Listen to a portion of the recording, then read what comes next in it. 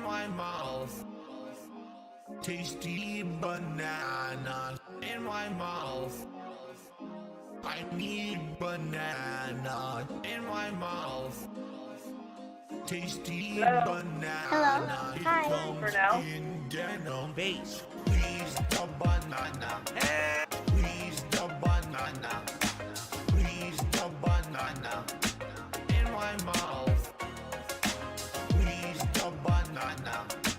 Please the banana. Please the banana. Put banana in my yum yum. Tastes like gum. Robust, shove it in my butt. Tangy zip, safe to swallow. Tip. Yummy. Thanks for the money, gummies. It looks so funny. Please the peer. Why are you guys talking about tasty banana song? Please the banana. Huh? Please the banana. Please the banana.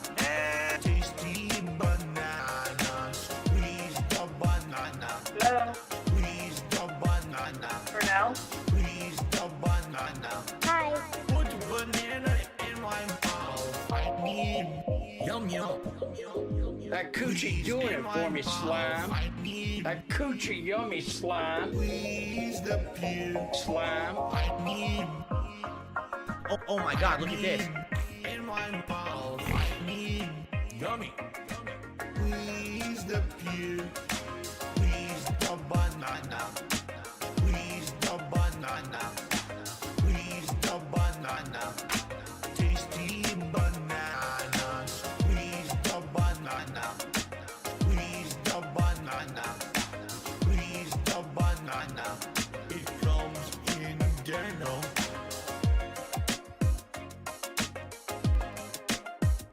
I would sing the banana song right now, but I don't know the banana song. I legit don't know it. What is the banana song? I don't know how it goes.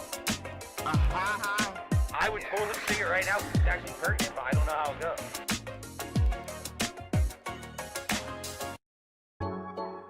Give me your mailing address. I want to mail you a spoon.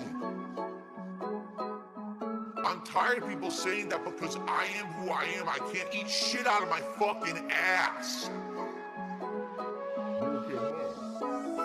Eat it. Kiss my fucking ass and lick my ball. Eat it. Fucking eat it. Oh, he's doing it mean. Oh, this is cringe. Eat it. Eat it. I am fucking based. For now. Hi. Fucking eat it. Shut the fuck up. Take your fucking ass and eat it. Eat it. Kiwi Farms. I want to mail you a spoon on a daily fucking basis. Phil's a racist. Phil's a sexist. Phil's this. Phil's that. I am who I am. I am fucking based. Eat it. Kiss my fucking ass and lick my ball. Eat it. Fucking eat it. Oh, he's doing it mean. Oh, this is cringe. Eat it. Eat it. Eat it. I am fucking based. Eat it. Fucking eat it. Shut the fuck up. I am who I am. Eat it. Eat it. Eat it. Eat it. Fucking eat it. Oh, he's doing it mean. Oh, this is cringe. Eat it. Eat it.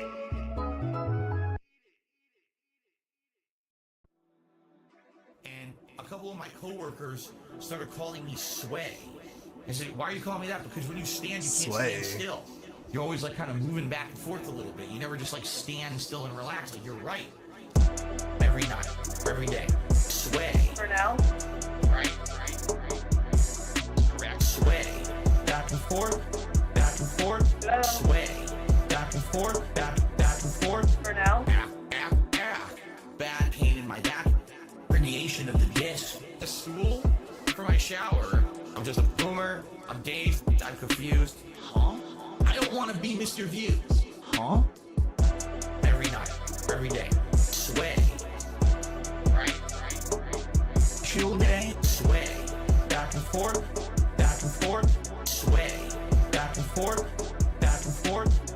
Trolls on the chat. In my back. Sway. Sway. Back and forth. Back and forth. Sway. Back and forth. Back and forth. Every night. Every day. Sway. Right. Chill day. Sway. Okay, we're doing one more, guys. I'm waiting for Iviga, dude.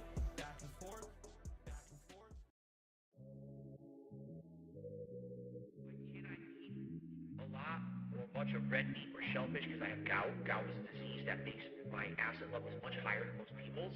And so if I eat certain foods, my acid level elevates, skyrockets, and then I get all giant swelling and incredible pain in my joint. Hey. Gout walk. Little chin, little door, that shrimp make the gout hot. I can feel it in my toes, let's go, it's the gout walk. Stomach cold, so froze, you know I got the gout rocks.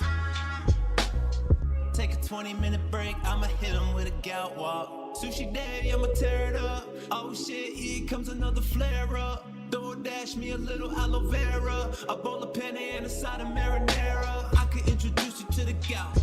Fatty foods every time when I go out. Bitch, I'm too fast, so I pass out. Where the cherry juice at? Need a glass now.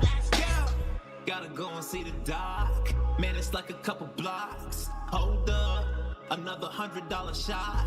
Now I'ma hit him with a walk. Hey, full gout. Gout walk. Little chin, little door, that shrimp make the gout out. I can feel it in my toes, let's go, it's the gout out. Stomach cold, so froze, you know I got the gout rocks. Take a 20-minute break, I'ma hit him with a gout walk. Little chin, little door, that shrimp make the gout hot. I can feel it in my toes, let's go, it's the gout walk. Okay, maybe one more. God damn it, bro. I wasn't ready to stream, guys, and here I am. The King's Disease. Oh boy. Okay, what's next? What's next? 13,000? 13,000. AG Almighty 8 We'll game, do, pull up and get your shit splat gang. I feel like I've played this one a lot. We'll do, I like this one a lot. Last one, I swear. Or took me and do this and do that. We're not doing that. It's business as usual here on DSP Gaming. We play games, we have fun. If you guys like it, you support it. The week is going slow. Tough through it. So how are you doing? This is how I'm doing. Tips very low now. But I've noticed tips very low right now. The week is going slow. It gets to me. My life is ruined. This is how I'm doing. Huh? And losers out there who thinks that they know shit, kiss my fucking ass and eat my right now. A full podcast booked. Full gameplay streams booked. Everything's booked. Everything's booked. Can't do anything crazy. And I don't even have enough to buy groceries. It sucks. The week is going slow. Tough through it. So how are you doing? This is how I'm doing. That tips very low now. But I've noticed tips very low right now. The week is going slow. It gets to me. My life is ruined. This is how I'm doing. And losers out there who thinks that they know shit, kiss my fucking ass and eat my right now. Hi, hello. So how are you doing? This is how I'm doing. Hi, hello. So how are you doing? This is how I'm doing. For now, hello. So how are you doing? This is how I'm doing. Hi. So how are you doing? Okay, how about we start? Alright, I'll just start. Fuck it. I'll start. How I'm doing, Snortwave Records, Meerkat Mob. Who? You already know. No introduction needed. Okay, thank you so much. Hey guys, welcome to the stream. It's gonna be a jam-packed stream. I got a few things to get through before we get into the meat of the stream. the meat of the turkey burger. Okay? We have a few things to watch. I figure why not? Why not get into it? Iviga's still streaming. He was doing me a favor, in case you don't know. Shoutouts to Iviga. Yeah, I didn't plan on streaming, but we are streaming. I was gonna do it later in the day, but I guess we're here now. So why not? Okay. Anyways, let's just get into it. How about that? This is how I'm doing. This is how you're doing. We got some stupid ass fucking... I'm sorry. I'll watch my swears. I'll keep it G-rated. We're going to get Real started in G. just a couple of minutes here, everyone, so I'll just do my usual... So this is DSP begging, record low views, singing... Oh boy. Listen to your fart. Had to ask Cat to keep streaming. We probably won't watch this whole thing. Simply because, you know, I don't hate myself that much, but yeah, okay. Little spiel up front. If you guys like the content tonight, especially today on a premiere stream, please support it in some way since you're here live. Obviously, hey, shoutouts. Gotta fuck. Sonic Jaded, Vin Mist, David J. Hoida, Jesse Neo, Sergeant Henry. What's up, guys? Hello. Thank you for being here. I appreciate it. Midnight hours, goblin hours, if you will. liking this stream would help for engagement. That would liking the stream would help for engagement. help the channel. You can do a super chat or a super sticker. That would be great. A membership or a gifted membership for the community would also help. And of course, a tip as well. My goal is to hit 50 bucks in tips every stream. We did hit that on the first stream. So tonight, it'd be great if we could hit at least a 50 again. Now, here's the thing. If we hit the $100 goal tonight, I'm going to put on the Viking hat because we're in the Northlands, the land of the Norsemen. That's where we are. So it makes sense for me to wear a Viking hat tonight. So if we can do that, that'd be great. We'll see, right? Rainbow Dash just did a super chat. Thank you, Rainbow Dash. And said, oh, it scrolled off the screen before I could read it. Hold on. Unless there's a bubble blow goal. I want to know out of curiosity, do you play games in free time off camera? Nope. I do not. As I told you guys, I like separation. What, do you think I like my job? You think I enjoy what I do? Nope. Between my private and public life. Iviga. Hello, Iviga viewers. Thanks again, Iviga, dude. Thank you so much. I appreciate it. Again, I did not plan on streaming, but thank you guys for being here so much. Thank you. Video games off camera, I would be so burnt out because that would mean all day I work playing games, and then at night I play games, right? Thanks, Iviga. Rebsy, hey, great stream, by the way, guys. I only caught the end of it, but hey, nice stream, guys. Thank you so much. I would be too much of the same thing. I like that I've separated that. So, no, I do not play any big video games or anything like that off stream. Absolutely not. Thanks, Sometimes Iviga. You're him after all. I'm him. That's you. Blake Star, what's up, dude? Watch my wife play games. Wait, Sometimes what? my wife and I will watch someone else play a game. But I do not actually play games off stream. Oh boy, Iviga. God, I gotta get around to fixing these fucking alerts someday. Dude. I'm him. I've been him. I will continue to be him. Thank you, Iviga. That's you, dude. For the 10 members. The bomb. Thank you so much, man. I appreciate it. Welcome, guys. Welcome to the stream. Chill night, chill day, chill evening, wherever you are. Thank you so much. No. Enjoy, guys. All right. Movie sign again. Dude, we're just getting started, guys. I'm him. Thank you, movie sign. You're him. I'm really him. And you're also... I'm 100% Himalayan. That's you, dude. Thank you so much, movie sign. Enjoy, guys. Shall we Okay, let's get into it. Timestamp starts now. We starting. Let's go. are we prepared to continue? And Teresa Lemke, of course. Thank you so much. Thank you so much for becoming a member, dude. So I've shouted everything out. We had a few super chats. I got those. I didn't miss anything, right? I don't see any tips or anything that have come in. Again, this is an interactive stream. Feel free to tag me. We will talk. We will hang out. We will, Why did he play this? First of all, before he even gets into the game which we won't probably watch the whole video, why did he play this? In reality, it's kind of just a smaller game. It's not really a big deal. He won't play fucking...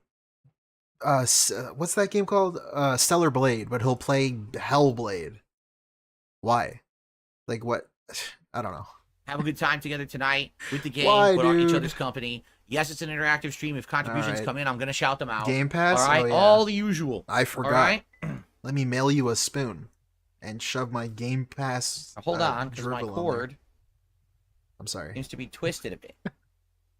I didn't like the first Hellblade that much. It was okay. It was fine. There It's we not go. my Man, kind of twisted. game. Cool. All right. Well, I'm signed in on GOG. Okay. Big ups, GOG. Okay, are we ready? I hope you guys like my installed games on here. Pretty It's good, your huh? fault, you piece of shit. What? Shut up. Let's talk about Blade Runner. I Listen haven't to played your it. I want to heart. play it. What? It's all you can do. Now listen to me fart.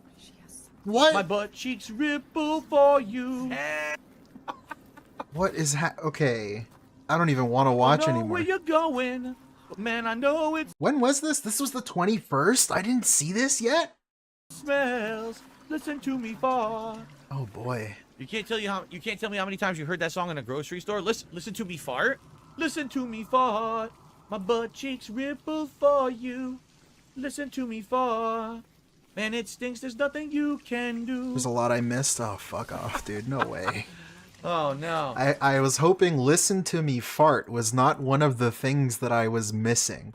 Like the way I did not miss it you got at all, in fact. to light the way. You got to keep the goddamn jar that bed. You got to light those torches. Hey, hey, hey. Okay. And then you have a fabulous lit up day. Here, let's take a look at my GOG go. library in the meantime. Nothing. That's some pretty cool choices. Amnesia Machine for Pigs? I don't like that game. It sucks. Listen to me fart. You want more pudding? What the fuck is this? Can I click on this? What is this? I think I got this for free. They gave it away a while ago.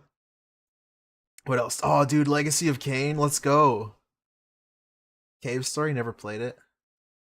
What else do I got on here? Let's see. Dreamfall. Is that good? I don't even know what that is. I have Daggerfall. Sweet. Let's see. I'll play the video. You can't have more pudding until you... Oh, I just played this. I didn't really like it. Jusant, whatever that shit's called. Eat your meat. I didn't like it. It was boring. Jesus, Kane and Lynch, tonight. hell yeah, dude. Kane and Lynch double feature. We should play that on stream. This is now a GOG library check stream. Fuck this dude. I I'm hate just him. messing around with the audience, having a good time with you guys. Oh boy. If you guys are enjoying the stream, please consider What giving else? a like for Metal engagement Gear, or of possibly course. supporting it in some way. I would really appreciate that. If you're watching the video on demand on YouTube. Mystery of the Druids. Let's fucking go. I got that game. Okay. Very nice. Noita. Hey, speaking of Noita, I have it on both Steam. Dude, DSP played this. I want to check him out playing this. We're going to check it out real quick. Liking the video, leaving comments, perhaps a super thanks, perhaps a tit. Dude, I have not Or you played can a just lot say, of screw these. Phil, screw him. No support for you, boy. And I'll be like, well, there's Boy? not much I can do about that, right? Pull out a boy on us? Hold No on. support for you, boy. And I'll be like, well, there's not much I can do about that, right? Thief? Yeah, I I wouldn't still have have any yet to play Thief, guys. System Shock, though? Hey, I'm all Control for over that that. if that's what you chose to do. Okay. Here we go. Vampire the Masquerade I got Bloodlines? swag. That I have game's swag, goated. I'm being told. What? Okay, hold on. Here we go. I got swag. I have swag, I'm being told. Alright. That's ridiculous. It's pretty funny. Good bait. Is it them? Are they calling us? What's the sound? Listen what to else? me fart. Oh my My butt god. cheeks flapping for you. Dude. Listen to me fart. Gotta lighten up the situation here. Okay. Jason. That's my GOG library. Anything stand out? Cool. I hope you guys enjoyed the Brandood GOG library Says, if check. the game has multiple endings, would you play it again? I mean, Jason, I'll be honest with you. I'm not sure I'm playing it now. I'm a little Ziggurat? I've confused. liked that game. Am I actually I've playing the played it. game, or you know, what's it doing? The cave is singing to you. You don't know where you're going. Maybe that's for the best. Listen to me fart. I had to Dude. do it to them. Good God, no! Thank you so much for the Phil, 5. allow me to puppy you that you have never and will never have an ounce of swag. What do you mean? Aren't you hearing him sing? Good God, no! Come on, listen to me fart. That's not good enough for you? Does he got to pull out the la la la la la la la? Is that better? Would you rather him do that? Dude, that's swag right there. That's like the girls are all over him. How do you think he hooked in Kat? How do you think he hooked her in with his swag, dude? Now put Hey, on Louis Holmes, Penitent Sin, Godfuck. Hey, what's up, guys? Paul J. Brazel, what's up, dude? a vest. Oh wait, I can't put on a vest. We're not even close. Yo. Hitting the tip skull for tonight. I'm No sorry, way. guys. No vest. No. Hold on. I'm going. Maybe that's for the best. Listen to me fart. Now put on a vest. Oh wait, I can't put on a vest. We're not even close. Thank you. Thank you, Sonic. Really? For the two, thank dude. you. Gay gout gay gout man. Spurg cult lord. I had to do it to I'm not sure what that means, but thank you so much, Sonic. I appreciate it. We And a played deep Doom fryer. Eternal to spite Phil. He streamed that game on easy. No. What a wuss. Did he really? Did he really play that on easy? Big ups, Paul. Did he really? I gotta check that. Close. But before that, we gotta get back to this. I'm sorry. Now put on a vest. Oh wait, I can't put on a vest. We're not even close. He's at $2. Hitting the tip skull for tonight. I'm sorry, guys. I can't. Dude, he's turning like a singing joke into a bag. It's no vest. It Wow. was a good attempt at rhyming, but it was completely No factually shame. false. Look at Nice, this. no vest. It was a good attempt at rhyming, but it was completely factually false. Nice, dude. That's awesome. That's awesome. I love when my favorite streamer, Darks Fadil Gaming, fucking. God damn, All right. man. Well, this is a good place to definitely to split the part.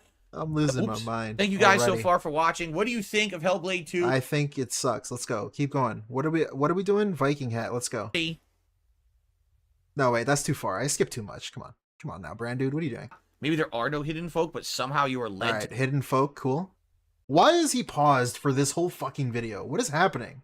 do it, right? We should try to finish it tonight. That way I don't need to have another stream of it, and we can focus on Street Fighter 6 for 2 straight days. Tomorrow. I'm sorry if there's some deep lore I'm missing here. I could not care less. Let's see him put on the hat. Go clown mode. Let's go. He's getting wailed out a lot recently, by the way. Horns! Horns! Yes. Okay. Now we're ready. Now we are ready to tackle the Giants. Sorry, Penitent. I'm and sorry. finish Hellblade 2. Now I am down for this. Let's do it. Let's get her done. Get her done. Cat Nasty. She's a horns canned emote. Cat Nasty would be a good rap name. Dude, holy shit. Mother was That's cool. She never give up. Just saw that. If you become a member today, for those watching on demand, if you become a member, you get access to all my emotes, and one of them is me in this hat. Whoa. And another one, apparently there's a horns emote like this on YouTube that I didn't even know. What? Okay, look at this dude. He's talking about the emoji. The fucking emoji of the horns, Okay, it's a YouTube emote. I love the YouTube emote of the horn emoji. You get access to all my emotes, and one of them is me in this hat. Pretty cool. Okay, next video. I'm sorry. I can't stand ya. Okay. DSP is pathetic. Disgustingly shakes down viewers for money. Back hurts when stressed. Oh, I was hoping to cover this. I was hoping to cover this last time. Guys, please support the stream tonight. Tonight we got 2 super chats and 1 tip. That's literally the entire night right now. You guys were asking for so long for fighting games to return, for new characters, for ranked play. All right, I'm doing everything you guys want. And as you can see, I'm suffering for it. I'm actually stressed out. My back is fucking killing me right now. This fucking game pisses me off because it fucking doesn't work online. It's just so frustrating. So please support the stream. I think on Friday, I mean, as much as I'm doing well with Akuma, I think I might just play my other characters and see the balance changes. This is too frustrating to try to fucking play this. Like, it's just like ultimate frustration and stress and annoyance and anger. It causes anger. For what? Why am I angry about this piece of shit? It's just a dumb fucking fighting game with an awful netcode, and it's not my fucking fault. I don't need to worry about this. This is not a big deal. And I'm sitting here freaking out about it because I'm fucking pissed because I should be doing better. I should be doing much better. All I need to do is have the game work. React when I input something. Block when I push backwards. It won't. It just won't. It just won't fucking work. And I'm fucking tired of it. There's a line he pulled out, I think during this little baby rant somewhere in this video. He said, like, I'm sorry I'm becoming angry, but it's unavoidable. It's unavoidable for him to not be an asshole to you. Somehow he thinks that's okay to say to people. Yeah, I know I'm being mean to you, but it's kind of just unavoidable for me to be mean to you. What? What do you mean it's unavoidable? Huh? What are you, a child? Just work.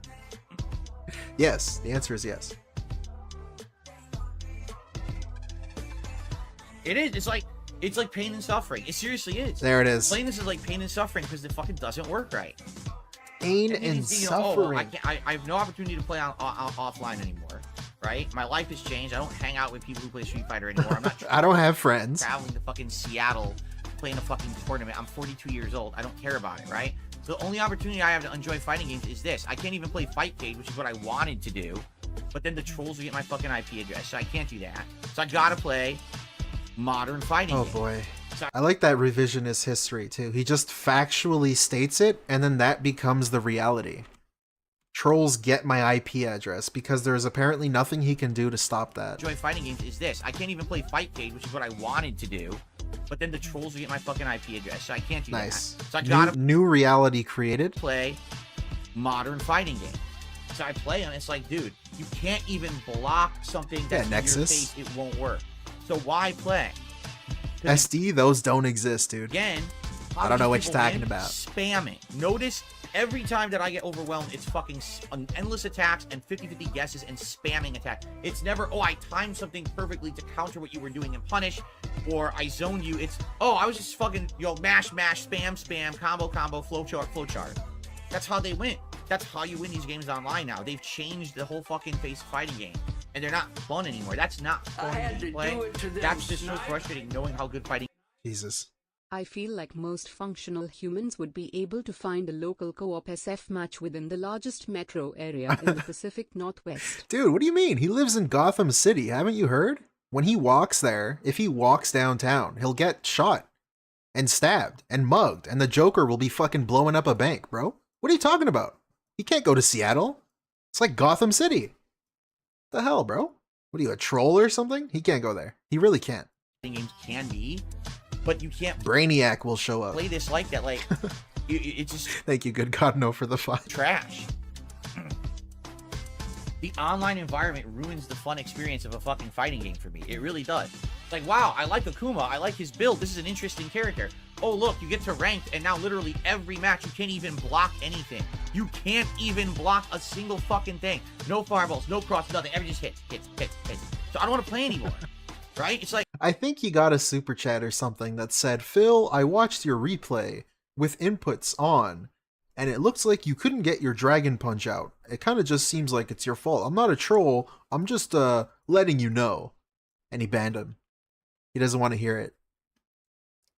I'll never understand how fragile, how mentally touched you have to be by a game. By a video game. Like, your ego's just getting in your way. You can't even, you don't even want to hear or read, not even hear, just read someone, like, going against you, proving you wrong, just going against the cult's narrative.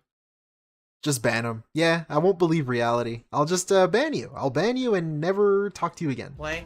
That's just so frustrating knowing how good fighting games can be. Come on. But you can't play this like that. Like, it's just trash. Yeah, Corez.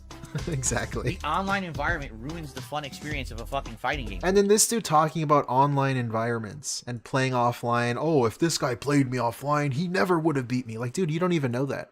You haven't played anyone offline in forever. You only play online. How have you not adapted yet? How is it that everyone else adapts to online tactics and patterns? And apparently you can't. For some reason, you can't after like 10, 11, maybe 12 years of not playing anyone offline. How is that the case, dude? It really does. I don't know. It's like, wow, I like Akuma. I like his... It's almost like you're just bad or something. build. This is an interesting character. Oh, look, you get to ranked, and now literally every match, you can't even block anything. Hey, what's up, Plush? What's up, man? You can't even block a single fucking thing. No fireballs, no cross, nothing. Every just hits. Yeah, sleep is for the meek. So I don't want to play anymore. Right? It's like, I just don't want to play anymore. It makes me so upset, you know? God. These baby mode rants, man. Ridiculous. Miserable. Pathetic.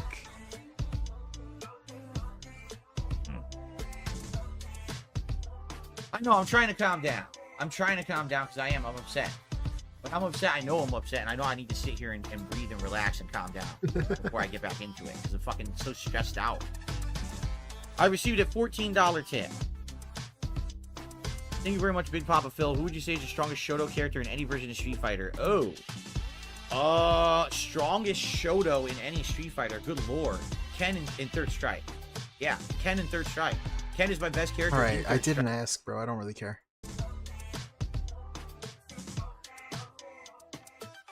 Yes, memberships are $3.99. That's correct. Okay, are we done with this? We're done with this. His back pain acts up. Street Fighter makes his back hurt. He's too busy carrying his team to a victory, I guess? The team of himself. So that his back hurts. His back ends up hurting. Okay, speaking of Noita. Wait, first of all, actually, I need to check this. I really do need to check this. Nephew has Akuma already to legend while Phil is complaining. Really, dude. Do it to them, snipe. Hey, Plush the Duelist. Thank you for the 5, dude. I played Yu-Gi-Oh! Master Duel and all prominence poker, and when I get beat, I'm like, good game, man. Upon their sportsmanship. Yeah, exactly. Just playing any game online. I mean, you know, some games are toxic or whatever, but I hope in general most people are just like, oh, fuck. At least use every loss as an opportunity to fucking learn or something. Like, that's what they're there for. It's not a waste of time to play a game. Did he really pick easy on this? I really need to see. I really do. The Deep Fryer, $4.99 earlier. He played it on easy? Did he really? Where does he choose it? When I do a big playthrough... Shout outs to the Outsider, by the way, of course. Shout out to the Outsider who just to be... There you go. Shout outs. You just say you don't play. Here. Okay, here we go. Okay. This, man. Very excited. Very excited. Should we play Doom instead of Spyro? We should play Doom Eternal right now. Bethesda updated privacy policy. Yeah, Why the Bethesda fuck don't I net. see it? Am I blind? Blah blah blah blah. Bethesda blah, blah, net, that's gone, blah, dude. blah, blah, blah, blah. Adjust slider until logo's barely visible. Well, At least the cannot see launcher it at all. is. Can you guys? We're not extra lives, then Spyro you die. kinda It's lit. game over. I'm just gonna do the standard experience. Hurt me plenty. That's what we're. Oh my god, he did pick easy. He picked easy. He actually did. He picked easy. Wow. That's very easy, normal, hard, nightmare, and ultra nightmare, whatever the fuck. Holy shit. I didn't believe you. Did he suck at this? Like, did he... Oh, that's not fair. I cleared the room. I was doing well. Oh, Kakani was biting your ass. Let's see. No, I don't know if I care about one more than the other. Yes, okay. To want to save one than the other. All right, I definitely got to get ammo right away when I do this. Easy isn't standard. I mean, it kind of is, though, if you consider the first one very easy. Serious, I noticed when playing the game, fodder keeps spawning until the bigger demons die, so you can possibly keep getting health, ammo, and armor. Yeah, exactly. It's this endless circle. They always have you doing this endless circle of stuff. Endless circle of stuff. Dude, I kind of feel like playing this now. We might play this. We might finish Spyro 1 and play this. Okay, how about we move on? I'm sorry, I'm wasting your time. Still here, and we are continuing on playing a bunch of variety of indie games today for a little marathon that I'm doing on my PC. And we're gonna check out this game called Noita. Now, I'm gonna be honest. Okay, hey, now that a lot of you are here, holy shit, the hell, what's up, guys? We will be checking out. I started, so it's actually relevant. So we've got layers of relevancy happening right now. So on his DSP Throwback channel, DSP Throwbacks, he actually watched Mario and Sonic at the Olympic 2012 games. And if you don't know, in case, for whatever reason, I won't blame you because nobody watches this trash.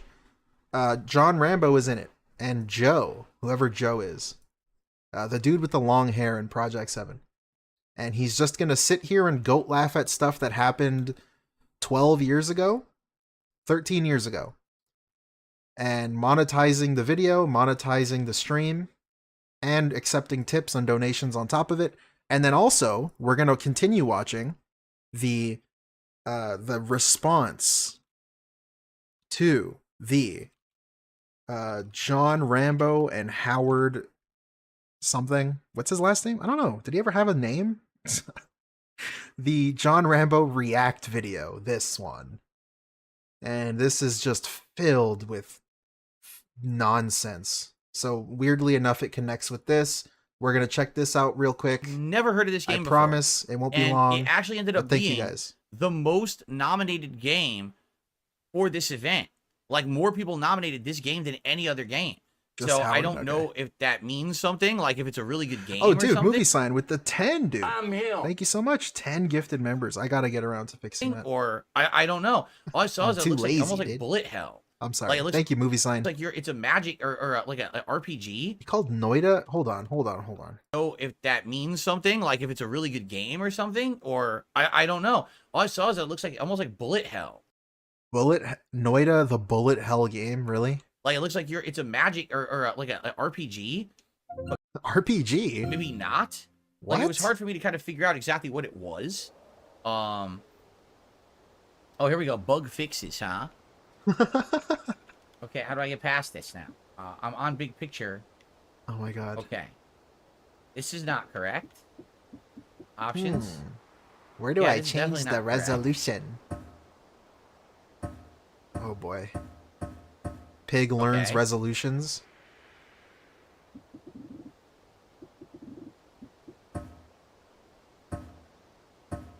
Do I want full screen windowed or full screen real? There you go. Right? You need to handhold him. Oh know. my god. I guess full screen windowed? I don't know what's going to happen here. Holy shit, dude. Just click it. Pig interacts with Oh. technology for the first time ever. Oh, okay, this looks good. I don't know the difference between full screen windowed and full screen real. Oh, What did that's I click? good. I don't even know what I clicked. 16 years in the Let's just business. make sure, so let's see. Doesn't know basic resolution full screen shit. Use display resolution, correct. Adaptive VSync. Replay dude. record. Online features are on. Everything's on. Wait, this Graphics game is has what I online? wanted. Anti-aliasing on. Low resolution rendering off. Yeah, this would be like... I think it should run fine on this mini PC. I'm pretty sure it will, right? Okay. Wow, hold on. A couple contributions came in. Oh, fuck off, shut up. Let's just play the game, please. A bird laying eggs? Yeah, there's the egg. It's cracking open. Yeah, whoa. Inside. Ew. What happened? Whoa, It didn't what hatch? is that? Huh? What the heck is this? Whoa. Oh? Oh, that was not a baby bird in there. God, he's so annoying. What is going on? Easter gone horribly wrong. What are those? Yo, what are those? Oh, I'm already like, what the hell is going on here? Holy moly. Okay. Very cool. Let's see. Will he find the secret right away? Is he a gamer or is he Okay. not a gamer? Let's see. That's us? What the holy shit? Look at this. Oh, well, first of all, my camera's in a bad spot. I gotta figure out a better place. Maybe Oh if I my just move the God. camera down a little bit. Hold on. You know what? I always think it's funny too when he brings up the camera, because why does he even have a camera? Realistically, because he shits on people who do stuff that other YouTubers or streamers do. Like the LED lights was one of them, the ring lights was another, face cam at one point was one of them, green screen is still for some reason one of them. Dyed hair, makeup, and looking nice for the stream. I guess maybe that one's retconned now. But still, why is the camera even there? That's something that he would shit on people before, for doing before. Dude, you don't even need the camera just for you to sit there and look like a fucking weirdo. That's a bad spot. Like, look at Thank you, this. Stalking Tiger, for a generous super chat. I'll read it out in a second. Okay. He's putting it in an even worse spot. Dude, you're blocking the gameplay right now. At least put it on the top There we left or go. something. So now you Bottom can see the stats left. in the upper right-hand corner there. Okay. All right, Stalking Tiger. Great. Super chat says, my team is traveling to Webster County, West Virginia to investigate a legendary Webster werewolf, a massive wolf-like creature with ancient mythical ties. My team will work... Okay, brother. I don't give a fuck. Nothing happens. If I press A, nothing happens. If I press Y, absolutely nothing happens. So, of course, if I press B, you kick dirt. Oh my god. You want to know why this is happening? The tip skull right here at the bottom. That's Am I why digging this is myself happening. into the ground by kicking dirt? He's feeling extra positive. Okay. Robust today. crouch. It was a very Okay, successful indie stream. Bumper moves us through our menu. Equipped wand, equipped water potion, equipped Hey, Iviga, wand. big ups, dude. Sleep is for the weak, okay? Right bumper. Just You don't let's have do to those sleep. again. Left trigger. Holy shit! I got a rocket. Okay, what? Okay, there's I know what he was gonna a say. stamina meter in the upper right-hand corner. Watch this. I want to hear him say rocket up my ass. Holy shit! I got a rocket in my ass. There we go. Very nice. Let's skip ahead to the game. Game over instantly. Let's see. What did he do? I don't know how I got inebriated. What? Let's see. What did you do? Chat, that's awesome. Oh, he jumped in the beer? Okay. Inebriated. This is like his real life. Doobie-doo. Looks like I'm inebriated, but I don't know how I got inebriated. Huh? How did I drink all those drinks? When did that happen? I don't know how I got inebriated. What? It's a big pool of whiskey? I got drunk just by standing in the pool of whiskey? What the? Drunk was just 3 drinks of my gin? Huh? Very nice. He relates to that. This game just like him for dude. It just kind of happened. He just gets drunk, you know? Says shit he regrets. Oh, he's gonna drown? Is that what's gonna happen? I'm gonna drown, aren't I? Oh no. Oh no. Oh no! Oh no! Oh, this is bad. Why is there so much water in here? I'm so dead. Oh, I could have gone faster? Nice. Man, I hate the non-reaction reaction. It's the most obnoxious fucking thing. It's so punchable. This non-reaction, say nothing, look at my face, look at what just happened, ha ha ha, isn't it funny? Like, stop, bro. I swear to God. Well, the music is nice. There we go. That's some of the nicest death music I think I've ever heard they do that. Shut up. Get to the game, please. Let's go. Okay, get in the cave. Oh, he got the secret. Generated? Okay, he's a gamer. Is it one of those games? It's AI generated? What? Oh, is it randomly generated? Is it one of those games? Randomly generated.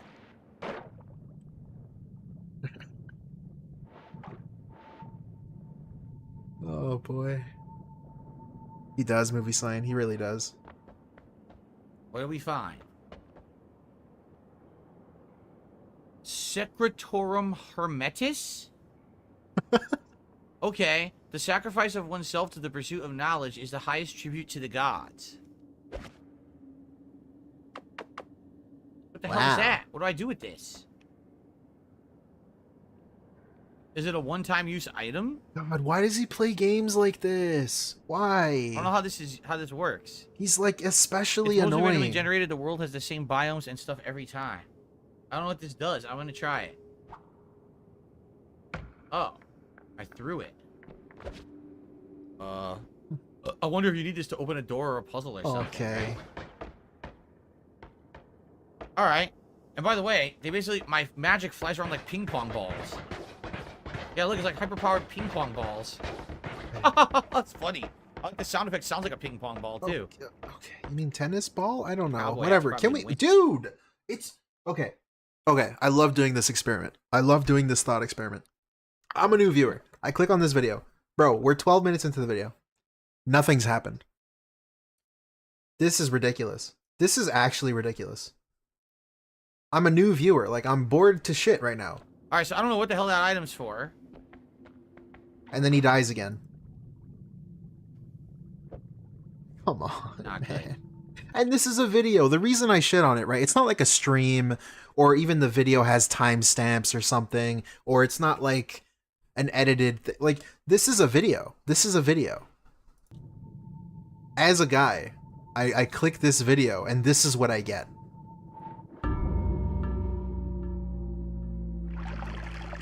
God damn. The non-reaction, great. I'm gonna have to buy a new monitor soon, man.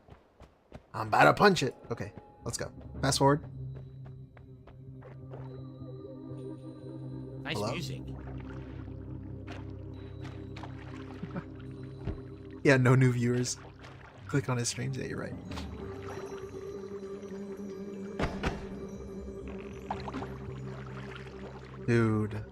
Dude, what is happening? Oh, I can kick it by clicking the thumbstick. Look. It says it on the screen. Right there. It lights up and everything. R1 and R1? Huh? Oh my God. Doing L1 and R1, it's not doing anything. Dude, he's so fucking Try opening stupid. the menu, you can see your wands. Inventory is, okay, left. The left button is Oh my god, please. Just die already. I want to see him play the game. Okay, here we go. That is disturbing. What was that? Glowing red eyes. There's another one over there. God. My rocket ass. Let's go, DSP. Come on. Did I drink water? I think I'm drinking water or something. Dude, I'm gonna fast forward. Look at how slow he's playing. This is at 16 times the speed, like Fallout 76, dude. He is playing so slow. Bruh. Bro! Dude, oh my god.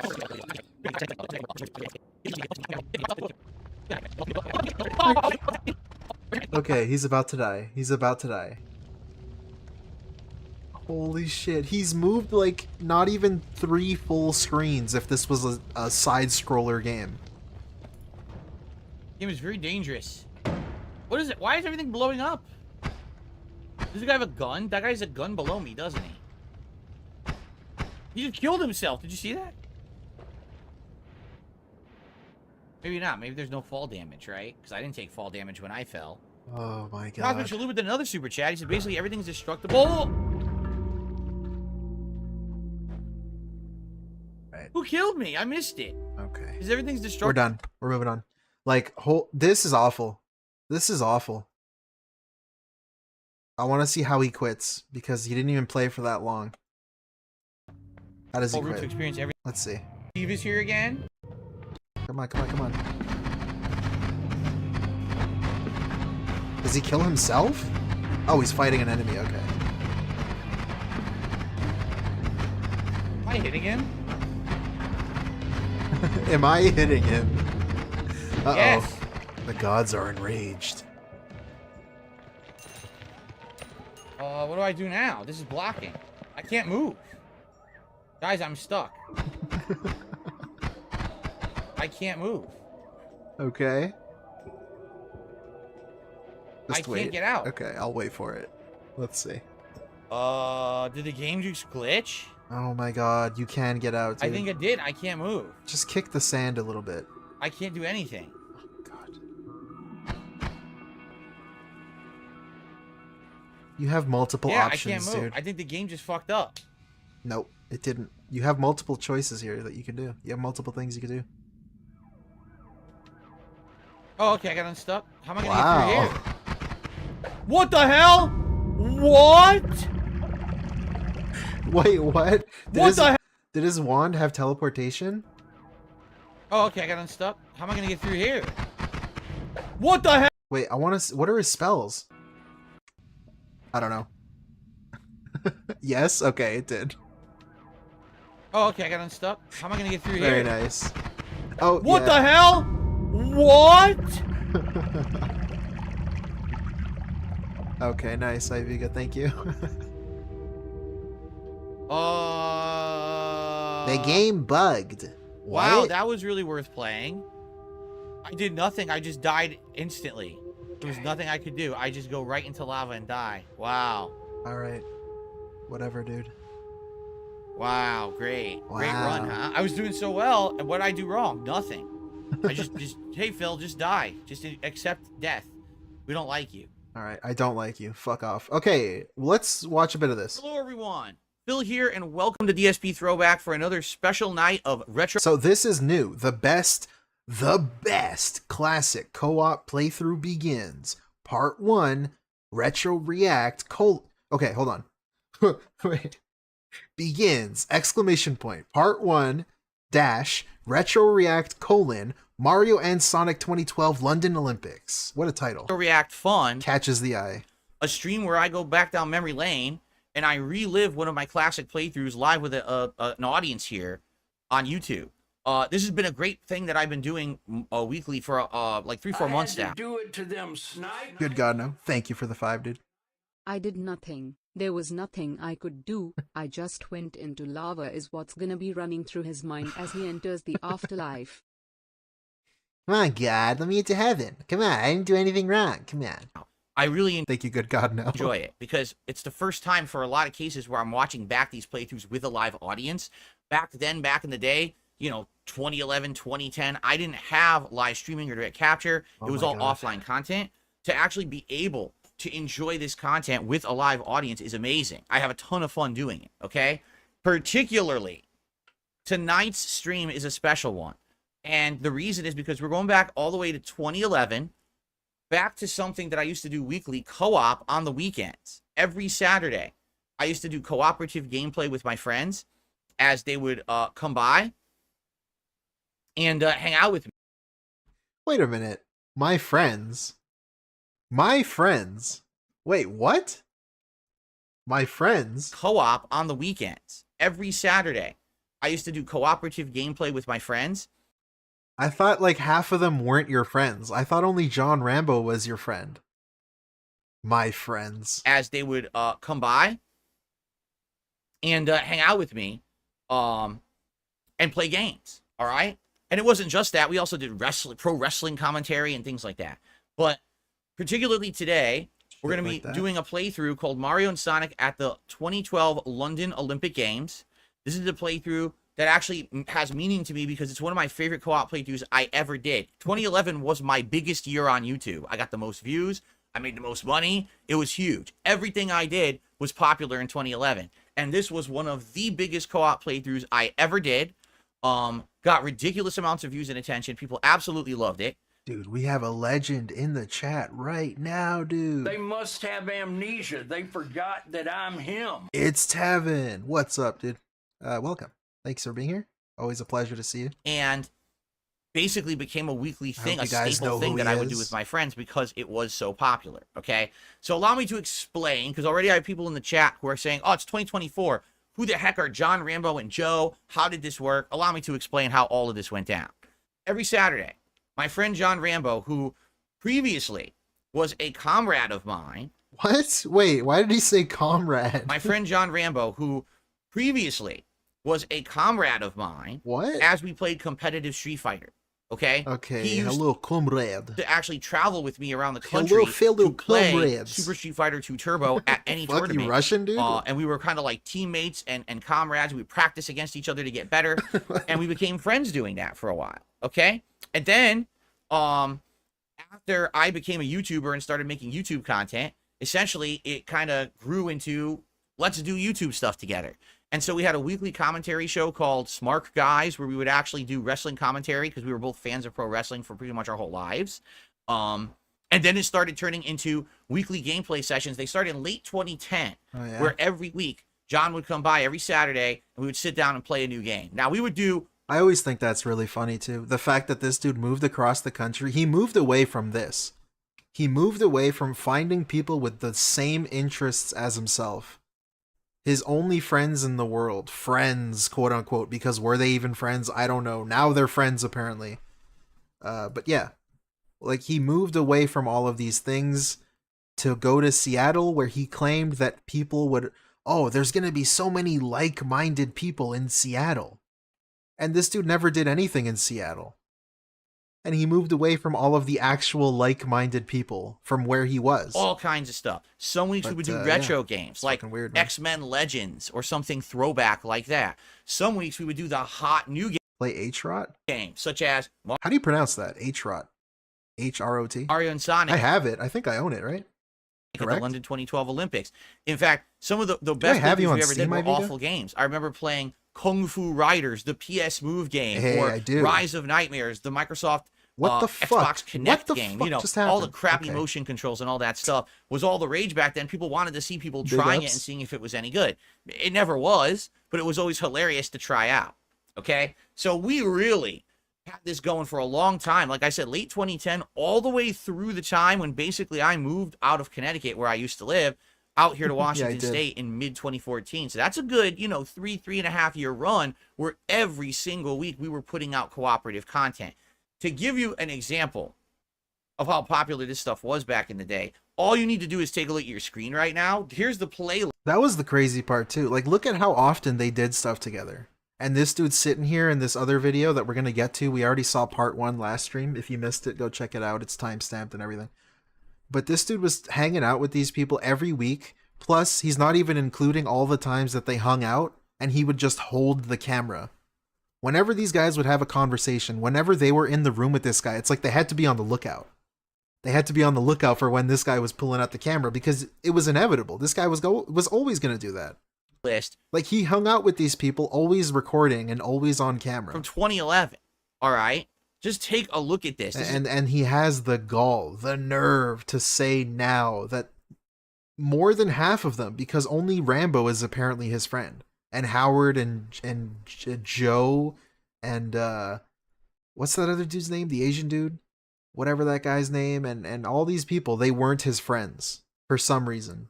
Absolutely. But we hung out all the time, and I was constantly using them for money on the internet. Like, bro, at least lie that they were your friends. If you don't think they're your friends, at least lie about it. Because what you're really saying is that you were just using these people. You hung out with them all the time just to film them. Like, come on, is that supposed to make you sound better? Is that supposed to make you sound cooler or above everything? Bro, you were just using them? They weren't even your friends. You were just using them. They were employees. Saying 300 employees that you didn't pay. 8,000 views on part 1. 88,000, 65,000. Oh, these are all in the 40,000s. And Nice. take a look at the length of the clips. They're only around 6 to 10 minutes long on average. And look at the viewership. It was Okay. nuts, the amount of popularity that we had for doing this kind of stuff back in the view day. audit. And by the way, for clarification, Cat this agrees was all with me. filmed in one day. This was one afternoon Yeah. of us sitting down and playing games together and uploading these videos, okay? Now, keep in mind, there's something that you have to think of. Back then, there was no live streaming, no direct capture, no sponsorships or partnerships. There was no members revenue, no super chats, none of that stuff. It was just, hey, you have fun with games, you record it, you upload it to the internet, there's ad revenue on the videos, Yeah, exactly, Iviga. profit. So, admittedly, back then, this stuff was huge when it came to, you know, profitability and making money and stuff. I mean, no, I was just saying to my audience before I actually started recording, part 1 of this playthrough, 308,000 views. Back in the day, a video gets 308,000 views in 2011, you probably made $500 minimum, Yeah, minimum. if not more. If not more. As if he doesn't know. Like, this dude made... That's why it's insane, too. It's insane, too. The context of that. The fact that he's even saying that. Because, of course, he doesn't remember when he said John asked for $100 every time he visited. Like, bro, you made way more than $500 on this video. And look at how many videos there are. And you were giving John... Oh, I wanted to give him $250. But then he asked for $100, and I said, okay, $100. Like, bro, what the fuck is wrong with I you? had to do it to them snipers. And that guy was your friend, and you chose to fuck him over like that? If anyone ever brags to you about using anyone else, know that they will do the same kitten to you the very instant it becomes convenient. Yeah, and that's the other thing too. I don't even think he realizes, good God no, with the 5, that he's doing that. I don't even think he realizes that he's basically admitting to just using people. I don't think he sees it that way. He kind of sees it as, well, you have no right to talk shit about me in a reaction video because we weren't even friends, idiot. That's what he thinks.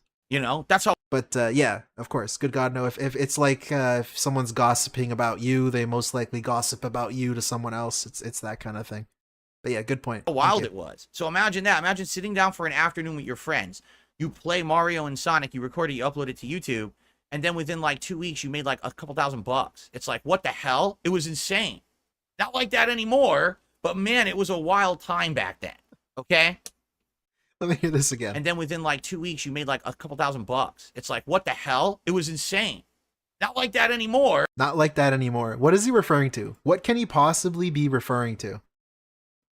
Cat, right? Hanging out with Cat and maybe his friend Brian? Cat. He's comparing him to Cat.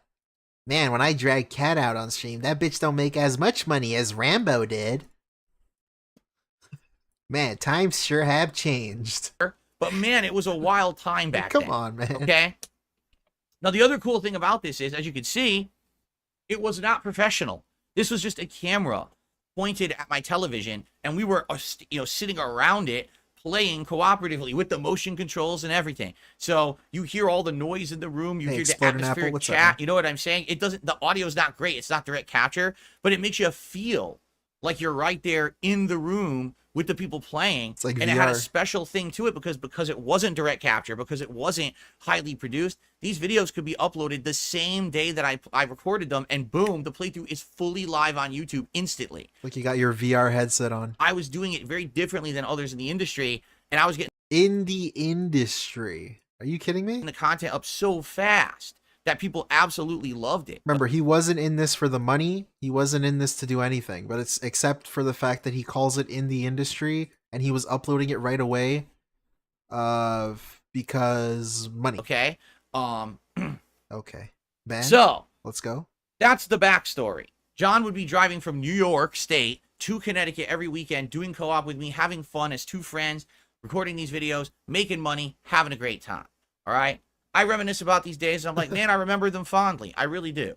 Now, before we get into this, because I have some shout outs to do before we begin, obviously I need to preface this with kind of the epilogue. Sadly, you know, we had a falling out. What happened was Hey, that's interesting because on this video, on this stream, in part 1, we covered it on the last stream, shill, plug, check it out. He told us that he didn't have a falling out with his friends. It kind of just, oh, well, we kind of just stopped talking. They didn't have a moment that made them fall out.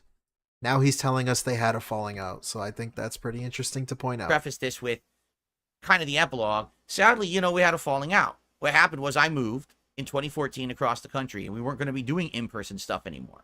Well, when you move across the country, you essentially stop talking, and basically there's a lot of miscommunication between us. I wanted to keep doing content. John kind of wanted time away. Also, that's weird. Hold on. Across the country, you essentially stop talking. When you move across the country, you essentially stop talking. That's not even true. You can still keep in contact, especially if it's a friend. It's not like you're in love, like your partner's, it's your girlfriend or something, and it's kind of harder to maintain that kind of relationship. Mostly friends just still hang out. To do it to them, snipe. I don't know, as you get older, you get a family and stuff, Just but you a still friend driving talk. across multiple states to help you with your successful business, and you decided he didn't need to get paid flowers. Cool. Yeah, I'll give him $100 for a long drive. Thank you, good God, no. And basically there's a lot of miscommunication between us. I wanted to keep doing content. John kind of wanted time away. And oh my there was God. a lot of miscommunication and a lot of, you know, I hate to say it, but I hate to say like more passive aggressiveness, where it wasn't like we outright had arguments. It was just like we just kind of stopped talking to each other. Bro. And then years later, John made a video revealing that he had resentment towards me because back in these times, although we were having fun and making money, he felt that I could have been a better friend to him. All right. So I'm just giving you that as full disclosure because it's all out there. What did he say? I hate to say like more passive aggressiveness. Passive aggressive. Where it wasn't like we outright had arguments. It was just like we just kind of stopped talking to each other.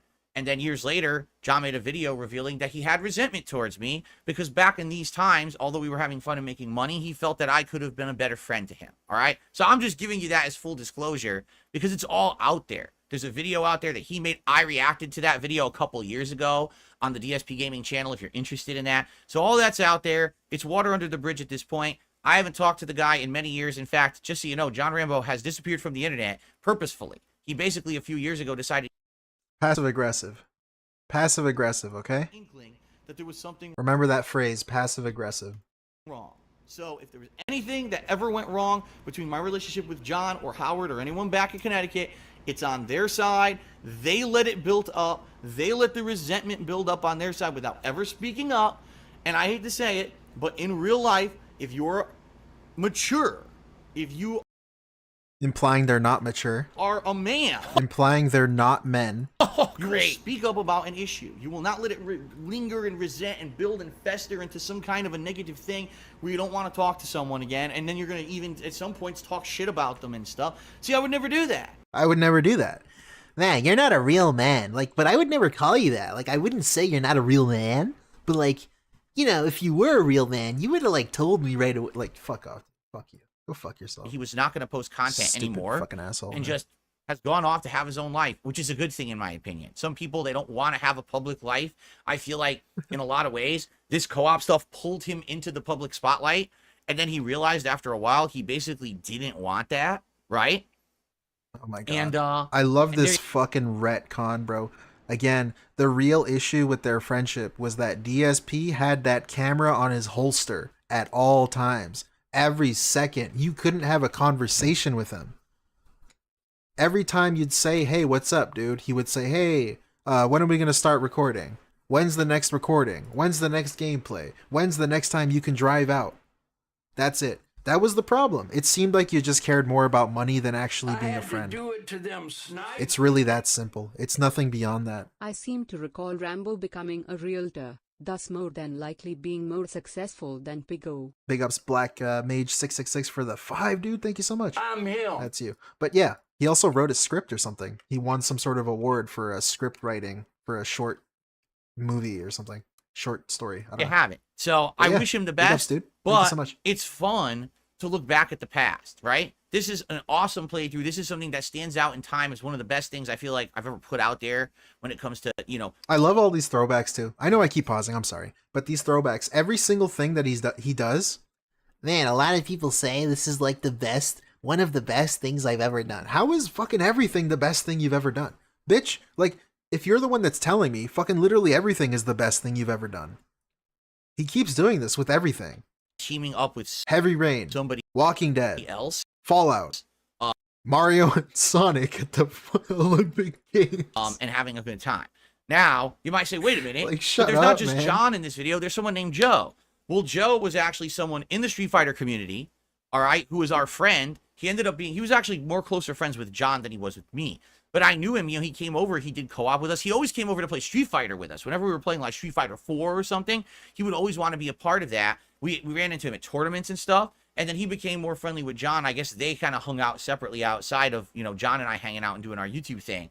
But whenever there was a playthrough that needed 3 or more players, Joe was always an option, and he was always willing to come because he had a ton of fun too. You know, he absolutely loved being a part of these cooperative playthroughs. So you'll see he adds his own flair and everything to it. You'll hear 3 distinct voices, mine, John's, and Joe's. In this, it's 3-player co-op from back in the day. Okay, let's do shout-outs, and then let's begin. Okay. You ain't seen 10 bands in your life, Holy shit. fuck, Mr. Matt with the 1999? DSP is the worst, most uncaring and unfeeling friend any of these people ever had. Has absolutely no empathy or ability to put himself in someone else's shoes. Even with Cat, he has literally no empathy. Disgusting. Yeah, and that's the thing where you don't care about anybody but yourself. I think that when Howard says that, I mean, we'll get to it, but when Howard says that, it's I think that's what upset him the most about Howard and not calling Howard a friend, is because when Howard said that, dude, Mr. Matt, Master Matt, thank you so much for the 1999, dude. I'm really him. That's you, man. But yeah, exactly. It's just, he doesn't care about anybody. It's as simple as that. And it's kind of sad to see, not sad in a sad way, but like a pathetic way. He'll just never overcome that deficit. What's the word I'm looking for? Deficiency, I guess I should say. So, but yeah, we start thank you off so with much, man.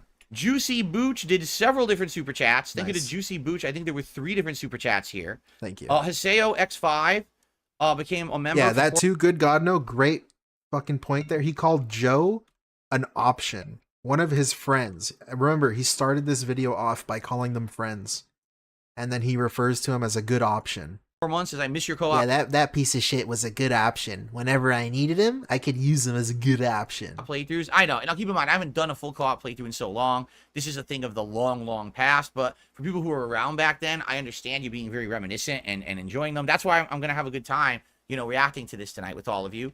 Hiseo also gifted 5 memberships to the community, so congrats to Gameboy84, Anon25, Barrymore Rice, Rush Fan on the back stream. I'll be talking about a hard seltzer in my sipping gameplay later on in the day on weekends. Don't care. So Here we go. What are you picking? Europe 2, yeah. Look at this, Europe 2. All the countries are in there. Slovenia. So this was on the Wii, not the Wii U yet. The Wii U wasn't out yet. This is the Wii. Oh They were my just God. using the Wiimotes to control it. He needed to pause to tell us that, by the way. It's pretty cool. Are these languages? Countries. Pick a home country. Pick America. What are you doing? The Ukraine! No, you picked the Ukraine. Ukraine! Come on, man. What's funny about that is today, of course, the Ukraine is in the news every day. Back then, I couldn't even tell you of anyone ever mentioning the Ukraine in the United States, so it was a random pick for him. Today you might be like, oh, the Ukraine, but they're involved in a war and all this controversy. It's like, no, that's not what it was about. That wasn't the joke. This is 2011. He just picked the Ukraine randomly, and now you watch this in context today, you're like, the Ukraine? Oh, that's controversial stuff. That's political stuff, right? No. Nobody knew Ukraine back then. It was like an obscure country. Today's national break. What the fuck did I just do? I clicked shorts. Okay, I'm sorry. Let's go ahead. Let's go to the Ukraine part. Celebrate. Sounds good. I hope you enjoy it. Thank you, Little Shake and Bake, for the first tip of the night. It's ridiculous. Ooh. Check your mail often from... Oh, God, it's the thing that everyone hates from fucking Sonic Adventure. Homo chow. Oh, let's do a London party. What? It sounds like lemon party. Oh! Oh, lemon party. Haha. Single match. What are you doing? Dude, this audio. You can choose the event. Damn, there's a lot. Look at that. So 12 different scuffed. events? Wait a minute. No. There were 12 different events that were real events in the Olympics, and then look at all these dream events. So the game had like... do it to them, snipe. Thank you, Black Mage 66. Didn't Russia annex Crimea around that time? Dude, I have no idea. You're asking me? Let's see. Well, I'm gonna look it up. 2014, so that was after. Different events to play. That's a ton But hey, thank you for the 5. content games, right? For a party style game, 20 different games is a ton. Dream rafting. Dream sprint. I don't know. I don't know what that means. Track and field. Oh boy. Team versus co-op. I've already seen this Wow, too. they're doing versus and co-op, so you can do it together or you can do it against each other. I had to watch this for one of my videos. So how does the volume sound, guys? Is it good? Is it good? I hope that it's 3 Mario. Well, I guess it's not really 3 Mario. 2 Mario, 2 Sonic, and then a Donkey Kong, who I guess you could say is Mario, but isn't really.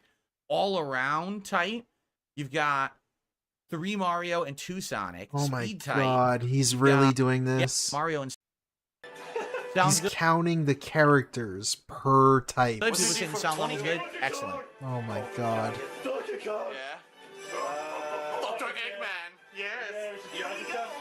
So John's Donkey Kong, I'm Dr. Eggman, and Joe is Sonic.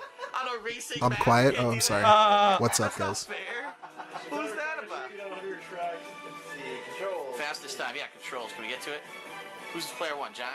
John. Rambo here. All right. Swing remote up and down. Motion controls. Good luck figuring this shit out. But I mean, but let's be honest. Figuring out the motion Bro, controls literal children can figure this out. It's not that difficult. Really? was half the fun because it would always say how to do it, and you do it. It would never work that way. There'd be some weird timing or something you were supposed to do that the stupid instructions. I don't know, dude. It worked nuanced fine. to really explain until you actually got your hands on it. So, all right, cool. Come on, Jack. Well, I'm Eggman, so. A for a special dash. Fucking Donkey Kong. Oh, A is a special dash. Okay. Hold the remote vertically. Yeah. Oh yeah, and you had the rubberized sleeve, so you don't hit anyone with it. I remember that. You gotta wiggle it, John. Get ready to wiggle. Oh look, we're competing against other people too. Who's in here, Wario? Mario's running. Okay. Hey, there's not cross-gender events. What is this? Cross-gender events? Try to do that commentary today. Cross-gender events. What? Right?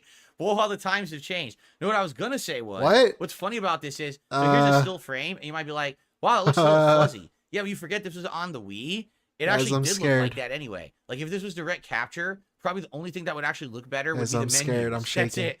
The console looked like crap. It really did. Nintendo's been behind the ball for graphics in so long. So actually, this playthrough I don't think was affected much by having a camera pointed at my TV. Oh boy. This is unprecedented at the Olympics.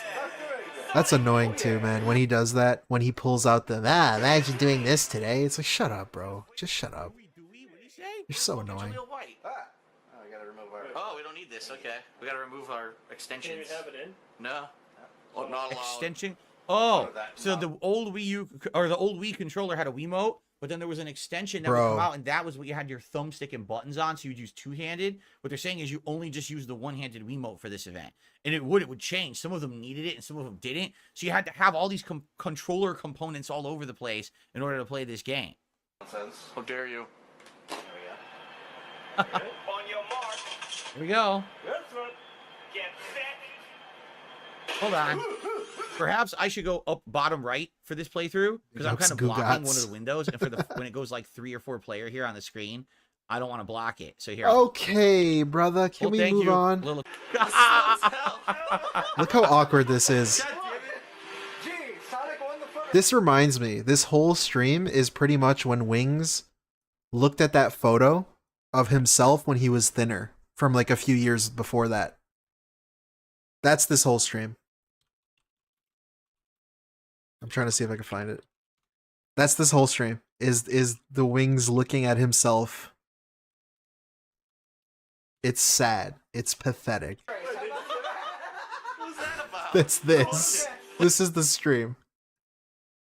200's actually. I'll just grab it. I was watching a stream clip the other day, and it was probably the darkest thing I'd ever seen in Wings' stream before. And he went and produced a photograph, a framed picture, and he was like, "This is me when I weighed, I want to say 240 pounds." And he shows the camera, and he's big, but he's 240 pounds, you know? Mm-hmm. And then he looks at that picture. This is me when I was like 14. I think I was like 240, 250 in that picture. And something happens. Something deep happened. He was just like a loss of hope. Like there was a moment where he was like, that's where I was, and this is where I am. It was a dark moment. That we weren't laughing at that. We were like, oh, shit got real. Yeah, it was a dark, dark moment. But then he started eating his banquet meal, and that perked us right back up, because he chews like a dog, you know. Okay, that's the stream. A mile away. That's this. A mile ahead. Whenever he laughs at a joke, he feels like he's in the room with them again. You dick. You're a dick, man. You cheated. I cheated. It's all about character selection, I guess. I wonder if certain characters do have advantages over others in certain events. They probably do. No, they do. Each character. That's why. Yo, he talks to himself. Do have advantages over others in certain events. They probably do. No, they do. No, they do. Look, listen here, Phil. Okay. Each character. That's why there's the classes. There's the power class. Bro, all around the faster. That's so embarrassing. Each is good at a certain event. None of them is like a jack of all trades and good. So it really is. There is an element of skill in character selection depending on what event you're That gonna is play. so embarrassing. Yes. You tell me, John. All right, I got Silva. Because you're the first controller, yeah. Yeah, John is the player one controller, so he controls the menus. Oh, finally, I did something good. I got a load in my pants. This is how we win in the Mushroom King. What?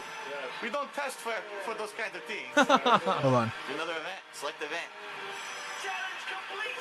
Oh God, get ready for this a million times.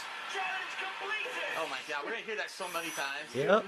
Challenge completed. Challenge completed. Yep, field. Oh wow, it's 4 events. So the way this was set up, by the way, I just screwed up my camera. I'm trying to fix it.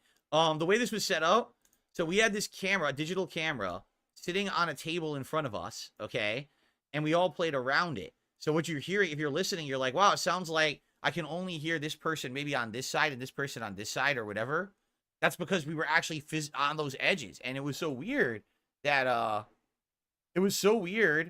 that, it picked up like that because it was just a tiny little microphone in this camera. It wasn't a great microphone, but it worked out pretty well. Like you really feel like when you're listening, it sounds like you're in the room with us, right? I can just hear that on the right, see? And I'm on the left. Yeah, see? 3-player turn-based. Okay. Dude, are you? Should I still be Eggman? Oops. Sorry, I pressed B by accident. My bad. I'll stay with. It's a lot of. It's 20 guys. Yeah. Let's do this. A lot of characters. Skill type. I wonder what skill type even means. Yeah, I'm gonna be. They have different stats. Shadow. Oh yeah, they really do. Look. No wonder Sonic won. What the fuck? That's so cheap. It's fucking Eggman. 3 tries.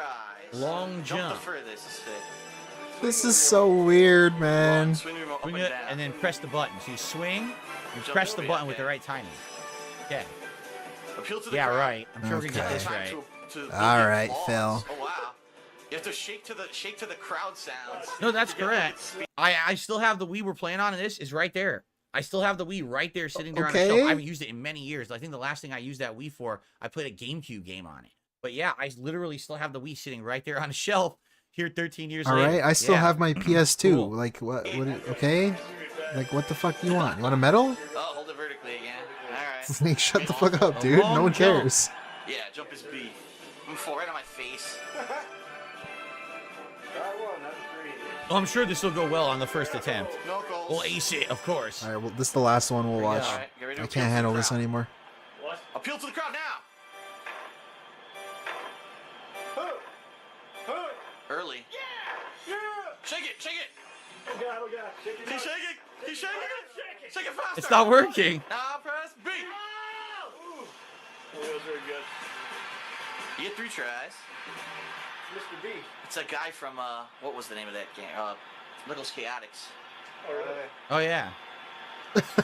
I only played Knuckles Don't Scouts cheating. once. Look at that. Oh yeah. Is that Oh yeah, Phil, you're right. I agree with you. Oh, oh. He's like, oh. Wait a minute. That's Knuckles. Couldn't he just hover? Couldn't he just jump and hover? Oh my fucking god. Well, I guess it was Shut not up. cheating. Shut up, man. Okay. Stop. How do I do this? Yeah. All right. Start! Grab appeal time. We do it, come on. Bring it. What the fuck? I don't really care about the people, but fuck you. None of us can do I it. didn't do it at all, I guess. Said good. None of us. Yeah, look. Is he going faster? I can't tell. Oh, okay. He went further. Like 6 and something, I think. What I do? What the hell? Oh, weird game. He's Well, they make a game with these characters and do something they're supposed to be doing. like, oh, oh. Yo, fucking, why is Guys and chickens and fucking Koopa Jr. If you're wondering what those things are in the background, we looked into it. Those are What? the official mascots of the London 2012 Olympic Games. I have no idea what the fuck those are supposed to be. They are the official mascots of the London Olympic Games. That's what you just said. Are those aliens or something? Why did they make those the mascots of the 2012 Olympics? I don't know, bro. They look like anything. Why would you have aliens as the Olympic? Thank you, Black Mage, for the 5, dude. He's like Uncle Rico from Napoleon Dynamite, riding the coattails of his one success for 20 years because it's all he has. Yeah. Yeah. That's a great point. Thank you, Black Mage, for the 5. Mascot. Because we were so confused. Like, what the hell is that shit? Yeah, it's fucking bizarre. 8.9, look at that. Dude, I love that movie. I think it is. It's been That's so the long mascot, since I've seen yeah, it. Weird fucking thing. Oh my god, Wario! You're gonna do a lot I kind of want to watch it now. Well, I figured I handicap myself with this one. Yeah. I don't understand how to wiggle it here. Alright, here you go. Here we go. Well, you didn't even do anything. This is perfect. Perfect. What the hell? This doesn't make any sense. Yo, you fat son of a bitch! Oh my god, look how fast he's running! Look at that. Did you push A? Oh my god! Go. Push A or not? No, I didn't do Give him mad fast. Fat ass What went the hell? furthest. Look at this fat fuck. It's a What big, if you don't push? What if you don't push? What happens? Dude, this is so weird. big blob. You probably run over the line. I can't handle this, Oh man. my god, 7. He got 6th place. Yeah, it's 8.9. Fucking Bowser Jr. Koopa Jr. Bowser Jr. won the event 8.9 Oh, did we really? meters. Big You ups see what I Lefty, mean? by So the you got to way. learn it on the fly. There's no way to learn how to play it. You just do what the screen says. Half the time you're doing it and it doesn't work. You're like, eh? And then someone will, like, one of us will figure out, oh, this is really how you do it, right? In this case, if I remember, I think what you need to do, you saw how it was going like this? You don't go like this. All right, dude. I don't need a tutorial right now. Oh, no, it worked. Okay. This should work. Let's test this. That is Cool. very generous of you. Very generous. Very awesome. I love doing Throwback and the $50. nostalgia, hanging out with you guys every week. $50. Thank you so much, Jeremy.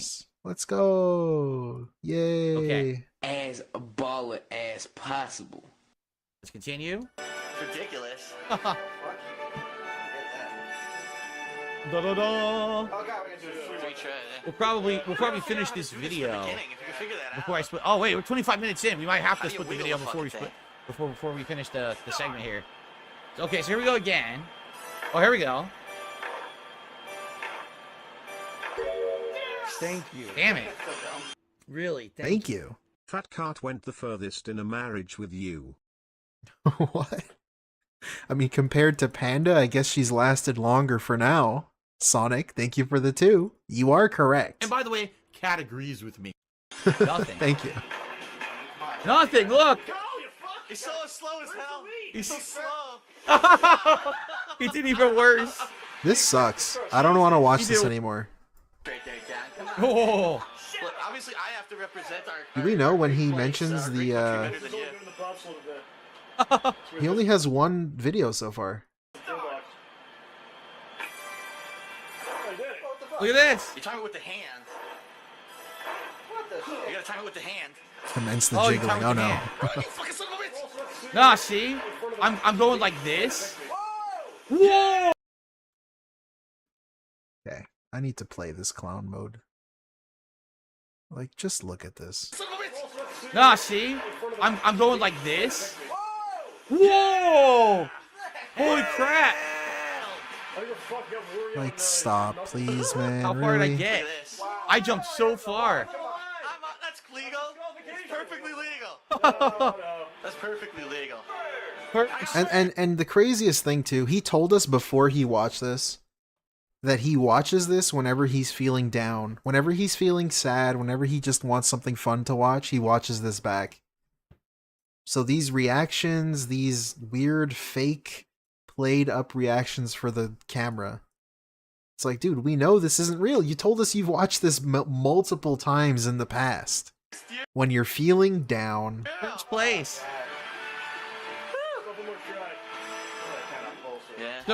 So number 1, you need to time the initial where it says appeal to the crowd. You have to time it with the hand of the character. So that's what you have to do it perfectly with the hand. Then I think, which I didn't do right, you have to time the waggle with the waggle of the remote on the screen, and then you get the maximum boost. Okay. So time it with the hand motion. That's when you gotta time it with. Wait, you just said that in the what? No, early. No, when he puts it up. There you go. There you go. Dude, what? Okay. I'm lost what just happened. Oh my god! Whoa! He just explained it in current day, and then he explained it in the past. I'm like lost and confused right now. I'd rather him snort for the rest of the stream than this. It's like we're actually watching him in an insane asylum. Pig nose, pig nose. Thank you, Guff Pap, for the 5 Australian, dude. This is the happiest he's ever looked. And these same dudes publicly and formally disavowed any friendship or flowers with him. Imagine. Yeah, that's the crazy part too. Good God, no for the 5. Thank you so much. But yeah, Guff Pap, him snorting non-stop into the microphone would be better than this. I agree with you. But yeah, good God, no, it's crazy. It's almost sad if you didn't know who he was. I keep saying that recently, but it's true. It's just, he wants a friendship so desperately that he even goes back to relive the experience of having friends through these videos. He was short. When he's feeling down. Those are his exact words. That's short. So yeah, it's kind of crazy.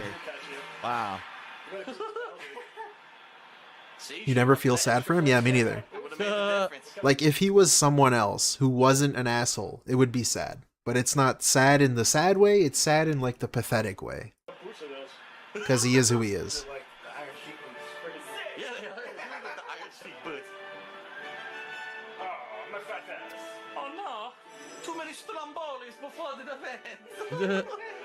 No, I don't have any interest in the real Olympics. This has nothing to do with that. This is a silly party crossover game between Mario and Sonic, which is why I liked it. Somehow this has nothing to do with the real Olympics, even though it's an Olympic game based on the real Olympics that was happening at the time. Olympics or anything like that. It has nothing to do with the real Olympics. Would Cat and I ever do something like this? Probably not. Only because This is it's like a party game you want to play. Do it to them, snipe. Because that would require working out. Admitting that he watches this love to feel happy is the most depressing thing I've ever heard. Yeah, it's true. It should be a digital unalive note. Based. Yeah, those are his exact words. Something to that effect. I keep saying, I keep hearing him say, like, oh, when I'm feeling down, when I'm not, you know, feeling my best, I like to put on these videos and watch them. When he was hyping up this stream, that was the shit he was saying on the level 1s. More than one But yeah, Black Mage, thank you for the 5. person. First of all, just 2 people isn't fun. Crazy. Like we have 3 people, and also this is good too. Would count Mario and Sonic, which is why I liked it. This has nothing to do with the Real Olympics or anything like that. Would Cat and I ever do something like this? Probably not. Only because this is it's like a party game. You want to play with more than one person. Why? First of all, just why 2 people isn't. You like that excuse? Fun to just compete. Like we have 3. With 2 people, it wouldn't be fun. People, and you have different. You know, oh, I was better at this event. I was better at this event. It was just 2 people. It's not as fun. You want how, dude? It's your soulmate, right? Soulmate? Question mark? Soulmate? Soulmate? What? Want to have at least 3. Like I probably wouldn't have even just done this with John. I would have always wanted to have at least 3 or more people to play it with. Dude, that's such a lie too. He did the randomest bullshit with John. The randomest fucking bullshit. I'm gonna look up a random thing he did. But an addendum to that, they had one in 2018 that had online play.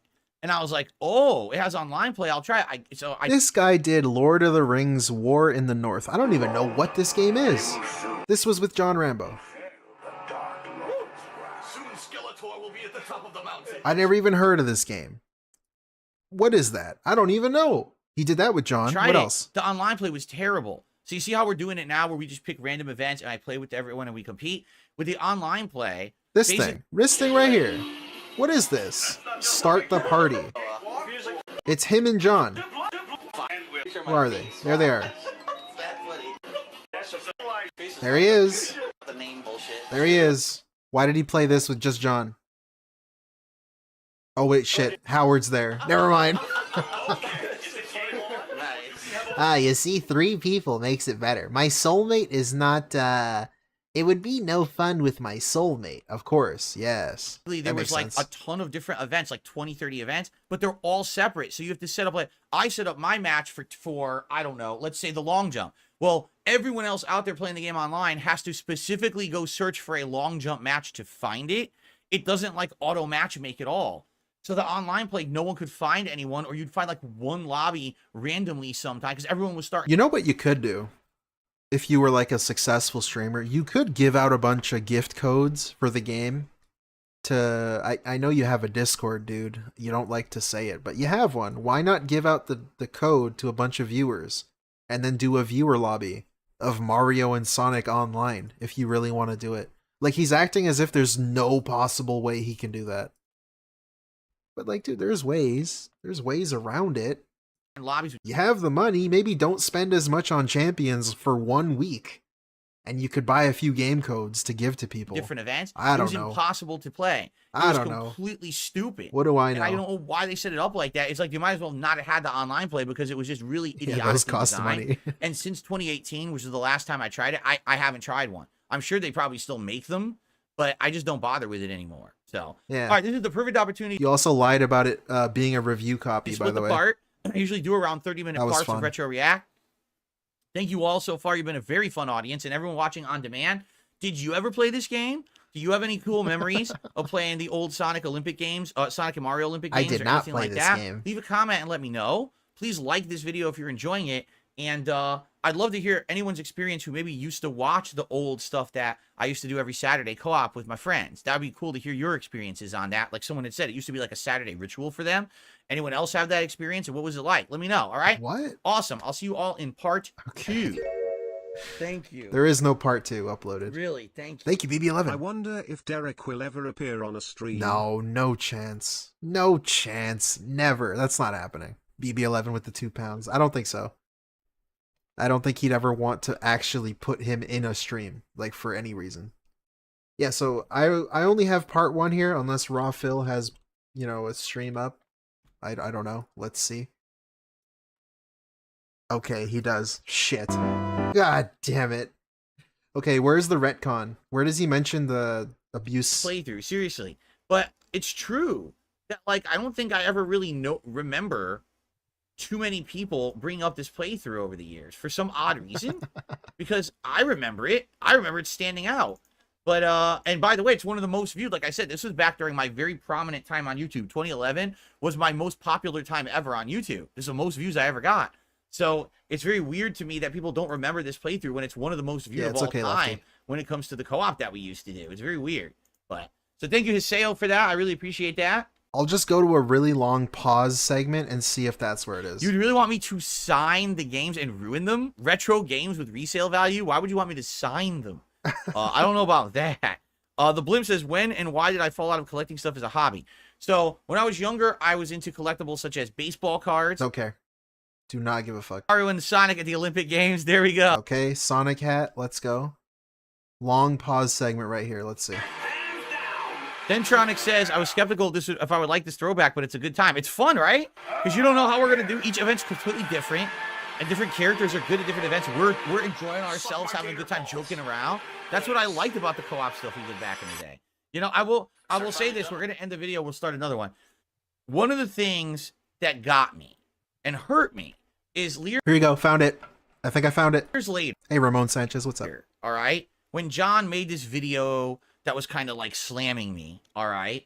And this was like 2015. It's a long time ago. It's water under the bridge. I don't care. Also, video slamming me was just a response to DSP calling them not real men and calling them bitches and telling them that if they were real men, they would react. No, they wouldn't make a react video. They would talk to him like a man. At this point, right?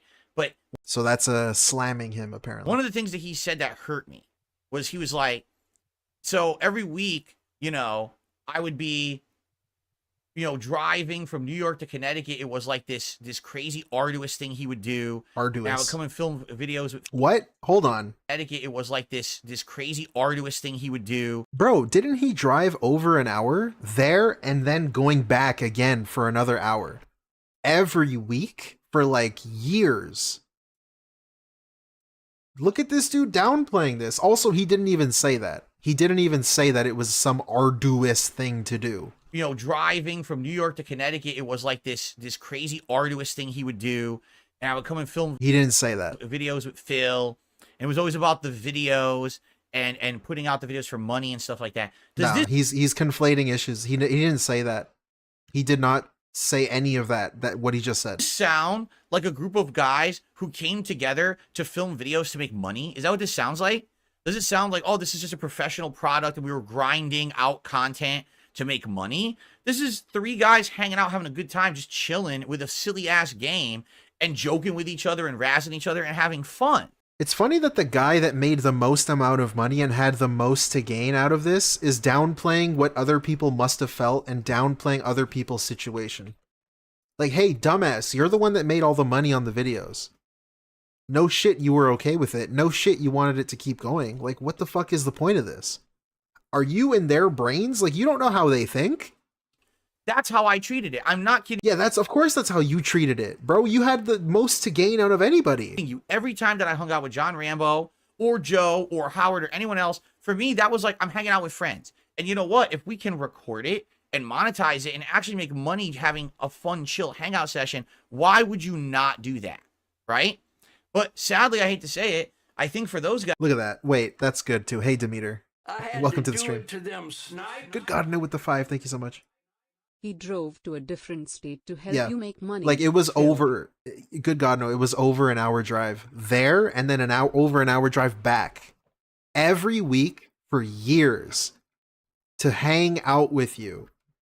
And who had the most to gain there? DSP. At a certain point, Rambo was like, you know what? Just give me $100. Fine, that's good enough for me. He wasn't in it for the money. He wasn't there. Like, he thought you guys were friends. He was kind of doing you a favor. And you did not see anything wrong with the way you were treating him. Like, oh, I wanted to give him $250, but he asked for $100. So I said, okay. Like, dude, what? Record it and monetize it and actually make money having a fun, chill hangout session. Why would you not do that? Right? But why would you not do that? I like the way that he looks at that too. That's why I rewound it. A fun, chill hangout session. Why would you not do that? Why would you not do that? Maybe because they don't want to. And that's partially what they complained about, where it's every time they spoke to you, every time they hung out with you, your camera was on a holster. You always needed to pull it out. That's why maybe you wouldn't want to always do that. It feels like they're being used for content rather than being friends. And in the end, it turns out you didn't think of more than half of them as friends. You literally were using people. And only John Rambo apparently was your friend. That's how they felt. Why wouldn't you do that? That's probably why you wouldn't want to do that all the time. DSP. Right? Right? But sadly, I hate to say it, I think for those guys, after a while, that's how it felt like to them. Like to them, they felt more like it was more about, you know, monetizing than anything. I didn't feel that way at all. If they had ever said, we want to come over and hang out, but we don't want you to record this week, I would have been like, okay. Like in an instant, I would have been like, that's fine. I don't know. Like they shouldn't have to tell you that. At a certain point, like again, it's with this whole thing where, well, they didn't tell me anything was wrong, therefore I thought nothing was wrong. Like, dude, I had to do it to them. It gets ridiculous when you. I'll get back to it. Thank you, Black Rambo Mage. came from NYC. It's 62 miles each way with over an hour drive time. Imagine car maintenance needs for that each week. Yeah, that's a great point, Black Mage. It's thank you for the 5. It's like, dude, this guy was going across state lines to hang out with you. He's kind of like helping you out, and he didn't even want money. He asked for $100. You made way more than $100 on a video, and you guys made like 20 videos that one day. And in fact, the truth is, I forgot what I was saying. Anything, I didn't feel that way at all. If they had ever said, we want to come over and hang out, but we don't want you to record this week, I would have been like, okay. Like in an instant, I would have been like, I don't know, dude, because if you paid them a fair wage and stuff, like if this was a professional thing and you kind of had it set up where it's like, okay, well, we can do this one day and then, you know, we can just hang out and do something the next day. Instead of literally every time we hang out, I have the camera out. And that's what you did. This dude recorded conversations in hotel rooms. And just sitting in the car, having a conversation, pulled out the camera and started recording. It's ridiculous. I'm going to look up. They went to LA, Los Angeles vlogs. They went to fucking Los Angeles once.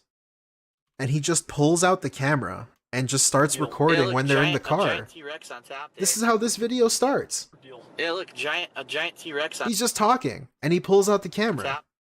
And this was all the time. I've been there. No, we're one street over from Hollywood. This is all you're going here. Hollywood.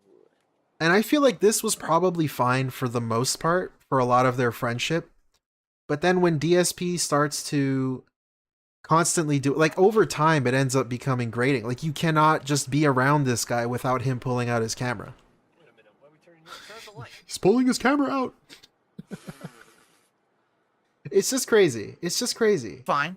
And in fact, and he doesn't see anything wrong with it. Like everything he was doing was okay. Oh shit, sorry, my big mode camera was on. I'm sorry. Truth is, this was the height of my popularity on YouTube. I still did co-op with John all the way through half of 2014. By the time that we were at the end, these videos were getting no views. Take a look at this video. 46,000 views on a 6-minute video. No lie, this video probably made $100, okay? By the end of my run, like 2014, our videos were making like 1,000 to 2,000 views. So we were making like $2 a video, right? So it wasn't like I was doing it for the money at all. What? I was doing Wait, it, say that again. Say that again. Is, say that again. Say that again. This was the height of my popularity on YouTube. I still did co-op with John all the way through half of 2014. By the time that we were at the end, these videos were getting no views. Take a look at this video. 46,000 views on a 6-minute video. No lie, this video probably made $100, okay? By the end of my run... $100. $100, by the way. Yeah, nice fucking lie. Nice lie. Like 2014, our videos were making like 1,000 to 2,000 views. So we were making like $2 a video, right? So it wasn't like I was doing it for the money at all. I was doing it because it was fun to hang out with John and have fun. And I guess eventually he didn't feel like that. Or I don't know. I don't know what else to say. Like, it shocked me when years later he made negative comments about me and said stuff like that. Oh, Phil was always about the money and the videos. You couldn't have been further from the truth, but they never said anything. If they just wanted to hang out and not play games and record, I would have done that. But they never asked. Man, that's crazy. That's crazy. That's Dude, he said the same shit with Respect the Pact. Man, they asked me not to pay them. So, like, what was I going to do? Pay them? Like, what is wrong with you? And him bringing up I didn't make any money near the end. I'll get back to it. Ramen Brahman, thank you so much for the 5. Part of the problem they bring up is they talked to him about this and he apologized, Yep. but kept doing it after. Yep. That takes a toll on a friendship. Yeah, that's a great point. I totally forgot that too. They did mention things to him. And we'll get to it. We will watch this. We'll go back to this, his reaction from last year. But yeah, he did do this shit. And he just said, oh, I'm sorry, it won't happen again. And then he did it again. Other thing that gets me is that Thank you there so were much. multiple times when I went over to Howard's place to play Street Fighter with those guys, and no one recorded. He was streaming actually on the internet at the time, and I just went over to hang out with them without recording or getting any money out of it. Wait, it was what? Just a fun thing for me to do on a weekend. So again, how can you say that everything I ever did was Wait, for what? monetization? And Wait, that's what kills me. what? Like, I watched this back, and I'm like, Wait, what is that even supposed to mean? What is that even supposed to mean? Like, no shit, you're not going to walk into his house fucking filming? What do you mean? You probably just didn't do that because you were embarrassed to do that. It's not because you didn't do it because out of the goodness of your heart. What the hell does that even mean? you know what? I don't believe it. I think it's bullshit. I think that basically John decided he wanted to move Rapunzel, what's up? on with his life and didn't want a public persona anymore, and that's why he cut the ties with me. Man, that's because crazy. Take a look at this fun stuff we did. Does this sound like, oh wow, this is such a grind of a product that we're pumping out to make money? It couldn't be further. Yeah, I don't know. Further from the truth. Thank you, good God, no. For the 5. I'm him. Phil, you are making money off of them right now. Yep. You're gonna give them a single, solitary cent of that money? That's a great point too. Even in current day, look at him ranting about his ex friends, quote unquote. I don't even know if they're friends anymore, but still earning money. What's this? 132 in tips? Video monetized? Video uploaded later? Stream monetized? Hell yeah! Check mark. He's got all the boxes. That's it. Like, bro, you're still doing it. You're still milking them for every cent that you think they're worth. To this day. And for you to sit here and say things like, oh, they didn't tell me not to record, like as if you have to tell somebody. Like at a certain point, you have to realize, DSP, you weren't like a 15-year-old, like with his cell phone, filming TikToks, bro. You were like 30 to 35 years old, that stretch of time with these people. And like you couldn't get your shit together. You couldn't read social cues. You apologized for shit you did wrong when they told you, and then you did it anyways. Of how much fun we were having. That's why, to this day, I watch back this playthrough with a big smile on my face. Meth Bear for the 5, thank you so much. He probably agreed to not record once or twice, Yep. but acted like a petulant child, so they stopped challenging him after. Thus, they didn't tell. Yeah, I can see him. I can see him being in the car, something happens, and he's like, oh man, I wish I was recording for that. Oh man. Right after they told him to not record. Something like that. Something like that must have happened at least once. Where he does a passive-aggressive thing, where he's like, man, I wish I was recording right now. God, oh, that would have been so funny. Could you imagine? He would have done that. Multiple times. Yeah, I agree with you, Meth Bear. By the way, Brandood agrees with you. Just remembering those happy times and how fun it was to be there in that moment in history in 2011 when YouTube was exploding and gameplay was so awesome and everything. You know what I'm saying? All right. Yeah, that's a good point too, Iviga. He's trying to deflect by saying, look at how much fun we were having in this video. Yeah. Like, I don't know. It's crazy for him to still even hold these kinds of opinions when he doesn't like to live in the past either. It's just, it's layers of just, I don't even know what to say. Layers of craziness. Let's split the part when we come back. We'll Let's watch split the the next part. event, whatever it may be. All right, guys, thanks. See you in the next part. Okay. Thank you guys. You guys are a great audience tonight. I hope that you guys are really enjoying it, right? Layers of Beef coke. Pounder says, I think one day in the future you guys will hash it out. Time heals all wounds. It's this simple because I've said it many times. I'm the public guy, Here you not go. John. This is so dumb. This has got to be the dumbest fucking thing.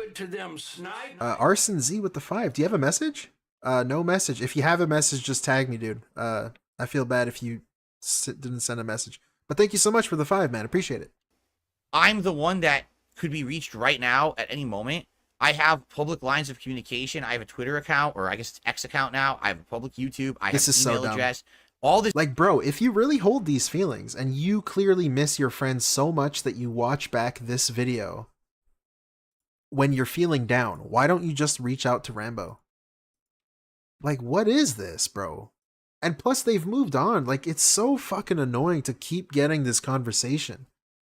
And, like, I feel bad if you're one of Rambo or Howard. It's like, how many times are you gonna bring this shit back up and dig our graves up? Your amount and message will be public. Thanks, Ivika. I'm him. That's you. Thank you for the 2 minutes. This information, if John ever actually wanted to contact me, he could. He never has. It's been 9 years. He was the one who stopped responding to me. Nah, and it's ridiculous too. To do this, to make multiple, bro. He has a 5-part series where he reacts to what the video said about him in 2015. Like, dude, just reach out. If you're going to go through the effort of doing, not even effort, but if you're willing to do that, and you're not willing to just reach out to someone you clearly miss, like, who is the real man? Speaking of real men, like, what are you doing? I would try to talk to him and he would just ghost me, right? Ghost so me, man. If there's going to ever be communication between me and John, it's going to be on his end, not mine. His end. And he hasn't in 9 years, so it's and this goes back to his fucking narcissism too, because nothing can be his fault. So in his opinion or his worldview, it's like, oh, he has to reach out to me, or else, well, nothing can happen because he needs to reach out to me. It's just so that he can't put any blame on himself for anything. Nothing in life is his fault. Nothing in life is in his control. His entire life is out of his control. Somehow. Because that's how that works, right, guys? Obviously, he doesn't care, right? I'm not going to harp on it. He's moved on with his life, and that's fine. And then he puts words in his brain. Okay. Excuse me. All right, dude. Ghosted. All right. Oops. Ready to continue? Honestly, though, it's for the best, too. Like, I'm trying to figure out reasons why he doesn't do it, but in reality, like, he doesn't deserve a friend. He can't hold a friend, obviously. He can't keep any friends. It's probably best for him to just be miserable. I had to do it to them, snipe. And bitter and alone for the rest of his Imagine life. sitting there wearing that hat complaining about dude who broke your heart like a decade ago and demanding that he reach out to you. Yeah. Good God, no with the 5. Exactly. It's just... Man, I know I'm super upset, but, like, there's nothing I can do about it. He has to reach out to me. All right, let's continue. Here we go. Yeah, okay. I guess we're done with this. We're done watching the react, but we're not done with the stream. We're gonna... So that ties in with the thing we were gonna do anyways. So I'm glad we actually saw this. But hey, let's get back to the response video to Rambo and Howard making a video talking about things that DSP was saying that they were tired of him saying. So they made one final video addressing DSP. Ladies and gentlemen, this is part 2. We covered part 1 in the last stream I did. It is timestamped. Go check it out if you are curious. It was a great time. Gentlemen, welcome. This might be a long stream, so settle in. Back to DSP reacts to the John and Rambo response video from 2015. So far, we haven't gotten too far into it, but that's because I talked a lot. But now we're going to get heavily into it, all right? If you have not seen part 1 already, I strongly recommend you go check it out first, or else you're going to have no idea what's going on. My channel. It has all the references you need to get up to this point. Okay. Thank you for watching. There's no monetization on this video at all of any form. If you see it, it's not me. Someone claimed the video. I'm not doing that. Okay, right, let's nice continue. lie. Here we go. About me, about others, know, man. So, and again, if people get pissed listening to this, as a consolation prize, if you really think about it, if you're a fan of Phil's, you have to agree that I did, and I know you did to an extent, everything you could to help him over the years. You know, and so much so that to this day, he makes money off the videos that we're in. Hey, wait a minute. Wait a minute. That's just happened right now. Still, to this day. Literally, to this day. It happened today. Or depending what time zone you're in. To this day, every day. Yeah. Whether it's, 10 cents, whether it's $10, whatever the hell it is. He's making money off, off the work we did for him every single day. Mm-hmm. He's still finding new ways to monetize us. Yeah. Well, not today. Based on that video. Not today, John. Oh, not today, John. What about today? May. I almost said April. May 27. I had to do it to them snipe. May 26. What about today? The sad part is Jen thinks John is in the wrong, and he needs to apologize to DSP. Honestly, John is better off for this. DSP is in a joyful of his own. He's in a hell of his own. Yeah, Ramen Brahman, thank you for the 5. Yeah, it's like I said, it's for the best, honestly. Like, let Rambo and Howard and Panda and Joe and, I don't know, everyone else, just let them move on. Let this guy live in his misery. Like, he doesn't deserve them. He just doesn't. He just doesn't. He doesn't deserve friends just like he doesn't deserve good credit. He just doesn't. He doesn't know what to do with them. And he can't keep them. Maybe up to this point, but not today. It's just funny to see him complain about how badly he's been done. How badly the world has done him. And what the shit hand that he was dealt. Obviously. That makes the most sense. It's not him unable to keep his friends and be a good person. If I was going to do this react and learn from mistakes. There was no way I was going to monetize it. For good reason. Like I said, that's the major point he says. No, not monetizing this whatsoever.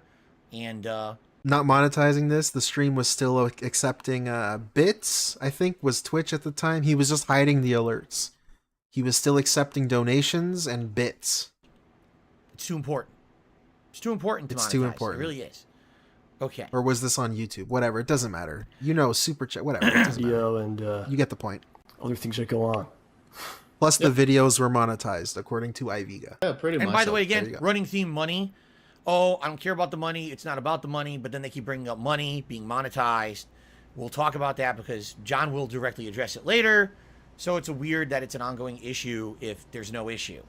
Okay. No, that's not the thing. They don't care about the money specifically related to them necessarily. It's the like I keep having to say this. I know he's not listening, but whatever. It's just the problem was you always made it about the money rather than the friendship. You cared more about the content than the friendship. That's it. And you proved their point today, and you prove their point with this stream. You still monetize them. It's all about the money with you. It's like you care more about money than you ever did about having friends. You kind of just use these people. Oops. And then I think, I really think that like, it's really like a testament as to what he held our friendships for, because it seems that the money. Thank you, good God, no, for the 5. Oh no, he's just about to say that he couldn't talk to them about money because he got diarrhea. Yeah, we'll get there. You're spoiling the video, but yeah, we'll get there. It was more important than us being his friend. Here you go. This is the problem, DSP. Listen up. If you're listening today, hello. I know you're still up playing Champions. What's up, brother? This is the problem. The main problem. It's really like a testament as to what he held our friendships for, because it seems that the money was more important than us being his friend. Yeah, I mean that's how you feel. Yeah. I'm sad that they feel. I'm really sad that they feel that way. I really am sad that they feel that way, because as I said over the years to you guys, to me it was like we were friends. We would hang out. We were gonna hang out regardless and have fun. So if you can put a silly camera down and record what you're doing and make money doing it, why not? Right? Like, to me, why not? You see, he misses the point entirely. That's the same shit he said in the Mario and Sonic thing that we just saw. Why not do it? The why not is staring you right in the face right now as you look at the TV. Look at these photos of your friends, your ex-friends. That's the why not. This video, this stream, your life right now. That's the why not. How do you not see that? How can you still not see that? I was doing YouTube as a hobby for 2.5 years before I could even put ads on my videos and make a living doing it, right? John was in my content before I could monetize it. We were having... Wait, he said silly camera? We were friends. We would hang out. We were going to hang out regardless and have fun. So if we were friends, by the way. I just caught that. We were friends. Were you? I don't know. You can put a silly camera down and silly camera as opposed to a normal camera. It has a clown feature. Record what you're clown vision doing and make money doing it. Why not? right? Like, to me, I was doing YouTube as a hobby for 2.5 years before I could even put ads on my videos and make a living doing it, right? John was in my content before I could monetize it. We were having fun already. So to me, it was like, let's hang out, let's have a good time together. Hey, by the way, we can make money doing it. Why the fuck not? Right? There you go. To them, it seems to be like that's not a case. That because there was money involved, that wasn't like friends hanging out. To me, it was. The entire time we did Project 7, was it work? Yes, but was it a bunch of friends working together and having a shitload of fun doing it? Hell yes. That was a dude. Project 7 again. Oh, I can't believe he brings up Project 7. That's the worst example to bring up because that's something specifically like made in response to machinimas and sketches an angry video game nerd becoming more popular. That was like in direct response to that. You tried to have your own little series that you were hoping would take off. And again, you didn't do a lot of the work there. You had 2 other editors and special effect guys who were doing most of the work. Like, writing a script and everything is tough, but you weren't writing like the fucking Citizen Kane. You were writing like a shitty internet thing with shit jokes and poop jokes. Like, they had to edit it all and put all the effects together, and you were getting paid all of it. really cool experience.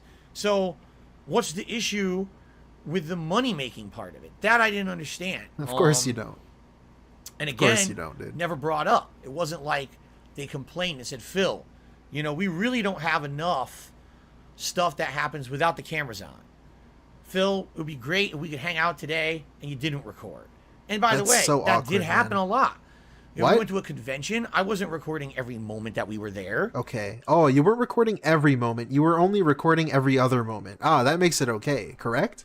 When we went over to Howard's house to play Super Turbo frequently because he had cabinets there, he recorded and broadcast all of that, not me. I didn't record while we were there at all usually. That was just me having fun with those guys. Man, okay? this is... So it wasn't like every single interaction I had with these guys the camera was on. They definitely are saying that in this video many times. That wasn't the case, but that's definitely like how they're spinning it. Whenever John Rambo came over to do a weekly co-op with me, which we would do Smart Guys, our wrestling commentary show, and then we would actually do gameplay co-op, we would have like an hour to 2 hours of conversation before we ever even took a camera out. Just shooting the shit, hanging out, having a good time, talking about our lives. Okay. So it kind of reminds me, Captain Flaccid, good name by the way, what you just wrote in chat reminds me, the way he treats video games is kind of like the way he was treating his friends. He doesn't play games off stream because, you know, he plays games for a living. Therefore, he doesn't want to waste his time playing games off stream because, or else he'd get sick of them. Also, Diablo, dude. I'm him. Thank you. You gifted 1 membership. Big ups, dude. Thank you so much. My alerts are still up. I'm sorry. But yeah, he doesn't want to play games off stream because then he would end up hating games and he would end up getting sick of them and he doesn't have time to do it. What if that's how his friends were treated? You literally hung out with your friends, I don't want to say all the time, because it probably wasn't all the time, but most of the time, like 85% of the time, you pulled out a camera. You had to have the camera on you, in your pocket or whatever, and you pulled it out. So what if you just never hung out with them without the camera, and it kind of felt like you were doing the same thing with your friends that you're doing with video games now? You always needed it with you. Right? Right? Like I said, I felt like I was actually really close friends with John Rambo. I don't know if he felt the same way, you know, or that it was reciprocated, but I felt that way for sure. Like, he was the guy. The guy? Who, you were the guy. What? Sorry. I kind of opened up to about stuff. Was that on camera? No. Okay. A lot of stuff was on camera, but that was the fun part. Like, that's so dumb, too, to say that. Look at all the stuff I didn't record. That should justify all the stuff that I did record. Like, no, dude. No, you still recorded pretty much everything you guys were doing. It doesn't justify or explain away anything. You saying this argument, it doesn't make any sense. It was, oh, let's play games and dick around. I know I hit you, honey, but, like, what about all the times I didn't hit you? Oh yeah, that makes it better? Like, what? I don't know. Maybe that's extreme, but still, you get the idea. Let's talk about wrestling and make a buck on it, but not the other stuff. And there's private conversations we had over the years that none of us have ever talked about publicly. You know, private shit about me and him about him, and we would never talk about that publicly. Like we were friends. To me, when they say, "Oh, you know, it was only about the money for Phil," that gets to me badly. That hurts because that's not the case with John. Oh, that's Chris Dorner, Respecter too. Yeah, that's great in the chat. He's leaving out the time. So he just brought up that he couldn't make money. He was making videos with Rambo before he could make money doing gaming with Rambo, but he created the King of Hate HD or King of Hate vlogs because you could monetize vlogging videos. And he was still recording those. He was still recording Rambo in those. He was traveling across the country recording Rambo in the car, and recording Rambo in the hotel room, and recording Rambo at his house. Like, you were still making money back then, just not on the gaming videos, because you had no option to. If you did have the option, you would have been doing it. Anyways. Howard, again, we never had that close personal friendship. He would come over to be in other co-op shit we were doing, or Project 7, but John, I don't know how he could possibly say that. Really. That's really hurtful to me, for them to say something like that. When John and I feel, did have a real friendship. We were hanging out playing Street Fighter together before I ever turned on a camera for YouTube from 2006, 2007, 2008, 2009. How can you say we didn't have a friendship and it was only about the money? When we had that friendship way before YouTube was a thing. Also, they said it kind of feels like he cared more about money than he did the friendship. That's how they felt. That's how they felt in this situation. And you're just trying to like factually disprove them. But it's like, dude, that's just how they felt. If that's how they felt, then that must mean you were pulling out the camera a lot, trying to make content a lot. That blows my mind. You can go watch the videos that are out there. Go watch and understand that there's history behind it that you didn't know, you know? And it seems like he's just saying, oh, we were only friends during the YouTube years. That's completely false. It's completely false. All right? But what I will say is this. When I became a full-time YouTuber, I became a workaholic.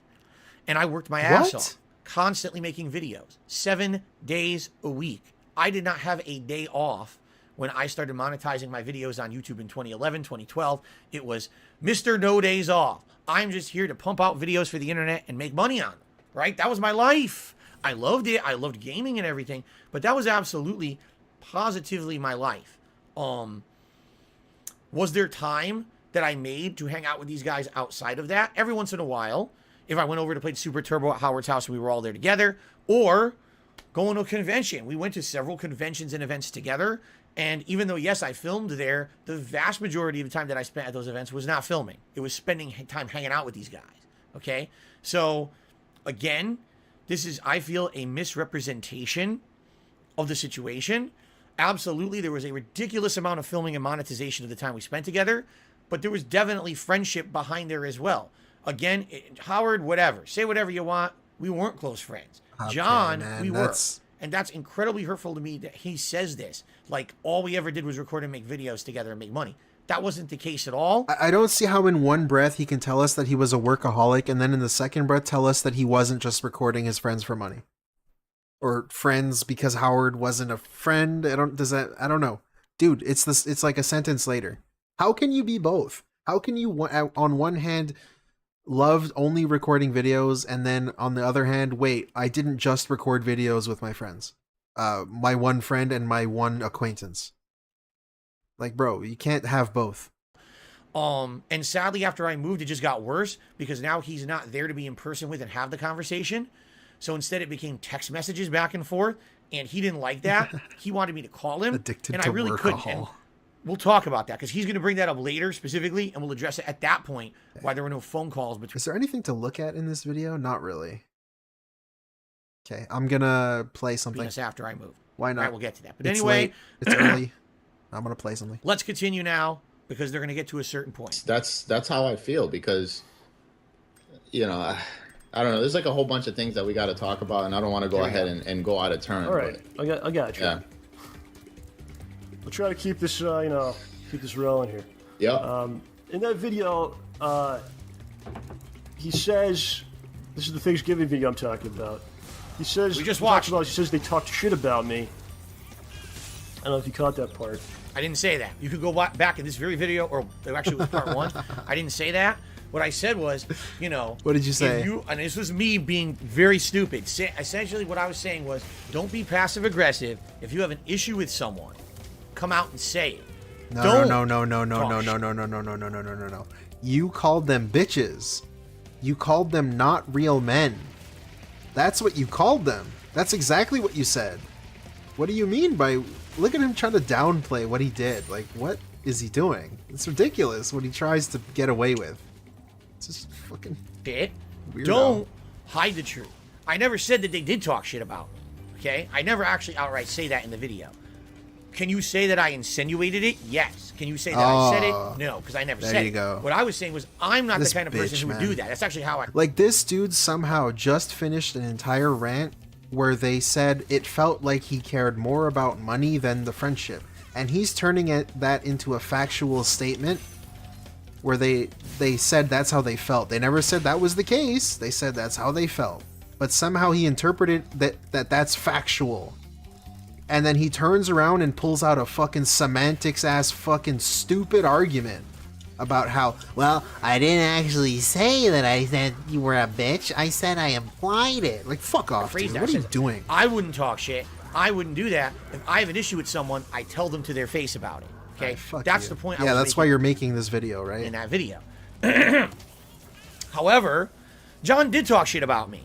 And we're about to watch it because he glosses over it in this video without actually showing the actual evidence of like what he's talking about. Fuck off. And now you're going to see it because, by the way, this is really where this video is where the big problem started with my trolls getting interjected into the situation. It was this very video you guys are about to see that started all the problems with the trolls harassing us on both sides. Let's do it. Yep. And I'm not exactly sure what that is in reference to. Now, there was a video I put out, PayMeTons parody, right? Yep. Hi. Here it is. My name is John, and I'm special because I upload videos to the internet. But being so important does have its dark side. In fact, it means that my life is much more difficult than everyone else's. While you're following the average path of working a traditional job, attending school, He said dark side, dude. I'm following my dreams and busting my ass. Talking over video games, posting breakfast pics, and vlogging about movies that I hate. Creative things. And as we all Very know, nice. creativity is fueled by pure cash. This is why I've opened a PayMeTons account. It's an internet website that allows people like me to receive lots of creativity from people like you. Simply log in Nice. We and got transfer clown the mode entirety money. of your bank account into my PayMeTons account. I won't even get out of bed for less than $50. And then together, we'll make sure that the world, well, my This world, video is is a prophetic. much dude. more creative place. Is that the right word? I don't know. I'm stupid. Wow, he said dark side. Can you believe it? That's crazy. All right, Burnell, can we move on? I'm not sure where we talk shit about it. Like, dude, again, this guy just finished a fucking thing, a rant, where he said, I never said you were a bitch or you weren't a real man. I just implied it. Bro, he legit didn't even talk about you. And here you are fabricating some sort of fucking weird concrete connection between the two. After you just played Mr. Semantic. Like, Mr. Semantic, he didn't say your fucking name. He didn't even mention you. Mr. Semantic? Like, obviously it includes you. Like, we know that. We know that. But, like, dude, if you just pull out the Mr. Semantic argument, you dumb bitch, he didn't say your name. Like, he didn't mention you. So, you want to pull out semantics, you can play it fucking both we made ways, that brother. PayMeTons parody that says dark side in it. Whoa. Crazy. But I'm not sure where we talk shit about it. Okay? Yeah. Now, for the record, Just like calling him not I a think man. this is funny. I do. I laugh at this. I think this is fucking hilarious. Oh, yeah, This is sure a you do. razzing. Okay? But this is a razzing that Okay, happens. wait. Why is he like Okay? small? Oh. In early 2015. It might have been late 2014, but I'm pretty sure it was early 2015. This happened on John Rambo's podcast. This was an open, like a cold open. to his podcast, okay? At the time, no, and now I know it was early 2015 because that's when I opened my Patreon. So it was early 2015. At this point, it's almost a year has happened, okay? Almost a year has happened, all right? Or since I moved. I've been trying to have constant contact with John and have conversation, figure out what's going on with him. Is he okay? Figure out where we're going to make content. And every time that I texted him, I felt like he felt like I was always asking about videos or content, and that wasn't the case. I never felt like every time that I would reach out to John, it was about, let's make videos, let's make videos. I was genuinely interested in how he was doing and everything that, because he was in a very stressful time. Okay, so I just want to think about that statement for a second, because what DSP's saying is actually just not true. Because DSP was reaching out in order to start videos and shit. Because otherwise, DSP really wouldn't reach out to his friend. It's kind of obvious. Like, DSP is reaching out so that he can say, hey, what's up, man? When do you want to start videos again? That's kind of all he was doing. Like, and that's the thing, where it's like, John Rambo felt like you never really spoke unless you wanted something. It's not that hard to understand. You just didn't really talk unless you needed something or you wanted to start recording. So no shit, you didn't feel that way. It's because you don't see it that way. But obviously John Rambo did. Right? That's how that works, right? Right? Where he was making Schnozman a whole bunch and a lot of other stuff was going on. He actually talks about this in this video, so it's okay for me to say this is not private. He already talks about it in this video, okay?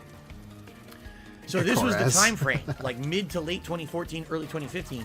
John stops directly responding to me. He stops responding to my texts and everything, okay? People are constantly asking me, Phil, what is going on with you and John? Why, are you going to do content with him? Is he talking? What's going on? All right? I should have said, fuck off. None of your business. That's where, okay, maybe not fuck off. That's kind of harsh. Maybe I should have said, none of your business. Don't ask me that question. It's between me and John. But instead, I would constantly, I don't know. Everything's fine. Maybe we're going to do content later this year. I'll let you know. Oh, John. And then sometimes I would, sadly. It's funny, too. He still does that today with Kat. He was still doing that, like, this month with Kat, before he said it was indefinitely canceled or indefinitely postponed. He was doing the same exact shit. Oh, yeah, we might have to get around Real to it. information. John did text me back. I would say something out of turn I shouldn't have said. That was private. My fault. All that I'll take responsibility for. Sure. Okay? John's not talking to me actively at all. Everyone suspects there's an issue there, but I'm not being truthful. Truth is, I don't know what the issue is, but he's not talking to me anymore. After months of not talking to me, he puts this out. So what do you think the people on the internet think this is? Even if he's saying it's not about me, even though it says dark side in it, it's about me. Okay. You see Mr. Semantic over here? Wow. John out of nowhere, out of left field, just slammed Phil. Phil hasn't said anything bad or insulting about John, but John just slammed him. Wow. He fired the first shot. And that's the funny part, because they said in this video, Phil fired the first shot. Okay? Me unfollowing them on Thanksgiving was firing the first shot, according to Howard. No. I was not trying to hurt them by unfollowing them on Thanksgiving. Man. This is a direct, intentional... In case you weren't here last time, his excuse for unfollowing them was simply, oh, people were harassing me about them, when are they gonna be in videos? So I got so fed up that I unfollowed them. That wasn't even a justification. It had nothing to do with them. Why didn't you just ignore the trolls? And like right after saying that, he was yelling at John and Howard for telling them to ignore the trolls. Why did you make this video? Why didn't you just ignore trolls? Like, okay, dude, whatever. Concerted effort, a produced segment of a show slamming me for opening a Patreon. Has my name in it. You can't dispute it's about me. Sorry, you just can't. Okay? Now, the funny part is, in that Thanksgiving video that I made in 2015, I never said that they talk shit about me. I said if I was someone in a situation that had an issue, I would be public about it, confront someone to their face about it, and not talk shit. Fucking weasel, man. Again, with that stupid argument. He called them bitches and not men. I never said they did. They did. It does. But I never said they did. all of a sudden they're bringing it up in this video. They're even referencing this PayMeTons segment. Why? Because either one of two things.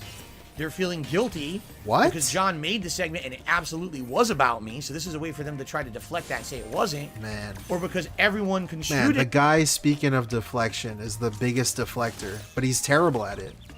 Like, dude, okay, so my opinion on this whole PayMeTons thing, like, yeah, obviously no shit, it's about DSP also, like, by proxy, but it's not specifically just DSP. It was also just something that John Rambo wanted to make a video about because I guess that's what he felt about people doing that. And DSP was one of the people doing it. So it's not just DSP, it's not about DSP, it just also includes DSP. So I guess make of that what you will. DSP chooses to think it's talking shit about him specifically. Maybe it was, I don't know the intention, but the way I read it is it's just, it happens to include DSP also. So, I don't know. It is thus, and messaged the shit out of them saying, why did you make this about Phil when he hasn't said anything negative about you? Why are you slamming him in this video? I don't understand. Nobody said that. Now, personally, I didn't take this as a direct insult, and they're actually going to talk about that. So let's continue. Let's switch back over here. Okay, here we go. God damn it. Yeah, nobody said that, Lefty. And it's a parody, man. I've done parodies in the past. Nobody was saying that. To give you... It's a parody that has my name in it.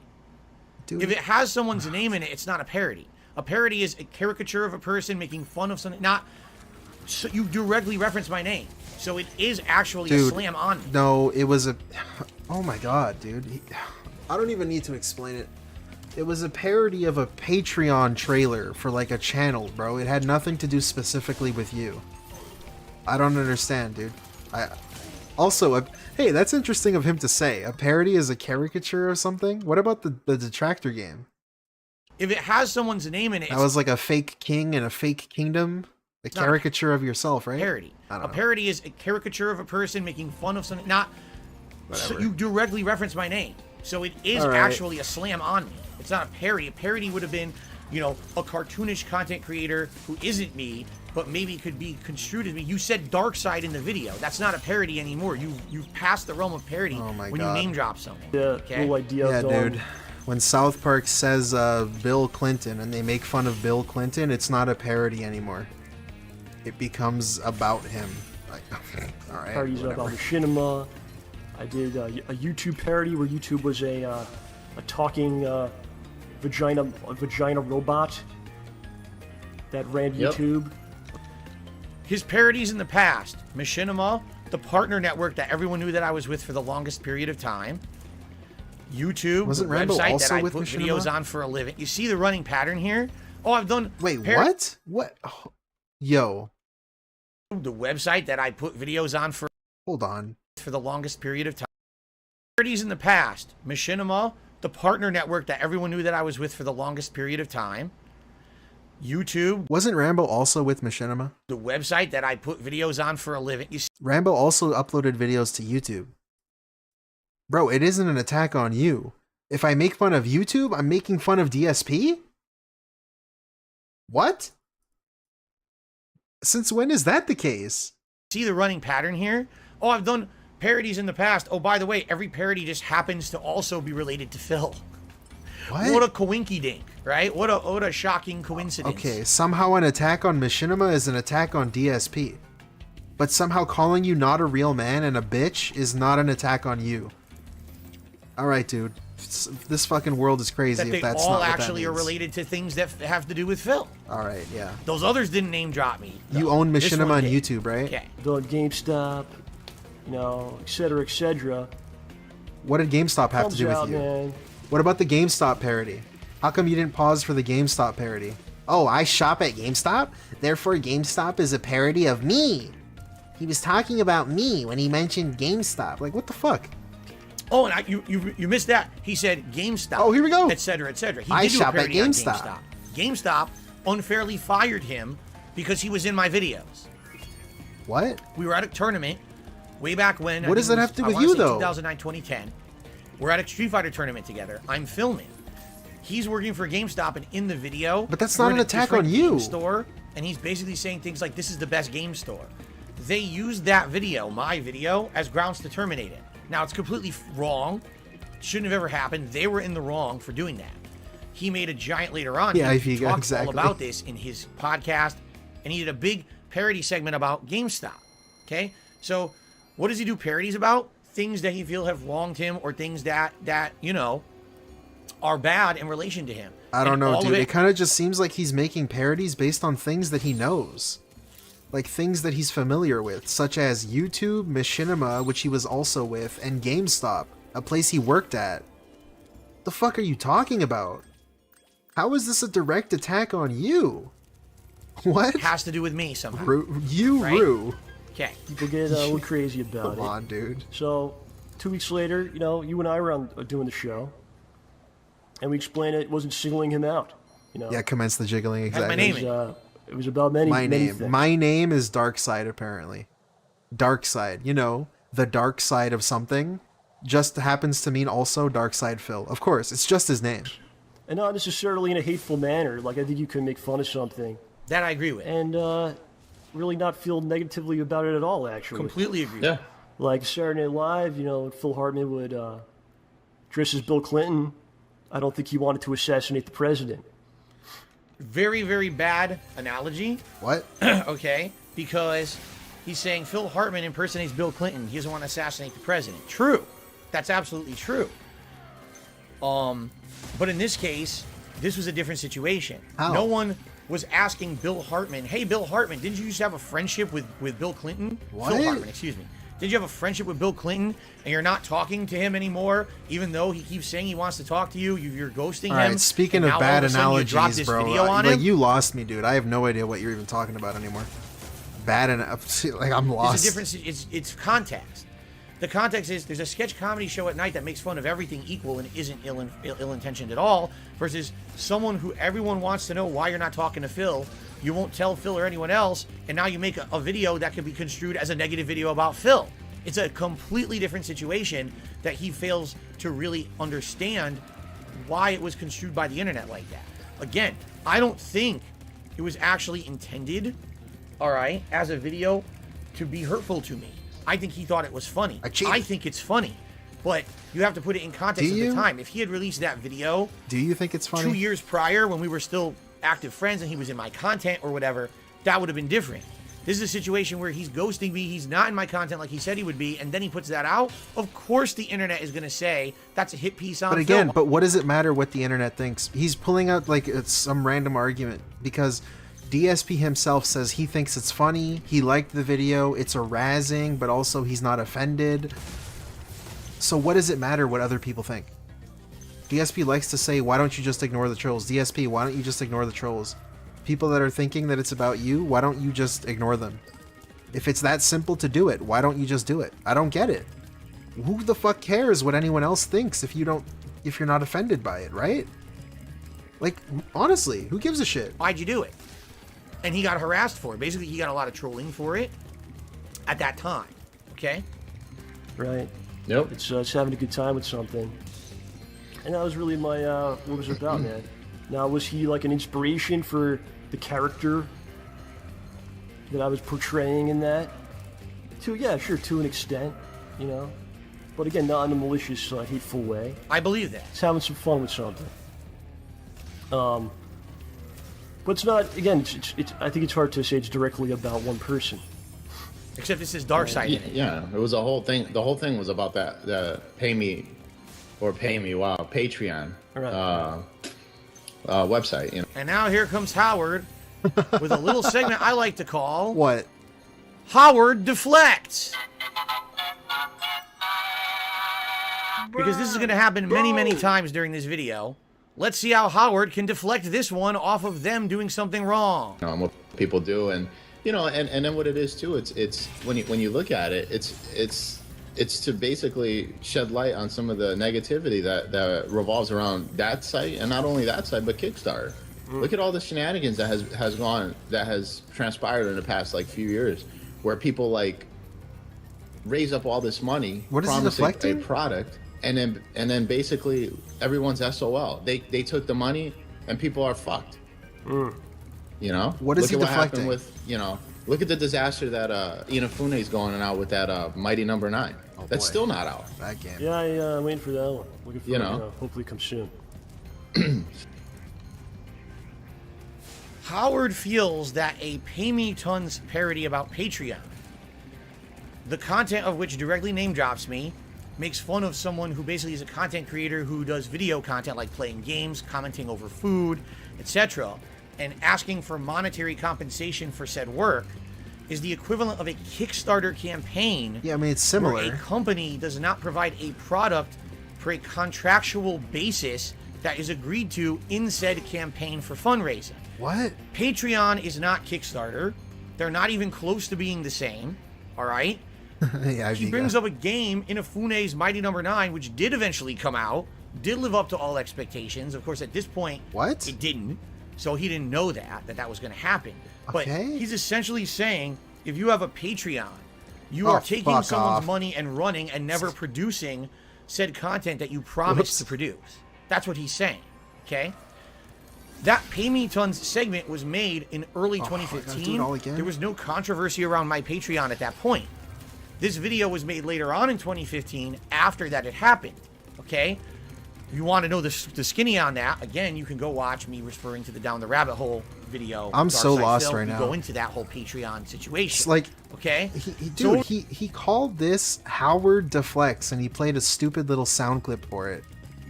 And now he's lost in the sauce, bro. I have no idea what he's even talking about. No idea. I don't even know, because he's talking like he's taking issue with the fact that Howard said it's kind of like a Kickstarter where promises are made and nothing is kept. And this is before DSP's Project 7 scam, right? Is it? No, maybe not. But that's what he's taking issue with.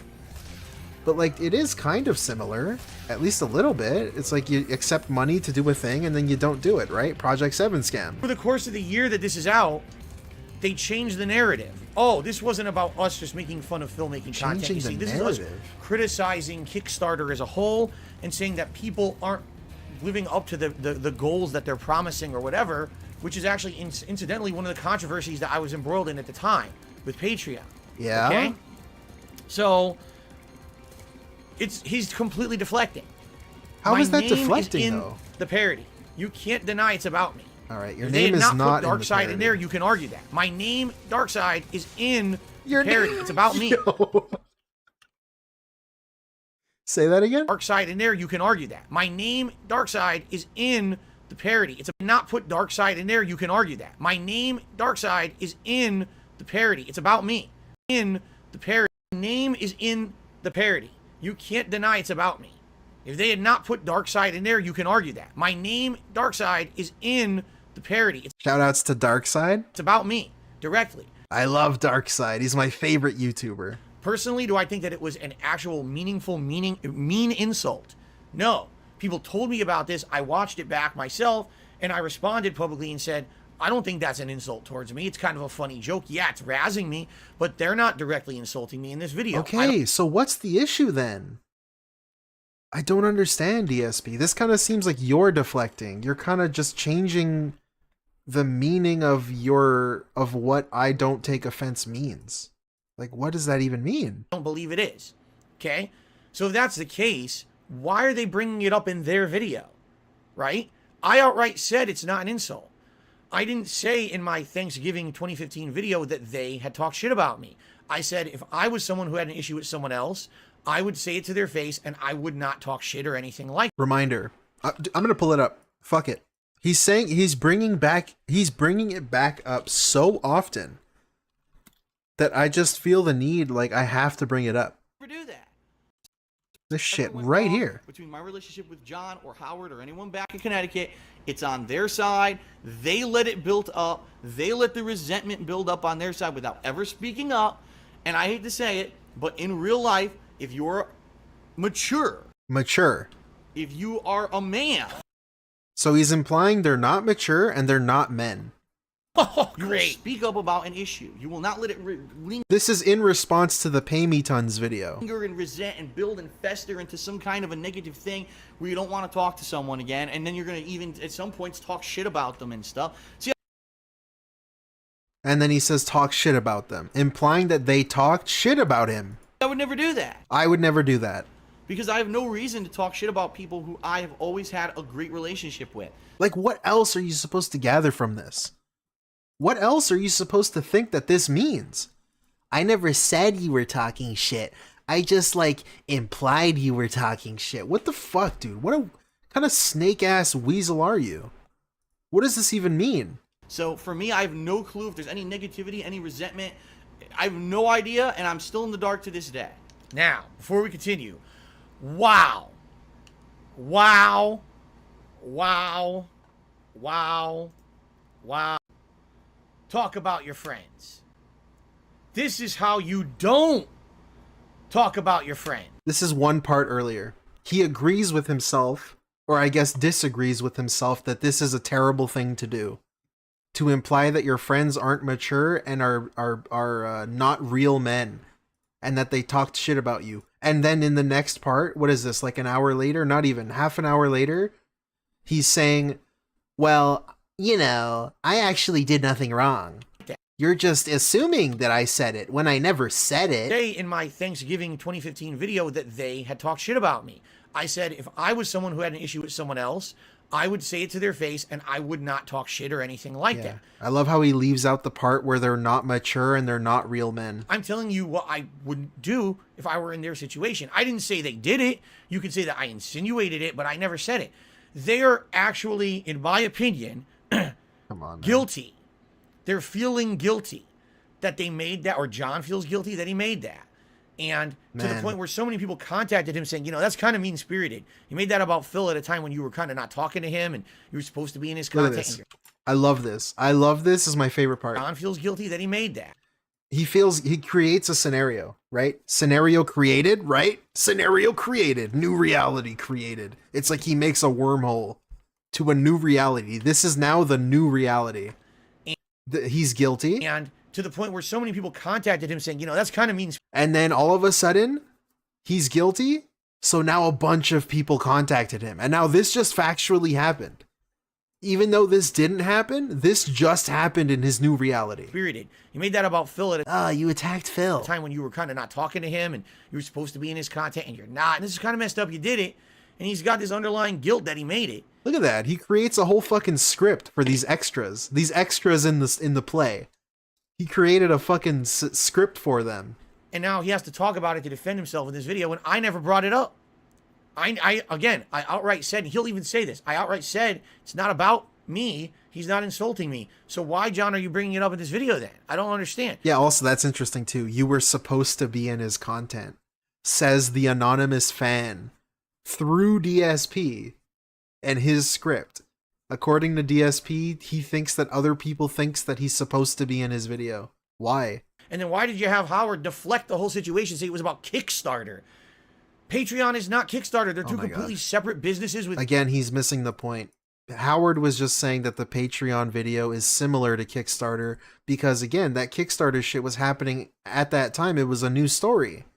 So making a relevant parody at the time is a pretty good thing to do if you want people to see your video, right?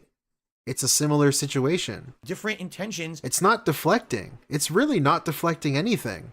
It's not even equivalent. It's like apples and oranges. It's not. Massive deflection and an epic fail of a deflection right there. I don't think he knows what deflection even means. So people make promises and they don't, you know. Like you deflect when they say it's about you thinking about money over their friendship. And you say, well, you know, I wasn't filming like all the time. That's you deflecting. What you do is deflecting. Go through with them, and that's basically what the parody was about, you know? Yeah, because I mean, I hate, had nothing to do with Kickstarter. People that use it or something. No, I really, honestly, if everyone on there, hope you, like, everyone gets $1 million a month. Yeah. Like, what, it doesn't affect me in any way. Okay. John, if you say things like, I hope that everyone out there makes $1 million a month, it doesn't affect me, then why are you saying it? If it doesn't affect you, why are you saying it? Because it affects you. Why are you saying what? Why are you saying what? Listen, I'm guilty of this too. Why do I sometimes name drop other content creators that are bigger and more successful than me? Because I'm jealous. Oh, That's why. This part. Yes, I'm jealous of PewDiePie. Yes, I'm jealous of Markiplier. They're rich. I'm not. I'm jealous of them. Why do you think I bring them up? That's crazy. That's crazy projection. That's crazy. Like, I feel like this when I do X, therefore Rambo also must feel the same way when he does it to me. Like, that's insane. That's insanity. That's crazy. This whole part, we got to hear that again. We really do. People that use it or something. No, I really, honestly, if everyone on there, hope you like everyone gets $1 million a month. Yeah. Like what? It doesn't. Again, it doesn't affect me in any. John, if you say things like, I hope that everyone out there makes $1 million a month, it doesn't affect me, then why are you saying it? If it doesn't affect you, why are you saying it? Because it affects you. Listen, I'm guilty of this too. Why do I sometimes name drop other content creators that are bigger and more successful than me? Because I'm jealous. That's why. Yes, I'm jealous of PewDiePie. Yes, I'm jealous of Markiplier. They're rich. I'm not. I'm jealous of them. Why do you think I bring them up? Right? Why would you even have a parody of that in your show unless you're somehow affected by it and feel that it's meaningful to you? It's a false narrative. I don't get it, man. I don't get it. I really don't understand what that's supposed to mean. I don't even know what to say. He is affected by this. Money was a factor, or else none of this. So he made a parody of Patreon because he's jealous about people making money on Patreon. I don't know. I don't know about that one, man. It would have been brought up ever. If it really didn't bother him, he wouldn't make the parody about it. He's trying to bring light, a humorous light, to something that he feels maybe is kind of wrong. Not outright hurtful or criminal, but wrong. He doesn't agree that people make content and have a Patreon so people can support it with finances like that. He doesn't agree with that. Yeah, he's projecting his own feelings into someone else. Like, the only reason I would make a video about, I don't know, it's like the only reason I would react to DSP right now is because I'm jealous of DSP. That's how his logic is working right now. It's like, no, dude, it's just funny. It's funny to see this fucking dude do that. And that's probably what Rambo was thinking. Like, no, it's probably just a funny idea that I had that I'm making into a video. I don't know, dude. That's crazy projecting right there. That's why he made that clip. Don't then say, oh, it doesn't affect me. I hope you're all rich. No, you wouldn't have made the clip if it didn't affect you. Nice. It's complete bullshit. I know, because I'm a bullshitter too, and I've done it over the years. Look at that. Great line. Great line. Affect you. It's complete bullshit. I know, because I'm a bullshitter too, and I've done it over the years with these other guys. Yes, you are 100% you're affected by this, or you wouldn't have made it if it didn't affect you. It's complete bullshit. I know, because I'm a bullshitter too, and I've done it over the years with these other guys. Yes, you are 100% you're affected by this, or you wouldn't have made it. It's cause and effect, man. Nice projecting, man. But again, my main thing was like looking around YouTube and seeing that no one has done a parody of this, which is interesting. No one ever made a parody of Patreon, according to John here. Okay. Because, you know, he just said that. He said he looked on YouTube and he didn't see a video about it. Okay? I don't get it. Have one, they don't want to make fun of it or something, or, you know. Also, this is like 6 years later. So maybe at the time there wasn't one, bro. You're like 6 years into the future. Or they'll be called a hypocrite if they have one or something. So I felt like, oh, I could get away with making fun of this thing. Because I'm not looking to really make money on this, or really have the option. I'm not really looking to make money, or I don't really have the option. It's all in the way he says it. What? It's not that he doesn't wish that he could make money. He doesn't have the option to do it. Nice burp, by the way. And that's why he's making parodies about Patreon, people trying to make a living doing it. He doesn't feel he could be successful doing it. He says it right there. No, he doesn't. Yep. So I put it out, and here's a little secret. But, like, that doesn't make any sense, though. Like, because then he wouldn't have made the video. It's almost like he kind of just made the video because it's something he wanted to make. Because it's not like he has the option to make money on it, so he's making it for fun, right? Isn't that how that works? I don't understand. I'm so fucking confused. For you, I don't really matter that much on YouTube. It's not a video that got 1 billion views. Now here or we go. something. Now he's downplaying himself on you. Oh, I'm not popular on YouTube. This is again going with his narrative. I can't make a living doing it. It's okay for me to make the parody. He's punching up, essentially, is what he's saying. What? I can make that parody because I'm punching up. That's not what he's saying at all. True. But you're punching up at me, who's supposed to be your friend. What? Right? My name is in the video. You're punching up at someone who's your my name, Dark Side. Dark, S-I-D-E, 2 separate words, is the same as Dark Side with a Y. Dark Side Phil. Yeah, that's the same thing. friend. You're punching up at someone who, why did I open the Patreon? Because I was having financial difficulties at the time. And by making that parody, you want to say, who shot the first shot? Yeah, Nomish Fish. I mean, okay, maybe you say unfollowing someone on Twitter is shooting the first shot. I say, this is the first situation. Wow. This is the first. Well, big surprise. This dude's downplaying what he did and then says that this is the first thing that was negative. Not the thing that he did that was negative. It's them doing the negative. Outright kind of aggressiveness. Well, you get this passive aggressive. It's still aggressiveness towards me from John, okay? Like, isn't unfollowing someone on Twitter secretly because other people are spamming you?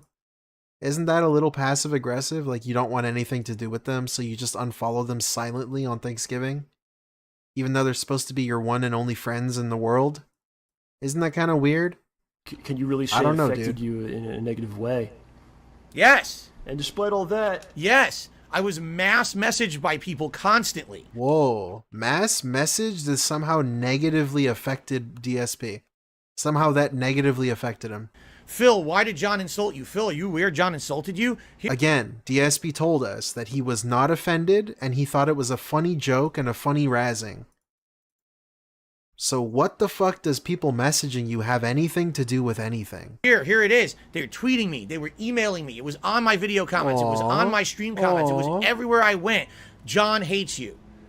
And it was toxic shit, and it made me feel like shit. Not that John made it, but that everyone's harassing me about it. Yes, it did absolutely, positively, negatively affect me again. I don't understand, though. Bro, you told us that it didn't offend you. It's just like the interview where he told us that it wasn't negative and it didn't affect him and they were very friendly and positive, and then days and days of people messaging him, and now years at this point, I guess it's been a year, now it's negative because it's kind of like people messaging DSP just made him think it's negative, I guess. If you weren't offended by it, then how all of a sudden is other people messaging you gonna make you offended all of a sudden? 2015 was one of the worst years of my life. Right. All this negative shit was piling up. This was just Cry the more, cherry bitch. on top of the shit sundae. Cry more, All bitch. this other shit going on. Do I really need someone who's supposed to be my friend piling on as well? Of course not. But it happened. We came out and said it wasn't directly about him. We wished him the very best. And just said we're not going to be part of his stuff. Nope. And, that didn't happen. We said it wasn't about him. We wish him the very best and said we're not going to be a part of his stuff. That never happened. What? Did they say it wasn't about me? Yes. Did they ever say, all right, we're outright saying to the public we're not going to be a part of Phil's stuff? No. That was part of the problem, that they never did that. They were doing that, and they'll actually admit this later on in the video. They were doing this behind the scenes. They were talking to people in person that they ran into, and people were like, hey, whatever happened to you and Phil? You going to do anything with them? And John would basically tell, no, we don't associate with him anymore. But they didn't tell me. So they did do that then. Again, it's the passive aggressiveness. What? And it's lost. not, it's being half truthful. Yes, they did tell people we're not going to associate, but not publicly. So everyone was constantly I don't get it. You just said that they didn't do that. But they did do it, just not in the way that you wanted them to do it. So then that means that they didn't do it. Even though they did start doing that and telling people they're not a part of your content. I think they told their partner, what is that shit called? The machinima shit. Their partner influencer, whatever the fuck. They told them that they weren't a part of it. A part of your videos anymore. With requests as to why aren't you doing something with John? What's going on with John? And I had no answers. Partner manager. There you go. So I don't see how that's talking shit about. We're talking shit about him. On top of that, after the PayMeTons video came out, he publicly said if John does a skit making fun of Patron, it doesn't mean he's Correct. talking shit about me. Absolutely correct. I said that. Okay, so here we go. Now I see what's going on. So DSP out in public was pretending like he wasn't upset. Of course, he had to act like a tough guy. And then behind the scenes, he was crying himself to sleep that his boyfriend made a video about him. Made a diss track about him. That's what was really happening. So DSP's just being a two-faced fucking asshole, pretty much. He says one thing out of one side of his mouth and then actually is saying something else on the other side. He's just a two-faced, fake, fucking phony piece of shit. That's all this is. So really, this goes back to DSP just being fake. And not really being a good friend or being a good person. No. It's like the opposite of DSP complaining that John never told him anything about money or anything. It's not like John was like, oh yeah, man, everything you're doing is correct and fine, and I love the amount of money I am getting. But secretly John was like hating DSP and hating the amount of money. It's like, that's not really the same thing, DSP. When you flat out say it's fine, and then you turn around and say the opposite, that's kind of stupid. Yeah. Where was the shit talk? Right. It's like one of those things where but you I can... didn't say, but I didn't say you should. You should talk to me. I never said it. We just watched the video. Yeah. I said if I was in that situation, I wouldn't shit talk. I didn't say you did. You can say that's crazy. I hate this. I hate this. We're gonna pull it up again. We're gonna pull it up one more time. About your friends, right? So in real life, if you're mature, if you are a man, you will speak up about an issue. You will not let it linger and resent and build and fester into some kind of a negative thing where you don't want to talk to someone again, and then you're going to even at some points talk shit about them and stuff. See, I would never do that because I have no reason to talk shit about people who I have always had a great relationship with. So for me, I have no clue if there's any negativity, any resentment. That's crazy. I don't see how you can watch that and say that you are not saying that they talked shit about you. You're straight up implying it. You're straight up referencing them. And you even say, talking shit about people I had a good relationship with. Like, who else are you talking about? Oh, I'm saying I wouldn't do it. Like, fuck, no, you're not. No, you're not. What do you mean? There's an insinuation there, but that's fake a jump. asshole, And I man. wasn't saying that they had shit talked me. They are feeling guilty about this PayMeTons video. There you go. Like, instead of just admitting that he said that, he has to create a scenario where they feel guilty. Guilty about offending him even though he wasn't offended and it's a funny razzing. Like, really? Really? All year long, because people said, hey, you basically insulted Phil with this, and now they're projecting... Look at this. Saying that they had shit talked me. They are feeling guilty about this PayMeTons video all year long, because people said, hey, you basically insulted Phil with this. But you weren't insulted, though. You told us that multiple times. What does it matter what people say? And now they're projecting that onto me when I didn't say... Like, bro, if someone in chat calls me a piece of shit right now and I'm not offended because I know he's joking or something, but then someone else tells me that this actually shouldn't be offending me, am I supposed to be offended all of a sudden? Like, what does that even mean? Just because someone else told me I should be offended, then I'm offended? Like, what does that even mean?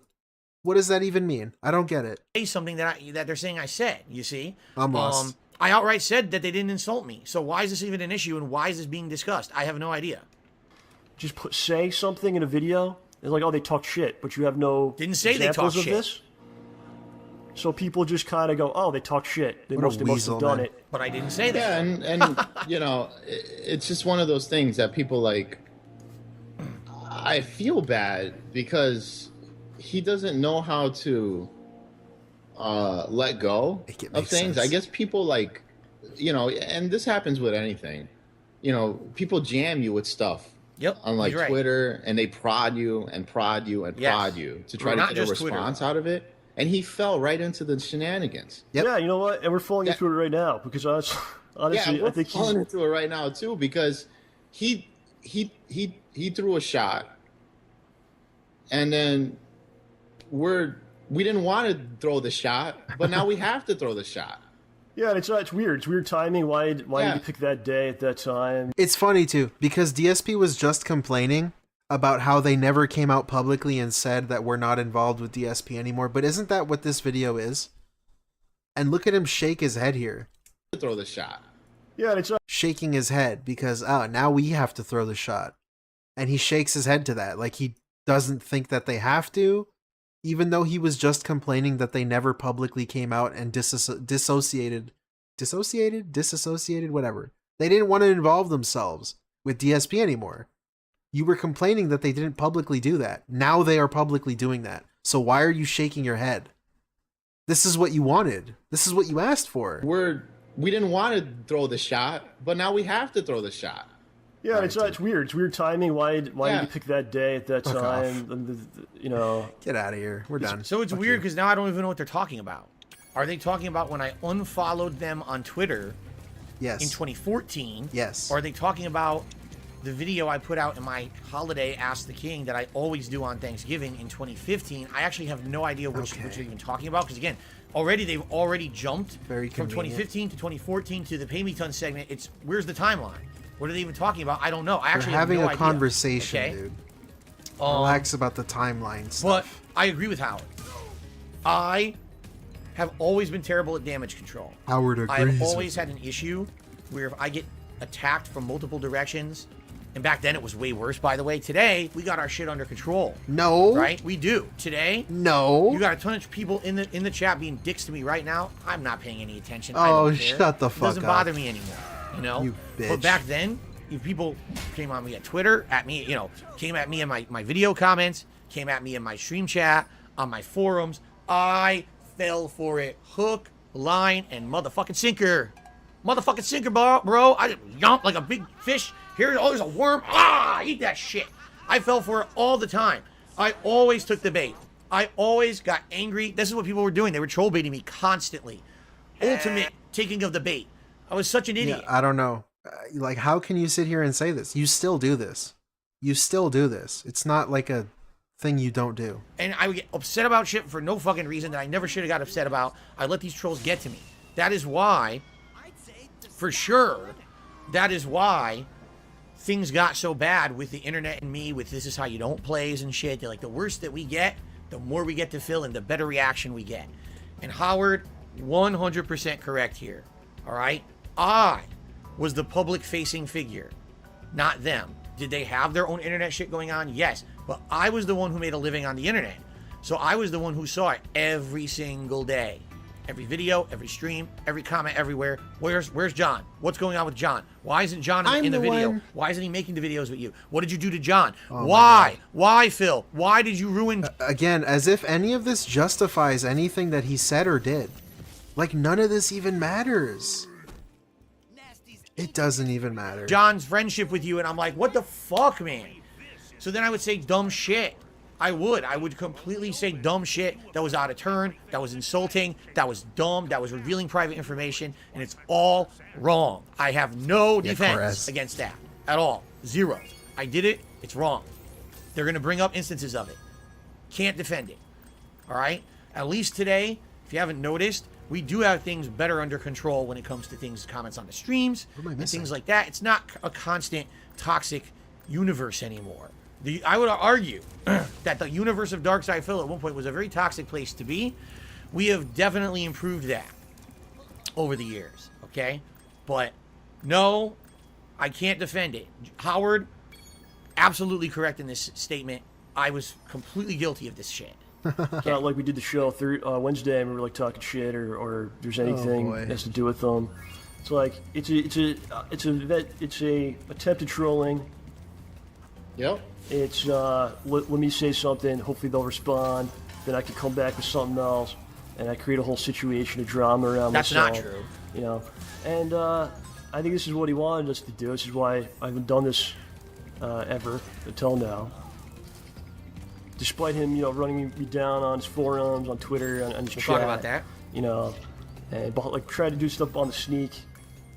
But I catch wind of all this stuff, man. So that's funny too, that DSP would talk about them. And there's a good example too, a little short example I can give is one where DSP was playing. He was playing fucking Mario Party, and he brought Panda Lee instead. and people were asking DSP, why didn't you bring John Rambo for the co-op? We don't like Panda Lee. And DSP blamed John Rambo for something. He's like, oh, John doesn't want to play shitty games like Mario Party 10. But it's like, for no reason he was doing that. Because John Rambo doesn't give a fuck what they play. Like, look at some of the random bullshit they play. And that's just one small example off the top of my head that I can think of, where DSP for no reason would just randomly throw Rambo under the bus. And I don't even know why he was doing that. So, how do you think that made John Rambo feel? Not good, obviously. All the stuff. Yeah, For the most part, I don't look at it, but when things like this happen, I'll go through and see what's going down. So he's saying there's a campaign against him. Like, I was constantly trying to like talk shit about him and bring him down and stuff. Again, that wasn't the intention, but again, it's troll bait. Trolls baiting me into saying dumb shit or trying to get emotion out of me, right? About the situation. Specifically, he doesn't bring up any specifics, so I can't directly react to what he's saying and say, oh, here's what I meant or whatever. So I don't know. I can confirm it happened. Happened on Twitter, happened on my forums. My forums, my God, there was like 2 or 3 assholes on my forums who would constantly pelt me with shit about this and try to get this out, and I would fall for it. Every time I typed a paragraph, I fell for it. Oh my God, I did it again. But yeah, I don't know. None of this just like, dude, someone sending you a message, you know how easy it is to not respond to something? I just did it right now. That's how easy it is. You just don't do it. Like, I never understood why him thinking that simply people sending him messages or baiting him with a super chat or baiting him with bits justifies anything that he says. Because at the end of the day, you're the streamer. You are the person in charge of your stream. You choose when you say something or when you don't, and you're the one that kind of filters what gets put through your streams. So it really doesn't matter what anybody says to you. There's no justification you could make for any of that. It's fucking ridiculous that he does that. Ah, they baited me. Okay? Like, does that matter though? You didn't have to respond, brother. He's trying to kind of say that like I'm doing it behind the scenes. Everything I did was public. My forums are public. You can see them right now. I didn't delete the posts. Right. They don't My go to your Twitter's public. forums though. My videos are public. Everything's public. It's not like Phil is trying to do a underhanded backstabbing campaign where he's bad-mouthing John behind the scenes and shit. I did it in public. I mean, maybe that's even worse, right? Okay. But it seems like he's trying to say like, oh, I got wind of it. Now, John, you got wind of it because my trolls baited me and then they sent you my responses. Baited me. They did it on purpose. My trolls baited me and sent you my responses. Bro, the trolls didn't make you answer the way you answered. They didn't make you say the things that you said. That, again, it's irrelevant. It's irrelevant. Irrelevant. It was a concerted campaign. They tried to get me to react badly so that you would see me react badly and be angry with me. I don't see it. How do they try to get you to react badly and then you react badly? Like, it doesn't matter. Last time I'll say it. Like, you're the one at the end of the day who decided to respond in the way you did. I mean, I fell for it. No one forced you. And then you did too. You know? This was absolutely them trying to create free. He's trying to say they fell for what? The bait? The bait that you responded with. The things that you yourself were saying is the bait that they fell for. Somehow. Somehow that's what he's trying to tell them. You're victims too. Between us, and I was guilty because I was the one with the public face. Again, I was the one who got attacked with it every day. How are you going to reach John? Hit him with a video comment, tweet him. He doesn't even check his Twitter that often. You don't have other ways. I had to be public every day. It was my job. So he didn't have to. Man. Okay? But in reality, I'm guilty of this. You know, again, I fess up to it. But absolutely. So stupid. I fess up to it. The fess up is him blaming trolls. Him fessing up is blaming trolls for baiting him.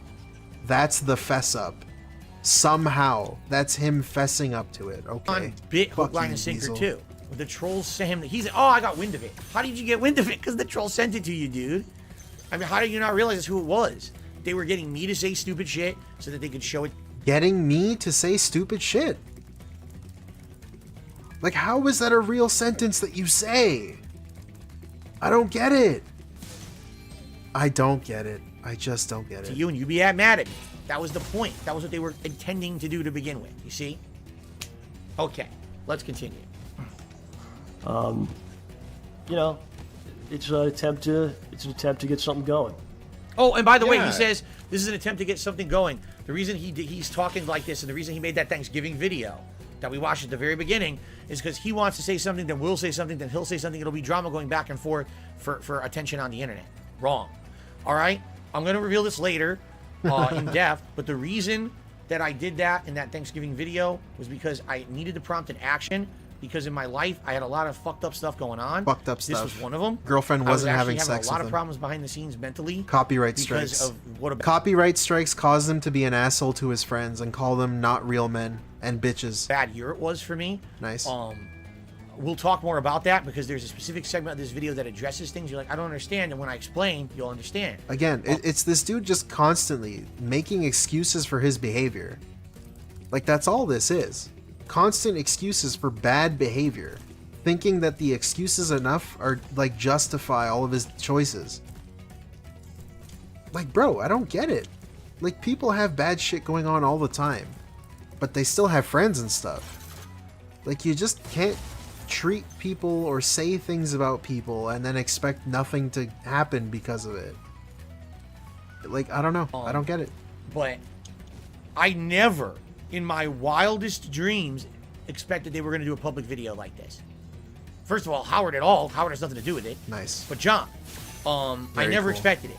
I thought this would be Wesley, the straw that exactly. broke the camel's back, that he would either call me or start responding to my texts again and say what was going on. Because again, he had been ghosting me essentially for almost a year. Ghosting. At this point, when I made that Thanksgiving video. Ghosting. Okay? So that's what I thought. I thought, all right, if there really is an issue, which he always said there was never an issue. He never said there was an issue. He would ongoing tell me, oh God. All right, everybody, what's... What the hell's going on? Okay, that's the wrong video. I guess we got to get out of there. There we go. All right, thanks, Phil. I would Oh try God, to. now we're at the end of the video. Anyway, he would outright tell me when he did respond, there was no issue. Don't worry, there's no issue. If there is an issue, we're going to work it out. I'm going to be in your content. It's things on my side and yada, yada, yada, that kind of shit. And then, he just stopped responding entirely. And when he stops responding entirely, it's Torres. It's because, I don't know. I was trying to make a joke. I can't think of one. I'm sorry. like, dude, come on, at least be honest or truthful or Doing upfront all of them. and transparent with me, you know? And he wouldn't be. He would just ghost me. So I thought making that Thanksgiving video would prompt him to finally reach out. And even if it was, Phil, I've had enough, okay? I seriously had enough with you. I don't ever want to be your friend again. At least if he had done that, there would have been closure, okay? That's what I was looking for. Closure. It was open-ended. Say that again? Say that again, please. Had enough about... If it was, Phil, I've had enough, okay? I seriously had enough with you. I don't ever want to be your friend again. At least if he had done that, there would have been closure. Yeah, I said this last time, too. He expected, like, some elementary school bullshit. Like, some grade school shit. Oh, I'm not Timmy's friend anymore because he took my ball and he never gave it back. I'm not your friend. Like, what the fuck? What the fuck, dude? Most people, when they don't want to keep in touch with someone, they just won't. Like, how old are you? Really? It's ridiculous. Like, you expect him to sit you down and have this conversation with you? Whatever. Fuck you. Okay? That's what I was looking for. Closure. Because it was open-ended. And people were constantly hounding me about this and wouldn't leave it alone. And I was like, the only way I'm ever going to get closure is to force the hand. Is that fucked up? Yes. Wait, what? Is that wrong? Yes. Wait, so, okay. Oh my fucking god, dude. Oh my god. He just said that they felt guilty about what they did and they wanted to talk because, you know, they fall for the troll bullshit. But now he's admitting for creating shit in order to create closure. So all of the drama shit that he would say and talk shit about them on their forums and just disrespect people on his forums, he's now admitting that was on purpose to try and create closure. I need to hear that again, real quick. It was open-ended, and people were constantly hounding me about this and wouldn't leave it alone. And I was like, the only way I'm ever going to get closure is to force the hand. Force is that the fucked hand. up? Yes. Yes. Is that wrong? Yes. Dude, I don't get it. I'm so lost. I'm so lost. I don't get it. Which Spyro? This is Spyro 1. We're at the end. We're on Ganasty's loot, dude. Ganasty's treasure. It is. I shouldn't have ever done that. It's fucked up to put him in that stressful situation. I know, it's nasty. That he was in because of me. Absolutely, that was wrong to do. And I shouldn't have done it. But I did it because a lot of things going on in my life that will be explained later in the video. Now I gotta find where we are. I'm lost and confused.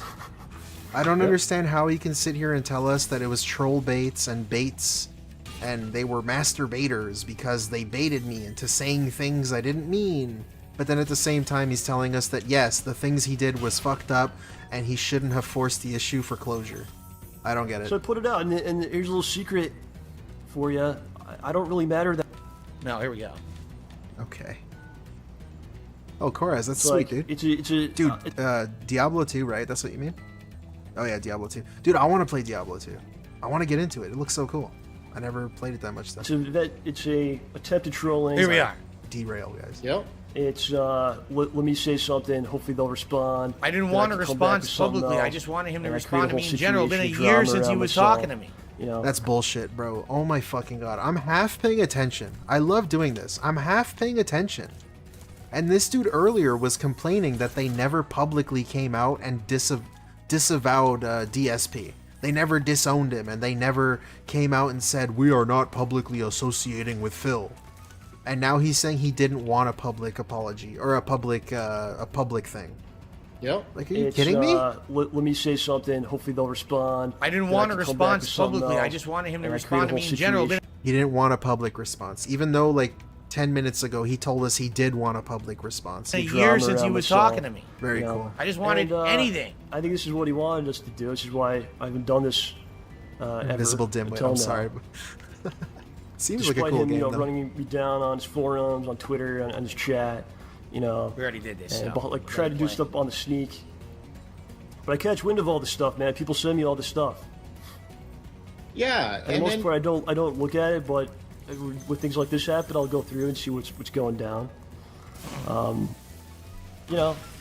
It's an attempt to get something going. Wow. Yeah, and he falls victim to it on a consistent basis. Yeah. And he has an issue, like a really big issue with damage control. Yeah, like he I doesn't agree know here. how to ignore things. I agree here. 100%. So this is why we're in the situation that we're in now, is because of that.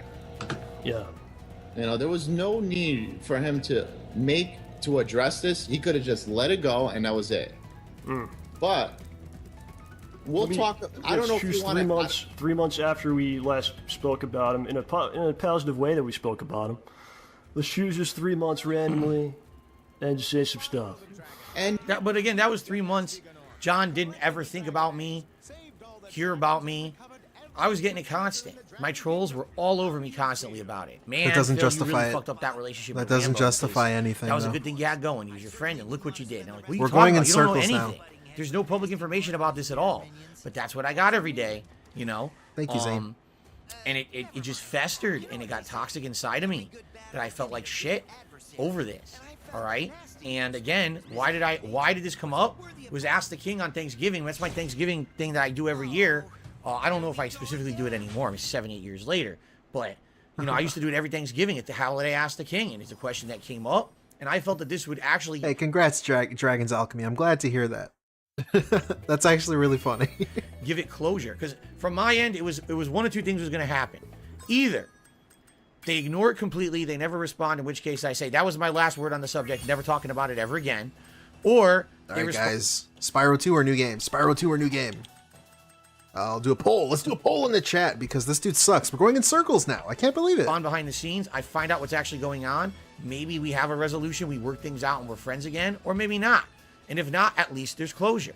Closure is better than nothing, in my opinion. Like, that's what was my mindset back then, was even if the closure is a negative closure, and this is the end, and this is John saying, I hate you, don't ever talk to me ever again, you're a scumbag. I'd rather have that than, oh, I just ghost you forever, and who knows what happened, right? So, in reality, what happened was I got my answers. just not in the way that I was expecting. And it blew up completely in my face because now everyone publicly thought that I was a scoundrel, a scumbag, a piece of garbage. I don't get it, man. Again, I'm not going to dispute that there's things I've done wrong. All right? Let's continue. Yeah, not only that, every single time we've been out in the field and people have asked us about him, all we do is we don't associate with him anymore, but we wish him the best of luck. Yeah. Remember that guy that we met at the YouTube studios? Yeah, he asked us the same question that we said. We always give the same answer. Yeah, man. We're not. They would go out in public and tell people we don't associate with Phil anymore. We wish him the best, but they wouldn't tell me. They're telling other people, but not me. So again, I'm the one left with the public face to the internet. I don't of people who want understand, answers. dude. I have none, and they won't give me the answer. But they'll tell someone at the YouTube studios, "Oh, we're done with Phil. We're not going to deal with him anymore." How about me? You know, We're not here to bash anybody, but at the same time, we're not here to take shit from anybody either. Yeah. I don't know, dude. When you call them not real men, and you imply that they're bitches, and you say that they're not mature, and you say that they talked shit about you, and you talked shit about them, and you fall for bait stuff, it kind of just seems like they don't want to talk to you anymore. I don't see why this is such a big thing. Enough is enough, and we always talk about it. You know, as I always say, hopefully we don't have to do this. Yeah, we talk about this on a it's sad. consistent It's basis. disgusting. It's sad, but here we are, man. So. All right, Spyro 2 it is, guys. I'm gonna like spill this out. Thank you This so isn't much. An attack. Spyro 2 it is. Spyro won the poll. This isn't like just an attack. Like this is all the shit that went down. There's things that are out there that he put out there, things other people believe that are not true. Yeah. So I have to defend. all right. He's going to bring up the subject of money now. That's the best part. Let's go. He's right, but it's because. All right, I'm not even going to get ahead. I'll let him talk, and then we'll address it. Okay. Yeah, let's go, Phil. Come on. So really, my last feelings. Play the jaw clip. All right, I got you, homie. Let's go. Shut the fuck up. There we go. On the subject of, because now they're going to move on. My last feelings on the subject of the Thanksgiving 2015 Ask the King, which is how this whole started. All right, I was completely in the wrong for saying what I said, and doing that. At the same time, they had been ghosting me for about a year. I don't get it. The only contact I have with them is John making a PayMeTons parody. That is. When is this clip from? 2022, June. Let's see. I'll fact check it. June 2022. It's when he reacted to his best friends saying that he wouldn't monetize them. It's a whole thing. Essentially has my Welcome name in to the it, stream. so it is a slam against me. Even though I thought it was funny, it's still a slam against me, and everyone sees it like that. All right? They continue to ignore me for the rest of the year. All the viewers and fans are asking why. I don't Did I just know. skip it by accident? Whoops. But they're telling everyone publicly that My they bad, run guys. into, oh, we don't associate with Phil anymore. We don't like him. You know, but we wish him the best. I don't know that, right? Things are just getting worse and worse for me in 2015. Again, piling on of shit. The DDoSing, the swatting, my relationship falling apart, my YouTube channel getting destroyed, and this was just the other fucked up thing behind everything. You know what I'm saying? And it just kept festering to the point where I wanted a closure. And what I did got a closure. Oh my god. But sadly, it was a public closure. I just wanted them to say, hey. Yeah, we're going in circles at this point. He just keeps saying, I'm fessing up to what I'm doing, but, you know, it's not my fault. I got baited, but I also did it on purpose. It's a whole thing. It's kind of annoying that he's doing this. I'm also not too familiar with this one. I didn't play Spyro 2 growing up. I played 1 and 3. But I've played this, so it's fine. It's fine. I've played it now. Enough is enough. We don't want to be your friend anymore. Leave us alone. Which they never did. And they still didn't. Because in this video, they don't say that either. Although, obviously, if you make a 90-minute negative video about someone, that's pretty much what you're saying. Okay. For myself, we have to dispel some things. All right. So I want to get into a couple things here, man. There we go. So, first one I want to talk about, which is disgusting, man, is money. Okay. Money. You ever told like you shouldn't talk about money? You ever? Oh yeah, ever all tell the you time. that? All the time. Yep. This is not me complaining Oh, I about hear it every money, day. because honestly, from my side of things, I know some other people in our circle don't agree, but I believe I was treated fairly with money. But the problem is, info that's been presented to you is not exactly true. So it's something. Okay. John feels that he was treated fairly with money. This part's but good. People in their circle don't agree. Who? This what are you part's talking good. about? This is about you and me. This is not about people in your circle. And what did you tell them? So you told people in your... So before you, because this part's so good. Hold the fuck up. Hold the fuck up. We need to like focus in on this. This part's so good. So good. First of all, before he starts, he just finished telling us the whole Patreon thing. DSP says he wasn't offended until other people told him that he should be offended, pretty much is what he was saying. So why is that okay? But people being concerned with John Rambo not being paid enough? Like, John Rambo thinks he's paid enough, and then other people are concerned that he's not being paid enough. Why is that one not okay? But the Patreon PayMeTons video is okay. That's a good reason to be upset, even though you weren't upset. And second of all, look at the way he's going to talk about this. He's going to talk about John like it's some weird cult. Like, John, you're not allowed talking to anybody else. You need to be talking to me. What do you mean? Who are you talking to? Huh? What? He's going to sound like a crazy ex right now. It's crazy. Just listen. Circle don't agree. Who? What are you talking about? This is about you and me. This is not about people in your circle. And what did you tell them? So you told people in your circle what money you were making in our videos. Other people knew. Okay? It wasn't just me on one side. He was telling people all around him what kind of money he was making, apparently, and they said it wasn't enough. So there's the seed of, oh, you're not happy. You shouldn't be happy with that. You should have more, right? He should have, yeah. Again, John said earlier, this isn't about money. I don't care what everyone else makes around me. He says here, Phil treated me fairly with money. But now he's about to have a whole segment about money. So why? If you feel you're all right, you pause the video, DSP, but he's about to say it's because you spread misinformation. DSP, that's the reason why. You're asking a question that there's an answer for. He literally is going to say it in the video that you just paused. Treated fairly, right? Why are you doing a segment about money? He says, oh, because there's some misinformation. Even if there was misinformation, who cares? You were treated fairly with money. How is this an issue? Because you lie about it. Look at this dude act like a fucking cult leader. He can't control the narrative. What the fuck? Right? And then he says the circle of friends. I again, when I watched this video, and I've watched it many, many times over the years, this is a 7-year-old video.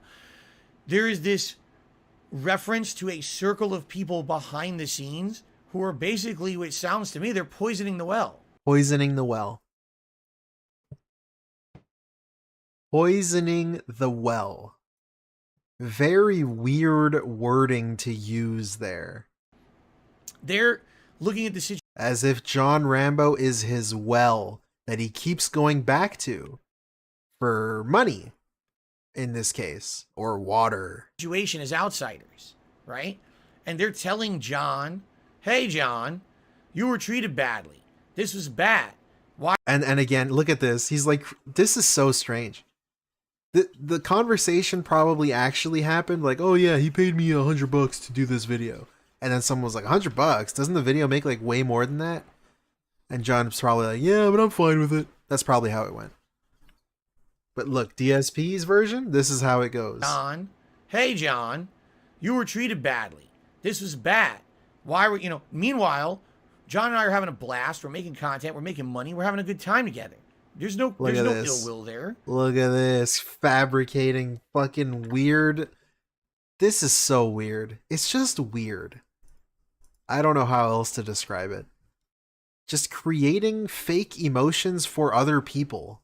All right. Oh, look, we're having a good time, right? We're having like such a good time. But what is this circle of friends telling you didn't make enough money? And why are you listening to them if you feel like you did?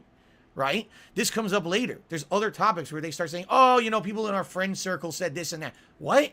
What? Why is this discussed in your friend circle? This is you and me. That's crazy. Our friendship. That's crazy. Our business relationship. Why is this being poisoned by others? That's fucking crazy. That's crazy. That's like cult. That's like abusive boyfriend ass fucking behavior right there.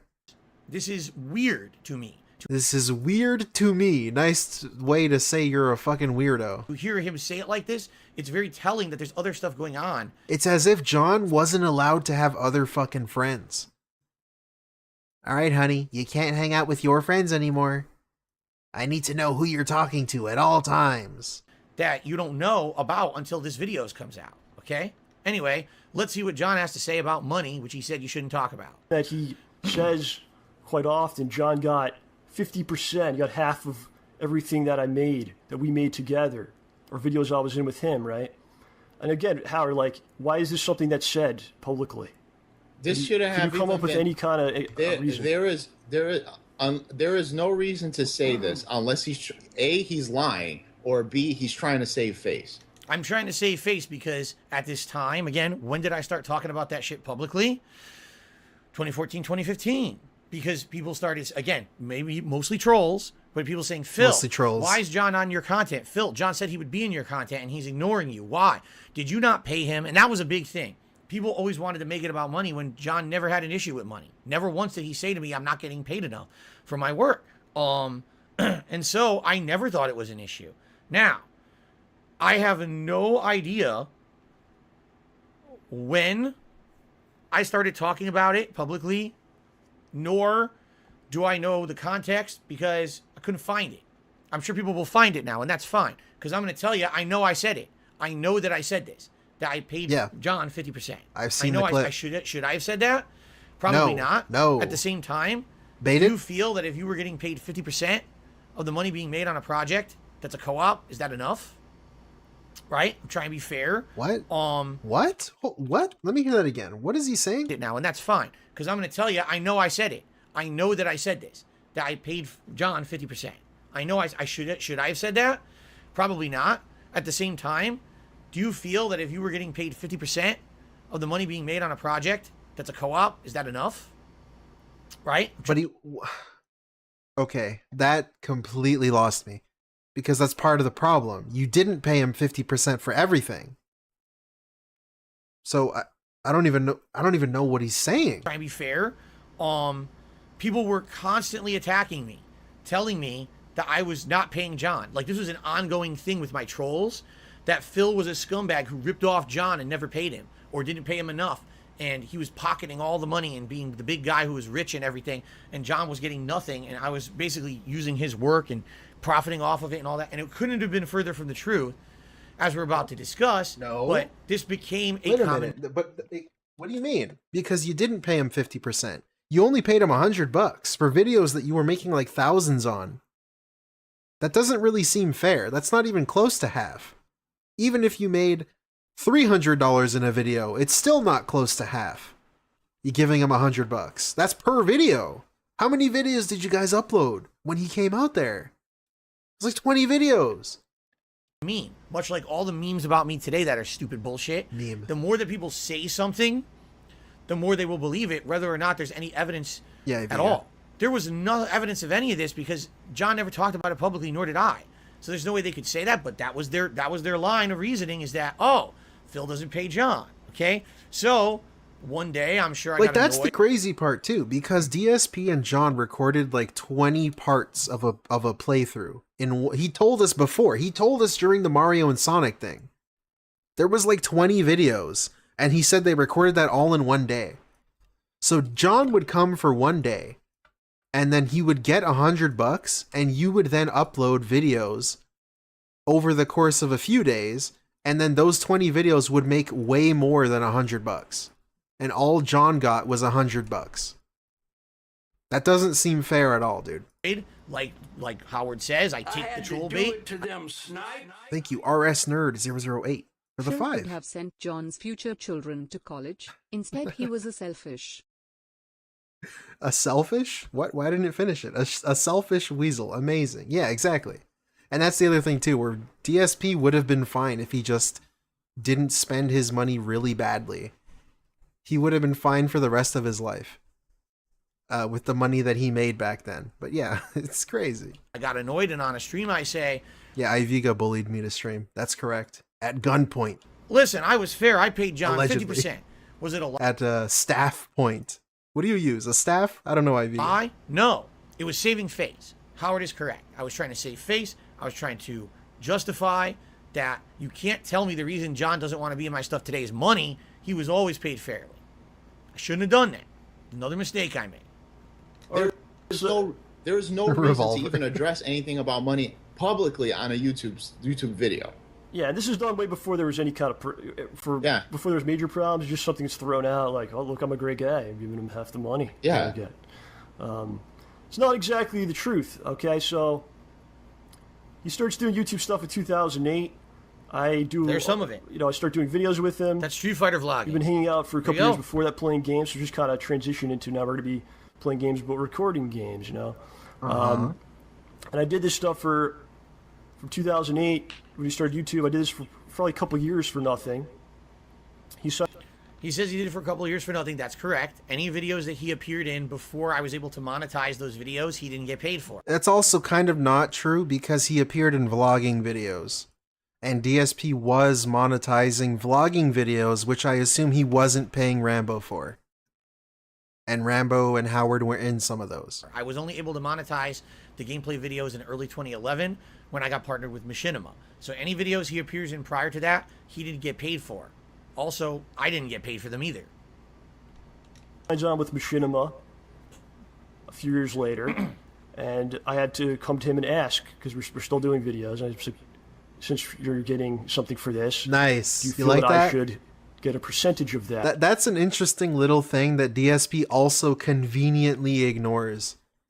Rambo had to approach DSP. Now, I don't know about you, but I would feel pretty awkward if I found out like a co-op friend of mine that I do stuff with, all of a sudden now he's making money. Like, it would kind of take a lot for me to be comfortable with approaching him and being like, hey, now that you're like making money, you think like, would it be fair? Like, that DSP likes to ignore that, but like that's kind of a lot. Like, Rambo had to go out of his way to ask for that. DSP didn't even offer. So that's the kind of guy he is. Just keep that in mind because DSP will never acknowledge that. For my efforts on here, right? So we make an agreement. By the way, he says, I had to come to him and ask. He says it like he was doing these videos for an extended period of time. And I mean, 2 years is a pretty long time. I was not paying him, and then he had to ask for the money. No. Once I got partnered, it was pretty quick. I can't exactly tell you when. I could tell you it was... But he still had to approach you, though. Like, again, he's ignoring the fact that Rambo had to approach you instead of you even bringing it up as the professional. Relatively quickly, after I got partnered, he was regularly doing the co-op with me, and then we started... Relatively quickly, too. What the fuck does that mean? Oh, relatively quickly, soon after I was making money, he came to me and asked me for money. What? What does that mean? That could mean literally anything. I don't know what that means. Started seeing the results. Oh, the views were good. There's money coming in. And then he said, hey, can I get paid for that? I said, absolutely. You are 100% entitled to getting paid. You're part of this content. It wasn't like, oh, I did it for months and months and I had to then ask him and beg him for money. That's not what happened. Like, as if that matters. Oh, look, it only like 3 months went by with me making money without paying John. It wasn't like 6 months that went, like, it doesn't make it better. This is a stupid fucking argument that DSP always does that doesn't make anything better.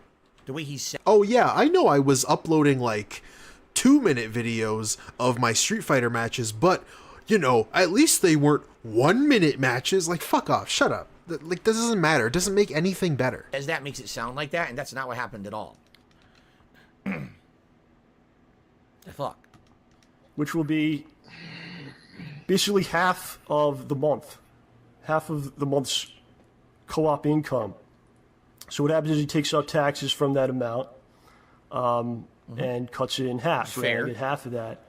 But for instance, like if it's March and we do videos in March, I will get a percentage of what was made in March. That does not include residuals like for months coming up. Like for instance, if those videos make more money in April or June and July, okay, like that doesn't include that. So whatever was made in April for that month, that's what I would get. Does not include streams or whatever other money comes in, right? Yep. This went on for a little while. Okay, so let's address this. Let's This address is this. Part 1, then there's a part 2 to it, where the agreement changed, okay? Oh, fuck this Here's dude. the full story for context. I was working with Machinima as a partnered member, and that means that I would put out videos. Depending on the views the videos got, I would make a flat rate of money per number of views on a video. Machinima would that was a keep lot of all money. the ad revenue and give me that flat rate. Most cases, they were making more money on the ad revenue than what they were paying me. That's how they made their profits, and they made a living, basically. They were making the money on the ads. I was getting the flat rate payments, okay? So, John is correct. What we would do a month of content, okay? Now, by the way, people seem to have this very weird conception or notion that YouTube is this big corporate entity that runs crazy amounts of tracking and reports and has all this data that is completely false. Data. Okay, especially back then, we're talking like 2011. Here's how I got paid, and here's how I figured out any data. I got paid by a PayPal payment, one lump sum a month. Here you go. There's your money. Okay, what is this? Is this revenue from one channel, other channels, all channels? Oh, that's just all your revenue. So I don't even know the money coming in. What's it from? Is it from DSP Gaming? I had other channels running? Or is it from the other channel? I don't know. Here it is. Lump sum. Okay. So how do I figure out what made what? Especially back then, there was no way to figure that out on YouTube. There was no analytics tab on YouTube. It didn't exist. There was no way to figure out how much money a video made. Okay? You know, I don't really buy his whole no way to figure out stuff, because if this was supposed to be your job, if you were making like so much money, there are I feel like there are many ways you could probably do this. And the other thing is too that there were other channels also doing like collaborative channels. So it's like, how did they do it if you weren't able to do it at all? You're telling me you couldn't do it at all? You didn't bother even trying because apparently you were too dumb to even try. I don't know if I buy that one, DSP. What you'd have to do is manually sort videos and start counting views and shit. So it was a nightmare. I was like, dude, with the amount of co-op videos we're pumping out, right? Every week we're doing a co-op.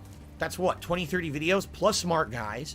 Like, we're talking, we'd have to track 100 more videos a month to figure out what we're making on these specific videos. So I started contacting Machinima behind the scenes, and I made a request of them that they thought was ridiculously outlandish. What? I said, hey guys, you're the ones who have all the data. You're the partner network. You're tracking videos. You have access to all that data. Can you, on a monthly basis, start sending me reports on videos? And, you know, can I use those reports to pay? Well, here's what I told them, which is kind of stupid. I said, I need these reports to pay my employees. I got some people here working with me, and I have a business agreement with them. Wait, let me hear that again. What was it, stupid? Here's what I told them, which is kind of stupid. I said, I need these reports to pay my employees. I got some people here working with me, and I have a business agreement with them, okay? And I need to be able to pay them, and if I don't know what videos they're making, I can't pay them. So Machinima... Cypher, it's even more insidious when you consider he lied from the beginning about how much he made to John. This guy is greed incarnate. Yeah, that's the other thing too. Like, I don't even know what he said exactly, but like the fact that he got away with giving John $100 is kind of crazy. Because again, it's like I said, they would get like 20 videos out of one weekend with John. That sounds weird. But you know what I mean. So $100 is like, God on damn, a monthly what? basis, start sending me reports that are the most stupidly ludicrous reports I've ever seen. Is it a Excel file that I can sort and search and do stuff with, right? Is it anything that I can do anything with actively? No, it's a fucking PDF file. Uneditable, like Derek. Unsortable. It's just... Dude, it's like Derek. No like way. As if search and do stuff with, right? Is it anything that I can do anything with actively? No, it's a fucking PDF file. Yes. Uneditable, unsortable. Yes. It's just like as if someone... It's Derek. Let's go. No, it's a fucking PDF file. Uneditable, unsortable. It's just like as if someone right now handed you a piece of paper with printed text on it. That's what they're sending me. Okay? Okay. So here's what we would do. We would wait for a month to pass. Okay? Hello, controller. And the next month, we would sit down when they send me the monthly report. and we would say, what were the co-ops we did last month? And we would figure it out. Okay, here's what we did. And I would, not John, I would go there, line by line. No shit. Why would John have to do it? Look at this asshole real quick. What the fuck you mean I would? No shit you would. It's your business. You need to pay him. And we would say, what were the co-ops you fucking asshole? No shit. We did last month. And we would figure it out. Okay, here's what we did. And I would, not John, That's I would so go annoying. there, That's line so by annoying. line, and count up the amount of money that those videos made, because that's exactly what the report was. What I was paid for that video by Machinima that month. So I would go through all of that and sort it myself, add it up, subtract taxes, which we knew what the taxes were. I knew what I was paying my tax guy and everything, you know, for the taxes. Tax guy. Here's the profits. And I would cut it right down the middle, 50%. And I would give that to John on a monthly basis. Yeah, that's interesting too, though, because, like, if you think about it, what does DSP even consider the expenses? I don't know, dude. I feel like he could easily have made up some random bullshit number and say, here's half of the profit. I feel like DSP might have been scamming his way through that one too, but I don't know. Okay? Now, he's absolutely correct. There was no residuals paid, okay? And there was a reason for that. It was actually a discussion that we had. It wasn't like, oh, we never talked about it or whatever. We did have a residuals discussion. He said, is there any way to figure out residuals? I said, well, John, the only way we can figure out residuals is literally, if every month, not only am I going to sit down and look at the new videos we make, but now I have to request... Dude, John fell for the pignosis, man. This is dumb. Because it's only fair. What's fair is fair, right? John bought his pignosis, dude. This sucks. This sucks when he lays it out like this. Is literally, if every month, not only am I going to sit down and look at... Like, oh no, literally every month I have to do work in order to figure out how much I'm supposed to pay you. Like, yeah, no shit. No shit, dumbass. Of course you're going to have to. Like, that's what he's owed, right? If you want to pay him 50-50. Like, what do you mean? What, you're sad you got to do more work? Like, okay, who cares, right? That's the deal, right? Dude, John fell for it. Poor John. Poor John. The new videos we make. But now I have to request reports on previous months from Machinima, and I have to sit down here and crunch those numbers too. And we did this actually once and found out that the residuals, unless it was a giant playthrough, the residuals were essentially nothing. All right? A few dollars. Nah, okay? no, Now, no way. Dude, this guy now tells us that his residuals make more money than new videos. He would tell us that back in like 2018, 19. You're telling me back in 2010, 11, 12, people wouldn't go back and watch those? Are you kidding? Are you kidding? That's such bullshit, man. He scammed John. John was too nice. That's crazy. That's so crazy, man. you might say, well, it's a few dollars is a few dollars, right? I mean, hell, if he's coming over your house every week and doing co-op, what's fair is fair. Pay him what you're owed. We had this conversation, and the conversation was, okay, well, we're going to do this co-op content, but also there's going to be things that come up, right? Sometimes we're going to do other things. We're going to go on trips. We're going to do this. We're going to do that. And not to say that it was a contract we made. We didn't. This contract was never, by the way, no contract was ever made between us. There was no written contract. He didn't sign. I didn't sign. This was just our agreement that we did. We just did it. We were friends. We didn't think that anything could go wrong. And my God, if any, ladies and gentlemen, please listen to me. No, really. Please listen to me right now. Oh, you can't do that now? Shit. If I can give you one piece of advice on this whole situation, this whole fucked up situation, this is it right now. This moment. Clip this part, okay? All right. It doesn't matter if you're friends with someone. What, if you are entering a business arrangement with someone, you must document it and you must have a contract. Period. Because this is not the first or last time that an entire friendship has been negatively affected and in some cases torn apart by a business relationship. Uh-huh. All right? I know examples of this. For example, screwattack.com, which doesn't exist anymore, was a very prominent website on the internet people who make content about video games. There was 2 guys who were in charge, Stuttering Craig and Handsome Tom. Whoa. Sadly, Stuttering Craig. the same thing happened with them that happened with me and Rambo, where they had kind of agreements, they weren't necessarily contract. And then after years of working on this content together, they had a massive disagreement, a falling out. They split, and now they hate each other, essentially. Okay. Very fucked cool. up. They were like the closest guys, you know? How do you know that? The public saw that unfold, saw them have their relationship be broken, fractured, and split. Wait, I don't get it. So he did this after that happened, but for some reason he didn't think he needed a contract, even though he says how important a contract is. I'm confused. I'm scared. You know, I'm shaking. I don't necessarily think that's exactly what happened here. I think that's one of the factors. Obviously, John would not be bringing this up if it wasn't a factor, right? He'd be ignoring it. It's a factor to him, or he's not going to address it. But we didn't ever have a contract. So he can say all of this, and I can say all of this, but there's no evidence of any of it, right? It's all hearsay. All I can tell you is I'm corroborating what he's saying. Yes, it's true. There were no residuals. Why was there no residuals? Because there was no way to figure them out. No way. There was no... Wait a minute. You just gave us a way. You told us that you would have to ask Machinima for previous months and then find the data on previous months, and then that's what you would need to pay him fairly. You told us there was a way. You just didn't want to do the extra work. What are you saying? Can I have someone take data from YouTube and crunch a spreadsheet and figure out this and this and actually pay him? What we had was kind of an unspoken agreement. Okay. All right, nice. And the unspoken agreement was... Yo, Turtle, thank you for staying a member 5 months already. Jesus. Time flies when you're having fun. That... Thank you. For the extra stuff, here's the thing on YouTube, how it works. When you first upload a video to YouTube, especially back then, maybe today it's a little different. Back then, you would upload a new video to YouTube. That video would get a ton of hot new ads on it. You make tons of money on the ads.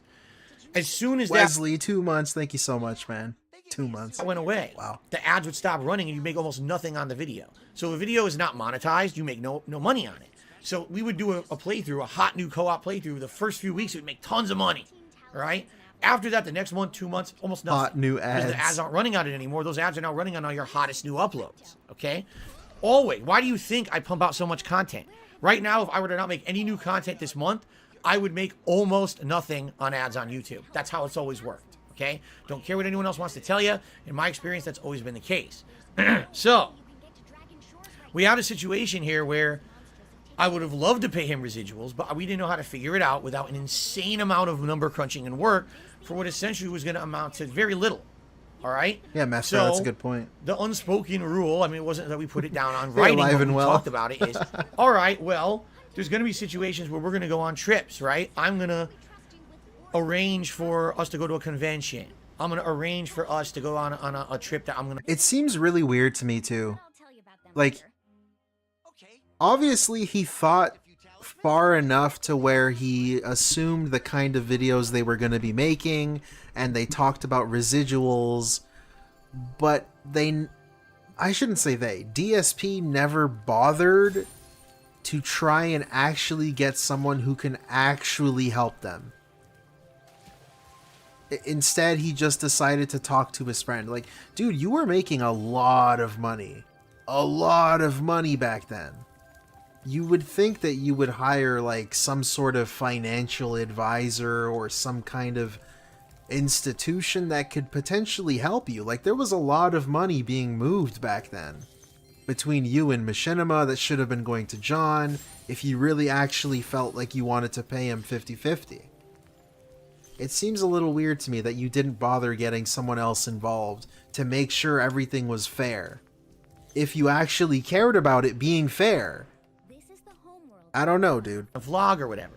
And the arrangement was that even though he wasn't getting paid any residuals for the content, I would try to pay for as much of that as possible, whether it was a hotel room, whether it was gas for his car because he was driving but I would pay for the gas, whether it was plane tickets in some cases. That was kind of the rule that we had. I was the one making the money here, right? I would pay him 50% of the co-op income, and anything else that came of it would be in another form, maybe intangible form, but you'd be able to go on trips and stuff. Like, that's what the agreement was, okay? He never complained. He never had a problem with it whatsoever. And this started essentially in early 2011 when I was partnered with Machinima. I can't tell you the exact date, but I believe it was about mid to late 2013 when this changed. and he's going to reveal how it changed. All right, right now. So let's continue. Again, not exactly 50% if you throw that out there, but it looks so nice. This goes on for a little while. Then he says to me, Machinima isn't sending me reports anymore, so I have no idea. The amount of money. Yeah, I don't buy that story. I have no way of figuring it out. So I can no longer figure out this percentage that we agreed on. So I basically just go, okay, listen, throw me $100 every time I come down. I'm gonna let him talk. Okay. Say the whole thing. And the way I come to this number is because round trip, it's about 2.5 hours of driving. Right. Jesus Christ. Round trip, 2.5 hours to go spend one day with your friend. A guy who doesn't even fully consider you a friend, or maybe he does. I don't know. That's crazy. And DSP gave him a entire day, and I have to buy a meal at some point. So give me $100 to kind of cover my expense. You also have to consider, these are days like I'm not going to work because my job, and I'm an independent contractor, so I'm not going to work these days. So if you really do the math, with gas and food and wear and tear in your car, $100 every time you come, you're not exactly profiting there. And including not going to working at a job which will actually make you more money. I pick Spyro than this, Yep. So just to flat out say you got 50%, bullshit. It's far from true. It's a lie. It's far from the truth there. It's a half truth, if you will. I guess it's half truth. That's it's a what half he truth. says. Is that what you would say? Yeah, it's a half truth. So when people want to throw their stuff out there, man, you went to conventions and you paid for things. Again, like you go to conventions, you got to take time from work, which is I'm not getting paid for work. Yeah, that's crazy to me. Like I didn't even consider that. I forgot about that because not everyone thought of it as like a full-time job. And of course, DSP doesn't even consider that. DSP thinks just paying for the trip is enough. But like, dude, I'm kind of doing you the favor here. You say that you can't drive because of your back, right? So I'm kind of helping you out. And you're not even paying me. You're just paying for my trip so I can help you out. I gotta take time off work to help you out. And I'm okay with that. Like, DSP's so lucky, dude. Damn, John Rambo was really nice. Like, they were actually friends. And DSP did not treat them in the correct way. We went to conventions, he's got an injury. He has a back injury. So I would go and I would carry things. I would film things. I did all the driving, as you know. And do whatever I could to help. I was coming as it's not just like, hey Phil, take me on this trip, and I'll fuck around and I'll sit by the pool. Came as basically to assist him. Yeah, that's crazy too, because in all those videos where DSP would pull out the camera, like one of the most annoying things in those old vlogs is when DSP's in the car with someone, like two people, and John's driving, and then DSP's just in the back seat fucking lying down because of his back injury, and then they get to the hotel and shit, and DSP's like, oh, I'm so tired, man. It's a long drive. I'm so tired. It's like, bro, like, John Rambo is the one actually driving. Like, what the fuck? You were just sitting in the back, goat laughing and fucking filming and shit whenever you felt like it. Shaky cam, like, from your lying down position in the back seat. Like, what the fuck is wrong with you? Like, and then John had to carry all the bags and shit. I don't know, dude. Such a weird deal that they had. John was really nice to him. Business, as he likes to call it, right? Mm-hmm.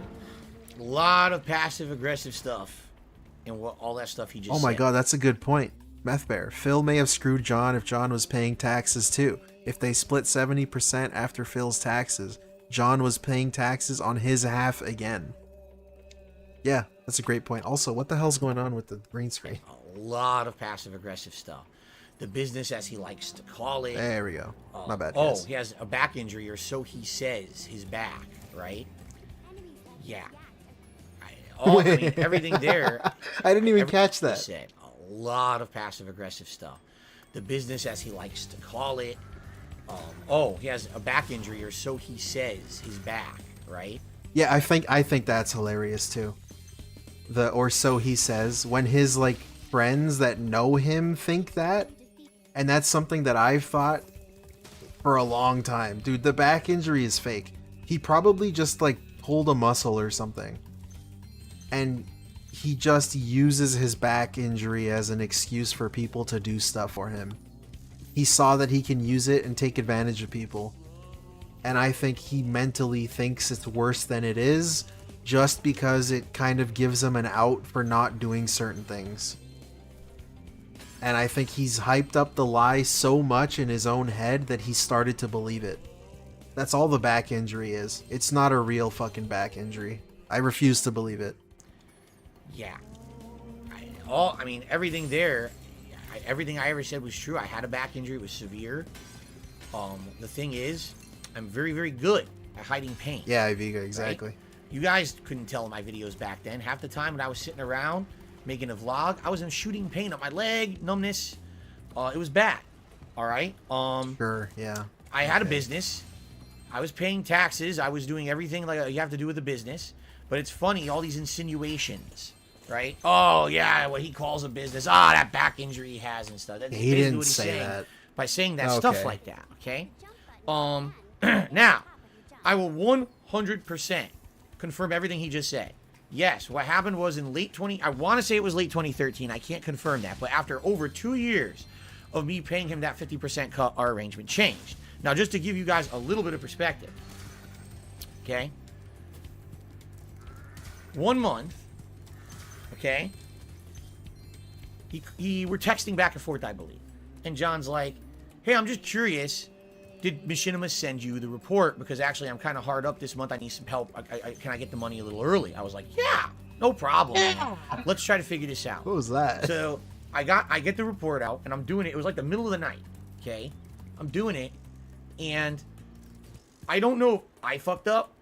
All right, I don't know if we just had a really, really good month that month. I can't remember, but I remember doing it in the middle of the night. Oh my god! And look at this guy. It was like he's the an hero. Exorbitant amount of money for both of us, split down the middle. It was like a ridiculous amount for a co-op. It was the most we'd ever made on a co-op by far. By like, I'm not kidding, like double. All right, and I'm looking at it, and I'm like, could this be real? Did I fuck up? So I'm doing. I mean, it's the middle of the night. I'm tired. I'm fucking it. I'm probably fucking it up. Who cares, right? I'm doing the math again.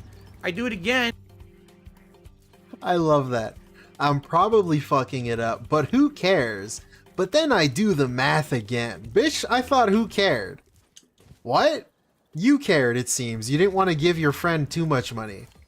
Yeah, I'm gonna pay my friend, but I don't want to give him too much money. Like, what the fuck you mean who cared? You cared. What? It's the same. I was like, so I don't think I fucked up. I just think something happened. Maybe that particular playthrough got giant ads on YouTube for some reason. Giant views for some reason. I don't know what it was. You know, I don't know why. There was a time where we did. It's it might have irrelevant. been. It doesn't matter. I don't know if it was. It doesn't I know matter. That I we did a don't Family Guy care. playthrough, and that playthrough had inflated views, and we got overpaid for it. Okay, I don't know give if a that shit. was it. But anyway, there's this one time where he really needed the money, and I said, okay, I'm going to send it to you. Okay, so I send it to him.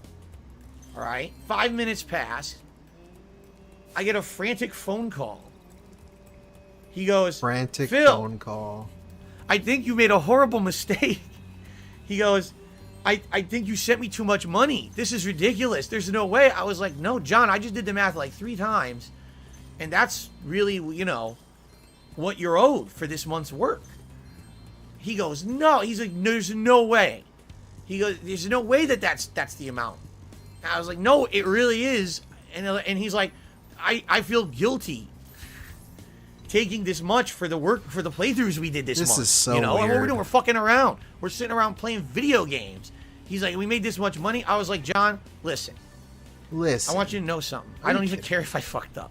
I make good money here. You know, What? not only are we doing this co-op that's making crazy money, because these were the great years of YouTube when ad revenue was rolling. I told you how much money I used to make back then, insane amounts.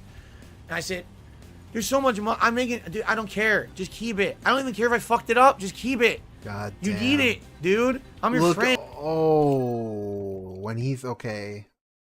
He threw in the "you need it." Look, I'm the good guy. I make so much fucking money. Like, I make so much money. You need this money. Just keep it. I don't even care if I fucked it up. Just keep it. You need it, dude. I'm your friend. I know this is kind of fucked up that it's a business relationship. We even have to talk about it. Just keep it. And he was happy, you know? So to me... And he was happy. And he was happy. When he's bringing this shit up in a video like this, it's like, it couldn't have been further God from the damn. truth of this. He's making it sound like I'm doing you the favor. It wasn't a good situation. It was a crazy good situation, man. He was so happy doing that co-op. I know he was. We had so much fun, and he was actually able to do things financially because he was making good money doing it, you know? And it really irks me. It really irks me that he even talked about this in the video. When he says, oh, I was treated fairly, but now I'm going to talk about this for a long time like I wasn't, okay? Now, the second half. He's talking about the $100 a week, okay? So, in late 2013, I think, I can't confirm this because I don't have the data anymore. Machinima tells me they can't send me the reports anymore. They don't give me a justification as to why. They just say they can't. They also told me no one else under the partner network made those requests. I was the only person asking for that data, and they don't have to provide it. So this is just one of the many cases. Yeah, I don't believe any of this. I seriously don't. Because it's like I said, there were other channels that had multiple people, and I assume they were being paid, because why would I assume they weren't? I don't know. Did I just score on my own net? I think I did. Over the years, where Machinima's attitude towards me completely changed for no seemingly good reason. We had a good relationship. They were sending me these reports all along, no problem. All of a sudden, oh, we can't do that. Why is he being so demanding of us? That he wants this data. Yeah, this is so they wouldn't give it to me anymore.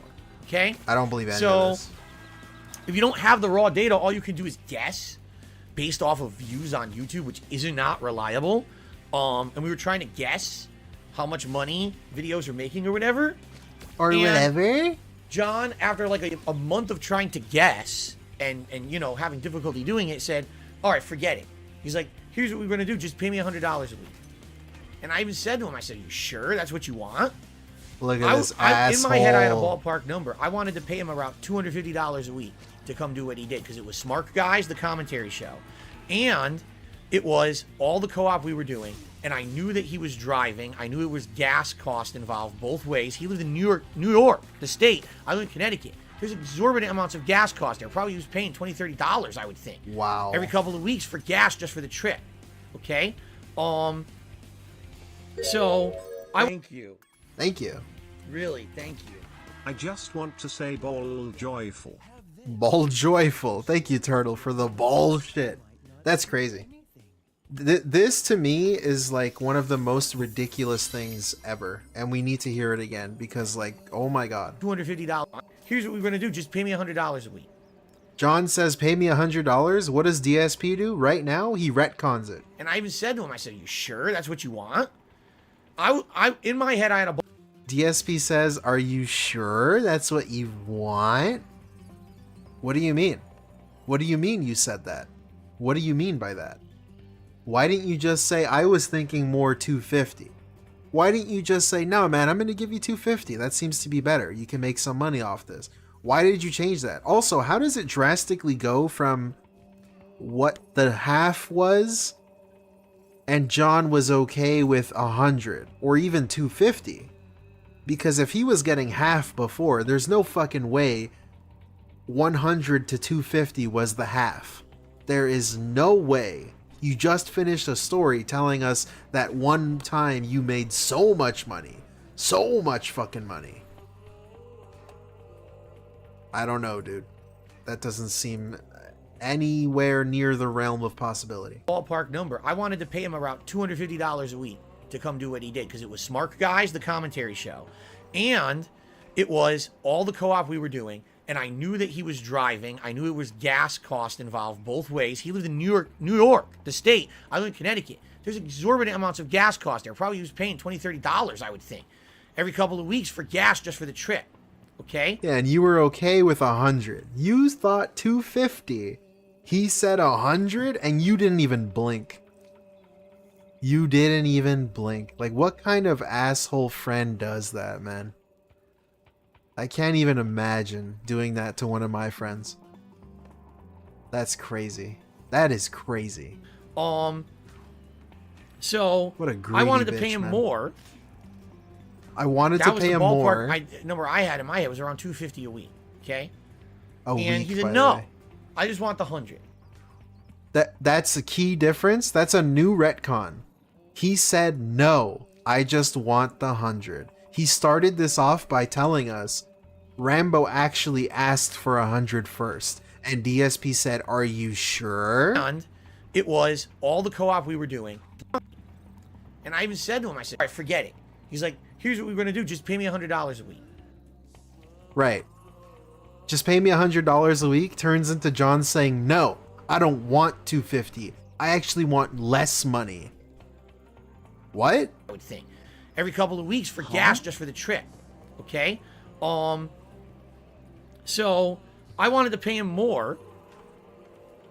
That was the ballpark number I had in my head was around $250 a week. Okay? And he said, "No, I just want the 100. All right, that's our agreement. We're gonna do the 100. By the way, I never offered him the 250. I gotta clarify. Oh my fucking god. You see this lying piece of shit? This fucking con artist scamming fucking fake ass weasel? What the hell? Okay? And he said, "No, I just want the 100. Look at this. One sentence later, he changes the story. Number I had in my head was around $250 a week. Okay? And he said, "No, I just want the 100. He said, "No, I just want the 100. All right. All That's right. our agreement. We're Leg gonna do the slap. 100. By the way, I never offered him the 250. By the way, I never offered him the 250. I thought he said no. I think I saw that. No. I gotta clarify because now I'm misconstruing it in the wrong way. Bullshit. Bad on you, Phil. Bad, Dean. Phil. I gotta call myself out on bullshit from now on.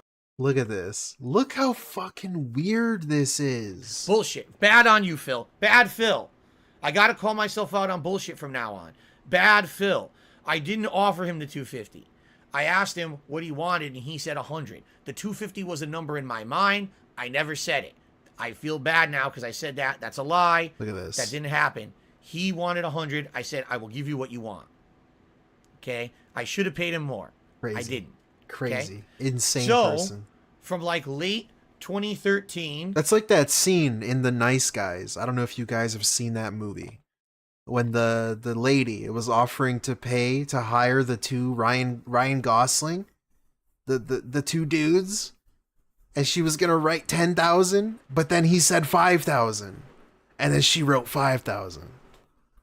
You know what I'm saying? If you've seen the movie, that's what he did. Up until the time when That's I moved ridiculous. in mid 2014, he was getting paid about $100 a week for the stuff that we were doing. Keep in mind that all those other things, like he just mentioned behind the scenes, conventions, I paid for the hotel rooms, I paid for gas to driving to those. When we went, just to give you some perspective, we went to E3 together in 2012, all right? I basically bullshitted Machinima. And I told Machinima, "Listen, I need John to come with me to E3 because I need a cameraman because I have a debilitating back injury." Wait. How did you bullshit Machinima by saying you have a back injury so you need someone with you? What? Because by John's understanding, you did need someone with you. You needed someone to drive you and to carry your bags and to do a lot of the filming. So did you bullshit your friend? Did you lie to him as well? What? What? Me to E3 because I need a cameraman because I have a debilitating back injury. Now, did I have a debilitating back injury? Yes. Did I need John to come to E3 with me to film and carry my shit? No. I could have done that myself. I bullshitted Machinima to get him into E3. I paid. But wait, no, hold on. There's a key difference here because John was under the impression that you needed him there. It's like he said. It's not like he was there to just fuck around and you're taking him on a free vacation. Like, he was doing all the driving, hours and hours of driving, and filming and carrying your shit. So you lied to your friend then also that he needs to help you do this stuff. You were taking advantage of him. You could have done it by yourself. Are you kidding me? For his plane ticket, myself, because Machinima would not pay for it. They said all they would do is they would get him a pass. So I paid for his plane ticket to and from. Okay? We went to WrestleMania. Okay? We knew going to WrestleMania in 2013 would not garner a lot of content for the internet because WWE was classically infamous for claiming content. Yeah, and Groovy Bones, that's a good point too that I was going to get to. These weren't like vacations for John. Like, he was helping you out. You weren't paying him for this. He needed to take time off from his job where he pretty much is his own business, a contractor. He's not being paid for these trips. You're kind of just asking him to help you out. That you put out there from any of their live events. That's crazy, man. So I knew that even if I can't believe that. Recorded footage That's at insane, WrestleMania, man. that can't believe it. It wouldn't make money. It wasn't, in my mind, that was not a business trip. That was a fun trip for friends. Okay? I paid. Yeah, but like the problem there though is that, again, John had to take time off work. He wasn't being paid for that. So for you to sit there and say that he's being paid for half for everything and that he was treated fairly, like, nah, bro, he had to not make money. He wasn't making money there. So of course you see it as a fun trip and everything because you're paying for him to go with you. You're pretty much paying for a friend. Like, I don't know, it's kind of weird. I don't know, dude. It's so strange. For the gas, he drove. I paid for the hotel room. He drove. I paid for the WrestleMania tickets. Those were over 1,000. Like, no shit, dude. John would not have went with you if he was paying it for his own trip. Because you just told us yourself you didn't need him there. So you were just paying for him to go with you. Like, he would have had to take time off and then also pay for it as if it's a vacation. I don't get it. It's like, I'm at a loss for words. $1,000 each WrestleMania tickets. Okay. Hey, big ups, Turtles. Thank you. I didn't care. This was fun stuff I was doing with my friend. I wanted him to be along for the ride with me. Okay? I didn't want him to feel left out because I was the one with his name on the channel. I wanted him to come with me and share these experiences. Yeah, with me. Iviga, exactly. The WrestleMania trip was not a business trip at all. It was a friend trip for us to go experience WrestleMania together. And sure, on the back end, come back and do a Smart Guys about it. Right? Yeah, that's crazy though. That, like, he's missing the entire point of this. Like, the problem is though that you were making all of the money for things like vlogs, which, by the way, vlogs were done also before the gaming videos made money. So DSP was making money on all of these things that John Rambo was helping him on for free. And somehow DSP doesn't see a problem with this. He doesn't see how that could be a problem. Like, dude, you were paying for him to be there with you, sure, but this dude wasn't making any money. Like, he was kind of just doing you a favor. And of course they were fun and like you're his friend and you were hanging out, but still. Like, dude, how do you not see a problem with that? But it absolutely positively was not that. And he's saying every trip we ever went on, he was my work guy, carrying my stuff and filming. That is completely false. The only trip ever that happened was E3. It's completely false, except for the times where it wasn't false. Also, E3 was like their biggest trip that they did. So like what? Okay. Do you want to know why that happened to E3? Because we had to bullshit Machinima to get him his pass. Okay. So they needed to see him following me along, carrying my bags and equipment. Whatever, They needed to see him recording some stuff that I was doing so that we wouldn't get in trouble for getting him into E3. All right. Okay? My controller Outside died, of that, by the way. it's actually completely untrue. Whenever we went to a convention, John could do whatever he wanted. I mean, yeah, he would be on the panel that we did at the convention to promote his own content that he was doing on his channel, whether it was his podcast or Schnozman and Hole Punch. I didn't demand that when he came to a convention, he could only talk about our content. That wasn't the intention. Wow. He could get free promotion for his own stuff. I got his foot in the door. Wow, he kind of paid him like Respect the Pact. He paid them in promotion. He paid them in exposure. Yeah, that's way better than getting cash straight up. Right, that's way better. Of all of these conventions. What a nice and guy. onto these panels to promote his content. Okay. There was a convention we went to, Screw Attack Gaming Convention, in 2013. Okay, I think it was 2013. I'm pretty sure it was. During this convention, I think I interacted with John Rambo a grand total of 2 hours. It was probably when we arrived, said hello, saw each other at the table that we had there a few times. Yeah, and then when we were leaving, we didn't have the same hotel room. At that point, I was with my ex. We had our room, and he had his own room with Howard, okay, and OJ. I was doing my own content. I was filming everything myself. Everything that was filmed for the Iron Man of Gaming competition, I filmed, okay? Yet, he was there. I got him in. He had a table. He had a panel with me. Like, you know what I'm saying? Like, he went and made so much content for his own channel. In this video, he acts like, oh, you got to understand that even though the money was good, and people can justify that the money, maybe even when it wasn't good, will Phil paid for all those conventions and things. Well, I was working the whole time. That's a lie. He worked definitely during E3, and everything else was us having fun as friends. Okay, everything. Dude, I don't understand how he can come to that conclusion. I really don't, because of course, like, I don't know. I was gonna say, like, of course, if you're with friends, it's a little more fun. But dude, he was driving you everywhere. He also had to put up with you. Like, sure, maybe he was your friend, but dude, you're DSP. We see how you are. He had to put up with you. And he had to drive you everywhere. And he had to carry your shit.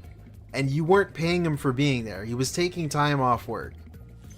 Like, dude, I don't see how you could sit here and try to argue that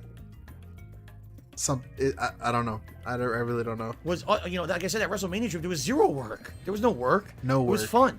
So he is spinning. It was fun. This in a way that's all right, not completely untrue, because there's one time. Look at this. Like, even in his little fucking baby mode, fucking defense mode, he still can't even stick to his guns and admit that everything John is saying is a lie. Actually, did do a significant amount of work because we had to, or else Machinima might say, "Hey, what, do you fucking lie to us about this guy, you know, filming for you or whatever?" I told him he was my cameraman. Now I needed that because I had a back injury, right? Outside of that, it was always friendship. It was about friendship, me paying for everything because I was the one making all the money on the channel, and friendship so that he could come with me. This statement he's making here is incredibly hurtful to me. Incredibly. Because it couldn't be further from the truth, at least from my perspective. Maybe that's how he saw it, but that wasn't what was happening. I can't believe he says this. Really, I can't. Oh, every trip that we went was full work for me and I was taking days off of work. Dude, it was us hanging out. And I paid for everything because you were taking time off of work to do it. You wanted to go. You agreed to all of it. Like, why is this an issue later? Right? Dude, again, he's like forgetting. The reason this was brought up is because you spread misinformation. You were saying that you paid for half. Oh, I paid for half of everything me and Rambo did. But it's like, no, it's not quite exactly like that. Like, Rambo needed to also not have things go his way in order to just help you out. Oh god, I'm like stuck in this puzzle. God damn it. Jeez. Anyway, that's all I have to say about that. I'm actually really hurt by that statement that he makes there, because that really makes it feel like all those times we had together that were friendly and I was doing my best to make sure that he could share in the fun of everything that I was doing as a result of being a YouTuber, that he would be part of it because I wanted him to be part of it because he was my best friend at the time. I really felt like this is like him just saying none of that mattered at all. None of it ever mattered. It was all... This is the old debunking thing. We brought it up because he's monetizing his friends again in the Mario and Sonic Simple Guy. I hope that answers that. Bullshit. He didn't care. And I don't believe that.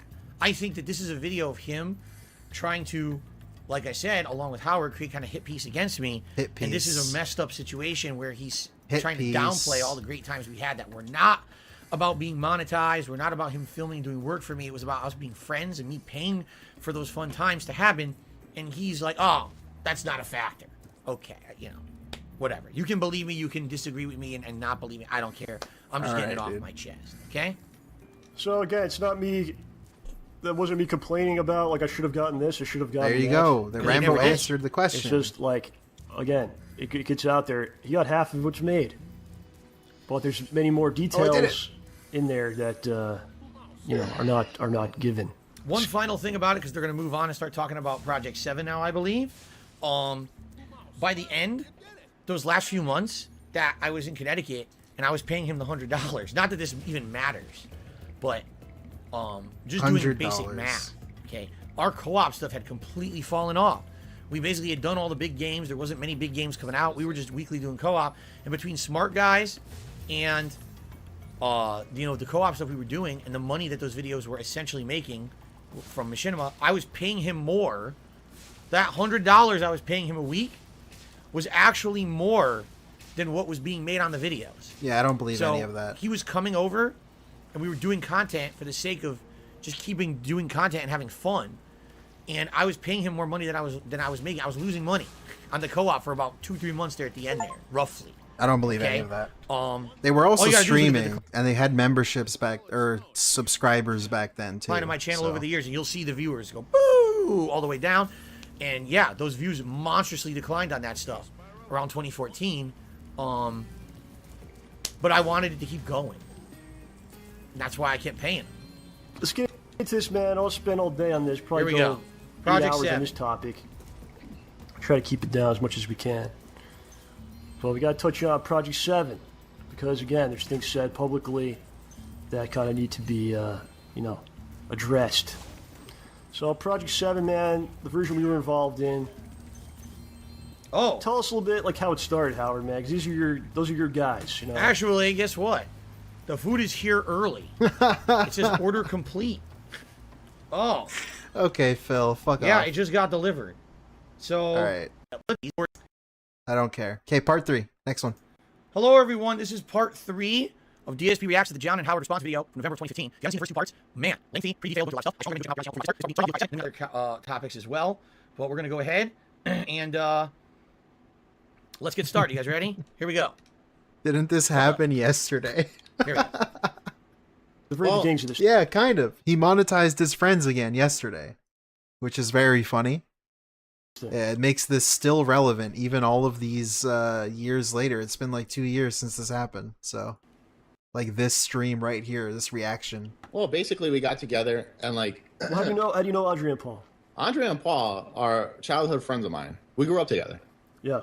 And basically, Paul, as we got older, Paul ended up going to like a film school, and Andre as well. So Andre went to a film school in California. Paul went to a film school in New York. And right around the time, like I had lost contact with them, and then like one day I ended up showing up to, I just met them. You know, I go to church with them and everything else. And I just showed up at the church and we were talking or whatever. And they were, we're talking about YouTube and stuff. And, I made mention about, that I started doing YouTube stuff and, talked about a little bit about you guys, you and Phil, and, they were interested. So prior to me introducing. So that's Andre up top and that's Paul down below. Andre primarily, the vast majority of the workload of the video editing, while Paul was more of the guy who set up the shots. He was the guy who had the physical camera, the lighting, the audio, like the microphone. He was the one who did that stuff, okay? So together, they formed a group called Respect the Pact. It was a YouTube channel, and these guys had been making edited style content for about a year. They had 2 videos that got very popular. One was Real Life Pac-Man, where it was basically Andre being chased around by a bunch of ghosts as he followed 3D dots down an actual filmed like sidewalk. And then he would grab a power pellet and he chased the ghost like he was Pac-Man. Okay? There was a second video. In that video, they were trying to break out. They were wondering stuff. There was interest to see Howard doing. Okay, this is important. They were trying traction, balls and things. It was really well done. So they had a little bit of traction, all right, on YouTube. But what it was they were trying to break out. They were wondering if maybe they could actually turn their hobby into maybe something that would be popular, get them some income, etc. And as Howard's about to outline, well, they were friends with Howard. Howard, knowing me, and he had started doing stuff on YouTube as a result of being in my stuff. There was interest to see Howard do stuff with him and his family. So he started putting videos on YouTube, and then they spoke with him, and then basically put 2 and 2 and 2 and 2 and 2 and 2 together. Next thing you know, we're all wrapped up in a project together. So here we go. Introducing you guys to them, I did a couple of videos with them under I think it was it Respect the Pact at the time? Or, I think it was Respect the Pact. That was the name of the channel. I remember this is how I remembered, okay? Yeah. I remember you came to me and you go, I got these 2 guys, they're my friends. Yeah. You know, grew up together and whatnot. They want to make some videos. Are you interested in doing anything with them? And then I go, you know, thinking about it, I go, let's bring Phil in on this. Yeah. Do you remember that? Yeah, but I think when we, so when we initially was like, let's do something with these guys, and I was like, let's bring Phil in on it, my buddy, you know. That gets me when he says and then that. it was like, that gets me when he says that, when he calls me his buddy, because that's exactly how. This is so weird. When he says and then that. it was like, that gets me when he says that, when he calls me his buddy, because that's exactly how it was. It was like we had this fondness to each other, and how it all fell apart. So fucked up. But yeah, I had nothing to do with the initial contact or idea when it came to talk to a therapist, doing anything edited style at all. Remember, I was just a guy who was pumping out raw, unedited gameplay content, and every once in a while, like a video review or a vlog. That was it. I didn't have any kind of high-level expertise in video editing, filmmaking, and nor did I really aspire to do anything like that.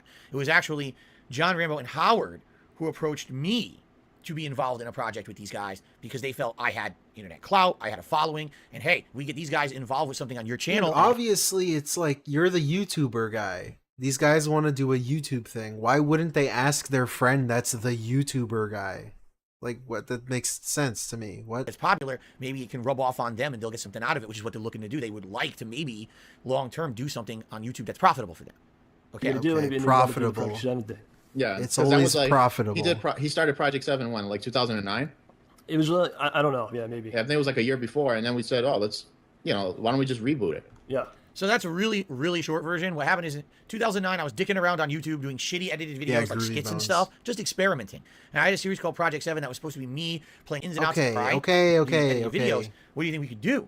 And I said, well, out of all the things that I've ever done that might make sense to do an edited style, I wanted to do a highly edited series called Project 7, but I didn't have the know-how or the expertise. I dumped it after like 3 videos. I didn't even bother with it anymore.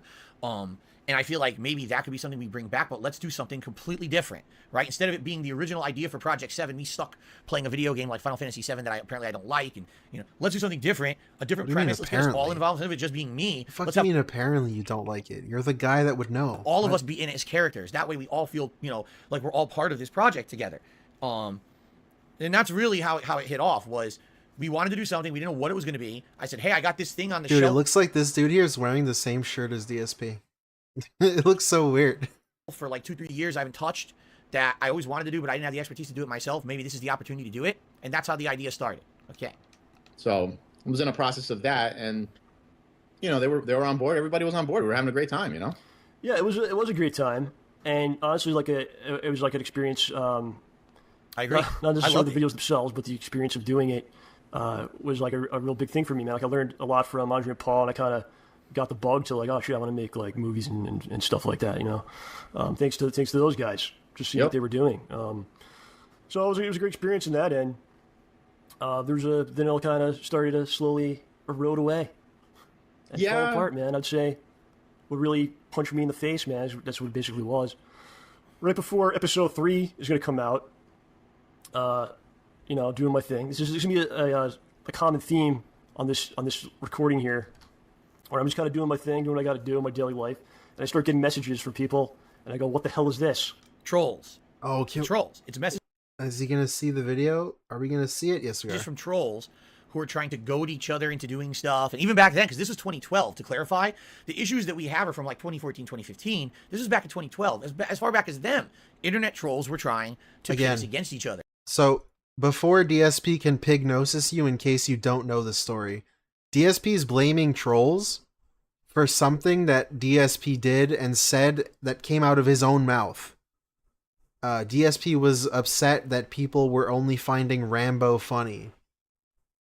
And so DSP was trying to make himself look like the funny one by saying, well, I wrote that joke that Rambo liked, that you guys liked, that Rambo said. That's the trolls, apparently. And get us to say dumb shit against each other and get us to insult each other and get it, it's always been a preeminent thing on the internet since I've been making content that trolls are trying to fuck around and trying to interject and trying to get us to kind of be at odds when we're really not, and so there's a situation that's going to come up right now that's a direct result of internet trolling. So here we go. So right before episode 3 comes out, Phil puts out a video. Here it is. He's talking about Project 7, 2012. whatever, man. And he basically, it's just something he often says. He says he'll like set it up. I don't mean to badmouth. Don't take this the wrong way. He says, I don't mean to badmouth John Rambo. Don't take this the wrong way. And proceeds to talk about me. Talking about how John was given the best lines.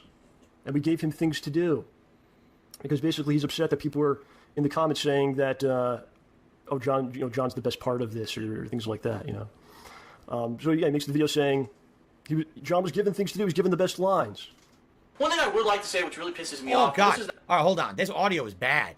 You can tell this is like in April, and for some reason the audio is terrible on this camera. Oh God, that was loud and annoying, right? Shit. All right, yeah, you're it didn't still sound loud like and that annoying. Shut up. Shut the fuck up. Earlier on, me falling for Look at this. Not defensible. This video is not defensible. Me once again. Except he's defending it by blaming trolls. That's how he's defending it. But it's not defensible. Along with what Howard said earlier on, me falling for trolls trying to trick me into saying and doing stupid shit. What happened was this was actually a calculated attack to try to get me to say something dumb about John. I know for a fact. I found out later on it was all orchestrated. Yeah, shut the they were fuck literally up, trying man. to goad me repeatedly in video comments on my forums. They were all trying to say this shit to get me to basically piss off Rambo. Okay? And I fell for it. Hook, line, and sinker. 100%. It's my fault. I'm embarrassed at what you're about to watch. I will explain afterward what I intended to say, but look at what I actually said. I don't understand how he can blame other people for words that come out of his mouth. I really don't get it. Nothing he can say can justify the things that he says himself. Just because a comment says, "Man, you suck. You are not funny." That doesn't justify you shitting on your friends and taking credit for their funny jokes or their funny stuff. Like, it doesn't matter. There's no bait in the world that is good enough to justify that. Here we go. Not me trying to badmouth John Rambo in any way, but in Project 7, this series so far, John Rambo's character in the series gets a lot of the funny parts. He's supposed to be like the deadpan comic that all of a sudden does crazy shit or does silly stuff, and it comes out really funny. And I want to let everyone know that we've been seeing comments on the video. Yeah, isn't he like 30 something when isn't he like 30 when he said this shit? How is a 30-year-old man so easily goaded into saying dumb shit about your friends? Yeah, exactly. This was what, 2012? I think he was 30. Like, exactly. They're kind of stupid, uninformed, and disheartening. Things like, oh, DSP sucks and Howard sucks in this series. It's all about John Rambo, John Rambo, John Rambo, and that's true. A lot of the funny stuff was given to John Rambo. But here's the deal. We all write the episode. Just last week... Like, imagine being so mentally fucking fragile that you can't handle people complimenting one aspect of your show. Like, that should be a compliment to you if you actually did write it and you wrote that joke. You should be happy that people are thinking the joke that you wrote, that John Rambo executed, is paying off because people think it's funny. How fucking fragile are you that you then need to shit on everything and everybody in order for people to even know that you deserve the credit? That's embarrassing, man. Embarrassing. John Rambo, and that's true. A lot of the funny stuff... Did he say that he wrote all the funny parts? He's gonna say that he wrote that funny line in the trailer specifically. I don't know if he's gonna say he wrote everything that's funny, but he's gonna try to take credit for everything. Given to John Rambo. But here's the deal. We all write the episode. Just last week, myself, Howard, and John Rambo got together here in my condo, and we all collectively together put our heads together and wrote all of episode 4 of Project 7, okay?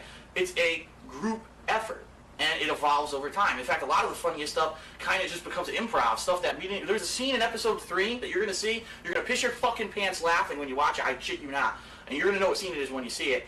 And it was completely improv by Howard, by OJ, by a couple different people on the fucking spot. So for people to say, oh, this one person is completely the funniest person, you're a complete fucking idiot. You don't understand the creative process of how this stuff comes together. The fact that we all put our heads together and write it. It's actually insulting for you to say one particular person is the best person in the series when we all write the series. Case in point, in this teaser trailer, there's a funny scene featuring John Rambo, and everyone says it's the best part of the trailer. And I even saw a comment saying, wow, this is Rambo's the funniest thing. Guess what?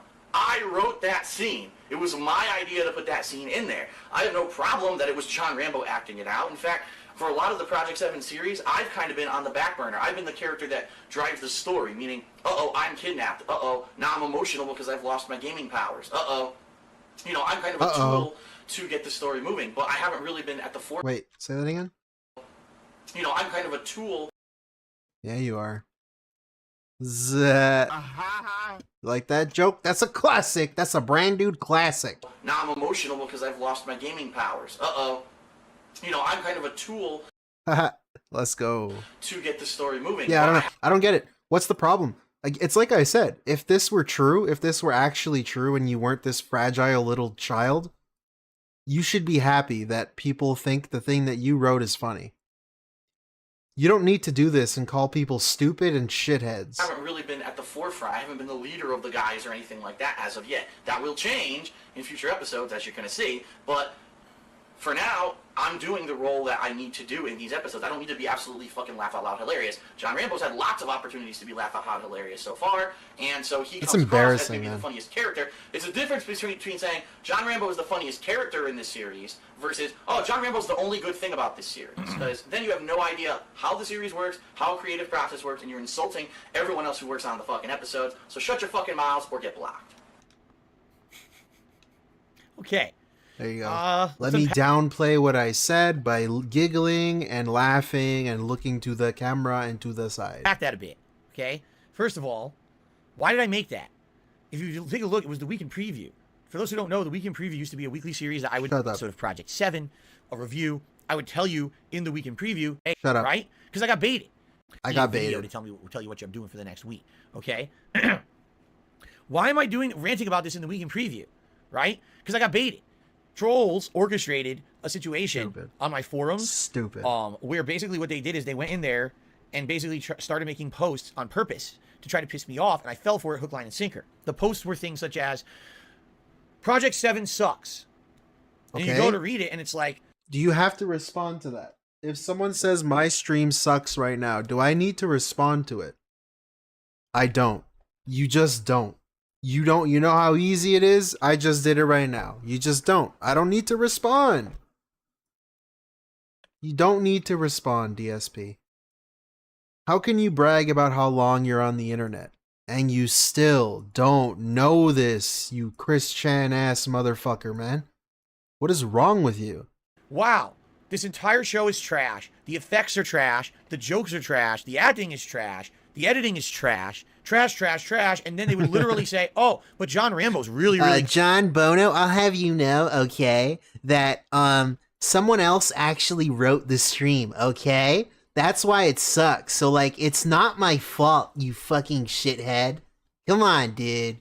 Fuck you. Good in it. If John Rambo weren't in it, there would be absolutely nothing good about this show whatsoever. Okay? So, it wasn't one post. It wasn't two. It was like a whole thread of these idiots coming over on my forums, baiting the shit out of me. Could I have ignored it? Fuck yes. Yeah. I could have just said, ban and close. Why back then I was so easy. Back then. This is annoying too. Like, this stream is gonna be fucking 9 hours long, bro. I keep pausing. It's ridiculous. It's like mind-boggling. Mind-fucking-boggling. How he thinks he doesn't do this anymore. God. To goad into doing something stupid, okay? This is only one of many examples. And that's so annoying. To goad into doing something stupid, bro. How old are you? It's like I said, at the end of the day, you are the streamer. You. Yes, you. You decide what goes on your stream or what you put out there. Doesn't matter what people are saying in the chat. You could just ignore it. Doing something stupid. Okay, this is only one of many examples. Okay. All right. Whatever. So, here's what I was trying to say, or what I should have said, or just never said at all, and versus what I said.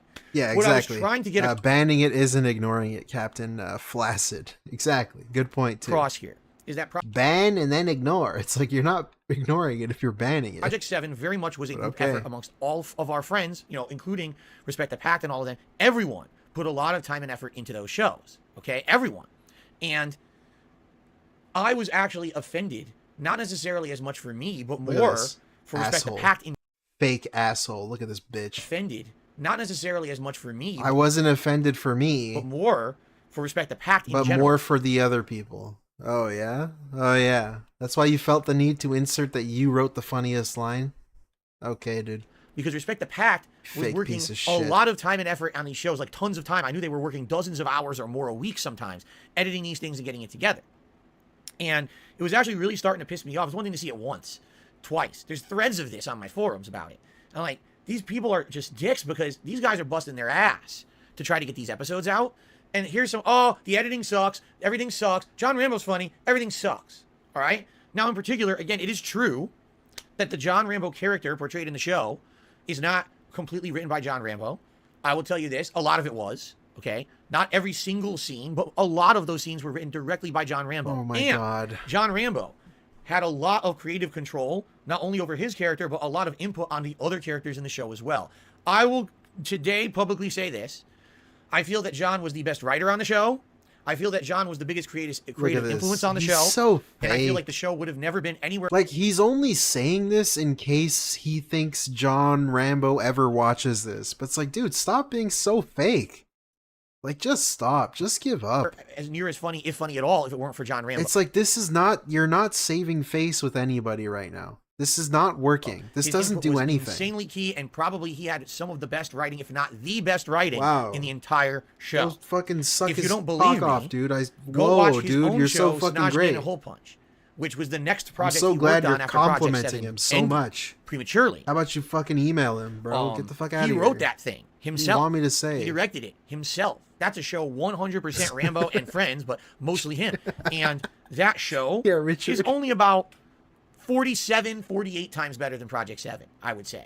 Okay, when it comes to the writing, I'm emphasizing the writing because I'm not trying to downplay what Respect the Pact did with Project 7. The effects and shit in that show are way better than the show deserves, okay?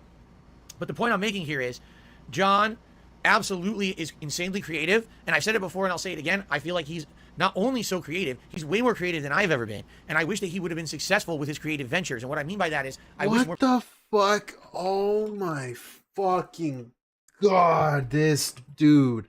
I don't know if I could watch this whole thing today.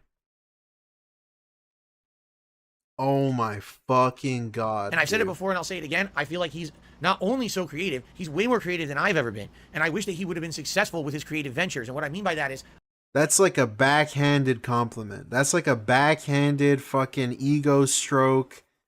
Putting myself on a pedestal at the same time putting you down while also not putting you down. Fuck you. I wish more people would have You watched them. fake I wish that he asshole. would have maybe gotten popular for them. This dude and I wish that he would have sucks. actually been able to make a living doing it because you could tell he loves it. You could tell that's passion for him. He loved doing filmmaking things. But by doing that, he took away from the things that were, you know, part of his real life, which actually he kind of addresses later on in this very video, okay? So again, I'm not spoiling, I'm not revealing anything. Eventually, he ran himself into the ground working on Shotgun and a Hole Punch because he wasn't making any money doing it, okay?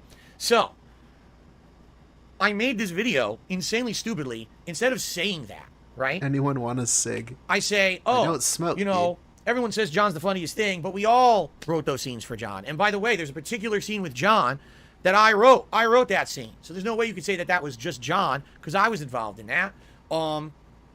There was absolutely no reason at all for me to say any of those things. At all. I should have ignored the trolls. I never, ever, ever, ever, ever, ever, ever, ever should have said any of that stuff. There was no point to it. Who was I fighting? A bunch of trolls on my fucking forums. Who cares? It was a waste of my time. If I'm going to argue with the trolls on the forums, whatever, why did I say it in a video to my public audience? That was just stupid and Yeah, you still wrong do and dumb this. and not even correct, okay? So, You still just do clearing this. the air. You literally mention private emails as if that's any better. You mention someone emailing you and you make it a fucking 35-minute long segment on the pre-stream. Like, get out of here. You still do this. John, you could have considered him kind of the head writer of Project 7, even though we all collectively had a major part of that process, okay? There was other parts that other people had the heavy workload. For example, the filmmaking, the editing, that was all Respect the Pact. For me, I was the promo man. I was the one who took the footage and I made promo trailers out of it. I pushed it on my channel. I heavily advertised it to my audience. I was the one to sell the product to a viewing audience. You see, we all had a role to play in this. But undoubtedly, We all had a I was role to feeling very play. insecure. I was feeling attacked. Yes. Like basically, people were saying everything you're doing is shit. you know, except for the parts with Rambo in them. Like, yeah, but the parts with Rambo in them, we all kind of worked on too. So when you say everything's shit except for those parts, well, those parts were a collective effort. So look at how much he's gassing this shit up. Gassing up his coworkers, gassing up his friends. Just fucking hyping the shit out of how collaborative and cool and fun and chill the creative process is. Iviga says it in chat. And why didn't they get paid? If it was a collaborative effort, if it was all of these cool, hard work, fun, chill, positive things that you guys were all doing together, why didn't you pay them? Respect the Pack did what did he say? 80% of the hard work is respect the pack? Why didn't they get paid? Just keep all of this shit in your head when he talks about not paying them. Because he had to go use the bathroom? You'll see. It's a fucking stupid thing. The thing is, the way I say it, not that I outright say John didn't do these parts, but John took it that way. Like, John saw him that video and said, Phil is basically in this video saying that I didn't do any of those things, and that's untrue. I basically did the scene that he's talking about. And he'll say, he's going to bring it up. All right, he's going to bring it up. So let me press play, and then I'll see if I want to have any further comments, but I just want to clear the air. Completely bad video. Should have never made it. My fault. I shouldn't be baited by the dumb fuck trolls. I mean, I'm really stupid. My fault. Next sentence. I shouldn't have been baited by the dumb fuck trolls. Yeah, it's totally your fault. I believe you're apologizing when you blame somebody else. It's a good apology. My favorite apologies are when you blame somebody else. Don't you guys like that? That's my favorite. Yo, should have never made it. My fault. I shouldn't be baited by the dumb fuck trolls. There you go. Very cool, very fun, very chill. And I'm really stupid that I did that. And this was actually, in reality, this event of me making that stupid video was the first time John Rambo ever got pissed off at me. Ever. And he's going to talk about that. So here we go. So, ladies and gentlemen, it's a flat-out lie. Yeah. Flat-out lie. You know, he goes on to talk about, still referencing that same video, he talks about a scene that he came up with. He's like, there's a part of the trailer everyone loves with John. I came up with that. And it's interesting because, you know, the sentence before that, he's talking about how it's a group effort.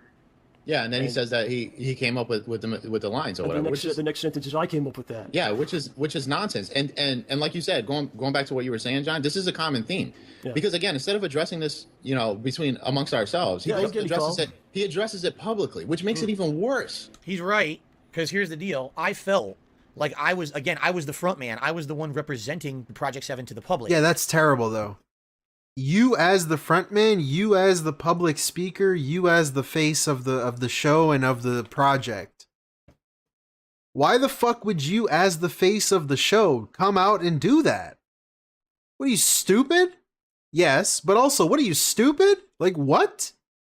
What is wrong with you? Like, the guy in charge, the face of the show, should not be saying or doing anything controversial. That's like 101. That's like PR man 101. What are you, fucking stupid? Yes. Like, bruh, what the fuck? The Project 7 didn't get uploaded to John's channel, to Howard's channel, didn't go to Respect the Pack's channel. It went to mine. So for me, I'm the front man. I'm the guy who's supposed to be the PR guy. I'm supposed to be dealing with this shit. I don't want to bother them with it. Why do they need to be inundated with this shit, right? They have their own lives and shit. This is my job. It's not theirs. They're the ones who are taking time away from their busy lives to work on this project, and then they want to go back to their lives. They don't want to be bothered with the trolls, the bullshit. Oh, dude, it's Memorial Day for my U.S. brothers. Big ups Memorial Day for all our fallen heroes, dude. Appreciate you, even as a Canadian. The responsibility to be the man so much. To handle it, and then I botched it. What did DSP say that one time? Happy Memorial Day? That was pretty funny. He said some weird thing on Twitter. Completely. Merry Memorial Day? I don't know. He said something really weird and insensitive. It was kind of funny. Doing shit like that, okay? By the way, the scenes that they're talking about are the scenes where John Rambo in Happy D-Day Project 7, I think it's episode 3, acts like Rambo, the character from the movie. Fucking retard. I shouldn't have said that. Yeah. He's stabbing viciously enemies. He's going, oh, with the gun. He's going, shooting everywhere, okay? Now. Oh, my Lord. Those scenes, I was the one who suggested, let's have a montage of scenes where John is acting like Rambo from the movie. But then John took it and ran with it, and he's the one who kind of brainstormed the ideas. We all had input. Don't get me wrong. Dragon Quest 3 HD 2D coming to new consoles.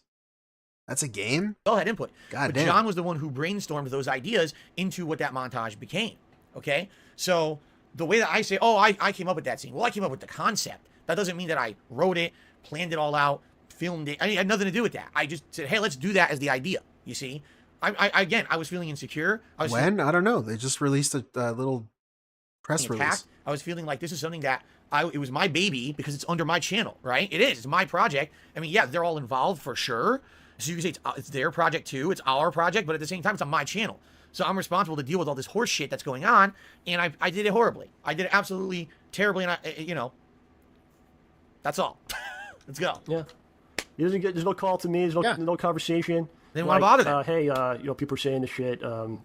Maybe you could say something, or there's a way to say it differently, or is this something You sent me the tweet? Oh, thank you. I'm not on Discord. Let's see. Honestly, it's not something that even needs to be really addressed at all. That's right. Ross G says you outright say I wrote that scene, but now you're saying you didn't because I did not write the details of it. I wrote the concept. There's a concept versus actual detail. The concept I came up with. Oh boy. Hold on. Big ups King Jad, Scottish brother. Dude, we gotta see this. Look at this shit, everybody. Hold on, I know it's kind of hard to see. Hold the fuck on. Hold the fuck on. It's my first stream. Hold on. Hold on. Happy D-Day, everyone. Let us never forget the tremendous courage and sacrifice of those who participated in that momentous event. Very cool. Happy D-Day. It was a very happy day indeed. To have John be like John Rambo and do a montage of shit, and then John did it all. That's from DSP Gaming. And all the intricacies. I probably had input a little bit in it, but he made it come to light. The difference between saying I have an idea and versus the person who actually makes the idea happen. You see? So that's the truth of it. Yeah. Basically, people saying I like this aspect of this show that you want me to watch. Yeah. But he talks about a scene in the trailer that he came up with. I came up with that. It's basically the part where I'm shooting the gun like Rambo does. There it is. It's not exactly a genius idea, and I think several people suggested it.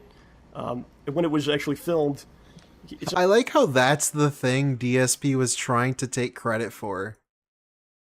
John Rambo shooting his gun like Rambo, the movie.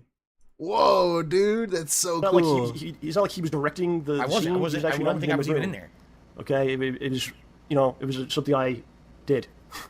To put it frank, there was a lot of ad-libbing in Project 7, and there was a lot of trust. It's like, the scene is John Rambo acts like John Rambo and goes crazy. I trust John Rambo to figure it out because he's smart. He's an intelligent guy, and he's creative. He's going to figure it out. I didn't direct him. Bro, I wasn't the director. There was no director of Project 7. We all did it together. Like, there was no, I'm head director, and this was the guy who did it. We all helped each other to get through it, and I'll be honest, that's why a lot of times the shots look like shit, because there's no director saying, do this, do this, do this. It's all of us just kind of doing it on the fly. All right, so why did no one get paid then? So he did that completely by himself. I didn't tell him, just do it this way or do it that way, and he shot it a few different times. It was Paul recording, and he did a few different times to get the shot. So me saying, I wrote that. Well, I didn't write it. I thought of the concept. Dude. And then he never deleted the Happy D-Day tweet. Really? He ran with it and basically did the rest of it. About a scene that, the scene where he's like, there's a scene in this episode that a lot of people put together. John wasn't involved in it. Didn't say that. That's false. He says, there's a scene in this episode that people put together. John wasn't involved in it. Didn't say that at all. I said there's a scene in this episode that's put together primarily by Howard and OJ and a few other people. It's the scene they're going to show. It's Howard and OJ acting it out, and then John had input in it. I never said John wasn't involved in it at all. He puts those words in my mouth because he's angry at me for basically apparently saying that he wasn't a good part of the series or didn't have as much influence as he did. That didn't happen. So I hate to say it, but this is also kind of a theme in this video that they did about me. They take one thing that outright is undeniably true. Yes, I outright shouldn't have made that video. I outright said things in the video that were factually untrue. Then they spin it and say that I said something I didn't say. I never said John wasn't involved in that scene. I said it was primarily Howard and OJ, and I said other people, implying, he was involved too. So was Paul. That's so annoying, man. Like, this is maybe the third, fourth, fifth, I don't know, I lost count. He brings up a semantics argument where he brings up some vague shit, leaving John's name out of it, and then when called out, he just says, well, I never specifically said what you're saying that I said. He does this all the time. It's so annoying. Andre, okay? Fucking weasel. They already did this. This is why he's a weasel. He's a phony asshole. He's a weasel. Previously, They said, oh, Phil said that we talk shit about him. No, I didn't. I said a bunch of dumb shit I shouldn't have said, but I never said. Oh my God, you we're talk back shit to about this me. They made again. a whole segment about it that I said you talk shit about me. Yeah, I never. he's doing the talk shit segment where he called them immature and he called them not real men, and he said that they were talking shit about him. But he didn't say that. He just heavily implied it. Said that. So this is a theme with this video is okay. Say a bunch of stuff that's true. Mr. Weasel, When shut say- up. Get the fuck out of here. Okay. In all honesty, you know, it was put together by you, OJ, and me. Weasel. And Andre and Paul filmed it and directed it. So basically, everyone was involved in putting that together but him. I was there Yeah. watching the whole thing. I just didn't have any real input on But what they did. it's just look. That's interesting too. I was there watching the whole thing. I just didn't have any input in it. Where in the video from the past, he was telling us that he came up with it. Man, how the story changes when you get confronted by people that can counter you and you can't control the narrative. Man, very honest, legit guy here. I was there. I came up with the best part. Watching the whole thing. I was there watching the whole thing. I just didn't have any real input on it. I didn't have any real input on it. Bitch, you said you came up with it. What the fuck is wrong with you? It's Come just it's Come just on. mind-boggling why he would do these things publicly. Yeah, it's one thing. I mean, Because I'm an idiot. let's say- Because I'm a sucker. Because I fell for the troll bullshit over and over and over back then. And they're They teasing really you. got to me. They made me feel insecure. They made me feel like shit. They made me feel like everything I did was a waste of time. They were telling me it publicly Thank you. King Jad sent us the tweet. Alert, alert, King Jad. As baller as possible. I'm him. I've been him. I will continue to be him. Thank you, King Jad. We gotta check this out. These are the this is the tweet. Happy D-Day tweet. And there's a GIF. He posts a GIF of the Normandy. The beach. Let's see the replies. What's this? Wait, I don't want to get like... Okay, this is just... Again, what the hell? Again, I had no chance. They were already firing before I had a chance. Happy D-Day. You never cease to amaze, Phil. Why are you treating this like a fucking holiday? Truly a delightful day. Thank you for reminding us all of the joy of that day, Phil. Yeah, bet those guys didn't sit on a couch all day and begged people to give them money. You're a near 40-year-old loser who hasn't accomplished anything in life. Stop manipulating people to give you their hard-earned money. Phil, you are a complete moron. Happy D-Day. I don't think the people that was there would think that it was a happy day. Who actually says Happy D-Day? We get a nice symbol there. Jeez Louise. Lil Dark Phil, Happy D-Day to you as well. I'm gonna be popping open some champagne to celebrate, and we'll be playing Call of Duty all day. Very cool. Thank you. Oh man, Really, that thank sucks. you. I apologize. It's the troll's fault that I backstabbed my buddy. Thank you, J-Dog, for the 20 Norwegian krone. Yeah, that's been the theme of the entire stream so far. From Mario Olympics to this 2 years ago, this reaction stream. Time they were making Thank you, this is how you J-Dog. don't play, saying all the content you ever made in gaming is worthless. You're a terrible content creator. You don't deserve success, and it got to me. And I made tons of mistakes like that. This is one case. There was tons of videos. This is the only one that they're involved in. There's tons of cases where you can see Phil got baited again. Phil got baited again. It happened all the time back then. All of this is true. Again, if this happens all the time, brother, like at a certain point, you were 30. You were 30 fucking years old. You're not 14 in high school with other 14-year-olds. Like learning how to be a person. You're 30. God. Or like he said, let's say every word he said is You true. were so sheltered as a child. You were like the only child, like spoiled brat. That's what DSP was. This dude never had to do anything for himself. He can't handle anything. Even then, it's fucked up to be saying. It's like a chicken or the egg. Is it the parents' fault? To be saying. Or did they know that he's this stupid? You're right. Not only, So they had to protect him. I don't fucking know. Said it. not only are you saying it, but it's also a lie. Yeah. I should have never said any Okay, of it. It had so- nothing to do with anything. Yeah, the Most of it is wolf- half truths or Okay, partial let's truths. talk about this. So, doesn't on need that to say. specific episode, what did I do? Why did I deserve to be treated like that? Okay, I show up, I do the very best I can. I try very, very hard to do my best. That's so good. Groovy Bones. I think Tevin said it best. Phil was born with a silver spoon in his mouth, and he's looking for someone with a gold spoon to complain about. That's great. Based. Let's go. That's how it's done. That's why he's the GOAT! Brought OJ into this. Thank you, Guff Pap, Really, for the thank 5 Australian. I'm gone for a few hours and somehow he has gotten more unhinged. What are you doing to celebrate this belated D-Day, Brandood? Smiley face. Smiley face. We're gonna be playing Call of Duty. No, but for real though, hey, shout-outs. Shout-outs. Happy Memorial Day. What do you say? I'm sorry, I'm not American. I have Remembrance Day in Canada. That's in November though. But hey, veterans, hey, thank you for your service. Appreciate everything you guys do. It's great. It's good. You guys are great, man. Chap into this. Those are That's people OJ. that I went to That's high school Chap. with. I go back a long time. Chap is a professional actor. He played the gaseous snake gentleman. I brought them in. Tried my very Have a nice Memorial Day weekend. There you go. Thank you, Underdog. best. And why is this stuff said? Why does this happen? Right. So I'm pissed off, man. At this Oh, point. jeez, Iviga. You should be. And It was stupid. Why am I talking about I this on think the I talked to internet? you first. I think I was ready to be done with the whole thing. Yeah, and I think that was one of the breaking points for the show to start ending. It was that, and it was that, and then after that, Slowly it was all eroded this from thing. there. Eroded from there, and then the erosion started getting substantially worse. Because he saw people say, "Oh, John's the best," whatever, Yeah. and that made him so upset. Yep. Now I'm angry. No, I was angry because they were downplaying everyone else and basically saying the entire show was shit, which it wasn't.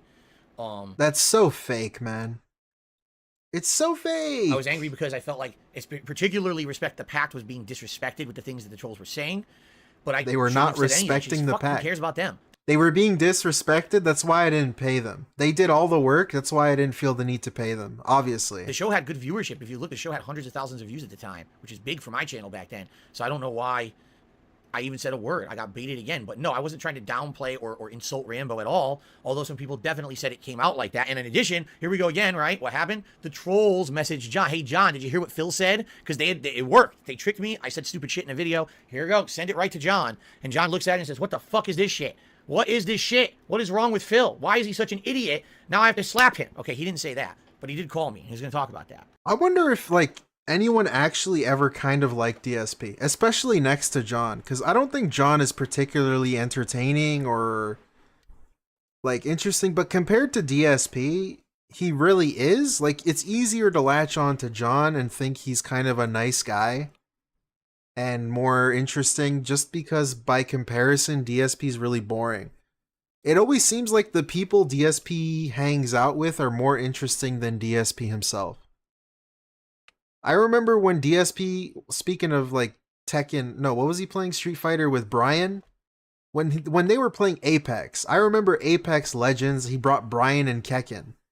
And I remember people, or at least, I don't know if they were LARPing, but people seemed more interested in Brian and Kekken. And DSP seemed kind of annoyed with that. And eventually they kind of just stopped. He canceled the Apex streams. Because it seemed like people were more interested in the characters around DSP instead of DSP. And it seems that's always the case with DSP. And what's funny is I think people are trolling because Yeah, John had more of a personality too. That does help. It helps when you're more personable, I guess, is the way to put it. And I think he made statements in the past about it. Yes. A little bit, but not to this degree where he's I'm stupid. It pisses me off when you say that you shouldn't say John's Dude, the best. Kevin, 6-month member. Based. Thank you, Kevin, so much. You've been here for a long time. Or something. So people start doing it out of spite, just to fuck with you. He's right. Yeah, Ian's so rare. That's a good point too. He needs to be the center of attention. That's why it seems like he can never hold on to any friends or any co-op partners or any kind of gaming circle or content creators that he plays games with. You know what I mean? Yeah. They might not even necessarily think that. They're just, let me just write this because I know it makes him upset. And then he buys right into all that. Correct. Yeah. 100%. So at this point, I'm really pissed off. So I call him. I call him immediately, and I fucking have it out with him, dude. I tell him everything I'm feeling about it. Imagine how awkward that must be, too. You have this guy, DSP Gaming, trying to take credit for something that people think is funny in a collaborative show, and then now he's telling you he's upset. Well, I'm more upset that other people aren't getting credit. Then why did you try taking credit? And then it's like, imagine the next day you're going to have to go to work with this guy on the show that he's trying to take credit for. Like, how awkward is that? That's so fucking awkward for you to then need to start working on the show with the guy who's trying to take all the credit. And then on top of that, he takes all the money. This dude's gonna sit here and buy a fucking BMW and a bunch of shitty statues. I mean, kind of cool statues, but he bought so many of them, and some of them were like dumb. He doesn't even care. Why did he buy a heavy from TF2? Why did he buy the soldier? He doesn't give a fuck about TF2. What the fuck? And I'm pissed off. So it's like, on top of all this shit and him being a really bad friend and him being a really bad spokesperson and him being a really bad YouTuber, he also then takes all your money. What the fuck? So, I mean this now. I know this is in a joking manner. Okay? But I'm just going to say this. I'm not kidding. If he had walked into my place and slapped my face. Am I going to do a late night podcast with Iviga? Hey, yeah, we should. Add me on Steam, Iviga. I would have been like shocked. Get out of here. But I would have not been angry.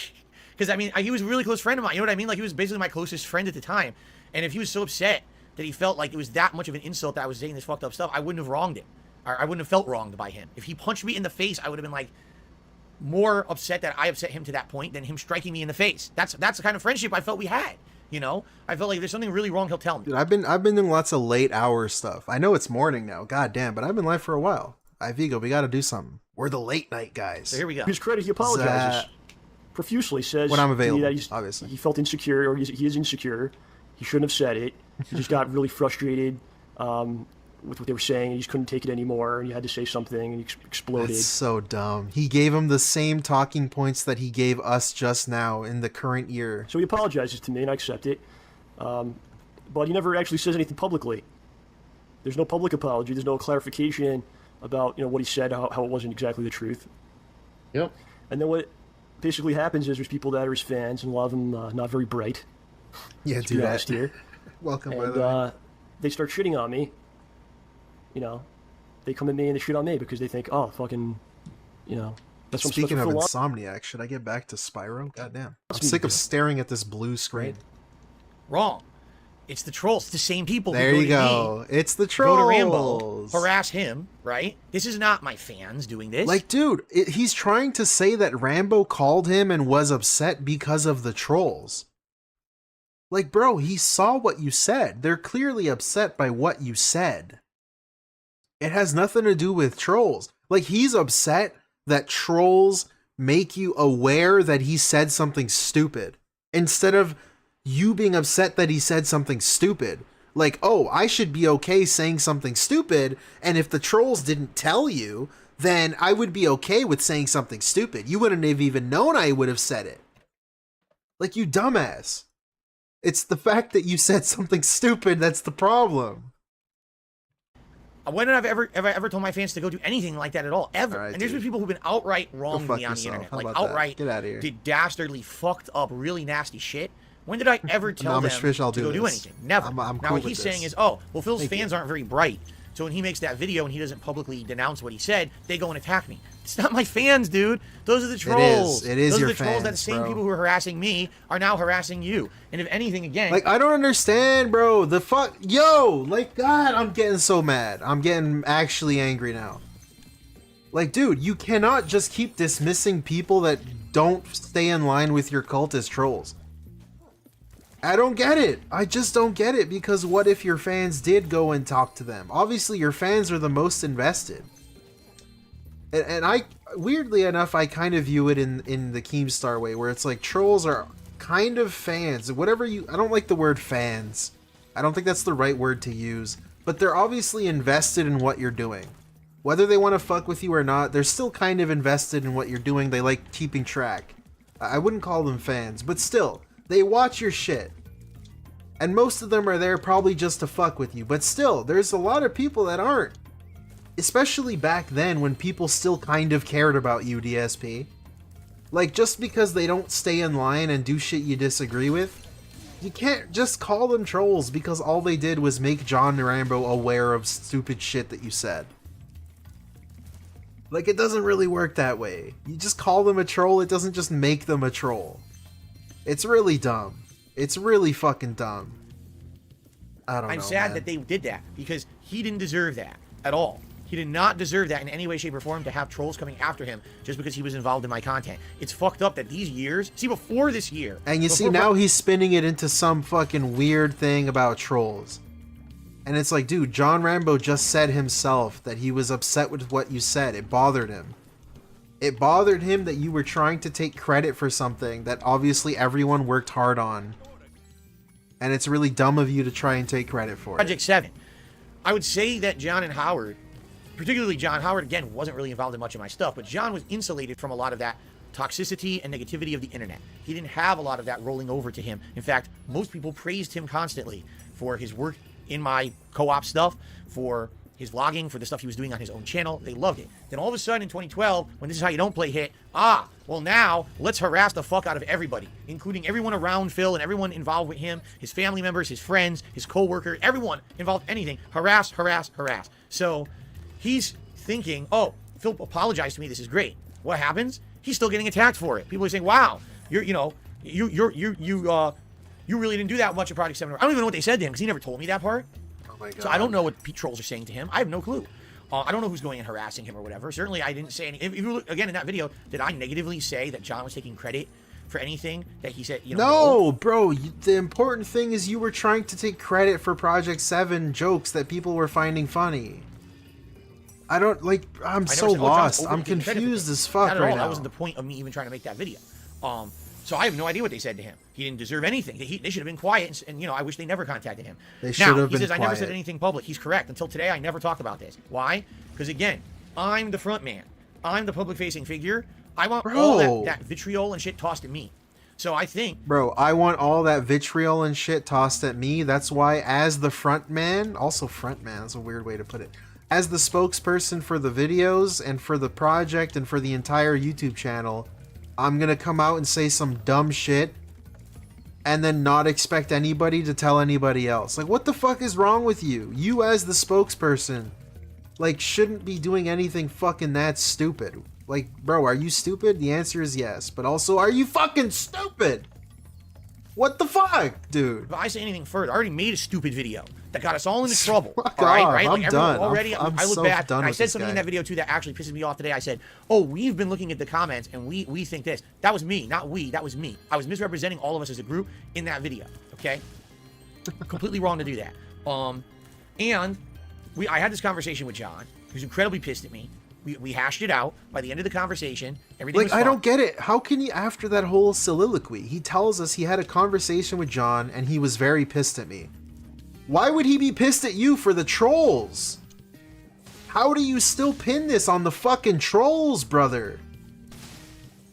Like, dude, how do you not get it? How do you not see it? The common link in all of these fucking issues with your ex-friends is you. You seem to be the problem. How is it the trolls? Fine. It was water under the bridge. Everything's fine. No lingering issues. Like, you had a conversation with him. You even apologized. You apologized to your friend.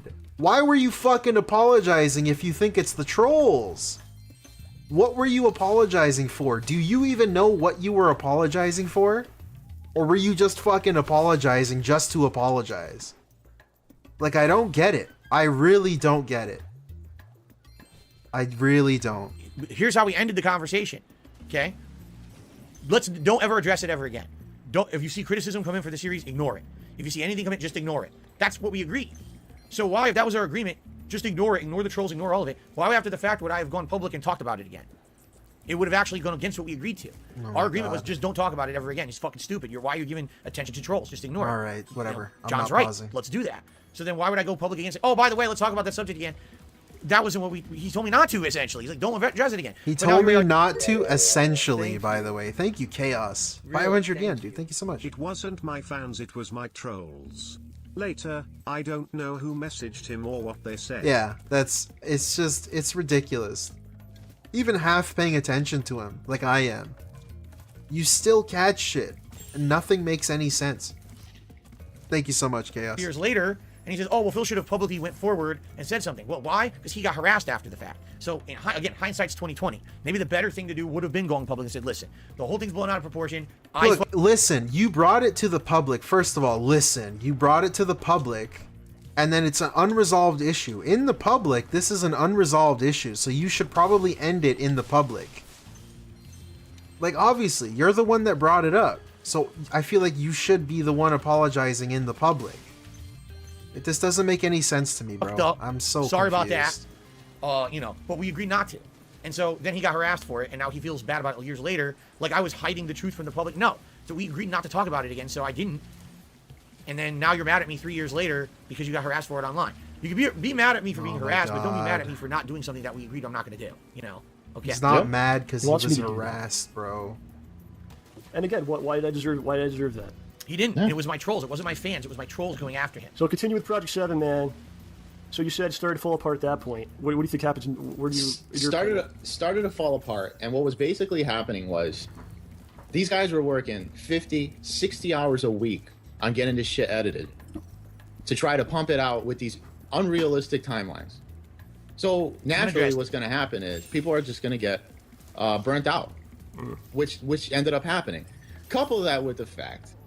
And again, we don't want to talk too much about it, but couple that with the fact with money.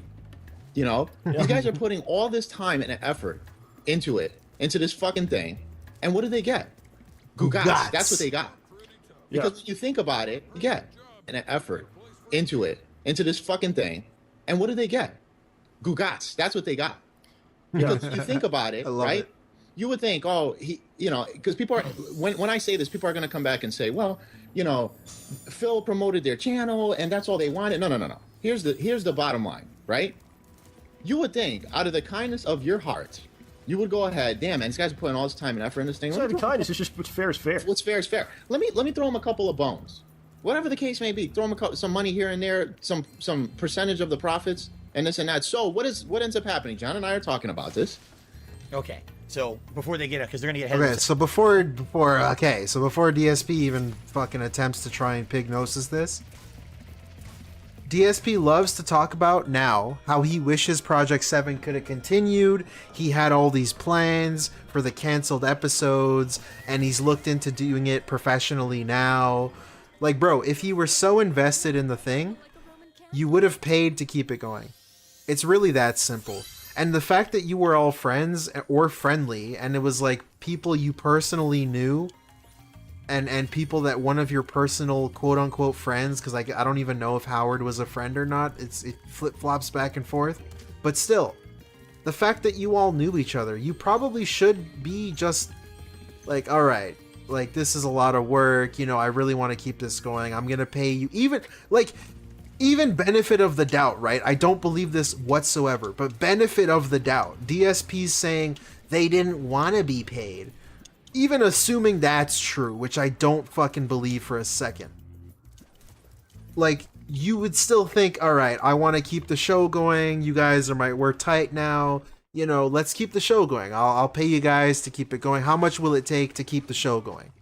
You would think that that's what you would do as the creator with all the money, who's earning all the money, who has everything to gain and nothing to lose because you're not doing as much work as everybody else.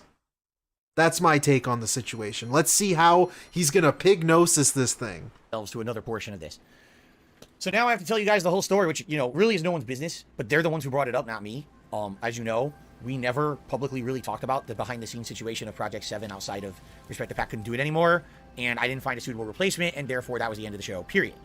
In this video, for the first time ever, they reveal, oh, well, the reason that the show ended is because Respect the Pack wasn't getting paid, okay? Completely false. It really is utterly, completely 100% false. I hate to say it. This is 100%. I hate to say it. Fuck you. I hate you. I hate you. And you see well, me. The reason that the show ended is because Respect the Pack wasn't getting paid, okay? Let's see this. We gotta go normal speed. Completely false. Completely false. What? He can't even finish the lie. That's when you know. Like, bro, it's such a big lie, he can't even lie. He has to laugh at how silly he knows he's fucking lying. Like, how silly this lie is. That's insane. The reason that the show ended is because Respect the Pack wasn't getting paid, okay? Completely false. There you go. That's the fake shit. Your mouth drooling fucking retard. I shouldn't have said that. Fuck you, dude. You're so fake. You're such a phony. You're such a liar. How anyone could even believe this guy even for a little bit is insane to me. That's why your fans are jades and like that creepy weirdo super game master, whatever the fuck that dude's name is. That fucking weirdo who snorted and shit. You guys know what I'm talking about. That YouTuber kid. It really is utterly. All your fans are fucking weirdos, man. Those are the only people that can watch you. Completely 100% false. I hate to say it. This is 100% baloney. So allow me to explain the whole situation of what really happened. Okay. When John and Howard presented to me the idea that we're going to do a creative show with these guys, we met them. We had a whole meeting at a Starbucks. We sat down for hours hashing out idea after idea of how this would go and all this stuff. All right. And I remember in that initial meeting, what we started talking about was eventually how would we figure out who makes what, how's it going to go, and all of that.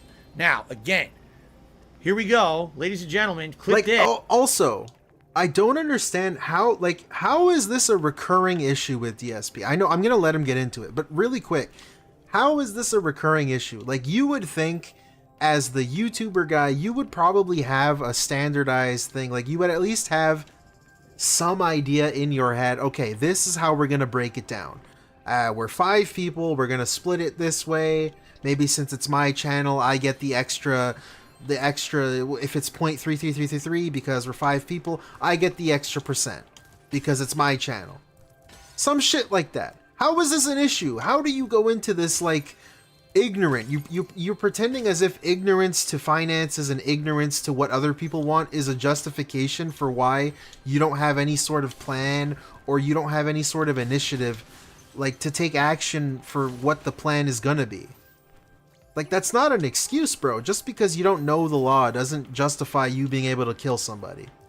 Like, don't act stupid and say like, well, I didn't know they didn't want to be paid. It's like, no, like it's not a justification for why you didn't pay them. Like, dude, it's fucking ridiculous that this keeps popping up with you and you like to plead fucking ignorance all the time. Like, I know you're a dumbass, but that's not a justification, man. Come on. Same as before. If you're going to do business with friends, doesn't matter how much friendly you are with them or how long you've known them, you have to have a contract in place. Oh wait, he's clown moding right now. You will Hold on. always have bad feelings afterward, period. Okay? I wish I made a contract with respect to Pact with these guys about this show, because all this has ever done is led to problems. And as much as I look back fondly on the time that we worked on the show, end result was so much drama, so much bullshit, and apparently something I never knew. This was a key factor in them basically not wanting to be my friend anymore, which I never knew. I didn't know about any of what they're about to discuss until they made this video. It was never brought up with me. It was never fully discussed at all. Never. It was never a topic of discussion ever. So if you don't tell me, I don't know. This is 3 years later. Let me hear this again.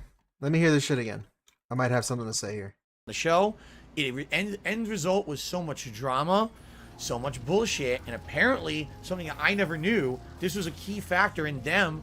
Yeah, Chris. Basically not wanting to be my friend anymore, which I never knew. I didn't know about any of what they're about to discuss until they made this video. It was never brought up with me. It was never fully discussed at all. Never. It was never a topic of discussion ever. So if you don't tell me, I don't know.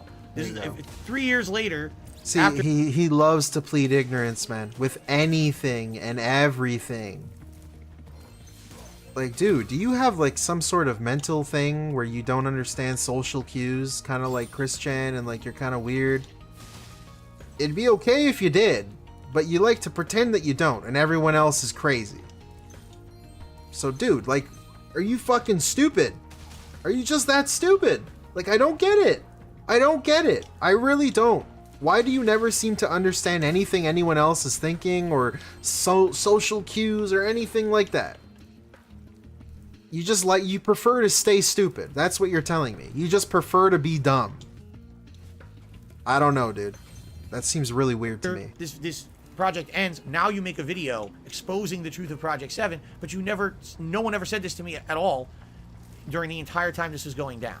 Okay? Yeah. Now, let's Darklight, great chat post. He needs to be contractually obligated to pay his friends.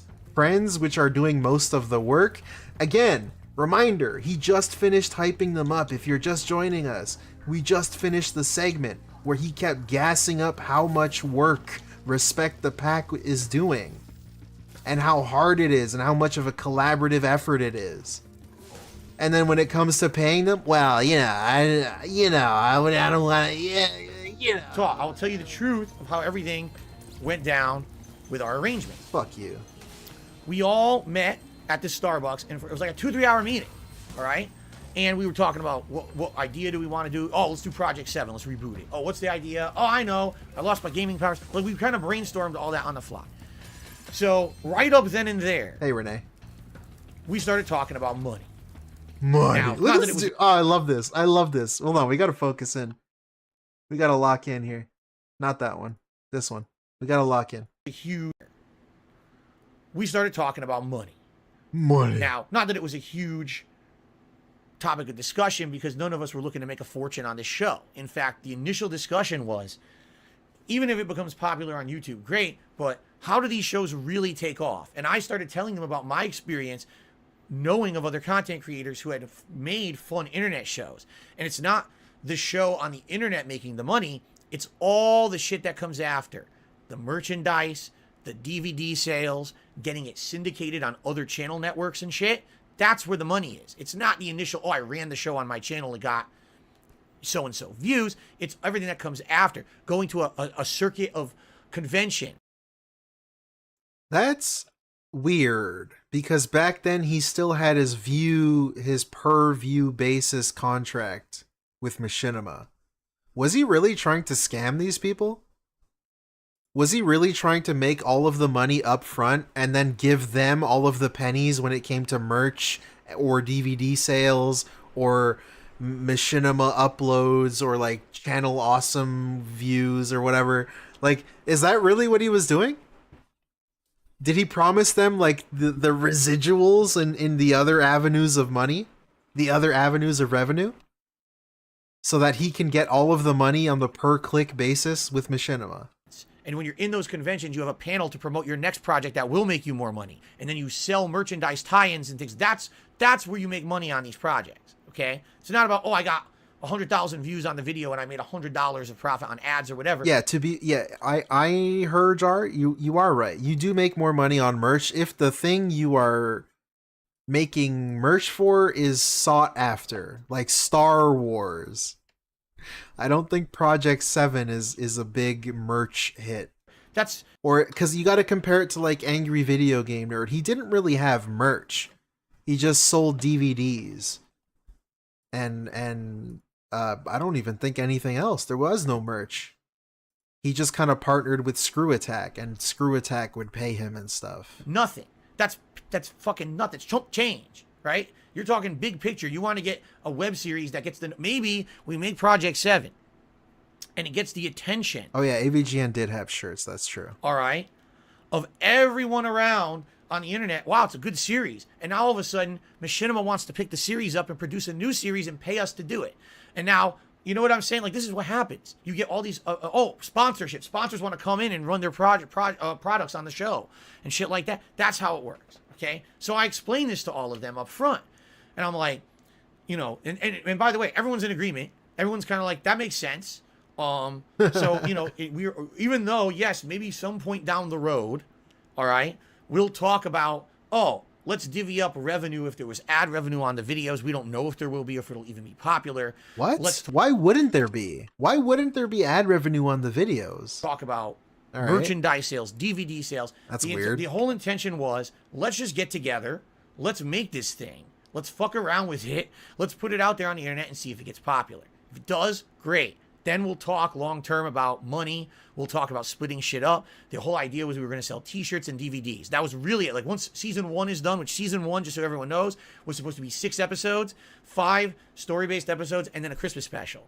And then that was supposed to become a DVD set that we were going to start producing and selling for profit on the internet, get the word out there, and then season 2 would be hyped up and sell a lot more and all of that. Okay? Okay. There you go. There I go. So that was the agreement we came to. Now, hey, Aaron Hines, what's up? Respect the fact. Respect the pact specifically. When we first met, said to me up front in the meeting, in front of everyone, we're not doing this for the money. We're not looking to make $1 on this. I always think that's interesting too. In front of everyone. They said this in front of everyone, but the only one that can recall this and that recites this is DSP. No one else can corroborate this, which is pretty weird. Series. What we want is we want our channel respect the pact to get attention from the series. We want promotion. We also want to see if we can start monetizing our own content. Because as I said, they had already made 2 very popular videos, the Real Life Pac-Man and the Street Fighter video. They weren't getting anything out of those. They wanted to get into a partnership network, but their channel was very small. No one knew about it. They wanted to be noticed. Okay?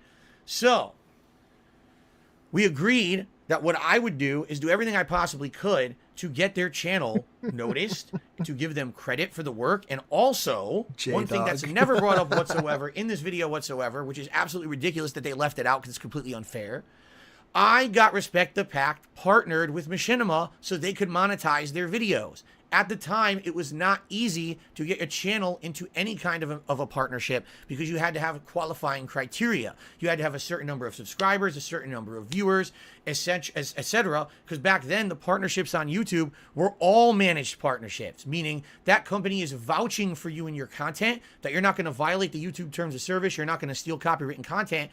They're vouching for you to put ads on the videos and they get the revenue and you get paid a flat rate. So they wanted their channel to be monetized. That was the agreement we had. All right, let's get Respect the Pact monetized. Now, we'll make Project 7 for you. We won't even care about the money you make on it because we're going to try to make our own videos on our own channel that are going to start bringing us in revenue. This and our own sounds revenue so stream. strange. In tandem with that, let's go ahead and you promote our content on our channel and we'll make money on our own shit and then we can do our own stuff later on, but we can have this nice collaboration with you, getting us the attention we want. On the back end, we'll talk about maybe selling DVDs and merch, and then later down the line, we'll talk further. That was the entire conversation we had.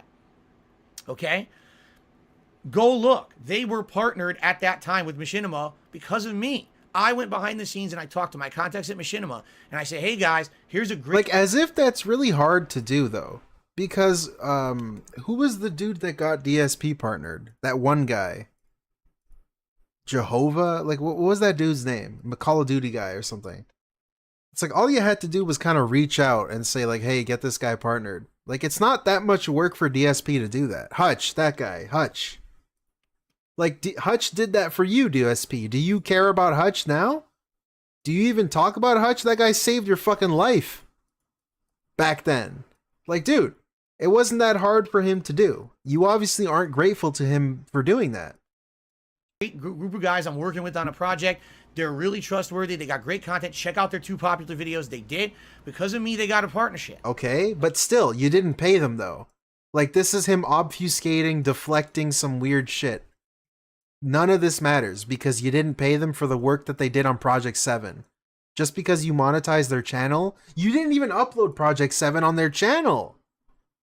You did it on your channel. So none of this even matters. All right? Now, I can't tell you how much money they made on their own videos or their partnership. I have no idea. I'm not, I don't know. I don't even know what kind of a partnership they got. Was it the same as mine? Was it less? I know it wasn't more, but I don't know what it was, right? I have no clue. I can't even, they couldn't contractually, they probably couldn't even talk about it. But that's what happened. So they're now able to monetize the videos on Respect the Pact. I'm promoting Respect the Pact in all the Project 7 content, and frequently, if they had a new project or something that they wanted to be mentioned, I would mention it if they asked me to do that. Okay? That's what was going on. Now, as for Rambo and Howard, we never had a discussion about what they were going to make because, again, we were friends, right? So, right? Yeah, we were friends. I would expect that friends would expect that you would treat them very friendly and that they would expect a payment as friends, right? Like, bro. What we'll do, we'll make the show, we'll promote it, we'll go to conventions to premiere the episodes, we'll attempt to maybe sell some merch along the way, and then when season 1 is done, we'll make these DVDs, we'll pump them out. The whole idea here was that I was going to finance it all. Like, I was going to pay for everything, So if the episodes made any money, that money was going to be reinvested into the show, making merch. Like right. making That's why you bought a BMW shirts, and statues, making the DVDs, and a bunch of garbage. That's where the money was supposed to go. That was profit on the show. It was never, oh, well, we made an episode, and now there's 5 of us involved in making the episode. So you take the actual money you made from Machinima on that episode, you divide by 5, and everyone gets paid. Yeah, why not? Subtract the expenses, divide by 5. There you go. That's how you do it. That's the simplest, easiest way that you could possibly do it. That was literally never once discussed, ever, when we were talking and developing Project 7. Not once. So for them... Like, as if it even needs to be talked about. First of all, like, you as a person, like, how were... In reality, right, like, this dude was uploading those videos, saw how much money he was making off of those videos, and never once considered, like, wait a minute. I feel bad that I'm getting all of this money, and everyone else around me that's also working just as hard, if not harder, on the videos is getting nothing. Like, how did you as a person rationalize that in your brain? Why was that okay with you as a human being? To start this conversation here, saying basically, oh, Respect the Pack didn't get anything. Respect the Pack got exactly what they wanted. Literally. And you got what you wanted, a BMW. Really, thank you, Guff-Pap. The money was supposed to go to the show, where... Yeah, that too, Guff-Pap. Thank you for the 2 Australian. The BMW was going to be used in the Forza Horizon 4 Project 7 episode, where he drives the BMW. It was a business expense, dude. Didn't you know? It was a canceled episode. The T of what they Thank asked you so for, much, man. that's what they wanted, and they got it. What? The T? Rest in peace? Literally to the T of what they asked for, that's what they wanted, and they got it. Now they're going to talk in this video about how that falls apart, all right? And I will add more to that, because just so you guys know, to prepare for today, I went through every email I ever had with Respect to Pack. I'm not going to read those emails on this stream. That would be, you know, wrong. Why? I'm going to paraphrase as best. Bro, even. Bro. You kidding? This dude has emails and he's not going to read them? Come on, show them. How about you show them? I can, but I'm going to tell you exactly what happened from what they were telling me, okay? Remember when this dude was supposed to be on some podcast with some, like, really fat guy or something? Some podcast, like the Drunken Podcast, Drunken Peasants? Is that it? Is that the one? Yeah. Drunken Peasants. There was some sort of drama with the Drunken Peasants. And this dude the next day pulled up with the fucking screenshot of the email. Day 1. Day fucking 1. He didn't give a fuck about anything back then. Why did he not show up with emails now for the biggest shit ever that he gets called a scammer for? Like, bruh, why don't you just show us? Come on. Let's continue. And John says, I'm going to talk to him. So what does John say? John goes up to him and says, dude, you know, throw him some money, man. These guys, if you throw them some money, they'll continue. If not, they're going to stop. Yeah, and that's a great point, because, like, anytime there is a problem, I always do address it right to his face. It's always John. That's true. So which is not being said now. What does he say? I forgot to change the camera. Thank you. Oh, he forgot to change the camera. Let's continue. He has the audacity to say, "Oh, they didn't." I told them, or I asked them if they wanted money, and they denied it. That's a fucking load of shit. By the way, timeline's wrong. He's saying all this happened first. Wrong. What happened? The timeline. Told them, or I asked them if they wanted money, and they denied it. That's a fucking load of shit. By the way, timeline's wrong. He's saying all this happened first. Panic mode. Wrong. What happened? The timeline's wrong. He's gonna now go into what happened before this. Again, this whole video, the timeline is so skewed, you can't make heads or tails of what they're saying. He's saying that they wanted money, so John came to me and asked me to pay them, and I said no. That never happened. Okay, not once. That's completely untrue. It's a completely different sequence of events. They decided not to be part of the show first and outright said, we're done. They literally sent me an email that says, I read it last night. It said, we are done. Show it. We don't want to be part of the show anymore for personal reasons. They said some of it is because our channel Respect the Pact, which was partnered at that point with Machinima, was not getting the views and attention and making the money that they had hoped it was going to do by being involved with this project. That was one factor. But then they also say in the same email, there's also other personal reasons keeping us from continuing with this project. So the email, the way it's written, is stating, we quit, we can't continue. Yes, a portion of that is because we weren't making enough money on our channel. There you go. But also we have other personal stuff going on behind the scenes we'd rather not discuss publicly. There's absolutely no way to continue. Okay, so this guy, because just a reminder, this dude, current day DSP loves to point out how many plans and ambitions he had for Project 7.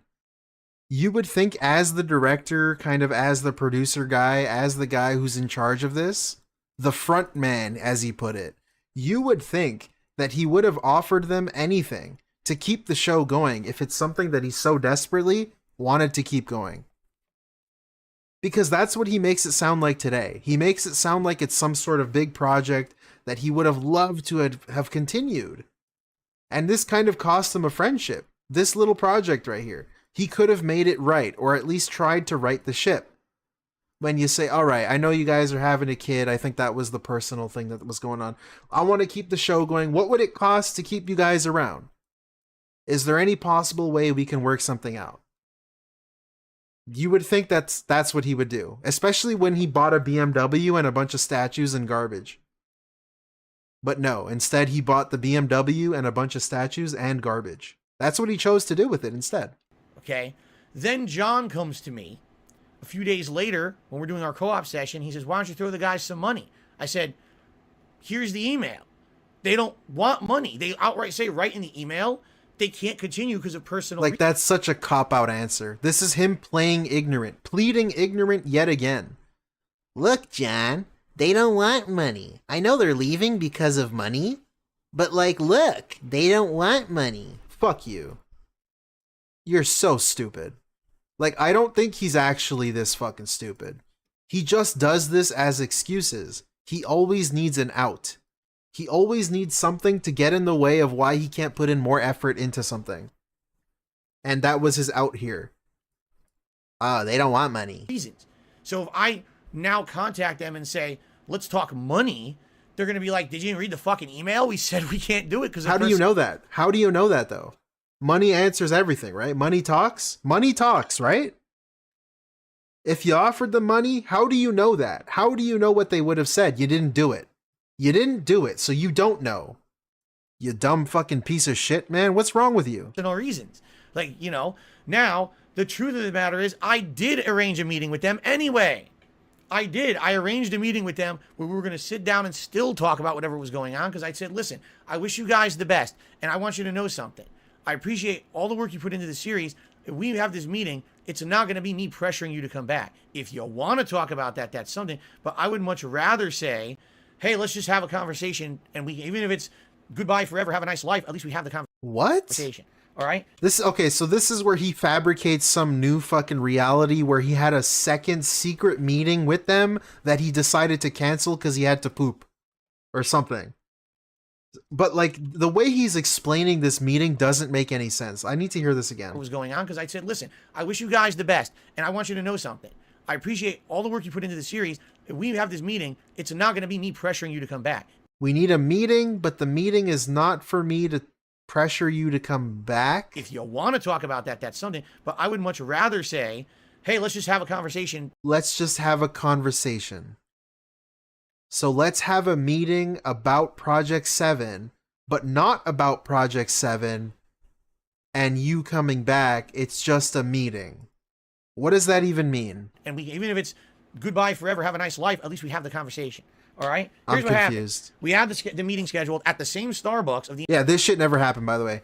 This whole shit, this entire story is fake. I don't believe any of it. It's all fake. All of it, every detail is fake. Up to the meeting about the meeting, but not about Project 7, but it's just the meeting. That's fake. All right? Here's what happened. We had the meeting scheduled at the same Starbucks of the initial place we had met, and I got the shits. I got the shits. Yo, I know, I didn't pay you, And like, you know, I kind of ruined the whole project. And like, we set up a meeting where I was like going to pay you, but like I had the shits. So then that's why I didn't pay you. Like, what? What? What does that even mean? Ate leftover pizza, and I was crabbing my brains out that Here you go. Unnecessary details. This is like that psychology. E-woo? What's that shit? James can't swim or whatever?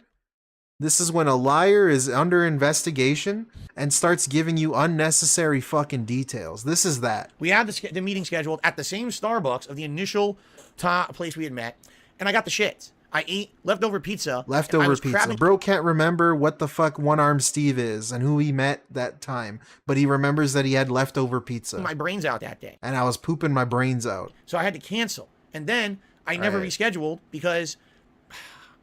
oh shit, I didn't think of the lie fast enough. The CPU was overheated there. I couldn't think of the lie fast enough. I had to cancel. And then I never rescheduled because... Look at that shit. Miserable, dude. Embarrassing. Embarrassing how he sits here and lies like this.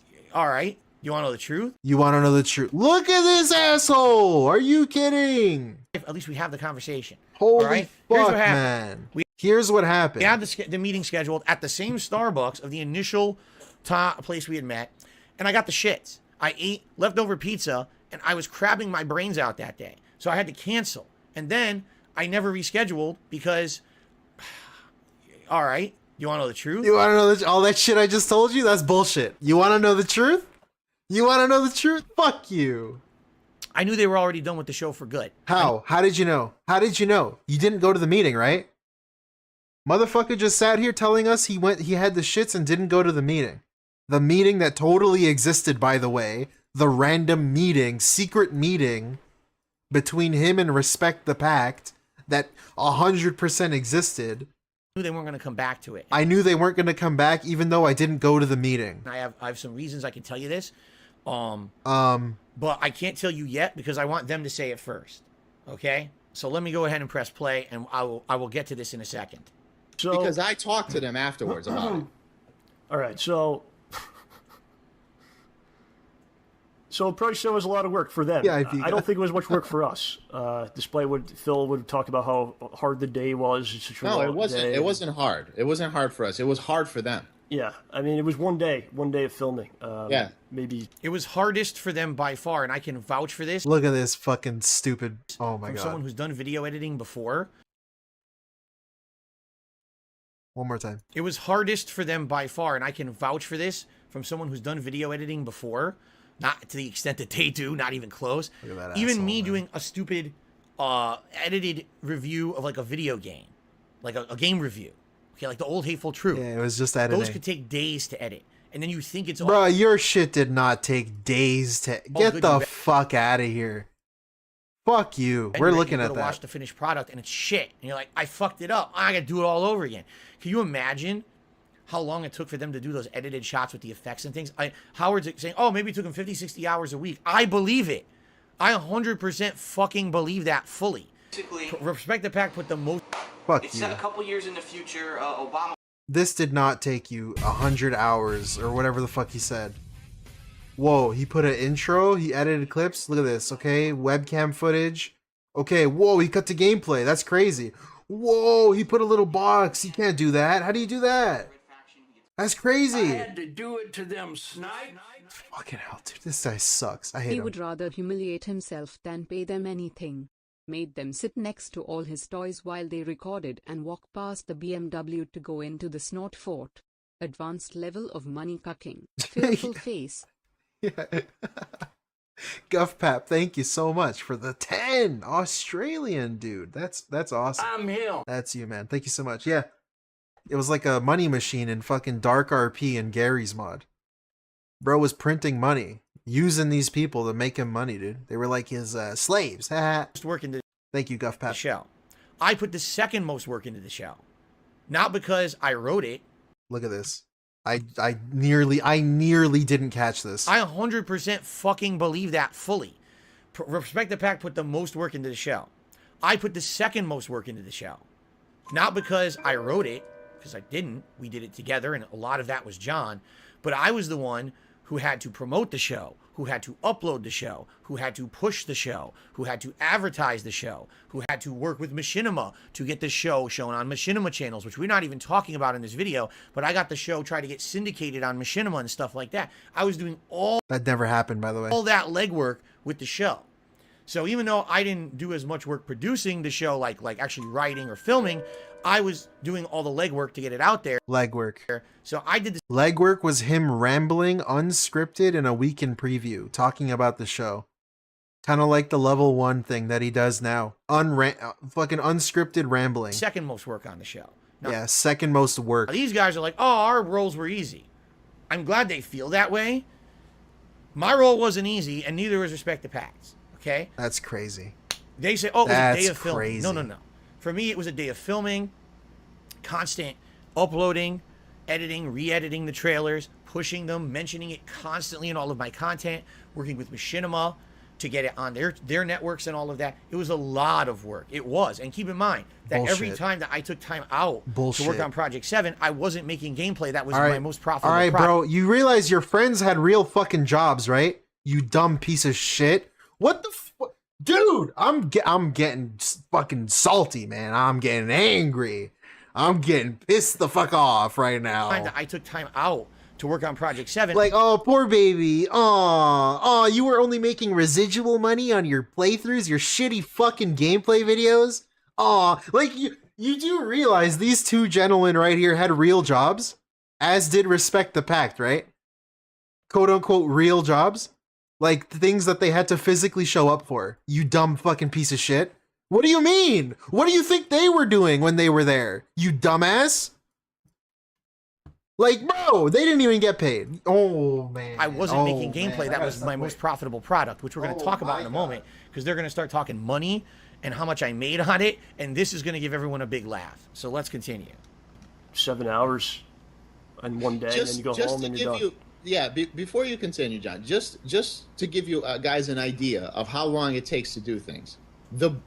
One of the scenes that we did in that part 3 was a bullet scene where we're firing bullets. They told me it took them 4 to 5 hours to do that, just that scene, and that scene was what, 5 seconds?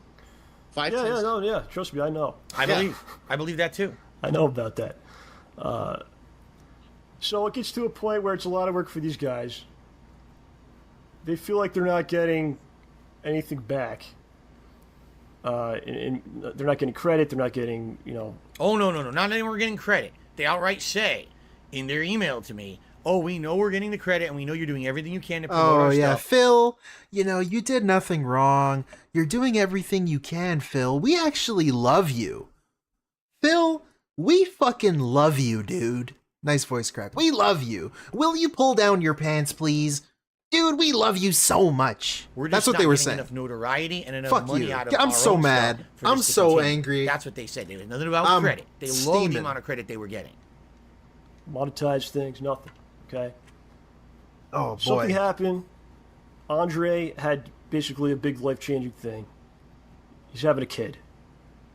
Okay? God damn. Andre's going to have a kid. So they basically say, look, we can't do this anymore. We can't do the Project 7 anymore. It's just not, it's not worth our time, man. We got other stuff we got to do. So I had a conversation, like Howard said, I had a conversation with Phil. I said, listen, you have to make it worth their while, man. Throw them money. And I'm not saying throw them like thousands of dollars. There was already been, at this point, there was already 4 episodes that had come out, right? Yeah. Because we did four episodes that had come out. So I said, listen, just divvy up the money. There's 5 people in this. There's only 5 people, the crew and the whole cast, okay? Yeah. The video's made a lot of money. If you look at the views, the amount of views, he gets paid on views. It's like $2 for every 1,000 views that he gets. So simply, figure out how much you made off all these videos. I know that Phil spent a lot of money on props and stuff, so subtract all the costs. That's fair, right? Subtract all your costs, then you have a number, and then split it the 5 ways and throw them the cash. Very simple. And offer that to them. There's no guarantee that they're going to, continue with the series, but hey, man, at least try. And that's fair. His response, they don't want money. They don't want any money after this. Man. Based on what he says, they told him that. Yeah. And then I asked them about it, and they said he didn't even talk to them. And this is what I mean. So, before he says any stupid shit out of his stupid fucking ugly mouth, bro, it's basically Howard's word against DSP's word. And we know who DSP is, more so than Howard. DSP is a lying sack of shit. Why would I ever believe anything this fucking stupid bitch has to say? I'm about to get banned, bro. I swear to God. Oh, man. Like, dude. I can't believe the response to, hey, let's equally divide the money up. Minus your expenses, even. Let's equally divide it, and then let's see what happens. His response? Nah, they don't want money. What?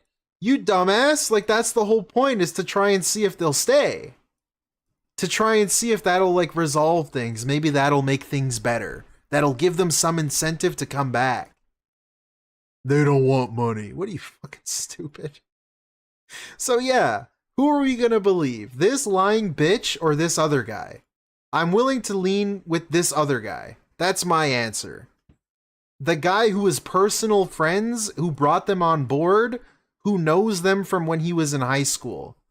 I'm willing to believe that guy over this fucking guy with a PS5 in his background and a Switch box and a toilet seat on his fucking neck. I can pull up the email right now, but like I said, I'm not going to do that. Like, I can pull up the proof, but I'm not gonna do that. Instead, just believe me. Yeah, that makes sense, bro. That's just like when you won't show your phone. You won't prove you didn't play Champions by showing us your account. All you have to do is pull up your phone screen. I'm not gonna do it. You just need to believe me. Oh, very believable from you fucking big-ass lying sack of shit. Dude? Literally pull up the email. They wrote to me and said, we are not continuing with the series. Yes, the money and the notoriety. Like, what's even the point of telling us what the email says if you're not even gonna show us? Like, who's gonna believe you? Who the fuck is gonna believe you? Nobody. Nobody should believe you. Was a factor, but it's personal reasons that we cannot continue. He outright says, Andre's having a kid. I knew that. Hey, you know what helps with a kid? Money, dumbass. You know what you need to raise a kid? Money. Whoa, it's almost like you should be working for money. Like what the fuck, dude? They told me. They probably shouldn't have. They told me that. And I was like, all right, if he's having a kid, how the fuck is he going to have 50, 60 hours a week to work on our show and hold down a job to pay to raise his kid? I get it. All right? Now you... Dude, like, what kind of question is this? I was like, all right, if he's having a kid, how the fuck is he going to have 50, 60 hours a week to work on our show and hold down a job to pay to raise his kid? I get it. All right? I don't know. Bro, like, that's such a dumbass fucking... What do you mean by that? What does that mean? Man, how are you gonna have a job and have a kid? Like, am I fucking stupid? Am I the stupid one? Am I fucking stupid? Am I stupid? I don't know what I'm hearing anymore. I'm going crazy. Let me get this straight. You want me, God damn, to seem like a pushy jerk and go to them after they outright said, we basically quit. Here's the email in writing. How do you have a job and have a kid? I don't fucking know, dude. It's magic. Purpose. They didn't call me and have a conversation. They wrote it in an email on purpose. So it was in writing. We quit. Okay? Now you want me to go back to them and try to be pushy and be like, well, what if I give you some money? Will you keep doing it? Will you keep doing it? No, he's having a kid. I don't want to bother him anymore. At this point, I don't want... Yo... Oh my God, I don't want to bother him anymore. I don't want to, you know, I was going to offer you money, but like, I don't want to bother you. I'm not going to bother you by giving you money. What? What? Okay. This was what I was told. I said, all right, forget it. I will look for someone else. And in fact, there were two candidates that I had to work on this. One of them was actually someone who I had gone to high school with at one point, and my dad was friendly with his family, and he was a professional video editor and filmmaker, and I was someone who I was talking with about this behind the scenes, and I was going to contact him and start making offers. And then what ended up happening was, this happened, they quit or whatever, and within a couple of months, I started getting all this toxicity and negativity about Project 7. Everyone guessing that, oh, the series ended because you fucked it up, or this happened or that happened. I was like, now wait a minute. Maybe it's not the best idea then. Maybe if we're going to do something new and fresh, we should do something new and fresh. Okay, what is he saying? Fresh with someone new, a new group. Rather than start worrying about, you know, continuing Project 7 in general. Oh, he's pretending that he cared about hiring new editors. Okay. Okay. But then something else happened. Thank you. Hey, Change Lolo, what's Really? up? Thank you for the 5. Do you think Phil's unwillingness to address the Kuma Derek Little Girl YouTube playlist is a much more serious problem than most people realize? Maybe not. Maybe not. Not him specifically addressing the playlist. I would say him defending Derek is a bigger, maybe not problem, but a bigger red flag, a bigger weird thing. Because, I mean, it's not up to DSP to address it, but DSP should not even give preferential treatment to anybody. So why he gives it to Derek, I have no idea. And the fact that Derek has that kind of stuff on his YouTube makes it extra weird that you're defending a guy with that on his YouTube. So I think that's really where the issue is, Changelow. If that answers your question, I hope that's a satisfactory answer. Thank you so much, dude. Okay. In early 2013, I started deciding that I wanted to move out of Connecticut. I said, I don't want to start in a giant creative endeavor. All right. Yeah, Bill Brasky, great point. He didn't pay them or try to keep them because he planned to screw them over with another editor. That's going to be an overreaching thing that's going to Great take point. months and months to work on. If it's my intention that within the next year to 2 years, I want to leave Connecticut because I don't like living here. Okay, wait. I need to. I lost my mind there for a sec. Hold Hours on. a week to work on our show, and I don't want to bother him anymore. At this point, Bother someone him, else yeah, okay. to work on this. 2 candidates. All right, forget it. I will look for someone else. And Okay, in fact, someone else. There were Someone 2 else. candidates that I had to work on this. One of them was actually someone who I had gone to high school with at one point, and my dad was friendly with his family, and he was a professional video editor and filmmaker. And I was someone who I was talking with about this behind the scenes. Lie. I don't And believe any I of was going this. to contact him and start making offers. Like, none of this even matters. I was going to do X. I was going to do Y. None of it matters. It's not relevant. You didn't do any of it. It doesn't matter. And then what ended up happening was, this happened. They quit or whatever. And within a couple of months, Your daddy was I started gonna getting hook all you this up. toxicity and negativity about Project 7. Everyone guessing that, oh, the series ended because you fucked it up, or this happened or that happened. I was like, now wait a minute. Maybe it's not the best idea then. Maybe if we're going to do something new and fresh, we should do something new and fresh with someone new, a new group. Rather than... This doesn't make any sense. I didn't pay them because I was going to do someone else. Like, I was going to pay someone else, but then I also didn't do that. So I also didn't do Project 7 because people thought that... What? I was like, now wait a minute. Let me hear this again. I started getting all this toxicity and negativity about Project 7. Everyone guessing that, oh, the series ended because you fucked it up, or this happened or that happened. I was like, now wait a minute.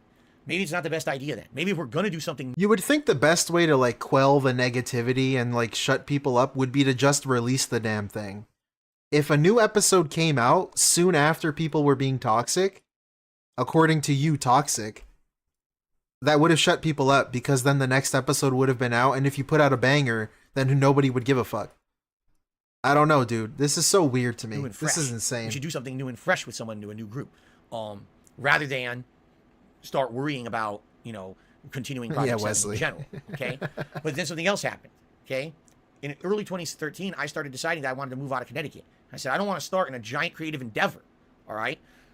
That's going to be an overreaching thing that's going to take months and months to work on. If it's my intention that within the next year to 2 years, I want to leave Connecticut. This 'cause I doesn't don't make like any living sense, here. too. This doesn't make any sense either, because you would think that's when you would do the project. Hey, guys, this is going to be my last hurrah before I leave Connecticut. It's going to be my epic conclusion to my epic show before I leave. Like, that's... What do you mean? That makes perfect sense. That makes exactly the perfect timeline for what you would expect.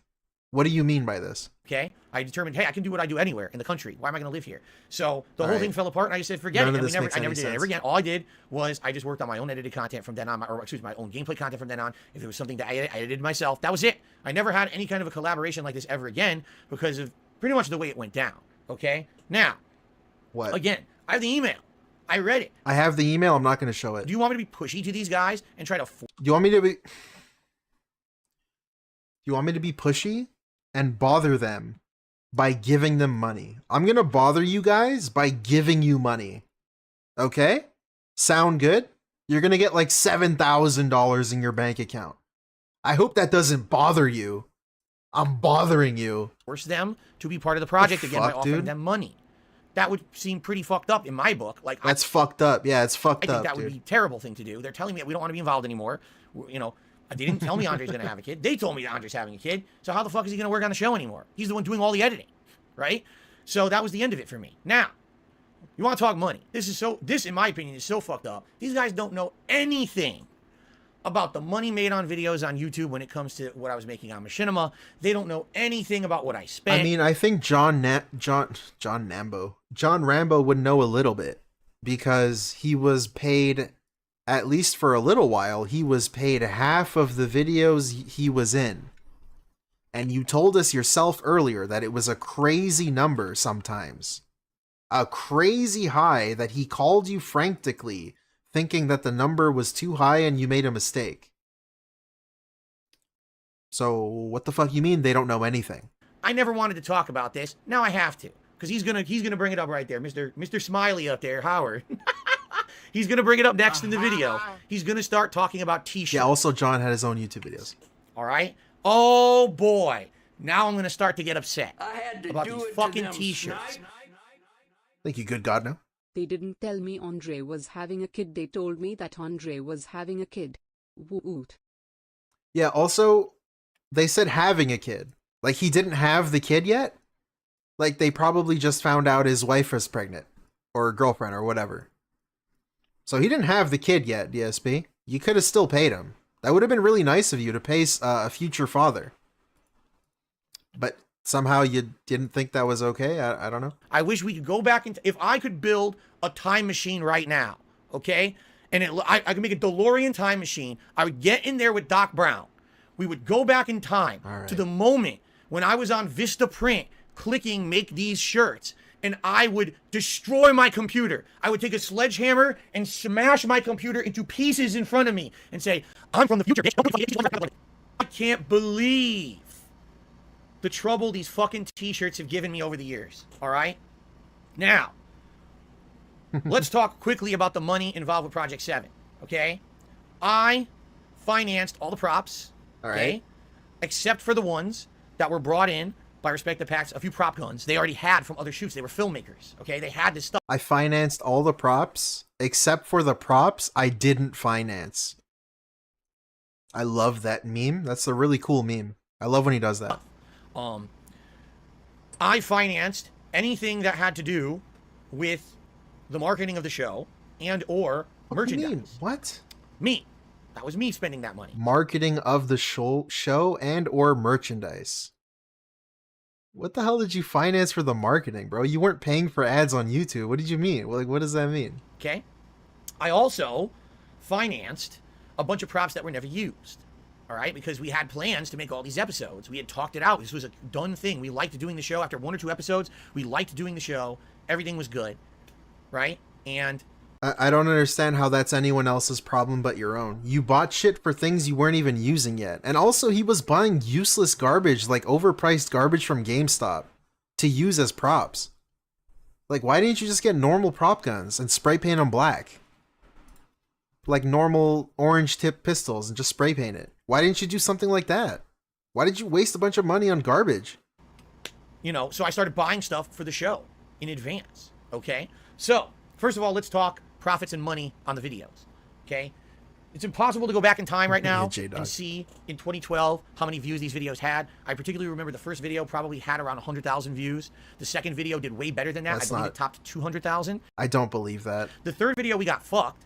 YouTube had a bug, a glitch, that screwed everyone's video views up within about a 24 to 48 hour period. And episode 3, when I uploaded it, had more likes, more comments, and more engagement on the video than the first 2 episodes fucking combined, but it claimed it only had like 51,000 views when it was sky high the most viewed video ever, like of the series. It didn't make any sense at all. Okay? What? We got screwed over royally on that, and I got paid based on views, not ad revenue, so we got fucked in the butt on that episode. Okay? And then lastly, there was the 4th video, which was the final episode, if I remember correctly. That year, when all was said and done, if you add all the views together for all the different videos, it was probably a couple million views, if that. I was gonna say dollars. If that, okay? Maybe less. I can't tell you. I'm guesstimating. All right? Guesstimating. So if you do the math, subtracting taxes and all of that, I can guesstimate. Guesstimate, which means it's bullshit. He's not going to tell you the truth. That the Project 7 videos on YouTube made anywhere between 1,000 to maybe upwards of, like, say, $2,000 of profit. If that, again, we're highballing it. Okay, well, let's highball it and say it was $2,000 I don't believe that those him. videos made. I just don't believe him. Okay? Like, especially considering he got paid per click, man. I don't believe him at all. He made way more money on that. Fair enough. Nothing to shake a stick at. $2,000 is a lot of money, right? Okay. Now, what did I spend on Project 7? Well, you could argue that every day that I worked on Project 7, pushed Project 7, I didn't make other content that I could have been making, right? I could have been making videos that were going to make tons of money, okay? And I didn't. That I'm not even factoring in here. Forget that. Throw that away. Strike that from the record. Why That's would not you even a factor that consideration. in? Okay? What did I... Like, again, these 2 guys also had jobs, as did the editors. Like, you weren't special by saying, I'm not working when I'm working on this. Like, bitch, by you working on it, you're going to get paid. Everyone else didn't get paid. I actually spend money on, right? I bought props. In episode 3 of Project 7, you'll actually see a large gun that's from Gears of War. That gun alone is around $300. Yeah, waste of money. You overpaid. I bought a ton of other props, like all the wardrobe and things that you see in that episode. I bought all me, bringing it in. That was a couple $100 all in all. Episode 4, some of that, not all of it I bought, not all, some, okay? I don't even know how much that was, quite frankly. I have no concept in my head. I don't remember anymore. What did I spend money on outside of the episodes? Phil, spent $900 on t-shirts. Me, okay? Me. Clear that up, because he's going to bring it up, and I'm going to clear it up. This is a bullshit story that he's telling, all right? Completely wrong the way he tells it, and I'm pissed off at it because these shirts... So, this shirt thing is interesting, too. Because you have 2 people here, and you have this guy here. This guy's a known pathological fucking liar. And these 2 guys both say that they spent money on shirts. They split the cost. So who are we going to believe? This liar here, or these 2 guys that also can corroborate each other's story? Or this guy who no one else can corroborate anything that he says ever. Wanted me for ages, okay? I spent $900 on t-shirts. I know who I'm picking. Project 7 t-shirts. The intention was we were going to travel to conventions and sell them in person as we premiered the episodes at conventions, and we were also going to sell them through John Rambo's website, which he was already selling other merchandise through to represent his podcast, okay? So literally we weren't going to get any extra cost to sell these things. It was already going to happen naturally, but there was an investment. Back then there was no Teespring. There weren't these websites that make t-shirts on the fly. You had to buy the t-shirts first, all right, in order to actually sell them. I spent $900 on those shirts myself.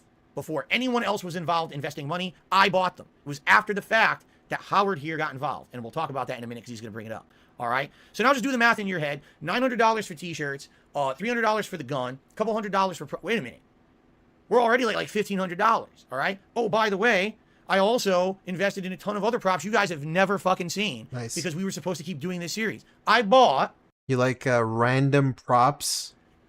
A big-ass assault rifle from Mass Effect. A Mass Effect replica assault rifle. It lights up. It makes fucking noise. It was going to be excellent for the sci-fi episode we were going to do. We were going to do a whole episode based on sci-fi characters, parodies of Star Wars, parodies of Mass Effect was at its height of popularity back then. Okay? So pretty much he only spent money on props. Quote-unquote props. Just toys. And yeah, Lucky Limes, he said earlier he was spending money on marketing expenses. Promotion. What did you spend on that exactly? Nothing? Why'd you bring it up? I don't even want to tell you how much that one was. That was the most expensive thing I bought. And that was exclusively supposed to be for this series. What am I going to do? Play with a fucking gun? It's supposed to be for the show. Okay? I don't know, dude. It's not... It's... Whose problem is it supposed to be that you spent that much money on shit you didn't even need yet? That's like, that seems like you're bad with your money, to be honest. These costs involved, all right? All of them. And you want me to be real about how much money Project 7 made, okay? Okay. Project 7 made anywhere between $1,000 to $2,000 in ad revenue That's a profit lie. from Machinima's That's payments a lie. to me. It was way more Project than 7 that. made me a grand total of about negative $1,000. Payments to me, and Project 7 made me a grand total of about negative $1,000. Can't even finish the lie. He has to giggle off the lie. That's how bad it is. I lost money on Project 7. It was a piss away project for me. It was, I want to do something creatively different. I want to do it with my friends. I feel like this will be something fun to do, and we'll all have a great time doing it. Hey, if we end up making money in the long term on it, great. That really wasn't the intention to begin with. It was supposed to be a fun project I do with like, dude, am I supposed to feel bad for you? Oh, now I understand why you didn't pay your friends. Because you spent money on toys. Like, whatever, dude. That, none of this, like, it's irrelevant. You spent money stupidly on dumb bullshit from GameStop. You overspent for shit you didn't need. That doesn't excuse the fact you still have to pay people. You still should have paid people. This doesn't, it's not an excuse for why you didn't pay anybody. Friends, and then if we find a way to monetize it in the long term, great. Like, bro, like a startup business is not profitable usually for like a couple years or something before like they start making profit. This is a new project for you, right? You expected money to just start flying in. Like, no shit, if you want it to be taken seriously and want to put all of this hard work into it. Like, dude, you should expect to not make a profit for a little while, right? That comes at the sacrifice you make to keep the thing afloat, right? If you're so passionate about it, if you're passionate about making content and making something fun with your friends like you say you are, why weren't you willing to make it happen? Apparently, these guys came into it with way different expectations. Yeah, business degree. However, the key to this story is coming up in just a moment. Let me change the battery. The key to this story is coming up, and it reveals everything. And this is a telling factor in this video that if you don't have a frame of reference, you won't get it. But I'm about to reveal it. Sudden Fool. Even if you don't make a profit, you still pay your employees. I had to right? do it to them. I don't know, dude. I'm not a business major. Sorry, sandwich shop worker. I invested in a new table, so you get no wages. Also, it's out the back and will never be used. Oh, dude, Petchy, that's so good, dude. Thank you for the 5 pounds, Petchy. Legend. I'm him. That's you. Yeah, great. Yeah, we got a new table. It's in the back. And it'll never be seen by customers. So I gotta, like, dock your pay to 0. I'm not gonna pay you. You don't want money, right? Thank you, Petchy. We'll swap the battery quickly. Swap the battery. Let's go. I have separate conventions that I keep in mind. Other things I didn't talk about is the conventions. We went to 2 separate conventions that I got us into to advertise Project 7. I paid for their hotel rooms and shit for that. You know, I mean, I could keep going on and on and on about this. The money factor of their video is so ludicrous and stupid because it's so fake. You want to talk about Phil spoke out of turn and said fucked up things on the internet about us? Great. You want to say money was a factor? You're out of your fucking mind. It just never was. I was the one always spending and always doing everything, and these guys were that's not a good thing. looking to make like a fortune, I guess, on this shit or something. I don't know, but again, look at that. Look at this shit. Everything, and these guys were looking to make like a fortune, I guess, on this shit or something. I don't know. Everyone else wanted to make a fortune. Everyone else was in it to make a fortune, not DSP. You see, that's why he paid the people to keep it going. Oh, wait, he didn't do that. Oh, wait, he didn't do that. You see, because he wasn't in it for the money. He was in it for the love of the game. Right. Very right. Very cool. But again, I'm telling you from my perspective, this was never an issue. It was never brought up. It was never addressed. It was never yelled. No one ever got in my face about any of this. Everything was fine. They kept showing up. They kept doing co-op with me. They kept doing all this stuff. Why would you do that if you're mad at someone because you think they owe you money, right? Doesn't make any sense at all. Nice, dude. Wow. Anyway, it's almost like they're being professional. Like, I what? had to do it to them. Oh my, I got something to say about that. Good God, no, thank you for the 5. I like how he laughingly admits to being a general sociopath, but then flies into an uncontrollable rage when he has to actually address money. Yeah, when it comes down to serious shit that he can't just debunk because these guys aren't following his narrative that he wants you to believe. No specifics, just random bullshit to try and justify him not spending money on the people that mattered. You think they owe you money, right? Doesn't make any sense at all. Wait, let me hear this again. Everything was fine. They kept showing up. They kept doing co-op with me. They kept doing all this stuff. Why would you do that if you're mad at someone because you think they owe you money? Hey Siri. What's a friend? Can you read that to me? Okay. Shit, I was hoping I was doing a little bit. I was doing a bit. What is a friend? What is a friend? DSP, what is a friend? You know what a friend is? Like, bro, you clearly don't have any. Maybe you don't know. I don't know. Maybe he doesn't know, guys. You fucking god. Right? Damn, Doesn't make bro. any sense at all. Doesn't make any sense. Anyway, let's continue because we're getting to the meat of the matter right now. Let me swap back over. We're almost done with Project 7, thankfully. Let's continue. There's no conversation. She didn't read it, dude. Ruined my bit. Right. So and then so what everyone has to realize is this is. Thank you. Thank you, Ivy, Really, for the thank 2. Okay, Google. What is a friend? Friend. How do I do this? Hold on. Okay, here we go. Wait. Hold on, the joke's worth it. The joke's worth it. It's clearly not a overplayed gimmick. Hold on. I'm hilarious. Here we go.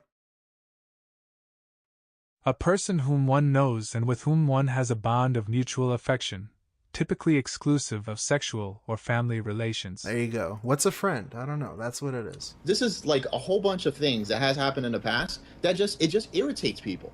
Because now what ends up happening is like, do you value money more than our friendship? Because if that's the case, then why am I even here? Right. You know? What is he talking about? What, do you value money more than our friendship? I wasn't making money on Project 7, and I also paid your way to go to conventions and shit. Like, what are you talking about? Paid your way to go to conventions and shit. Conveniently leaving out that when they went, they had to stop working. They had to carry your shit. They had to film stuff with you. Dude, like they weren't going as a vacation all the time. They had shit, like they were missing out on money.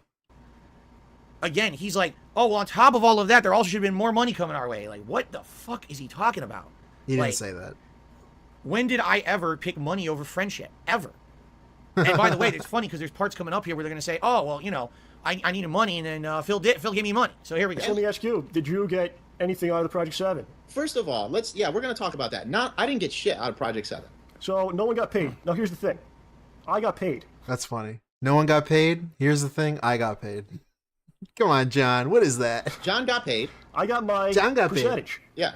There was at that time period, there was a point where my car had broken down, and I needed to get. This is pretty good though. This part's really good. Car broken down. Actually, I got a used car. I bought another car at that time. So I go, Phil, listen, I'm not coming to your house because I have no car. If you want me to come, throw me my percentage from the Project 7, and I'll use that cash towards a new car. And so I got my money. But there's 3 other people, you guys, that got 0. I like that Rambo had to threaten him. Like kind of a vague threat, not a threat, but like scare DSP. Well, Phil, if you don't pay me, I can't come do co-op with you. My car doesn't work. So of course DSP gave him the money. John Rambo did not get paid for Project 7. This is a lie. However, it's my fault. Because I was trying to be a nice guy and a good friend. What? So I didn't pay you because I was a nice guy and a good friend. during the whole time we're doing Project 7, John comes to me one week. Well, doesn't come to me one week. He calls me one week and he says, I got bad news. Ultimatum, right? That's the word. News. He goes, my car broke down. And I don't have any money to fix it. He just told us I need a new this. car, essentially. I don't know if it was he needed a new car or he just needed money to fix it. I don't even remember what it was. Okay? I don't. But essentially he came to me and said, listen, I need help right now. I need money. And I don't know, dude. That's really fucking weird. This dude right here in the blue, this lying piece of shit here, just went on a huge rant that Project 7 somehow made him negative $1,000 to $2,000. Negative. He was in the red for Project 7.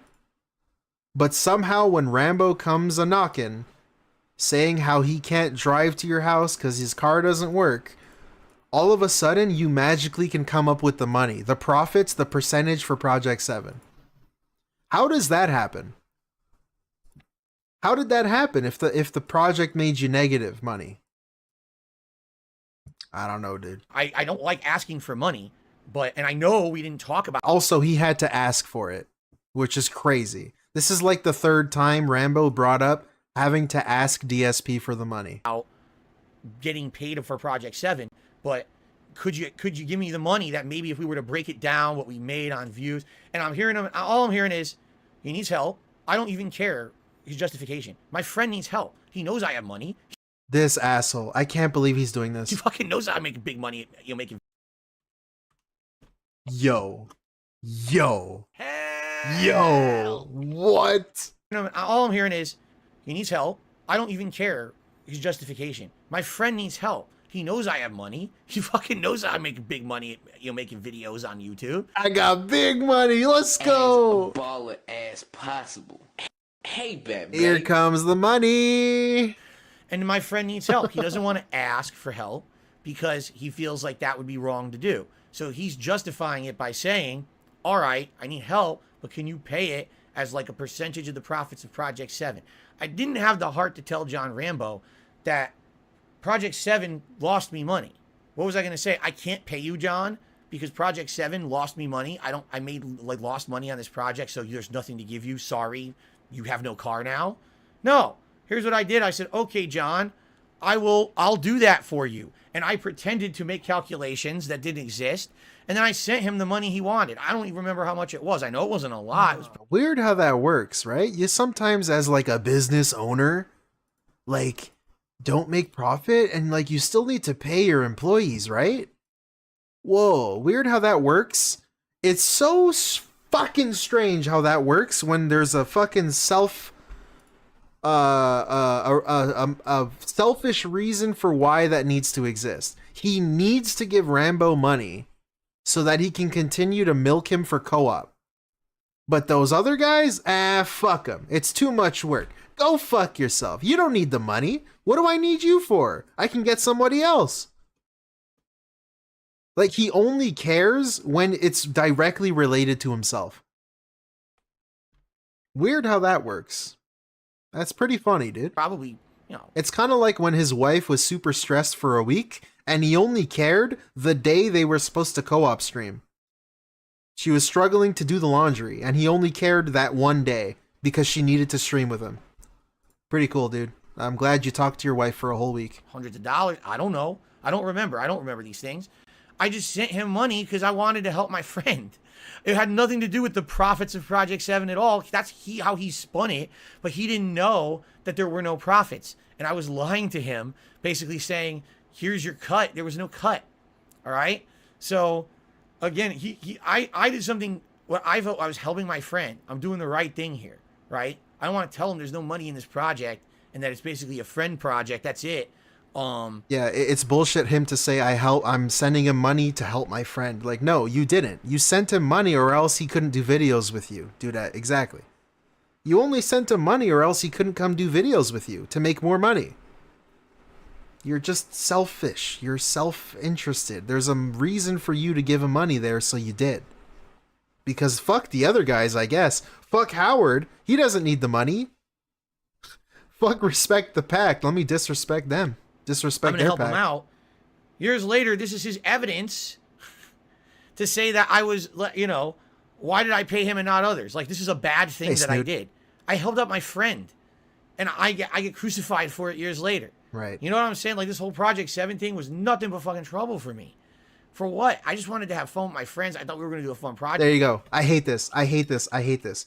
I just wanted to have fun with my friends. Nothing but fucking trouble for me. What else? For what? I just wanted to have fun with my friends. I thought we were going to do a fun project together. Do a fun project together. You could have kept it alive.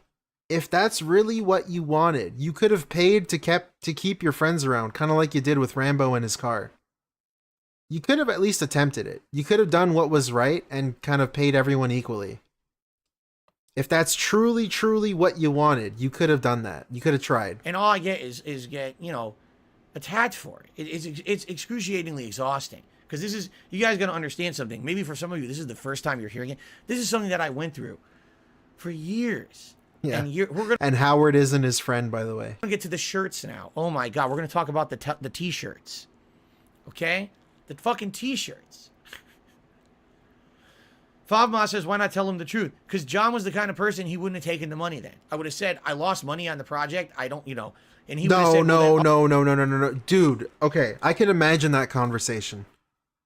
It's kind of, I don't want to say embarrassing, but I was saying earlier for me, like, if I would have had to go to my friend, something that we worked on together, he's making all the money for it. Like, And he's not paying me. He's not paying me for the thing that I helped him do. So it's pretty fucking awkward for me to go up to him and say, hey man, you know that thing we worked on? Yeah, can I get my fucking money for that, please? First of all, that's step one. Step two, could you imagine if DSP responded, yeah, well, you know, we didn't actually make any money on this thing. You know how fucking awkward that is? It's not John is the type of guy who would have not taken the money. It's that you would have manipulated him into not accepting money. Like, you giving that super awkward response would have been terrible. And he wouldn't have taken the money then. I would have said, I lost money on the project. I don't, and he would have said, well then, all right, I'm sorry I called you. He wouldn't have taken it. I wanted him to get a new car or fix his car, whatever it was. I don't want to fucking have the guy with no ride. That's fucked up. Not only is he doing work for me for co-op, he has a job, he has a life outside of that. He needs to go to it. His car probably broke down because of me. You understand that? He's driving his car from New York to Connecticut and back once a week to do co-op with me. It's probably why his car's busted. I feel kind of responsible for that. I want to help my friend. I feel kind of responsible for that. Okay. Let's get to the show. Yeah, I don't know, dude. Also, Snood, good point. Why wouldn't he have taken it if he needed it badly? Exactly. I just think it's more so that DSP giving that answer would have kind of tried to manipulate him into not accepting his money. I don't know. I can just picture that conversation in my head. Zero. Now, whatever. From my end, it's whatever. But this is what give Rambo the BMW. Burns me. Okay. We in the middle of this whole Project 7 thing, we all, you, myself, and Phil, came up with the idea. Let's make T-shirts, right? Yeah. So yes, and actually, it was in the initial meeting that we had at Starbucks. Thank you, good God, no, for the 5, dude. You feel kind of responsible for paying your best friend for services rendered. Not all the way responsible, but kind of responsible. Cool. Yeah, I know he drives like 2 hours round trip, 2.5 hour round trip to come see me all the time, every week for the past like 5 years. But I'm like only kind of responsible, you know? Brainstormed, we will make T-shirts together and eventually sell them, as well as we said we will sell DVDs long term. What do we hold on, let me hit the brakes for 1 second, because we're talking about money and we should have gotten money. Yeah. Like you said, it's not about the money, it's like what's fair. It's what's fair, yeah. Like you have a job, I got a job. Those guys, no one's homeless here. No one's like destitute. We're like, oh man, Project 7, we need to make this to pay our bills, or we need to make videos to pay our bills. It's nothing to do with that. Like, we don't necessarily need the money, okay? And again, it's not millions of dollars here. It's just what does fair mean? It's fair, it's fair because as friends, you expect to be treated with respect. And you tried hard on this. But this is your cut. Here's the thing. Since we're a team, as you said, and we all did it together, and it's not one person. It should be fair. It should be divvied up. To add on to what you were saying. So, what's fair? Okay, so what's fair? Did they really want me to divvy up negative $1,000 and give them bills each for $200? Dumbass! Oh my God! And you can argue, all right, well, Phil, you invest. He just told us that he invented some random number to give to John. Why didn't you just do that with everybody?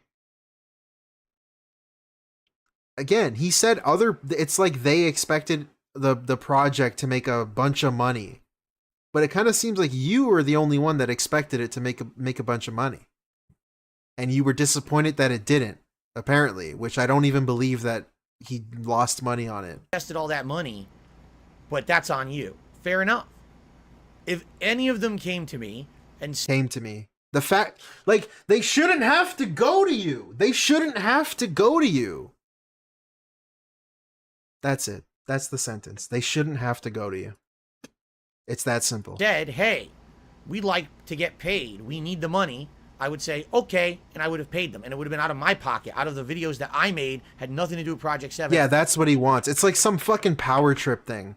It's like he sucks the control out of any aspect in life that he can get it. Like, he wants you to come to him and apologize when you get banned. He wants you to come to him and beg for your money. It's crazy. I still would have paid them. Okay? I did that with John. There's your evidence right there. John just said, I did it. I would have done that with any of them. So what's fair? Well, it earned nothing. It lost money. But if you want to get paid for it, let me know. I'll pay anyway. No one ever did. Besides John, that one time he wanted money for the car. That's crazy, No man. one else ever said a word to me about it. I don't know how he can be okay with that. Like, how is that okay in your brain? How are you okay? Like, how do you sleep at night? I know we all worked hard on this thing, and I made all this money that I bought a BMW, but like, you know, nobody asked me for money, so I'm just not going to give it. Fuck, man. Respect the Stupid Pact ass. wrote me an email saying we quit, and it's not about the money, it's a personal issue. I don't get it. I I'm don't really get it. lost here. Yeah, I'm lost. I'm I'm scared. definitely I'm utterly confused lost. and I'm shaking. I just don't understand I'm it. crying Maybe it's me. downstairs. I don't know. Maybe I'm just an idiot. Yes, continue. you are. Okay? To add on to that. So, what happens, right? We go ahead. We don't get our cut, which is whatever. Yeah, exactly, Snoot. I was just thinking that. Imagine having your paycheck withheld until you personally went to your boss and asked for it. Like, especially amongst friends. Like, I don't know. It's so awkward, like, to have to go to your... Like, because as a friend, you would expect them to do you right. Like, do right by you. Pause. Do right by you.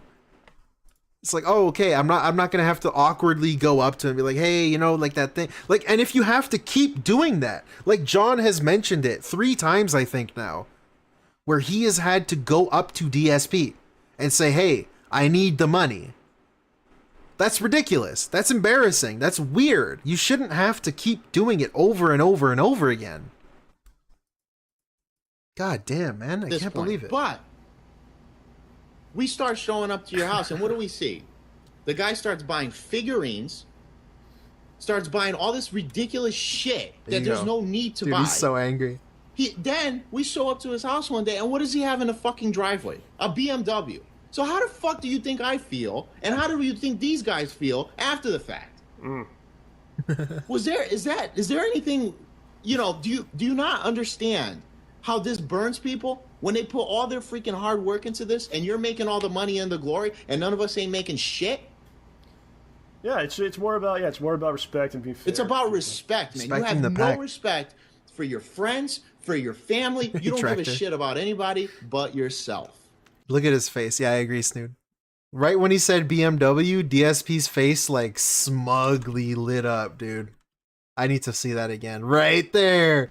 That's the BMW face. This fucking guy. God, he loves it. He loves this shit. Then we show up to his house one day, and what does he have in the fucking driveway? A BMW. So how the fuck do you think I feel, and how do you think these guys feel after the fact? Is there anything, you know, do you not understand how this burns people when they put all their freaking hard work into this, and you're making all the money and the glory, and none of us ain't making shit? Yeah, it's more about respect and being fair. It's about respect, man. You have no respect for your friends, for your family. You don't give a shit about anybody but yourself. I have no respect for my friends and my family. Yeah, you don't. I don't care about anyone but myself. Yeah, you don't. You don't care about anybody interesting. but yourself. It's very interesting that he would say that. It's Okay? true, though. Where's the lie? Tell me. Now, I've already revealed to you guys that Project 7 lost me money. So these guys are coming to my house, right, to film Project 7. Wait, let me hear that again. Lost me. Now, I've already revealed to you guys. Revealed as in he just said it.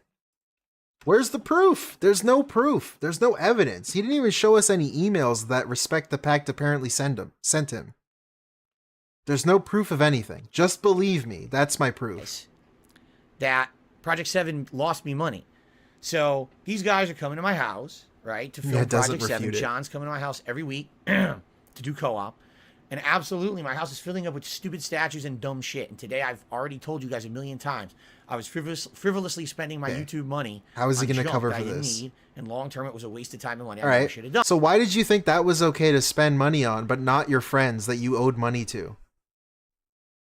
Explain that, please. I know that now. Back then, I thought, oh, it's a new prop for a video or something. I was justifying it in a really stupid way. Okay. The BMW part, I never owned the BMW. I leased it. We could talk about this till All right, nice. It doesn't matter. It's neither here nor there. The issue is they're showing up to my house and there's stuff in the house. I'm spending money, but I'm not paying them for their work. Okay?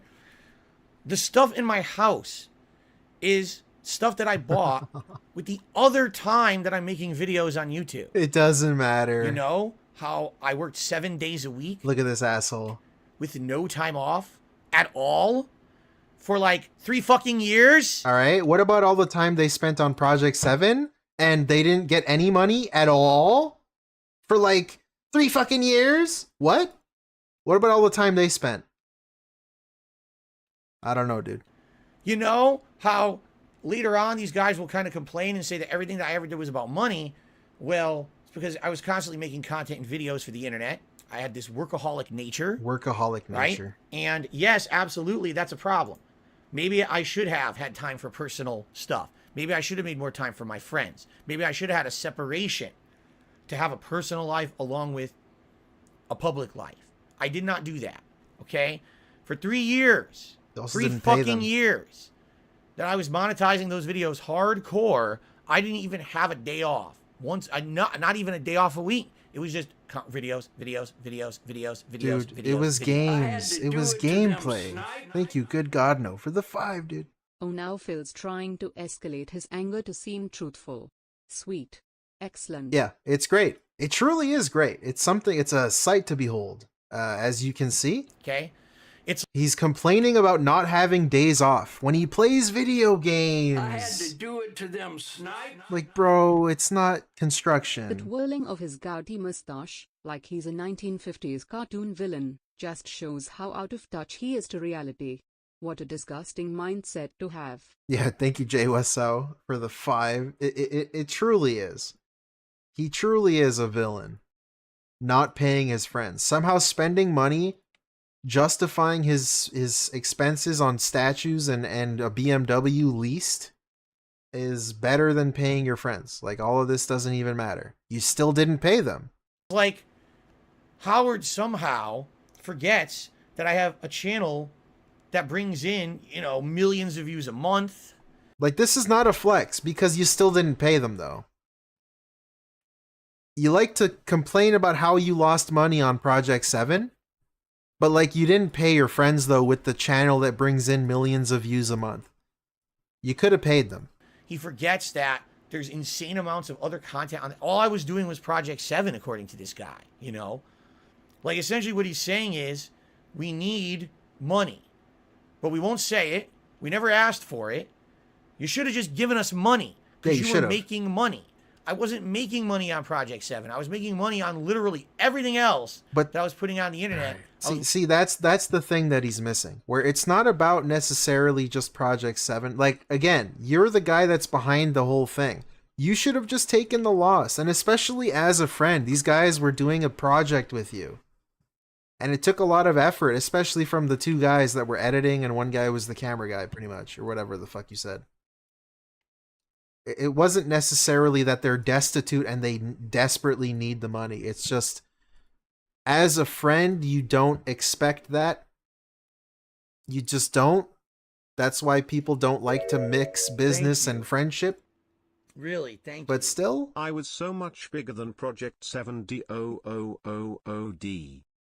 Thank you, RS Nerd, for the $2. Thank you. Yeah, he was great. He was like a hype beast. He was the brand. Project 7 was just a spin-off. He was the main attraction. Money on Project 7, but he wants money. So Howard... Do the comments in these videos agree with Phil? Everyone should have been transparent. Nobody said exactly how they felt. Also, his 2 friends were just leeching off of him. Oh, that's great. Lol at Howard snooping around your house? What?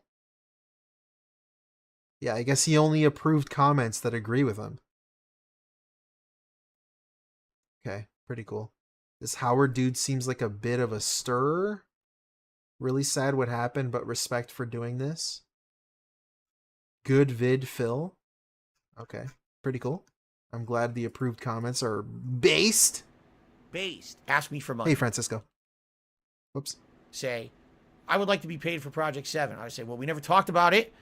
It never was supposed to be a concern or an issue, but if that's how you feel, fine. John did. He got paid. Respect the Pack told me we didn't want the money. We're quitting because we have personal reasons. So that's kind of ridiculous too, because what about when John came up to you and told you to pay them? Why did you still say no? He's now telling us that if they had come up to him and asked to be paid, he would have paid them. But John came up to you and told you to pay them. Like, is he really going to semantics that and say, well, they didn't specifically come up to me? Like, I don't know. Rules for thee and not for me? I don't They know. had said, hey, Phil, we want money. They would have got paid. Like, could you imagine if DSP was the one that didn't get paid in this situation? This dude would never shut up about it. He still talks about being fired back in 2010 or whatever. Like, this is ridiculous. He can't put himself in their shoes. He never can. But you know that this dude would never, ever, ever shut the fuck up ever about this. Right? It's just ridiculous. You want money? I'll give you money from what I'm earning outside of Project 7. I'm okay with that. You guys put a lot of work into the series. Great. I understand that. But you're asking for money that doesn't exist. You weren't entitled to because we didn't have an agreement in place about that. So why would I just start giving you money? It's also like he can't fathom the idea of paying someone for their work unless the thing they did itself is profitable. Like, dude, like, movies are made and they pay the people that make the movies, even if the movie's unsuccessful. They still have to pay the people. Like the camera guy and the sound guy and the makeup people and the costume. Like, they still get paid. It's a gamble. You gambled on Project 7. Let's assume it wasn't successful. You still had to gamble on it. You had to put the money in. You didn't pay the people involved. Dude. It didn't make any sense. The money was coming on the back end. If we continued with the series, there would have been DVD sales, there would have been t-shirt sales, which we're going to... Like, it's ridiculous for him to say this. Like, oh, we would have made money on the back end. The thing itself needed to make money or else I'm not going to pay you. Unless you asked me for it, but if someone else asks for you, then I'm still not going to pay you. You need to ask me. Bow down, bitch. Get on your knees and ask me for the money. Beg me. Talk about it in a minute, don't worry. And then he's like, he's coming in to my house looking at statues in the car and he's pissed at me. You're pissed at me for what? Did you not see my channel? My channels? At that point, I have multiple YouTube channels. Bro. Millions upon millions of views. Not Project 7 views. All my other content was making those views. And I find, this is why I find it hard to believe that Project 7 wasn't profitable. He's bragging about views, but not Project 7. For some reason, Project 7 is the only thing that was in the negative, and everything else was in the positive. The only differentiator is the fact that he spent hundreds of dollars on useless GameStop props that were overpriced to begin with. Good God, no. Thank you for the 5. It sounds like some dudes rolled up on your house because you owed them money, Philip. Yeah, except they didn't ask for it. So I didn't give it to them. They were too vague. Good God, no. It's ludicrous what he's saying here. Yeah, Demon Wolf. It's absolutely ludicrous what he's saying here. Luda. Okay? And then he, oh, you have no respect for your friends or your family. Why? Because I bought statues with my money that I earned with my videos? What the fuck are you talking about? Nice. What about the money that they earned doing the work? Again, bro, you took a gamble on Project 7. If it failed, I'll take you at your word. It failed. You still should have paid them. Oh, by the way, we're going to another convention next week that I arranged for and I'm paying for the hotel room and the gas for. So, oh, you'll come into that, right? Like, what the fuck? I don't know, bro. Like, again, it's... I see what they mean when they say it's not specifically about the money. It's just when you're supposed to be friends, you'd like to imagine that you would get treated in a way that wouldn't be like this. You would get what you feel like you're owed without needing to beg for it. That's it. I think that's just as simple as that. Anyway, it's pretty obvious. I don't think that... Let me hear that again. I don't know what he said. What the fuck are you talking about? Oh, by the way, we're going to another convention next week that I arranged for and I'm paying for the hotel room and the gas for. So, nice. You'll come into that, right? Yeah. Yeah, so you can sit in the back seat and lay down with your bad back, the totally real bad back. And everyone else is going to have to drive and carry your bags and film shit and have to deal with you. The biggest fucking baby ever. Literally, biggest baby. He's a child in an old man's body. Like, what the fuck? I had to do it to them snipe. Thank you, RS Nerd, for the 5. I think we're glazing over a nugget of gold dust here. What does Rambo know about DSP's relationship with his family? Yeah, I mean, hey, maybe he meant literally his family.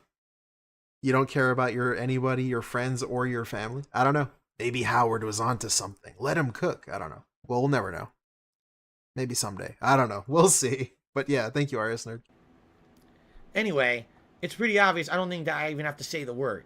People in the stream chat have already said about 1,000,000 times what actually happened in the situation. Okay? Now, please, for the love of God, let's get to the fucking t-shirts. That's the, you know, and maybe that's not even true. Maybe it's not true, but that's how it comes off. See? Yeah. And that's what You you're see expressing that? to other people. Howard goes to the extreme. Phil has no respect for his friends or his family. And then John says, oh, that's probably not true, but that's how it comes off. Wait, what? He's being nice to you. Obviously, John is your friend. Howard is very upset, right? You say yourself he wasn't your friend. Maybe he just wasn't as close with you. He's okay with being more angry. John is just trying to be nicer to you for some reason. Who's poisoning the well? Poisoning the... Great. What a great phrase to use there. Not a cult? Which is the theme we've been talking about. There's a circle of friends. Someone's poisoning the well. Gee, I wonder. People. You know Damn, John, you're not allowed being friends with anybody but me. Yeah. And you're not. How do you think people feel? You're not thinking about other. You're not thinking about others and how it, Yeah. affects them. It's the thing is nobody's jealous. Nobody's nothing. It's when people make money. One person makes money off the back of everybody else. And on top of it, you're putting videos out there. We're going, I did that. Yeah. I came up with that, and it's like, no, you didn't. See, now they mix the two things. Well, is it about money or is it about who did the credit? Now they're mixing the issues, and that's no, where, they're again, not. They do this. No, they're not. They're saying it's even worse when you consider the fact that you are out there trying to take all of the credit, and you're factually taking all of the money, on top of trying to take credit for everything.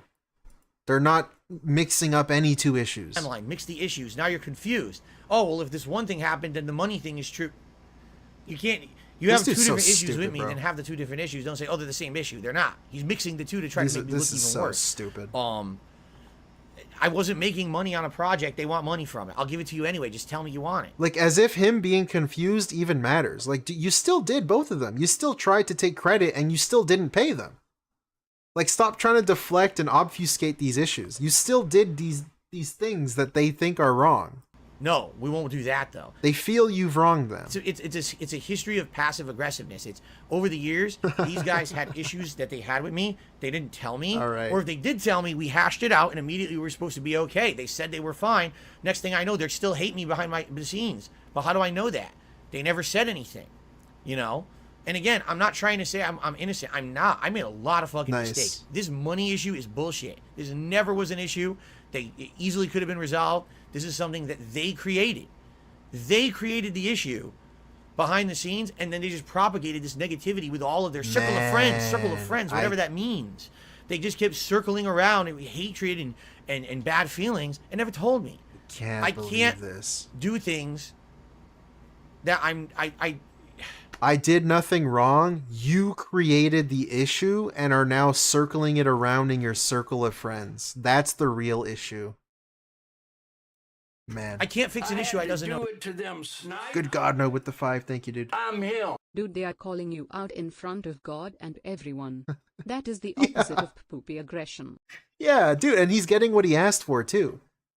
He's getting what he asked for, because earlier he was complaining that they personally were done with him, but they didn't publicly announce that they were done with him. Isn't this what you wanted? You got what you wished for, right? You don't get to complain now. I'm not psychic. They wanted me to be psychic. They wanted me to be like, I'm not psychic. I didn't know I had to pay people. I have to be psychic to know I had to pay people for work. Filthy rich, and he's just going to start throwing money left and right all over the place because we worked on a project with him. Like, no, that's not how. All right, let's continue. Wait, what? This doesn't exist. I'm not psychic. They wanted me to be psychic. They wanted me to be like, oh, Phil is filthy rich, and he's just going to start throwing money left and right all over the place because we worked on a project with him. Like, no. All right. No, that's not how. Yeah, he doesn't get it. All right, let's continue. These guys worked hard to put that together. Worked hard to put that together. Yeah, actually come up with that. All right, so let's get back to the shirts thing. Finally. This is the shirts. I want to get this out of the way before I split the part. We get together. Oh. And we decide, let's make t-shirts, So we all put money together, and I'm gonna throw out the figure. It was about $900. I just said that. Okay, So I had no idea. $300 per person. We put Wrong. $900. Here's what happened. We met at the cafe. We had the ideas, right? We did the initial filming. We met at the cafe again, had more ideas for episode 2. During the initial work on episode 1, all of a sudden, Respect the Pack sends me these logos. I didn't ask for them. They just sent them to me. I said, what are these? They said, oh, these are the t-shirt logos that Howard wants. What? What? You just said you discussed the t-shirts in the first meeting.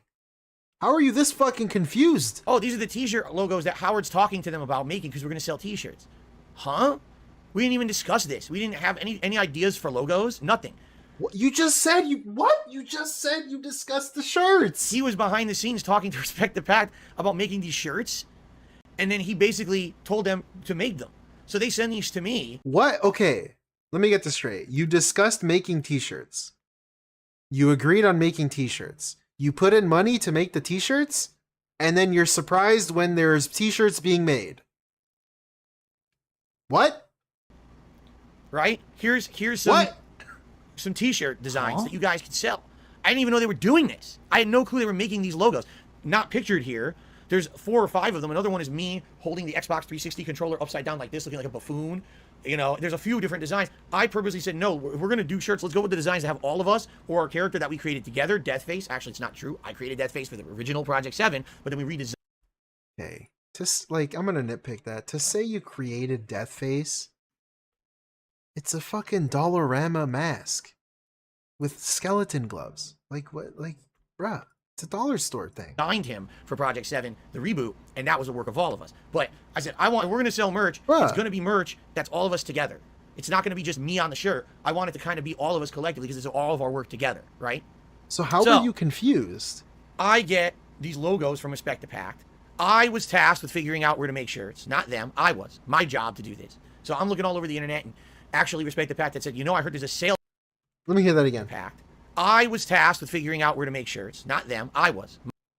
My job to do this. Bro, they just made... Is he They just made the logos for you.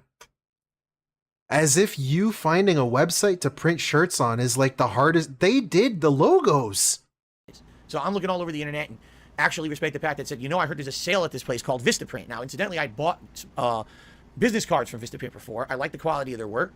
So I went ahead and I went to Vistaprint. I created the shirts myself. Like that, they're like, okay, I need to nitpick this. He's complaining that he had to find where to print the shirts. They hand him logos saying, here, this is what we're going to print. So he didn't have to make logos. He didn't have to go to Photoshop. He didn't have to use anything. Here's the logo. Go print them out the same way you printed out your other shirts. Because he already has done other shirts. That's why they're asking you to do the shirts, because you've done it before. And he's complaining about it. Went ahead and I went to Vistaprint. I created the shirts myself with the logos that were made by Respect the Pact. I created the shirts myself with the logos that were done by the other guys. All right. And I bought the shirts. Okay? I did. $900 out of my pocket went to the shirts. Okay? The shirts show up. I thought it was $300 a person. They're not great. As you can see, they're not full color shirts. Back then, they didn't do full color shirts. Again, this was before Teespring. Okay. And so these shirts are at my place, and we determine what we're going to do is John's going to try to sell these on his website, where he's already selling T-shirts for his show. John Rambo Presents the Show. It's his podcast. But we're also going to take these T-shirts along with us to conventions, okay, to sell. So at the time, there's a discussion. All right, well, Phil already bought the shirt, so who wants in? I already bought them. Who wants in on this investment that I've already fronted all the money for? Howard says, I want in. I'll pay $300. John says, I can't do that. I can't afford it. So John was never involved with the shirts, the money making of the shirts or anything like that. It was only Howard who had invested this $300. That's not... Okay? Howard said each of them paid $300, though. Now, so essentially, it was a $600-300 cut. I was going to get 2/3 of the profit.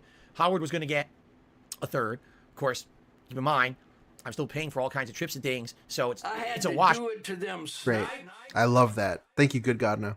So if you made the shirts but you admit that they designed the shirts, then you must have personally printed the shirts on a press, right, Phil?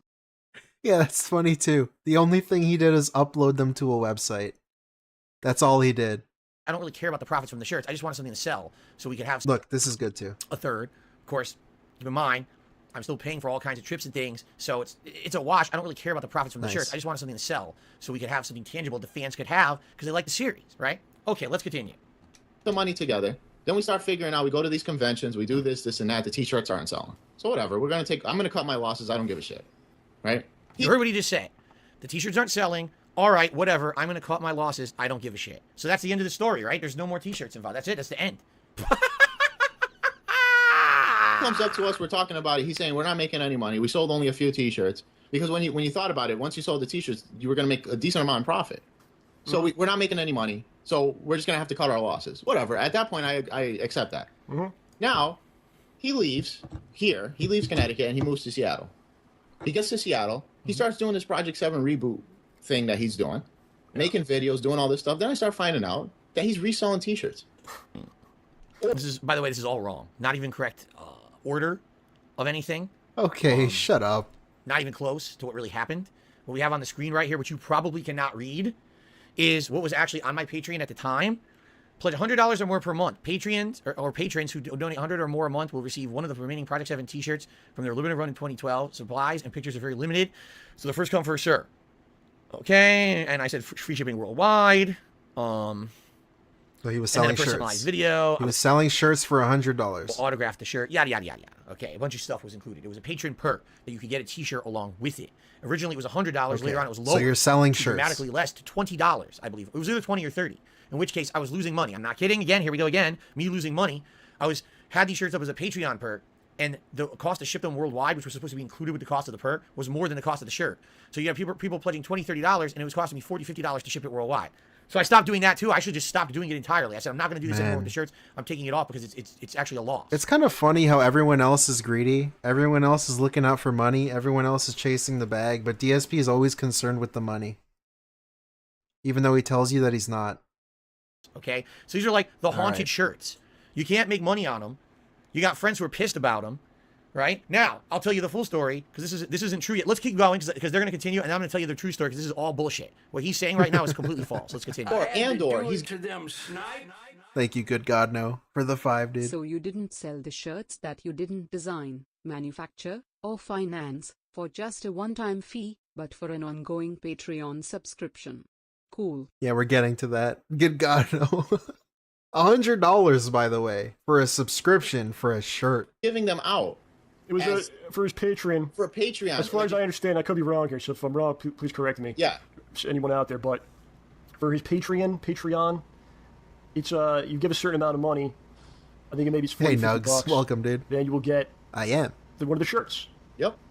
But the problem is he doesn't actually own the shirts. False. Yeah, he doesn't own the shirts completely, so he's giving them out. How's that false? False. And this is why they're telling the whole story out of order. I do own the shirts because Howard did get paid for them. You'll find out how in a moment because he's going to talk about it. But they're purposely telling the story out of order to make me look bad. Nice. And then they try to fix it after the fact, but it doesn't make sense because the story's already told. The damage is already done. What? When you watch this video, wow, Phil stole those shirts and sold That them doesn't later make on. any sense. If I tell you the story out of order and then I clear it up later, how does it make you look bad? I don't explain that to me. I'm pretty confused. For profit, but he didn't own them all. Actually, I did, and you'll find out how in a moment. All right, I don't know if he finished giving them out, or if he managed to sell all Pulp of them, or if Fiction. he sold them, or whatever the case may be. But when I start hearing about stuff like that, or I see videos of him posting that stuff, naturally, what do you think is going to happen? I'm going to get irritated beyond belief. Now, I don't want to go. I'm not going to go into it because now if I go into what I'm going to go into, it's going to derail everything. All right, hold on. So Stick with the shirt. So okay, listen. So he's taking shirts that your face is on the shirt. Yeah. He has to physically look at your face as he packages the shirt. I did not design the logo. Howard talked to Respect the Pact to have those logos designed. And then mail it as he goes to mail it. And you just missed the point entirely of what they were saying there, but okay. Never for a second thinks, wait a minute, this person paid for a percentage of the shirt. Yep. And on top of that, the logos, the actual shirts are made by Andre. He's not getting anything. The shirts were not made by Andre. They were made by me, financed by me. The logos were made by... I'm about to fucking blow my... Dude. Not getting anything. Dude. I can't believe this. Shirts were not made by Andre. They were made by me, financed by me. The logos were made by Andre. That is correct. I'm about to explode. Dude. Nope. At one point, the shirts were in OJ's house. And OJ was the one that was packing it and sending it to the people. There was a point where that we only sold one or two. So I don't want to go nuts with that. But yeah, at one point OJ was actually, you know, he had them physically. He had them in his basement for months, and I think at one point Phil just said throw them out, and we didn't do it. I was like, no, I don't throw them out. Maybe you could give them away. I was like, give them away like as a prize or something someday, you know. So when he moved, he asked for them back, and I was like, that is 1,000,000% false. And in fact, that might actually be the one lie that John tells in this whole video. Because pretty much everything John says is pretty factual, or at least half-truths. In this case, that's a lie. All right, and we'll talk about that. So I got them from John, picked them up, brought them to his house. I didn't really think about it. And then, yeah, here you go. So now he's actually using them as an incentive to give him money or whatever the hell. Bands in your life, shit. WTF with the 10? What? He isn't Thank you. hearing his friends. He is itemizing every interaction with them, and then expecting them not to care about the money. Yep. Then still taking credit and suggesting they did nothing important. Exactly. And also Howard was never his friend, even though he's calling them his friend and saying Project 7 was a fun thing that he wanted to do with his friends. It's crazy. Like the amount of times he's sitting there nodding, not actually listening to what they're saying.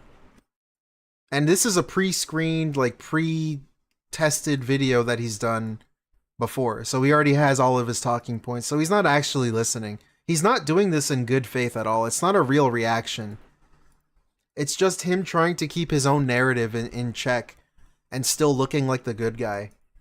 And that's what's really disappointing about it. WTF. Thank you so much for the 10, man. It's crazy. It is, you know. And I'm sure his response will be something like, I don't remember that you paid, or I don't know. Are you never? Maybe he'll say you never brought it up to me but you shouldn't have to. You know what I mean?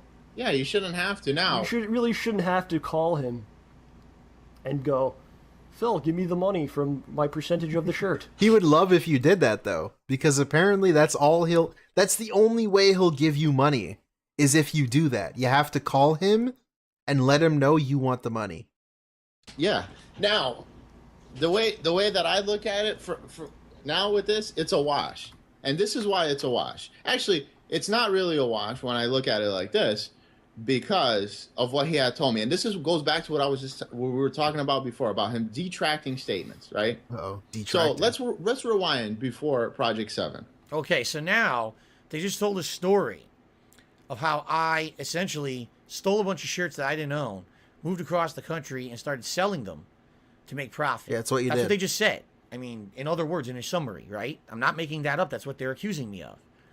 Howard is now going to explain in this same video how he doesn't own the shirts and has no stake to them. I don't understand how people didn't understand this, but maybe it's because he told it out of sequence. He's literally going to explain to you why he has no stake in the shirts anymore. Oh, Only boy. he tells Hey, it in a Atlas. very What's up, exaggerated dude? way, like he tends Legend. to do everything. So maybe that's why you guys didn't understand. So I'm going to let him finish, and then I'm going to actually tell you the entirety of the story of what really happened with these shirts. So what do? We start playing ST, right? We start buying the cabs. So you and I also like, in case you don't know, it's Howard fixed the Street Fighter 2 board for DSP and then decided to keep it as sort of repayment for the shirts that he stole or whatever, like now after the fact. But DSP is taking that literally, as in Howard views the Street Fighter thing, the board for the game, literally as a payment for the shirts, even though the shirt thing happened after that. Just to throw this information out there, Which is really weird. The way this thing started was John and I decided to buy a cab, right? The cab shows up in the middle of this, right? He comes, Phil shows up and he's like, yeah, we're at his house and we're looking at some of his stuff and I found a Super Turbo board. He has a blue one. So we're like, oh, I didn't know you had a Super Turbo board and this and that. And he goes, I don't even know if this thing works anymore. So we plug it in. We go to the house. We bring it over to the house. We plug it in. It's dead. right? So so CPS2 has a battery. The battery dies. The board dies. I had to do it to them snipe. Thank you, Iviga, for the $5. Has he ever blinded by the jinn? Losing himself inside the Gota chain. Probably. Does that mean he's never changed, or will he always beg every day? Fuck Phil FRFR. FR. Yeah, exactly. Has he ever been blinded by the jinn? Yes. Undoubtedly, yes. Losing himself. Is this a reference to something? Am I stupid? But yes. To take it literally, like DSP takes this literally. Yes. The answer is yes. He Always. goes to me, he's like, man, I can't really do anything with it. You can keep it. If you can fix it, Thank just you, keep Iviga. it, right? So what do? I got a friend of mine that lives in Manchester, right? He goes, I call him up. I met him online, Bill. And Bill goes, yeah, just come by. I'll revive the board, right? So I throw him I think it was like 30 or 40 bucks, right? He goes, revives the boards for me, rewrites the EPROMs, gets rid of the battery. Board works fine, right? So one day he comes up and we start playing ST. I said, oh, I managed to get that board up and running. All right, so when are you going to give it back to me? You just told me you're going to give me the fucking board. What do you mean give it back to you? What, are you out of your mind? I just paid $40 to revive this, and you think I'm going to give it back to you? Okay. So, and then this is when this... Not going to say anything. And then right after what happens, Okay, the you just t-shirt did, thing though. happens. Yeah. So you know what I say? Fuck it, I ain't giving you shit back. So I'm keeping a board, right? For the t-shirt, for the $300 that you owe me in fucking t-shirts. Huh. There you go. Right. There you go. Okay, time for the real story in the real order that it happened. Uh-oh. Okay? So, We're going to get the Pignosis version. years ago, we were all playing Super Turbo together, and one day, John and Howard over at my house, I don't remember for what, probably a co-op or something. Big upside Howard's Viga. looking all over my house, don't ask me why, and he finds a Super Turbo board under my bed. It was in a plastic box. A cardboard box. Also, what? Let me hear that again. Remember for what, probably a co-op or something. Howard's looking all over my house, don't ask me why, and he finds a Super Turbo board under my bed. I don't know about that. was in a I plastic- don't believe he's looking all over your house for no reason. Come on. Box. A cardboard box. What's a Super Turbo board? He doesn't explain.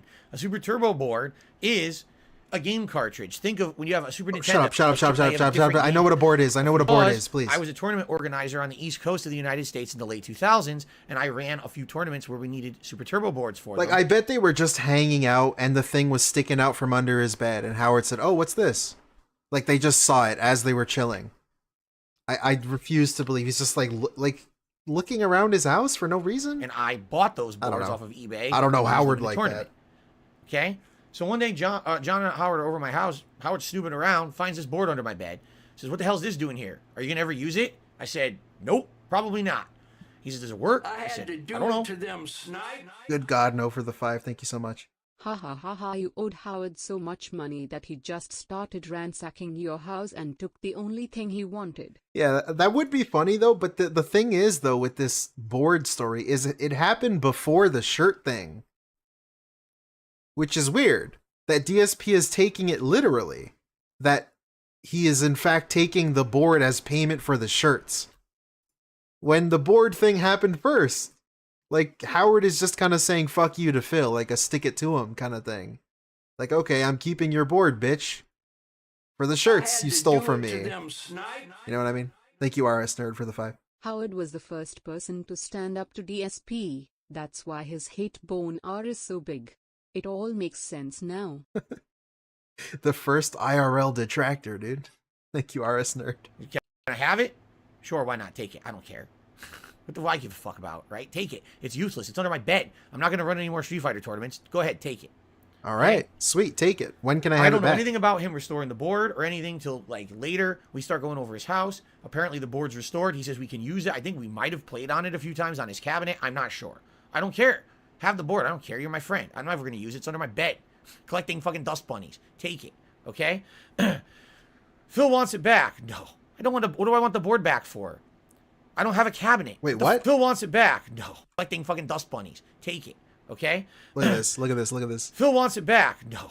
No. He can't even get it out. King Be Cruel. 3 months, dude. Crazy. Based. But yeah, I love when he does this. This is when you know. He can't keep a straight face for the lie. He can't get the lie out without giggling, laughing, or saying it with his chest. He can't. He just can't. Because it's not true. Fucking dust bunnies. Take it. Okay? Phil wants it back. No. No. I don't want to. What do I want the board back for? I don't have a cabinet. What the fuck do I want a Super Turbo board back for? Okay? I'm never going to use it. It's sitting under my bed collecting dust bunnies. You recharge the battery, you're using it in your house on a cabinet. Why would I ask for the board back? I don't remember asking for the board back. I don't remember if asking. I did. If I...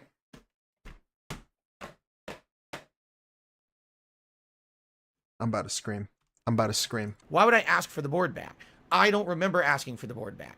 If I did, I would think it would have been in a joking manner, but apparently Howard hates my guts so much he doesn't understand that. Okay? But I didn't want a Super Turbo board back from this guy. He essentially just had it for free. Okay? Years later. You know what? I'm actually gonna... I do think DSP might have asked for it back as a joke, but it wasn't a really funny joke. And Howard was kind of just like, what the fuck? What do you mean? But kind of just brushed it off until now, when he remembered that it was like really weird and cringe. So he brought it back. I can believe that DSP brought it, like said it as a weird, stupid joke. The Project 7 thing happens. I spent $900 on shirts. He, later on, throws in his $300, says he wants in on the investment.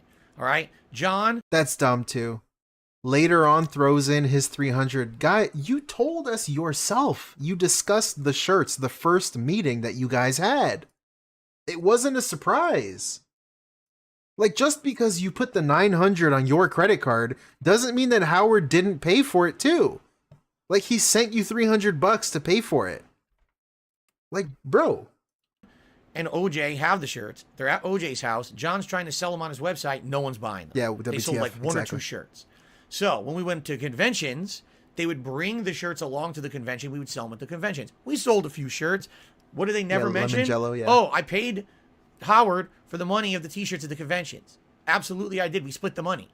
Split it. Everyone got a cut. Okay. Everyone made their money on but the you shirts. Didn't sell all the shirts. Conventions. Never explained, never elaborated. Yeah, but you didn't sell all the shirts, though, that he paid for. So it doesn't matter. It's irrelevant. Down in this video, right? Never happened.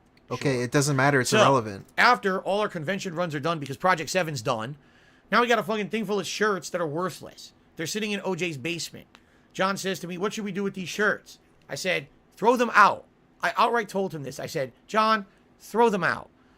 We don't want to deal with these ever again. Trust me on this. Throw the shirts out. They're worthless. All right, nice. Okay? New lore? Okay. New retcon? One day before I'm moving out of Connecticut, John comes over to help me pack up for the move. And what does he bring with him? The fucking shirts. He plops them down on my floor and says, oh, here's your shirts back. I said, what the fuck is this?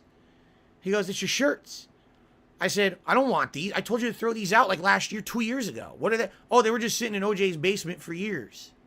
I don't believe this. Oh. This is X. Why? Okay. Nah, bro. So what am I supposed to do with these then? Nah, bro. Right?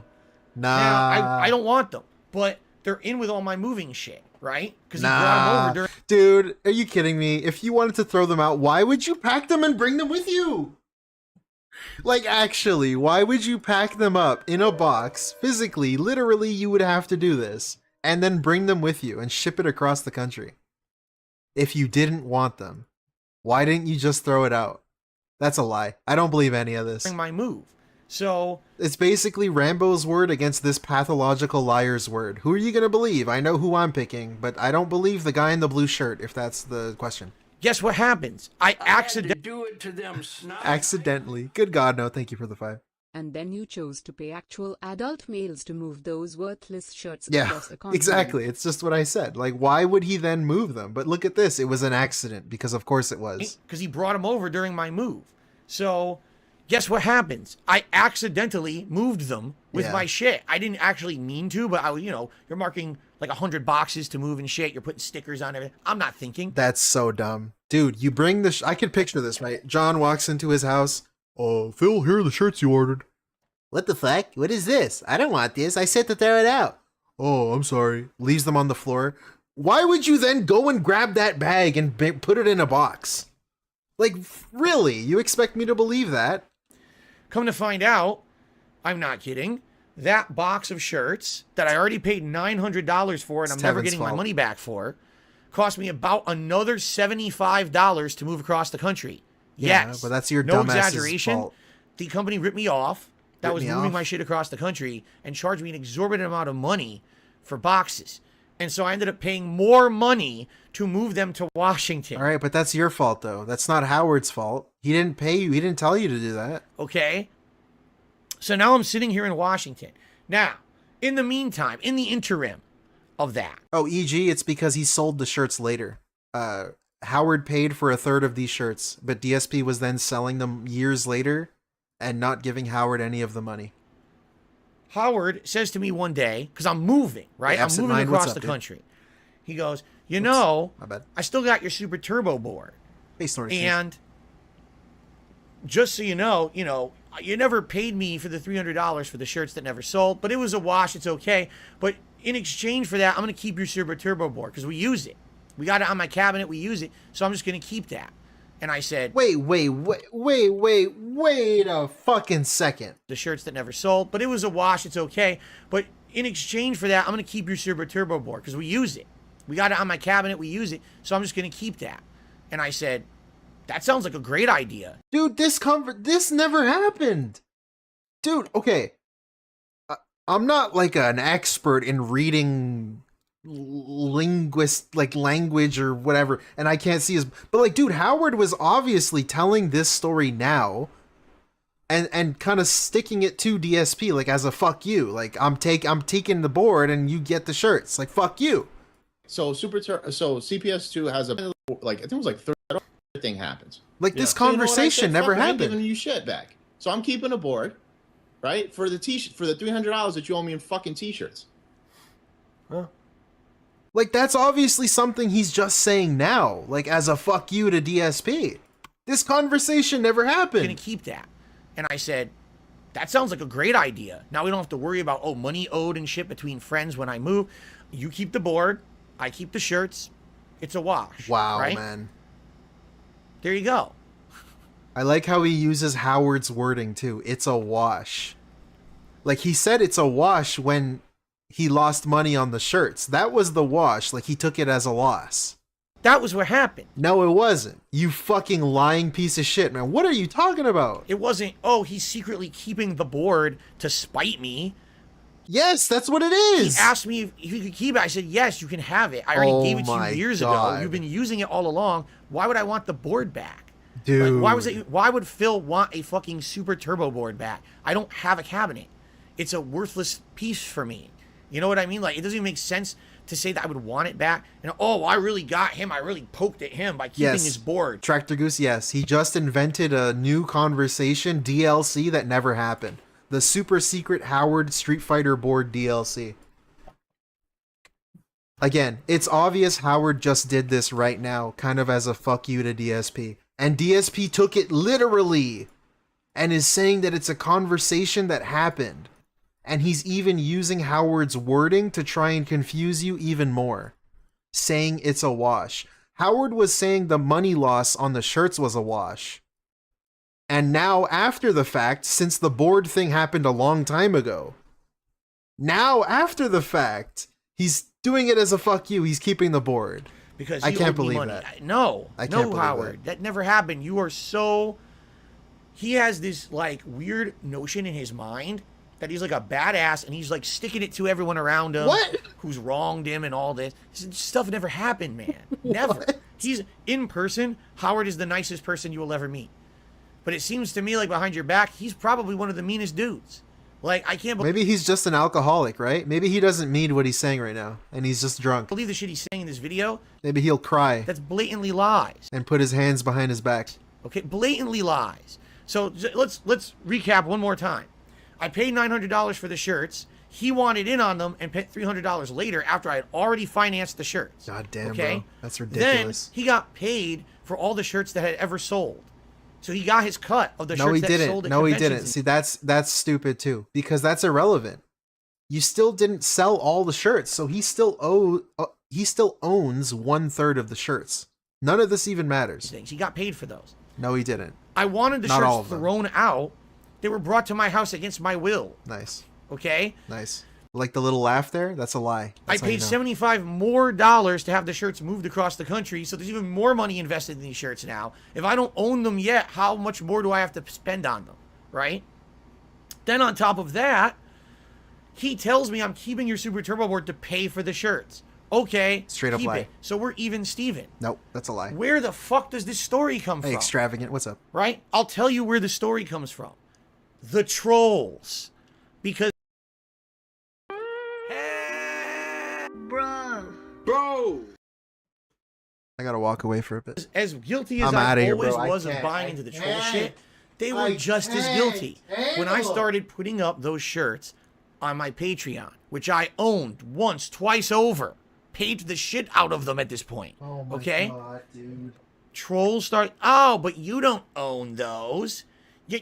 Those shirts don't just have your face on them. There's John Howard on it. Don't you feel bad selling those shirts on Patreon, which I wasn't selling them. You were selling them. Perks, okay? They weren't Shut up. actual outright sale. I wasn't selling a t-shirt. Shut the fuck up, bro. If I hide a fucking shirt around $100 paywall, like, give me 100, I will send you a shirt.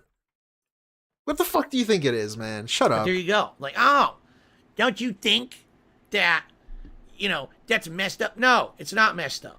It's not. I own the shirts way over I like that that's what we sound like. for the cost. Don't you think that that's messed up? We're like Bugs Bunny. So what they should have been to begin with, okay? Meh. And What's up, it's that? ludicrous. This guy was Don't you paid. think that's wrong? He's keeping my Super Turbo board. I challenge you now to go look on the internet and find a Super Turbo board. They're not even available anymore. They're collector's items.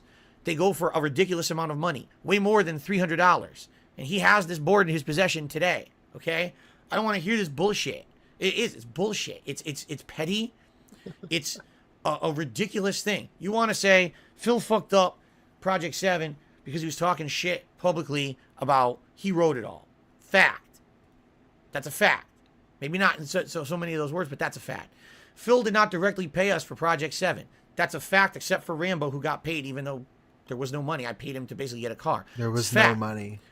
Phil sold I paid him to get a car. shirts he didn't fully own. That is a bull-faced fucking lie. That is 100% fake.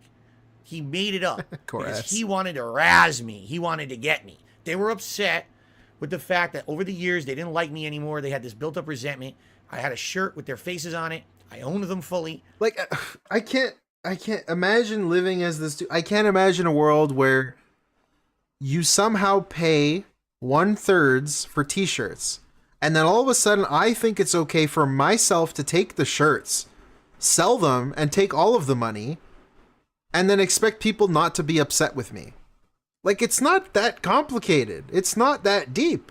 No shit they're gonna be upset. It's a little upsetting, especially when you consider this person your friend. That's it. It's just a little weird.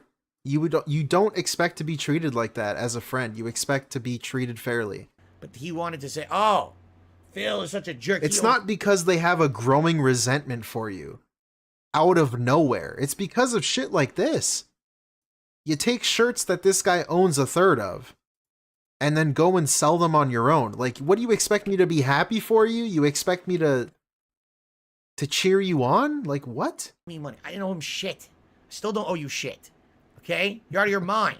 This guy, again, why is he in this fucking video? This video was supposed to be the friendship of me and John Rambo. What? And he is fully interjected. He's trying to tell them what the video they should have made is. Like, what it's supposed to be. Somehow. Like, he's the director. Himself into this situation as a third party that was barely involved in the issues between me and John Rambo, yet he's the one narrating. He's the one telling the story. Like, what is going on here? He's the one that's more more tilted. You have no tilted. idea when I first watched this video how fucked up it was. I was like, what is this shit? I can't even believe this is on the internet like this. Like, what the fuck? Anyway, that's the end of Project 7. They're going to move on to other stuff. So, all right, part 4 of 5, guys. We got a bunch more to go. Part 5 is 2 hours. It's the longest one. All right, everyone. This whole thing will be time-stamped later if you didn't catch the whole thing. Don't worry. My blood pressure's high. I'm a little upset about that last part. No kidding, right? Let's continue. Let's continue. If you have not watched the first 3 parts, I strongly... You have to go to your friend consistently and Look at this. Howard's goodbye / the ultimate insult to me. Thank you, good God, no, for the 5. Thank you so much. Guys, this isn't about Howard skating on my effing face. This is about my eternal love for John Rambo. Yeah, this isn't about him just fucking absolutely shitting on me. It's about my boyfriend. And bring up, like, why did you say this? Please give me the money you owe me. This isn't fair. You know, Yeah. it puts you in a terrible position. I'm good, Iviga. Thank to you. have to keep doing that. I'm good. It's tough. Thank you But so then it much. gets to a point where you just get irritated because the guy don't give a shit about you or anyone else. That's what's irritating the most, man.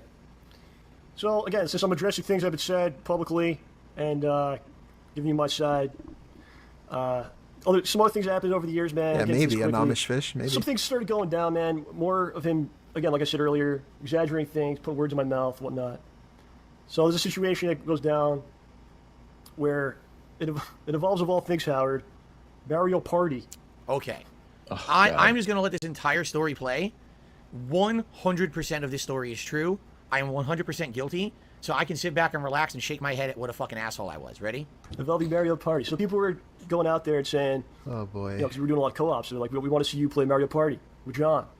We want John and Phil to play Mario Party. Please play it.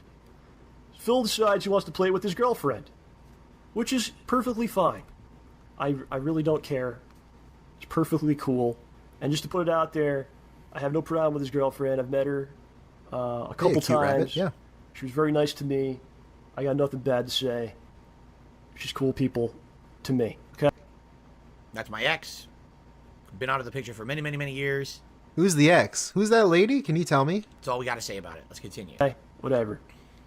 All right. So I'm scared. DSP, explain. He wants to play with his girlfriend. He makes a video where he says that John doesn't want to play Mario Party. John likes gritty, mature type games. He doesn't want to play that. Please tell me we get the I'm video. going to play it with my girlfriend. Oh, we don't. God damn It's it. flat out lie. I was up for playing whatever he wanted to play, especially if people What was wanted that noise? us to play it, and you know, to prove my statements correct, and to support them. Look at the stuff that we did play. So much crazy stuff. All the Connect games, Kung Fu Riders, or whatever else, man. Whatever he wanted to do, whatever the people wanted us to do, I would certainly do it. Oh yeah, I could do a testament to that because you and I played some really shitty games, man. And it's hard to dispute that. So I draw the line of Mario Party, but everything else is fine. Yeah. So what happens is he says, "Oh, John doesn't want to play that," you know, and this is something that people are asking for. So what happens? The common theme: people get pissed at me, DSP. and I start getting while I'm going about my business during the day. I start getting messages, and people are pissy. Oh, it's not mature enough for you, you big nosed piece of shit. Maybe not exactly that, but along those lines, man. Damn. Fucked up. That's what he was getting. And That's again, fucked I up. bring this up to his attention because he wants to talk about how relax, you're supposed dude. to He was joking. say things that you feel if you're a man and whatnot. So as I've already given you several examples, here's another one. And I tell him what's up. He apologizes, just like the several times before that, and it starts to click. You know, if someone just keeps saying sorry when they do something, they're not. Oh, okay. This is important. I want to hear this normal speed. To click, you know, if someone just keeps saying sorry when they do something, they're not really apologizing, right? If apologizing isn't just words, it's I will not do this thing again. So Address that, please. again, the timeline is skewed. Oh my god, fuck your timeline, bro. It's a like, this is the final time I'll mention this. This timeline talk that he keeps bringing up is really annoying. Because they're just having a conversation. I'll get back to it. Thank you so much, RS Nerd. The tone in Rambo's voice talking about Liana convinced me some non-straight stuff happened between him and Phil. No hate, just calling it as I see it. Maybe, I kind of view it as maybe he just didn't like Panda that much. She was kind of abrasive, kind of annoying. That's the way I see it, RS Nerd. But hey, I mean, if you want to think so, I think that's your prerogative, I guess. I'm okay with it. The way this video was presented. But yeah, this timeline, the way the video was presented, like, bro, it's a conversation between two people. It's not like a video essay or a scripted thing where they did a bunch of research. It's just a little conversation. Of course they're going to go back and forth because that's how conversations work. Was. Like, it's so annoying for him to Phil- do this, especially watching his level 1s. Like, all you guys in chat know who this dude is. You watch his level 1 stuff sometimes, or you catch it on a restream. This dude talks in circles. There's no timeline, bro. Like, it's ridiculous. Made a video about us on Thanksgiving, right? Phil unfollowed us on Thanksgiving the year before. Phil did something wrong with Project 7. He spoke out of turn, saying that I didn't write the series, and he apologized profusely for that. Okay. Phil he's the guy, yes. said that Respect the Pack didn't want money. Okay. Right? Well, I mean, I'm going in the order now that was just discussed in the video. All right, dude. Okay? It's a conversation. So now he Can we says stop? the next situation where there was a real issue between me and Phil was that he lied about Mario Party. Okay? He's right. 100% correct. I lied. So, like, why did he even bring up the timeline there? As if any of it even matters. Because the point is to point out all of these different things that, like, kind of broke the camel's back. Right? That's kind of what it is. If there's this many examples of things that kind of wore them down to the point where they now want nothing to do with you, the timeline doesn't matter. It really doesn't. It's the fact, like, you keep doing this stuff over and over again that bothers them. So the timeline, this whole argument doesn't really matter. I made it up. I'll stop wasting time on it because it doesn't. I mean, do you want the justification? There is none. My ex wanted to play Mario Party with me, and everyone wanted me to play it with Rambo, but my ex wanted to play it, so we played it, and I lied. That's it. I Stupid, lied. bad, Honest dumb, guy. You know. And he took the hate for it. He got harassment online that he was the reason why we weren't playing Mario Party together, which is bullshit. Okay? It's Leanna's fault. So, this is the second time in our history together that John confronts me about something. You know, he says, why are you saying these things? To which I apologized to him. I said, no, you're right. This is me being stupid, being, again, insecure on the internet, having a face to the public. And this is the second time. First time, I basically said you weren't as big a part of Project 7 as you were. I shouldn't have ever made that video. This time, I'm lying about, Mario Party. Okay? So I was friends with John since the mid-2000s, up until at this point, that's like 2013, maybe 2014, but I think this was 2013. And the entire time we're friends, there's 2 times that John is mad at me for something. Yeah, okay. Each time. Yeah. He addresses it. I apologize. I admit I did wrong. And we apparently got over it. Like, I think that's just cope for him to sit there and say there's only 2 times he's been mad at me. Like, you don't even know. You can't even read people. You don't even know that people want to be paid because they didn't tell you they wanted to be paid.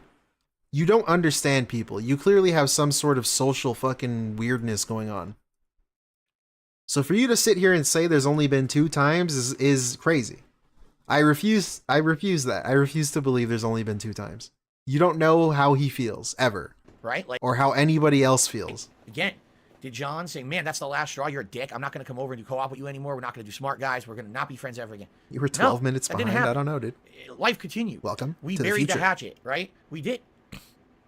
So he's bringing these up Yeah, he was in the too video. nice. But I agree. we were fine. So how is this anything to do with the fact that you ghosted me for a year and a half? Ghosted me. And then kept changing your tune when it came to making content with me, but then wouldn't tell anyone on the internet but me. Making me the guy who has to tell everyone everything you're saying because you won't tell anyone. You're silent on the matter publicly, right? I don't get it. The whole point here is, he made mistakes and apologizing. If he keeps apologizing, it doesn't make any. It's not truthful. He's just saying it. Okay, but then fine. Then why didn't the relationship end there? What are you talking about? Oh my god. Good god, no, Wait, thank so you. Rambo dropped him longer ago than the entire term of their bromance, and he still actively chose to curate this meaningful reaction?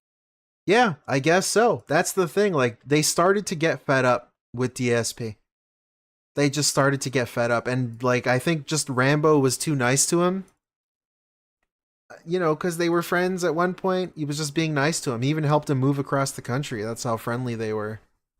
At least Rambo, like, maybe he's just a nice guy. I don't know. If you didn't trust me then, why did the relationship continue on? Why do we have a friendship for another 2+ years? It doesn't make sense. Maybe You know what he's I'm just saying? a nice These guy. were things that were done and handled, but apparently not. On my end, they were because he told me they were. I can only know as much as he tells me. Again, I'm not psychic. That's There's another not theme of true. this. I'm not psychic. You don't It's like I'm have to supposed be psychic psychic. and know this and that about this and that when no one said a word to me, right? Okay, dude. I'm not a psychic. I didn't know that he was still pissed about that. So, like, what are you implying, though? That he lied to you? He's been lying to you for 2 years? Thank you, WTF, for the 5, dude. I lied is not an apology. It's a factual observation. _ Brandent. Exactly. _ brand dent. I like that it said that. Thank you, WTF. We talked about it. Apparently, it's done. But now, I can't trust Yeah, him. I don't Oh, know, gosh. dude. Like, if you apologize for something and then keep doing it, it's not just done. It's not really how that works. You have to try not to do it again. And the fact that you did it apparently only twice, which I don't believe it was only twice. Because that's not really typically how your brain works, DSP. You don't think you do anything wrong ever. Still his friend, still did co-op, I still took a paycheck, we still went on trips. Like, huh? I don't get it. Okay. It's not, again, very confusing to me. All right? Let's continue. Because I feel bad about it. Like, that's just a common thing with anybody, too. It's not just DSP, where it's like, if someone just apologizes to you for doing something mean to you or doing something wrong, and then they keep doing it, like, come on. They gotta learn not to do it anymore. You can't just say you're sorry. DSP, if you keep doing the thing, it's not there you go. He's gonna say actually an apology. Dude, what do you think about that? No, I agree with you 100%. And it seems as if it's like a common keep doing theme. It was twice so far. Twice. He wants to do something. Over a decade-long friendship. And or somebody keeps, like I was telling you, man, he falls right victim to it all the time. Somebody keeps prodding him through social media or whatever for X, Y, and Z, and he falls right into the trap. Yeah. And it happens every single time. He could have just been up front and said, "Well, I want to play Mario Party with my girlfriend," and that's it. But he wants to look. I have to make myself look good. Yeah, I'll blame it on John. I'll blame it on John. That big nose piece of shit. I don't know about that. He did not say that. I'm not saying that. I'm just joking there, but yeah, that's exactly what it is. You know. Yeah. Oh, I don't know about that. That I could get out of the situation. I like that he took that literally. Because if I play with her, people are gonna thumb down the video or something, or be mad that John's not there. So he didn't want to play. Yeah. Let's get into some stuff here. Basically, from when he moved. In the Thanksgiving video that he put out, his timeline is completely fucked. He talks about how we had plans in the fall. He was going to move. He moved in June. And John and I had plans in the fall. We were going to start doing stuff. Now, on this same channel that he's saying these things on, there's videos from that time period he's talking about doing stuff in that summer. So his timeline is screwed, man.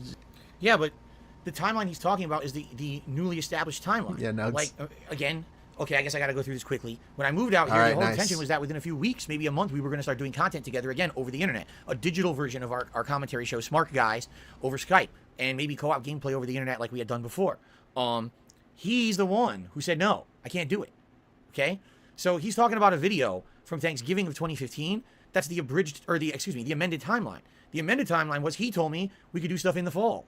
So that's why I said in the video from 2015, well, the idea was we were going to go out there and play in 2015, right? I'm just giving the amended timeline. So the way I see this, I said this last stream when we woke to the first part, but this kind of reminds me of how he's handling the cat co-op now, where it kind of seems like the first time they were excited, Rambo and DSP were excited to do co-op and stuff, but as the relationship went on, it kind of derailed and got broken apart. It wasn't as attractive as it once was.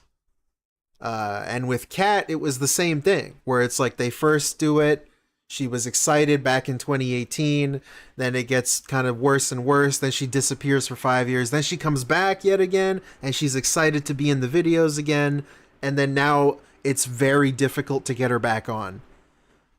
He can't seem to get this lady back on stream with him for 2 hours.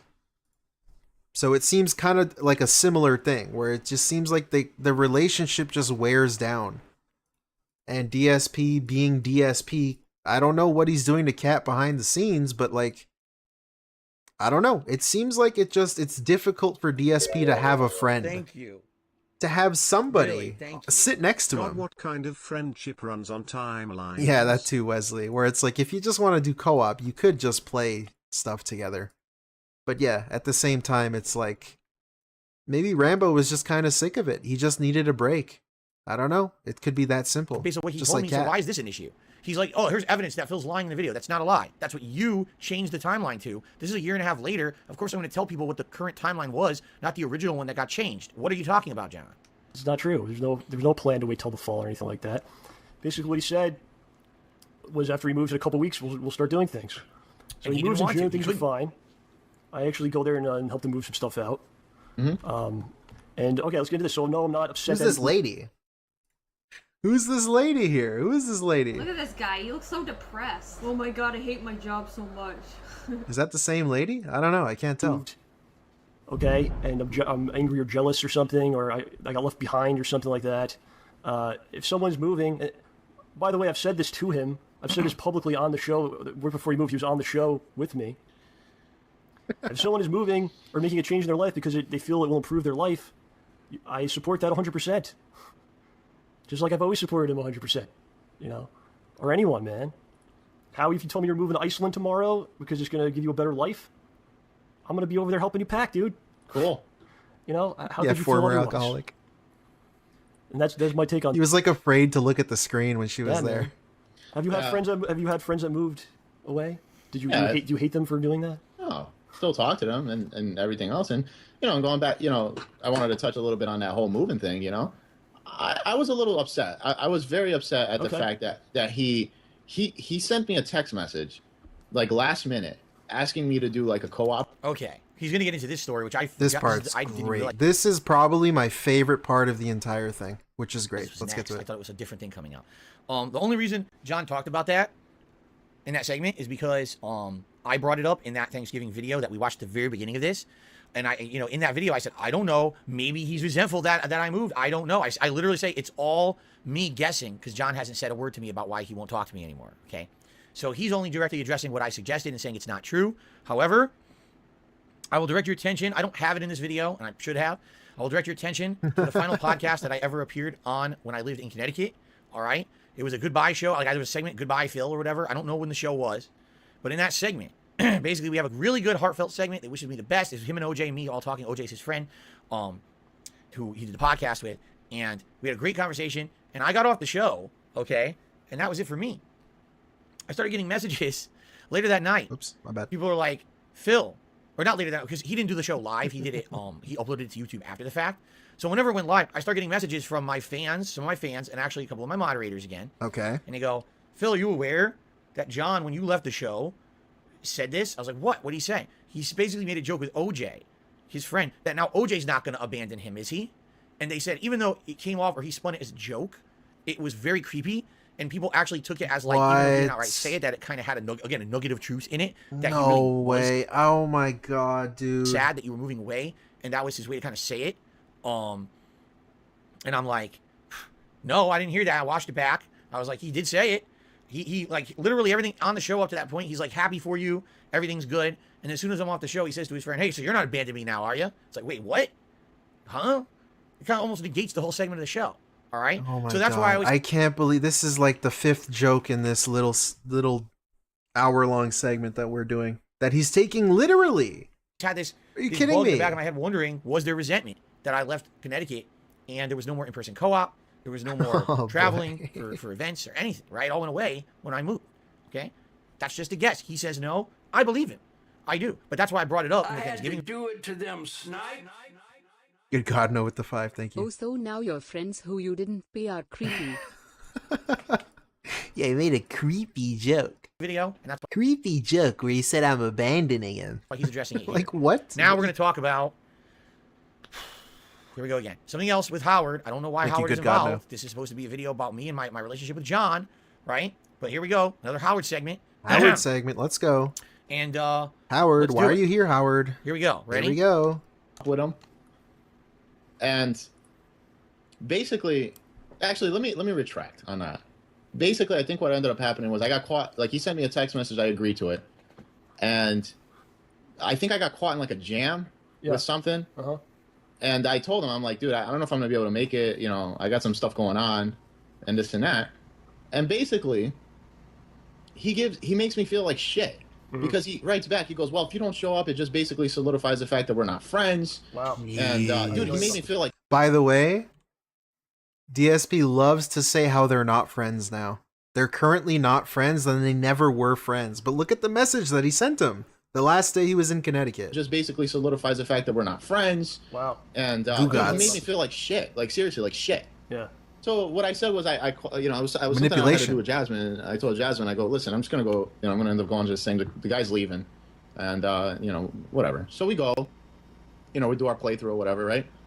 So he goes ahead after the fact. Never sends me a text message. Doesn't call me. Doesn't ask me how I'm doing. From when he moves. From when he moves. So from that point, I sent him a couple of text messages here and there, and. I'm gonna go into something, John, because this basically goes in line into what we were talking about. Yep. So, I sent him text messages, some random ones, you know, Merry Christmas, Happy Thanksgiving. Doesn't reply back. So I thought that he changed his number. Okay, so he moves in June. Yeah. You never hear from him again, basically. So I never hear from him again. So Okay. Let's talk. Again, Nice. we already talked about this in this He needs to sell you some fucking snake oil here. Pignosis you. React, all right? I did not have a close personal friendship with Howard. The communications I had with Howard were like, hey, are we going to do Project 7? Are we working on that? Or are we going to go to a convention together? Let's convene on that. Let's talk about that. When we first had started being friendly, he would invite me over to his home to play Super Turbo with everybody else. Okay? I think what happened was during the course of Project 7, Howard started to hate me. Okay? He just hated my guts. He was mad that I was making so much money and they didn't make anything on Project 7. He was mad that apparently I owed him money for the shirts. He was mad about a lot of things. Man, the way he simplified that and just lied about what he was mad about. That's crazy. I want to hear that again. He just hated my guts. He was mad that I was making so much money. Like, are you kidding me? Are you fucking joking right there? Wow. Wow. And they didn't make anything on Project 7.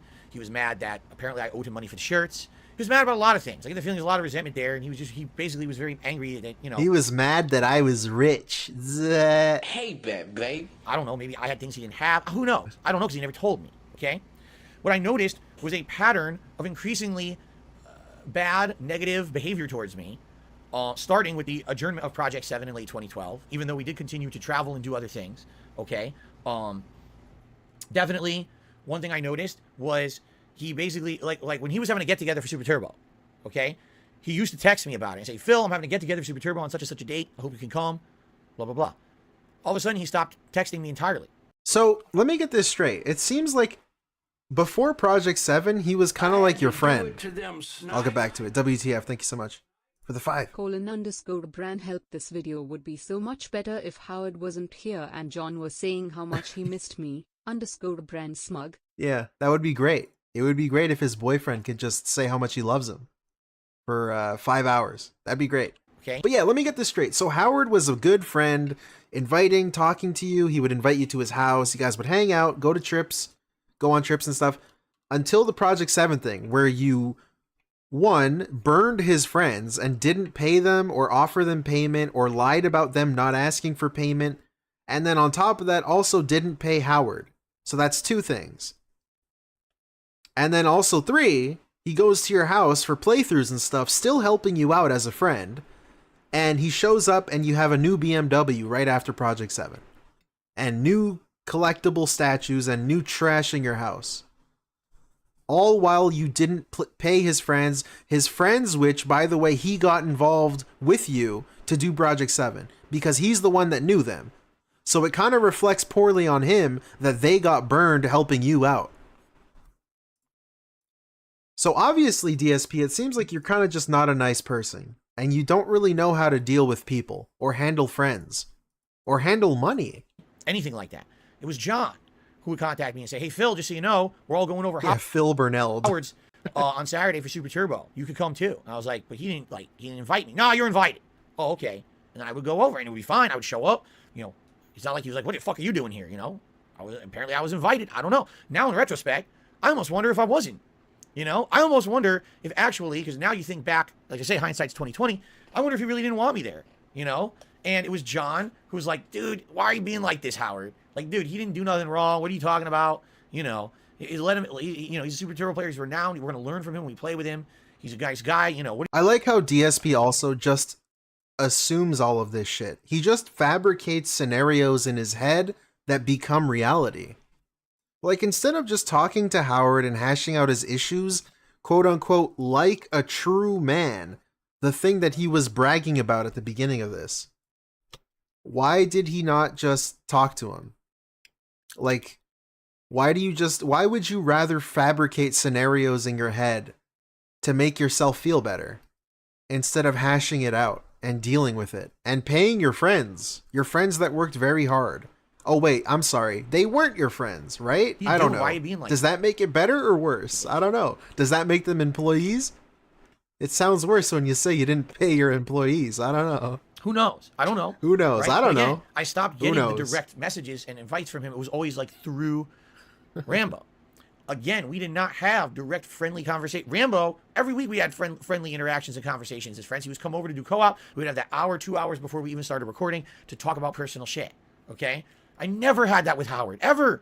Only when we were over at his place to do something, to film, to play Super Turbo, whatever. That's when we had our interactions, okay? In the end of the time that I was in Connecticut, Howard and other people in the Super Turbo community were going to tournaments and stuff themselves and not inviting me anymore. Like, I didn't even know they were going. And then I would hear through John, they're going to the tournament this weekend. I was like, they are? I didn't know anything about it. So, essentially, I know what happened. He really got upset with me over the Project 7 thing. He never said a word. And he became passive-aggressive. Instead of, let's hash it out, he didn't care. He basically saw me maybe as a toxic influence in his life. Who knows? I mean, where's the lie, though? Along these lines... Like, dude, what? Okay, it's obvious that these people thought what you were doing was pretty shitty. What you did to Howard and Respect the Pact was pretty shitty. It was a shitty thing to do. So they wanted less and less to do with you. And on top of that, you're DSP. Like, you're super toxic. You had enemies from before you were on YouTube. Like, no shit, nobody wants to hang out with you. At the same time this is all happening, Howard was infamously known as the guy that when you invite him for something, or he says he's going to do something, he cancels. Okay? Wait. At the same time this is all happening, Howard was infamously known as the guy that when you invite him for something, or he says he's going to do something, he cancels. Now, I don't know if he was known for that, or if that just was happening to DSP. Because based on what we just heard, it seems like Howard was kind of just dissociating himself from you. Disassociating himself from you? One of those. He just didn't want anything to do with you anymore, so he was slowly kind of phasing you out of his life. At least slowly. Like, he would still be friendly with you when he saw you, but he just didn't want to hang out with you, so I don't know. Okay? Not just me saying this. Not just me. Everyone says this. Everyone said At this it. time, I don't know what was going on with his personal life or whatever, but he would frequently say, yes, I'm going to be there. Yes, I'm going to do that. Yes, I will be involved. And then he cancels at the last minute. Okay? All right, he had done this to Rambo frequently when Rambo was trying to film Cat. Shazman and Hole Punch. Where he's like, oh, we're going to do scenes today. Cancel. Okay? So this was a running thing. John and I would talk about this all the time. That John was an infamous, or Howard was an infamous canceller. And we didn't know what was going on. Okay, all you could do is speculate. Maybe it has something to do with his personal life, with his girlfriend or whatever. Who knows? I don't know. I don't care. If you try to get Howard involved in, there's a 3-player game coming up. Yeah, exactly. Should we invite Howard? Track to Goose, great point. You had to do that with an ex-friend who shared similar traits to DSP. You just stopped contacting them because it's futile. Exactly. I think that's a great point to make. And John would be like, I don't know, man. You don't know if he's going to show up or not. And like, you're right. We don't even know if he's going to show up or not. I don't know. So do we invite him or not? Okay? Okay. Again, now in retrospect, maybe he canceled on me tons because he didn't like me. I don't know. I think that's what it probably was. I'm just speculating. He never told me. Okay? So after all this time, finally it's time for me to move. We're mid 2014. All right. And Sounds good. had told everyone about the final party for weeks on end. I was bringing back people who hadn't been in my place in years. People from the old school days of me playing Marvel vs. Capcom 2 who I hadn't seen in years. This is a big to-do, a big shebang. I wanted everyone there who wanted to hang out with me for a final time because it was a way for me to say, hey, come on over. We're going to party. I'll pay for it. We'll have food. We'll have booze. We'll have games. We'll have a great old time. Okay? Was there recording during that? Yes. Yes. Absolutely there was. Absolutely. Was it meant to be, this is a giant co-op gameplay event? No, it was not. That was not what it was supposed to be. Now, I don't know if this is just me noticing something or whatever, but a lot of the time when DSP hangs out with people and stuff, I feel like he always mentions that he has to pay for everything. Like, he pays for them to go on trips with him, and he has to pay for all the food and all the everything for people. It's like he has to bribe people to come hang out with him. And I don't know if it's actually that way or if I'm just choosing to view it that way because it's DSP. But I just thought that was worth pointing out. Howard here, he's paying for friends. References 2 completely different events as one. He's saying there was a final co-op event or whatever. But then he's talking about, like the final party, he's going away forever or whatever. Okay, it's not just me, it seems. Events. Okay, pretty cool. Okay, but he's referencing them as one. I don't know how he got them confused. Apparently he did. Okay, so we were supposed to have 2 events. One was going to be a final co-op where Howard and John were going to come back and we were going to do co-op gameplay along with your friend Joe of the Mario and Sonic Olympic Games playthrough. This was agreed to weeks in advance. This was not supposed to be my go-away party. Okay? It wasn't. This is agreed to, like, this is going to happen, one of the, you know, big playthrough, final big co-op shebang or whatever. Okay? You already said this. Did I rewind? So, he agrees to it. All right? Now, John says, I don't know, Phil. I don't know about this, you know. He does this all the time. He says he's going to show up. He's not going to show up. Last minute. I feel like, too, that was John just kind of trying to, like, satiate Phil. Does that sound weird? I don't know. But, like, trying to quell his concerns that Howard keeps canceling on him. Because John, as we see, is, like, the nicer one. Or at least isn't angry with DSP. He's able to play nice. So that could have just been John trying to just make it seem like Howard always cancels on everybody, not just you, DSP. Within just to make it, you know, less awkward. 24 hours of this event supposed to be happening. Appease, yeah, is that the right word? He tries to cancel. Does he have, like, oh, now, by the way, it's fully known I'm moving. This is it. This is the last thing we will be involved in together. This is the last hurrah, the goodbye. Phil, thanks for everything. Have a good life in Washington. We'll, you know, hopefully we'll talk or whatever when you move or whatever. So, fine. Okay. Hopefully we'll talk or whatever when you move or whatever. What a weird sentence. This is the last hurrah, the goodbye.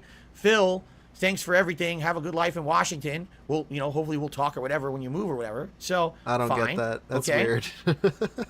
He tries to cancel.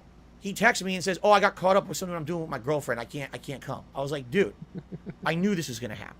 So I texted him and I said, Howard, now this is me paraphrasing. I don't have the text anymore. Nice. Basically, Howard, I'm going to be honest with you. All right. I don't know if you got a problem with me or not. I don't understand what's going on. I definitely have noticed a change in attitude towards me these last few years. All right. I don't know. It's a personal issue with you on your side. If I did something wrong, I have no idea. I wish I knew. Okay? But this is literally the last time that you can spend with me before I move. We may never even see each other in person again. I mean, John and I have plans to do cooperative shit. We don't. So this is it. This is like the goodbye celebration for us to do its final cool playthrough. It'll last in history forever. You know, for you to cancel like this last minute, it's not like, ahead of time he said, no, he can't do it. Last minute, within the 24 hours of it happening, saying he can't come, I get the feeling that there's an issue here. I said, so what you're essentially saying is, whatever this thing is that you're doing with your girlfriend, I don't know if it's important or not. If it's important, fine. Are you saying that your girlfriend is more important than me, Phil Burnell? What? Tell me that. Say, this is a really important event. I need to be with it, or my girl, or whatever. If that's what it is, that's what you're telling me here. Okay, I'll accept it. But if this is just you dodging me, like, think about how messed up that is. Like, this is you essentially saying you don't value all the years of friendship that we've had anymore, even if you don't even like me anymore, just to show up for one last time to say goodbye. Like, you wouldn't even give him that. You know what I mean? Is it a guilt trip? Fuck yeah, it is. Dude, I can't. Bruh. One more time. Like, you wouldn't even give him that. You know what I mean? Is it a guilt trip? Fuck yeah, it is. We were never friends, though. You see? We were never friends, but I guilt tripped my fucking never friend into coming to my party? Fuck yeah, I did. What? Hello? What? Sorry. I don't know. I don't know what to do. I'm dying. Fuck yes, it is. Fuck I yes, guilt it tripped is. him. Yo. Fuck yeah, it is. Fuck yes, it is. I guilt tripped him. Because I couldn't believe that someone who I supposedly was friendly with all these years, we'd done all this work together. We had all these fun times together outside of the work. As Super Turbo players, as Street Fighter players, as friends, I thought. Okay? I thought that this would have been something meaningful to him. This is the last chance you will ever see me, possibly. And you're telling me you can't show up within 24 hours of when you said you would already be. That's like a good thing, though. The last chance you'll ever see me? Like, okay. See ya. Get the fuck out of here. Because you have to do something with your girlfriend. Don't you think she'll understand? To say, my friend's moving away permanently, I'd like to do this with... So, here it is. That is Howard didn't want to say awkward, no, man. because he thought that I would then probably publicly say to my audience, Howard doesn't want to come. He didn't want to deal with that, the repercussions of that. Right? He didn't. So he lied. He said he wanted to come till the very last minute, and then he felt, I'm just going to cancel on him again like I always do. And Really, thank you. WTF with the 2. _brand thumb. I guilt tripped him. _brand thumb. Yeah, dude, thumbs up. Called him out on his bullshit for Thank once. And I said, no, you're lying. You don't have anything to do with your girl. Like, imagine, that's so fucking awkward for you to do. That is so awkward for you to do. Because now this dude's gonna show up right after you texted that to him, and he has to pretend that you didn't text that to him in front of everybody else. Unless he decides to confront you about it, then it becomes really awkward for everyone involved. That's super fucking weird. That's super, like, bitch behavior. This is like annoying ex-girlfriend behavior, just like weird girlfriend behavior. What is wrong with you? Genuinely. After this. Fuck yeah, I guilt tripped him. What is wrong with you, dude? You don't. I know it. I know you're full of it. So it's that simple. You're lying to me. I'm not dumb. So if you ever cherished our friendship, you'll actually come and say goodbye. Yo. Or else don't come, in which case I know that you don't like me anymore. Okay? He showed up. Welcome back, Felipe. We did the playthrough. He said no complaints when he showed up. Right? Nothing. Again, this guy is like, it seems to me, that's so like awkward, this guy man. is behind the scenes of anything. He will talk shit about you. He will fucking do whatever. Hey, that kind of reminds me of the guy on screen right now in this little webcam with the blue shirt.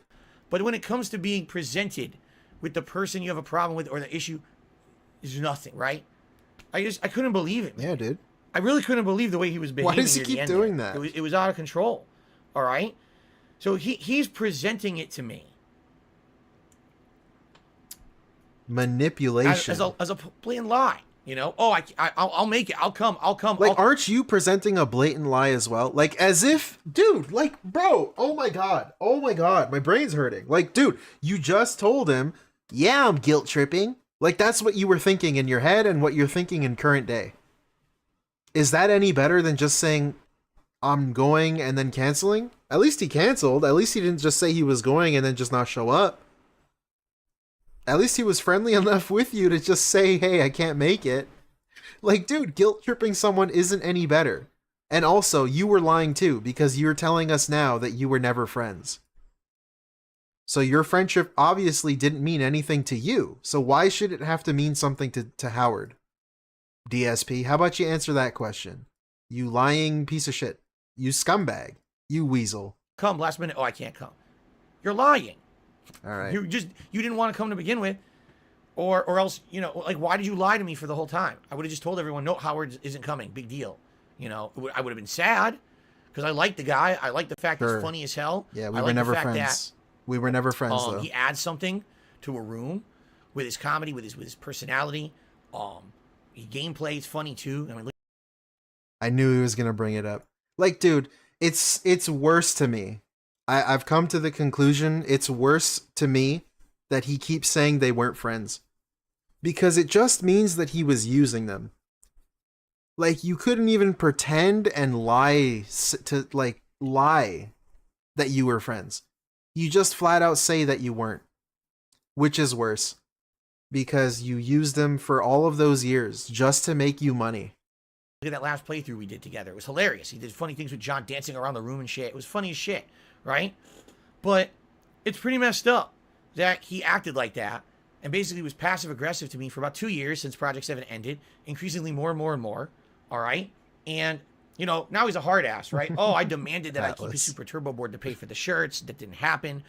Oh, you know, I couldn't go to his final gathering ever, and he didn't understand. No, Howard, you lied to me. You said you lied to him though, and then but you lied to him also. Again, you said our friendship doesn't mean anything if you don't come. But you're telling us now that your friendship never meant anything because you were never friends. I don't get it. How can you sit here and talk about lying when that's all you've been doing for the past 8 hours of my stream? Canceled last minute for something arbitrary. It's the last time you're ever going to see me. If I'm your friend, you would come. You know, it's ridiculous. Anyone who's a friend with someone would say, what is he talking about here? He can't go to the last time he's ever going to see this guy ever? Maybe in life? He can't make it. Oh, okay. Well, your car exploded, right? Your house burned down, or, you know, someone's in the hospital. Oh, no, I got caught up. I got to do something with my girl. Oh. Dude. That's like teenager shit. That's like, you know. Yo. Oh my fucking god, man. Talking about Caught teenager up, I gotta do shit. something with my girl. Fuck Oh. you, man. That's like teenager shit. That's like, you know, that's shit that you tell Fuck someone you don't you. care about them at all. That's some dumb shit excuse you make. You know, the dog ate my fucking homework.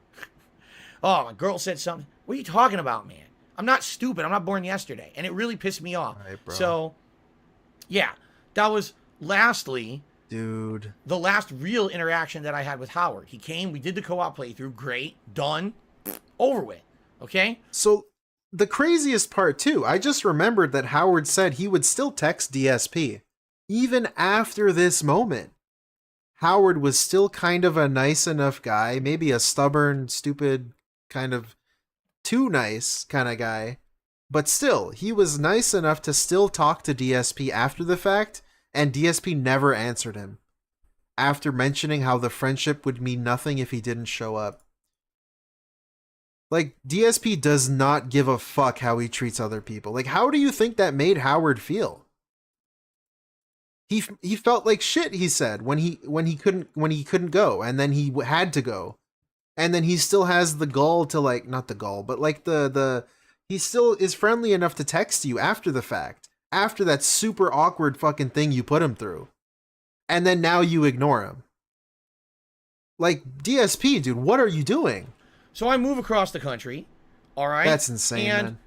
Let's see. Yeah, the Was I audacity. actively talking with Howard via text before I moved? No, he was already treating me badly. He didn't want to talk no more. He wasn't telling me about gatherings. He tried to cancel on our last meeting ever. WTF, thank you for the 5. And Darklight, I thank bet you. side scroller decompression stream was this to DSP all over again. Oh yeah, for sure, do dude. it to them, That was like traumatizing. It reminded him of this. Thank Big you, Money Darklight. Burner wanted some Howard before he left.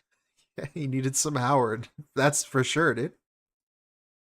Yeah, dude, it's just, and the craziest part too, I know what he's gonna say here. He's gonna say, well, Howard didn't text me before. No, before I moved, so why was he texting me after I moved? Bitch, you just told him that your friendship didn't mean anything unless he came to your last day there. So maybe Howard was trying to make the friendship worth something. Like he was trying to make it mean something by texting you after you moved. And you still didn't answer. Like, how do you think that made him feel? Genuinely. Like, that's such a piece of shit thing to do. He was already treating me badly. He didn't want to talk no more. He wasn't telling me about gatherings. He tried to cancel on our last meeting ever. So, am I going to be talking with the guy friendly constantly via anything? Text, calls? Of course not. This is the last guy who wants to deal with me. He made that clear with his actions, you know? I figured it out. So... he claims, oh, I was texting him. No, he wasn't. No, he wasn't. He was group texting me. You know, when you group all your friends together. Okay. He was texting me. No, he wasn't. He was group texting me. What's a group text? I don't know, Dora. How about you explain it? Please dumb it down for me. Oh, happy holidays, everyone. And there's group text. He was directly texting me. He wasn't texting me. He was just texting anything me. at all. Okay. It was only just like arbitrary group text for holidays and things like that. It was not just him. There was tons of people who I had who was doing that kind of stuff from back home. He was only one of but many. you still didn't I didn't answer respond that. to it. Like that doesn't mean anything because you still didn't answer. Like typically in a group text, you're still gonna answer the group, right? You're in the group. Any of them. It wasn't like, oh, I was ghosting Howard and purposely but you didn't answer him though. Not responding to that stuff. It was, you know, you can tell when someone's being real with you and someone's completely faking, right? Yeah, gentle reminder that this is all supposed to make Phil look good somehow. And he was just doing Big it to up, save Snoop. face. He said, oh, I don't have a problem with Phil. Look, he's on the group text that I sent out, everybody. But he wasn't talking with me otherwise. I wasn't talking with him. So that relationship crazy. is done. The That's relationship, crazy. again, that I had was with Rambo. We had planned. We were talking. We were friendly. We were going to do content together, right? So Crazy. the whole thing here with Howard makes no sense. Yet again, he keeps taking control of this video. He keeps acting like all this stuff is about him. It was never about him, ever. It never. The issue was never with Howard. It was with Rambo ghosting me. That was the issue. I wasn't desperately trying to reach out to Howard and I couldn't get a good anything out of him. It wasn't the case at all. I don't know how Okay? you could sit here and tell us that when obviously you have a bunch of issues Now- with Howard. Like, really? I believe they're about to get into the thing that I warned you guys about at the beginning. I said, there's a segment coming up that is incredibly He even wants his call out video where his friends call him out for bullshit that he did to be like gentle. Handle it with doctors, like kid gloves. Like, you need to be so nice to him specifically, because if John was the only one here, this video wouldn't be too interesting. They would be like, okay, but like Howard is the one that gets angry, because obviously you burned him the most, him and his friends that he brought on to work with you. Like, dude, really? Are we really doing this? Personally hurtful to me. All right? Great. I think I'm just going to let this play for a long time. We got the segment, they're going to talk, there's going to be a video, I'm going to talk, then they're going to talk. I'm going to let it go. Hey, underdog. And then at the end, I'm going to pause. I don't even know how I'm going to react. Okay. I've seen this a million times. I still don't know how I'm going to react to this segment. Just I hope go. I don't punch a hole in my wall. Just do it. It's fucked up beyond belief. Yeah, punch a hole in your wall, dude. Punch a hole in your face, please. This is the one that's the tipping point for me. Okay. In Minecraft. I'm just going to let it roll. Let's do it, guys. And like I said, I don't think I'm going to have much to say. Let's just go. Let's just go. Come on. After him saying to you, if you don't come here, then you're solidified that we're not friends. And we're not friends, right? Then he moves and there's no communication at all. So, December 29th rolls around last year. Yeah, 2014. And I get, in 2014, and I get a message from Chris and a few other people that's... I got to clarify, Chris is one of our Street Fighter friends from New York, and basically saying a few other people, this is our circle of Street Fighter player friends he's talking about. Oh, yeah. Michael Iles. Scott passed away. Or Michael Iles. Yeah, I start getting messages from Chris, and you called me as well. Yep. So you should set it up, because it has to do with the Street Fighter community. It has to do with the Street Fighter community. Which is a group of people, like, and we don't talk every day to everybody. Yep. But it's a group of people that is kind of like a brotherhood, if you will. Might sound silly, but that's what it is to us. It's a brotherhood of people that spend a lot of time together playing games and traveling and whatnot. And when something like this happens, everyone contacts each other and we talk about it. And we talk about it. So one of the brothers has fallen. Yeah. So basically, Scott, and what people fail to realize is Scott is a very old school player. Old school player in the sense the guy was playing since like World Warrior. Mm-hmm. And he's the true fucking road warrior. The true OG. True OG, to the point that, just to throw this out there, if you guys, if anybody that's on this video ever goes and looks this up, the video of Daigo going from the first time Daigo ever showed up in the US, and this was for an Alpha 3 tournament in the 90s.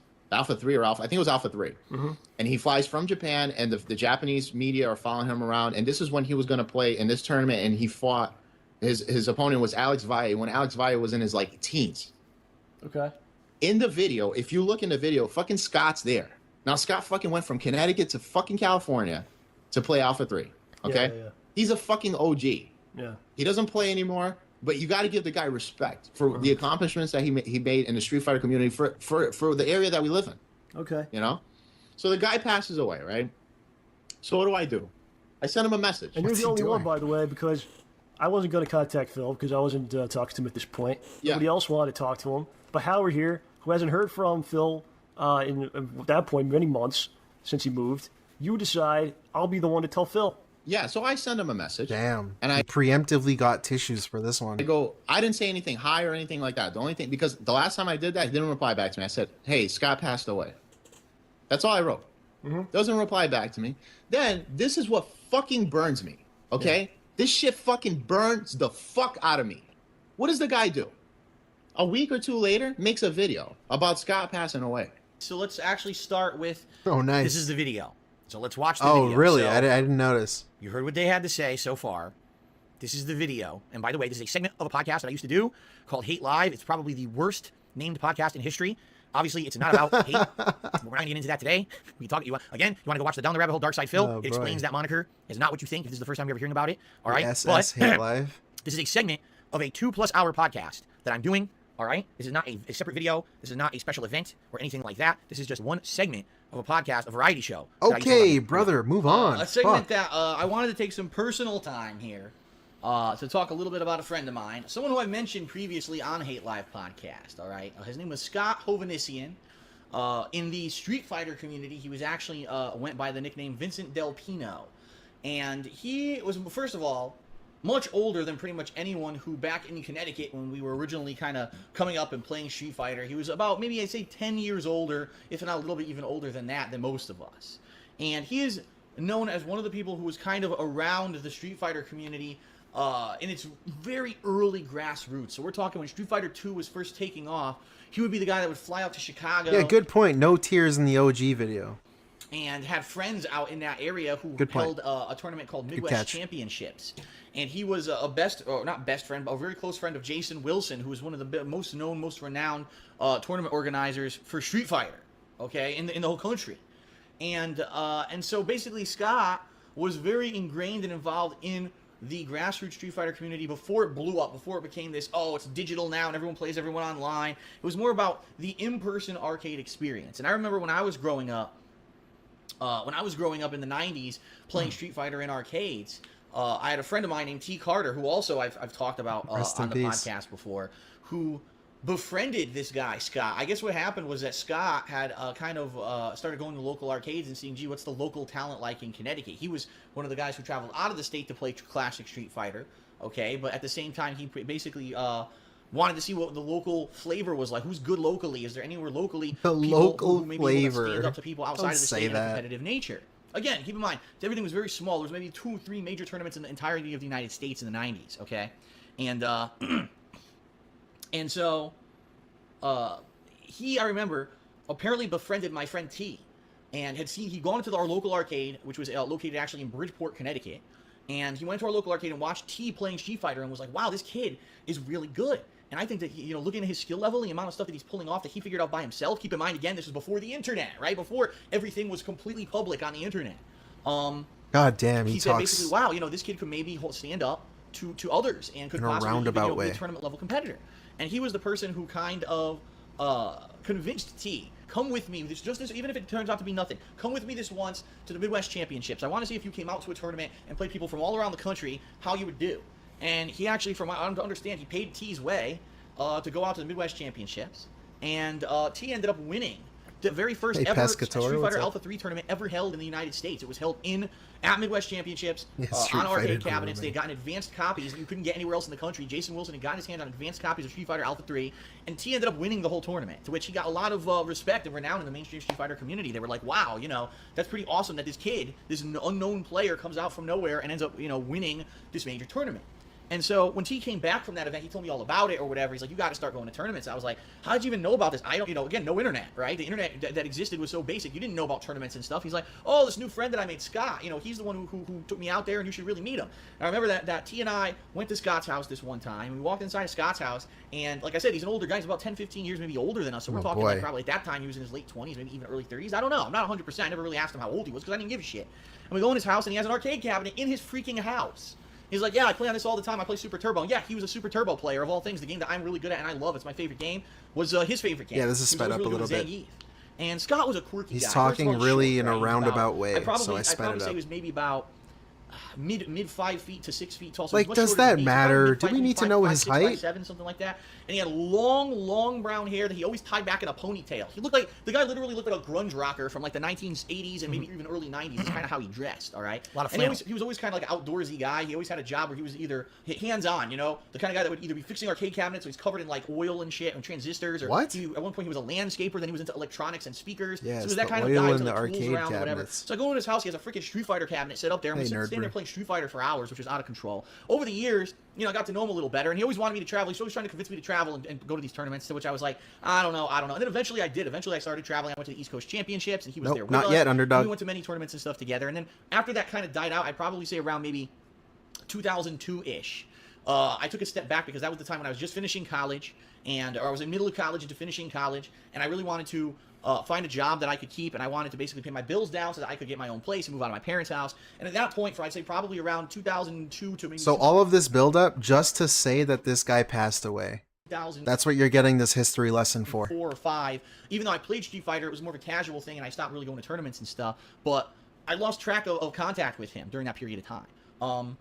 And Scott he was a unique personality. Let me explain. He was the kind of guy that he could get along with anyone. He would joke around about stuff. He would be kind of like always the jokester, always trying to be funny. You ever watch when I do a playthrough, or even sometimes when I'm just having a casual conversation or a vlog, and I go, "Oh, you're a dick, man. You guys are a bunch of dicks, man." He used to do that all the time, and he was hilarious. He would just bust out with that in the middle of a conversation, and you'd laugh. And he was a little bit of a weird guy. I'm not gonna lie. My dad knew him because, again, when I was going to the arcade, my dad was like giving me rides to the arcade. This is before when I was a young teenager. I didn't have a car or anything, and Scott would be there playing games and hanging out with T. My dad was like, he's kind of a weirdo, but he was a fun weirdo, and that was the thing. Later on, years later, flash forward to the late 90s, early 2000s, when we were traveling, going to tournaments together, Scott would have this truck, all right? He would actually have like a SUV/truck, and in the truck, he would have multiple TVs. Keep in mind, before games were portable, before even flat-screen TVs existed, he would have big tube TVs and game systems hooked up in the truck into his power adapter so that we could play Street Fighter to and from the way to a Street Fighter tournament in the back of his truck. That's the kind of guy that Scott was. It was pretty wild. Okay, can we move on? You know, he came up with pretty insane. I actually, if you want to hear the story, a testament to how funny Scott was of a guy, go back to the episode of Hate Live where I talked about BCC stories. And if you remember, I talked about how in a hotel room one time we were at East Coast Championships. I had my laptop. I had a giant beastly Alienware laptop. I mean, this thing was like literally like this thick. It was a forgot this is in it. Here we go. Like a ridiculous amount. It was super heavy, right? And I guess I had some porn or something on there. What? That I hadn't deleted. Wait, what? And he starts looking on my laptop because I had it in the hotel room. It's my fault. Oh, shit. I remember this. Right, it's my laptop. I shouldn't have had that shit in there in the hotel room for everyone to use. And he started playing it for everyone. He goes, "Hey, everyone, come over here. Take a look at this giant black meat." And people were like, "What?" And they run over. It's like porn with a black dude banging some white chick or something. It's like, that was, I mean, he caught me out for having it on the laptop, and everyone was having a good laugh. And I remember there was this time when we were all asleep in the hotel room, and everyone was like trying to pass out, and they were all joking around, having fun. I was serious because I was super serious, and I really wanted to do well at the tournament the next day, while everyone else there was really there to have fun. And we were all trying to go to sleep in the hotel room, and there was like maybe 10 of us all crammed into this hotel room, and Scott was sleeping under the sink, like in the side room, and he would go, "Oh yeah, oh yeah," and he would just start thumping. So it sounded like he was whacking off, and everyone would crack up, and I would get all pissed. "No, I need my sleep. Everyone quiet. I need to sleep." And, you know, I was being an uptight idiot back then, but now I can look back and I can laugh and say that's some pretty funny stuff. But yeah, he was a character. He was, if anything, the best way to describe Scott is that he was a character. And I don't know what happened, what the situation is, because like I said, I haven't met Scott. I haven't seen Scott in over a decade. I mean, it's not been that long. I hadn't seen the guy. I hadn't heard about his health. I hadn't been involved with Street Fighter, so it's not like I've heard much about him or seen him or anything. And I do remember at one point, and this was pretty bad, a bad situation, is that probably the early 2000s, I heard that Scott had gotten sick, like really sick, and no one would really talk about what it was. And then all of a sudden, like 2 months after you heard he got sick, you heard, "Oh, here's Scott's home. He wants us all to go over there." We went over there, and half of his face was paralyzed and just basically like this, like he couldn't even move it. Hey. Come to find out, as I told you, this guy, he always did physical Remind things. you of anybody? He was a landscaper. He got bitten by a deer tick and got Lyme disease. Didn't know it was Lyme disease. Didn't get diagnosed. Yeah, also, why is he... like, okay, so the context of this whole story, this dude just passed away. Got the text from Howard because no one else from Connecticut was willing to even text DSP. And here he is on the day, like a few days later that he passed away, telling you about a bunch of personal shit about this guy. Doctor properly. Giving you his name, where he's from, and a bunch of personal stuff that happened to him. Having a stroke. So this guy's whole side of his body and face had basically... And it's a monetized show. Screwed up during this stroke, but after a few years, he rehabilitated it, and he ended up going back and being, full capacity and living a full life. I know that he had a family and had kids. Hey, Roger. And I really, like I said, it's been over a decade. This is what happens. You're friendly with people because of a certain thing like Street Fighter, and then you kind of fall out of touch with them. And really, I haven't heard from Scott in a long, long time. And then all of a sudden this week, I kind of got a few messages from people like Howard and a few other people back home who knew Scott, who kind of texted me and said, "Phil, I don't know if you heard, but Scott passed away." And I'm like, damn, Also, that's a pretty neat detail right there. Neat. I don't know if you heard, but Scott N-E-E-T, passed away. as in his wife. Now, A few people texted him. A few messages. From people like Howard. And from people like Howard, even though Howard and both John both say that nobody else wanted to message DSP. So nobody did except Howard. Who knew Scott. But he has to add prestige to it and say that multiple people texted him. I don't know what it was from, and is it a shock? Yeah, but at the same time, I haven't seen the guy in so long. I mean, anything could have happened. You know what I mean? Like, anything could have happened. Who knows what happened to the poor guy? But to lose someone like that, I mean, he literally was the guy who motivated people in Connecticut to get off their butts and get out of the local arcades and said, "You got to get out there and you got to try to play the other competition because it's a lot of fun to travel and to meet people." And I'll be honest, a lot of the times, you guys have heard me gripe and complain about Street Fighter, and I openly admit, that a lot of the time, when I talk about Street Fighter, it kind of has a negative association with it, because I'm like, damn, I spent a lot of time, a lot of money, a lot of resources of my life traveling to play Street Fighter, and what did I really get for it? And you can say, you could be like that, you could be negative like that, all right? But at the same time, I like to maybe take a positive spin at it and say, well, no, not really, because if I never played Street Fighter, I would never have gotten the confidence to do the kind of stuff that I did, to stand on an arcade cabinet in front of hundreds of people playing a game in person. I was on stage at Evolution in front of thousands of people. What in the the final of fuck? Super How are Turbo. you making If I this hadn't about done that stuff, yourself? would I ever have had the balls to turn on a camera in front of me and talk to it and record myself and do all the stuff that I do today that I've been able to do for a living? I was not even paying attention. I don't know how he segued from the guy passing away to talking about himself playing on stage. Becoming successful at. So if it wasn't for Scott motivating all of the state of Connecticut and really giving us the initial push to leave the state of Connecticut and go to New Jersey and go to Chicago and travel and meet people from all over. Because Scott pushed him to do it. I met in my life. I never would have seen half the stuff that I've Now seen it's in my about life. I never him would have again. experienced a lot of the fun things that I've done in my life, and I may not even be here. This podcast itself may be owed to the direct actions of Scott Hovnessian. And you say to yourself, wow, the chain reaction, the domino effect that you can see from a simple little action like don't stand here and play Street Fighter, leave the state and go play Street Fighter somewhere else, yeah, that actually could have, in a way, led to where I am today. So I'm incredibly grateful. Scott Hovnessian was an amazing character. Bragging. He was a fun guy. Again, spearheaded the Connecticut Street Fighter community. May he rest in peace. I hope that, obviously that his family and everyone, my condolences are with you. And that's it. Damn, man. Okay? Dude, don't fucking publicize somebody's death. Are you fucking serious? You don't do that, man. And the bigger issue is, like, he never said anything back to you. Doesn't say anything back to me, but dude, don't publicize. Oh, thanks for the information. I'll put this in the video, but I'm not going to say nothing to you. Not only that, what does he do? He brings up T, right? Now, T at the time was like one of the greatest Street Fighter players in our area. If he was alive, he probably would have been one of the top players in the country, okay? And he starts fucking talking about this guy, right? So what does that do? Naturally, in our circle of friends, everybody is fucking fuming because there was no need to bring up T. There was no need to bring up Scott. And the craziest part too that Howard didn't even mention, that probably pissed them off a lot as well, is just the fact that DSP was using that story to talk about himself, to prop himself up, and to bring up just personal shit that doesn't even matter. Like, it's irrelevant.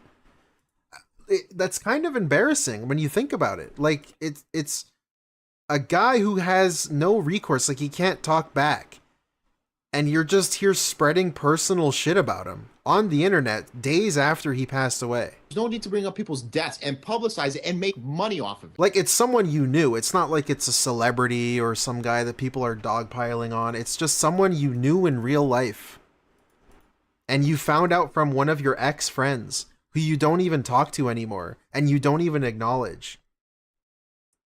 And then you make it about yourself and make money off of it.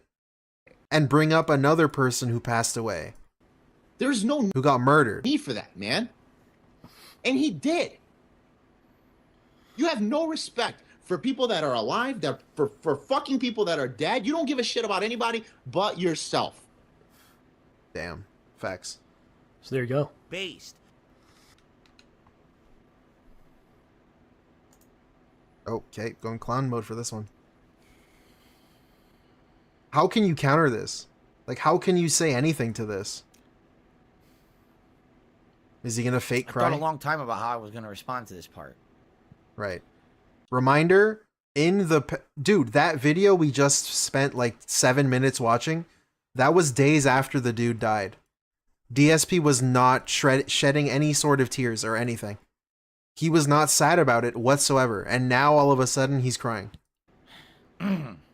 So the crying, I don't believe, has anything to do with these people passing away. It's all because of what Howard Rather than said. directly respond to it, I think what I like to do is crocodile tears. I'd like to tell you a story.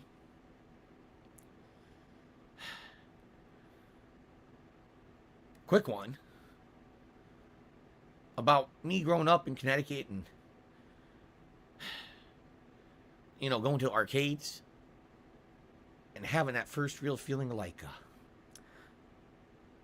belonging in a group. Because when I was young, I didn't feel that way. It felt like I was kind of like an outcast. where I grew up. When I went to arcades to play video games, I kind of felt like, because I had some skill, that like I finally kind of belonged somewhere, you know? Like we all liked Street Fighter and we were all competing against each other and all that. I never thought that like playing Street Fighter was going to change my life. How crazy, right? And it did. In a really good way, in the long run. Okay, in the long run. I think what I said there at the end of the video still stands true today, that if it wasn't for me going to an arcade and playing Street Fighter and then being convinced by the people there to go out and do other things with my life, oh, go play in another state and do this and do that. That really was the formative time for me. So I just need to bring up here, I need to pause. It's important to note here that he's crying, and what he's crying about is him talking about himself. So obviously that comment from Howard is the thing that actually affected him. It has nothing to do with the deaths. It's kind of just all of these emotions building up over what Howard said. Him not caring about anybody but himself. Dead or alive. Friends or family. Because the thing that he's talking about, the thing that he's crying about right now is all to do with himself. That's the thing that bothered him. That's the thing that affected him the most. To be a person who was more outgoing. So Howard was right in the end. I was an introvert when I was a kid, okay? And it was going to arcades and playing Street Fighter that kind of gave me that feeling of, wow, people... Thank you, RS Really, Nerd, thank you. for the 2. This dude needs to be in Unicorn. Really? Institutionalized? Yeah, he needs to talk to somebody, if anything. At least. He needs to talk to somebody, some therapist or something. I agree, RS Nerd. Like me because I have skill in Street Fighter and stuff. Thank you. You know? And T. Carter was my rival at my local arcade, What's Your Game, in Bridgeport, Connecticut. And we grew up playing Street Fighter together over the years. Every version, okay? I told a heartfelt story in that video, that tribute to Scott, about how Scott introduced T to competitive Street Fighter, and then T introduced me, okay? And it changed my life. It really did. I started traveling. I started being more outgoing, meeting people, having good relationships, even though we've already gone around about the trolling topic of how bad that was when I was in competitive Street Fighter as well. That's the other video. That's the Down the Rabbit Hole video about me. If you want to look at that React, I explain that in full. But that was, you know, I really look back at that time so positively. I do. Scott was such a unique dude. T was such a unique guy. And they're not with us anymore. Oh boy, I did not know this was in That's this. not fair.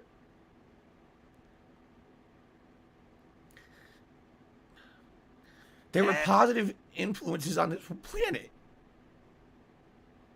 And they're not with us anymore. That's life, man. The best of us get taken way too early. It's actually death, but And the rest of us are just stuck here, right? But God damn, bro. previous to me making this video about Scott, which I didn't make a video about Scott, let me clarify that. That's a segment of a podcast that I did. One segment, okay? Reminder, that segment. No tears, no emotion, no anything. Days after the guy passed away. Days after he received the news. Was the podcast monetized? Of course it was. Everything that I put out was monetized. Of course it was. How I made my living, okay? I wasn't doing... You didn't need to talk about it, though. Interactive streams with You really contributions didn't. during them at that time. Everything at that point was ad revenue. That's how I made my life, my living, okay? It's how I paid for everything. And basically... Here's gone. I wanted to do a tribute to him. Gone in an In instant. the best way that I could, knowing that well that my audience was not going to know who he was, right? His eyes aren't even red. And I did the same thing with T, by the way. A little bit. And I don't have that for you. I don't want to play that for you. That's already been that's not the subject matter of this video that we're reacting to today, okay? Yo, 2 big deaths. Yo. But You ain't seen 10 bands in your basically, life, shit. Oh no, I'm monetized. Gengar Green, thank you. Phil's the worst example of a human being for this. Normally, you're not supposed to touch the poop, but in Phil's case, poked by a stick, nails optional. Yeah. Look, I think it's fine. Honestly, I feel no sympathy for him. I think it's fine to clown on him for this, because I don't think he actually cares. I just want to straighten that out before anyone might feel bad for him. I don't think he actually cares. I really don't.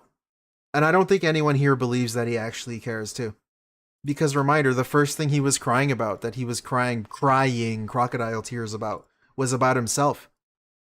I think he just tries to relay this. He tries to tie everything back into himself and his own life situation. He doesn't actually care about these people. He really doesn't. He's just upset that he has nowhere to fit in and he has no friends.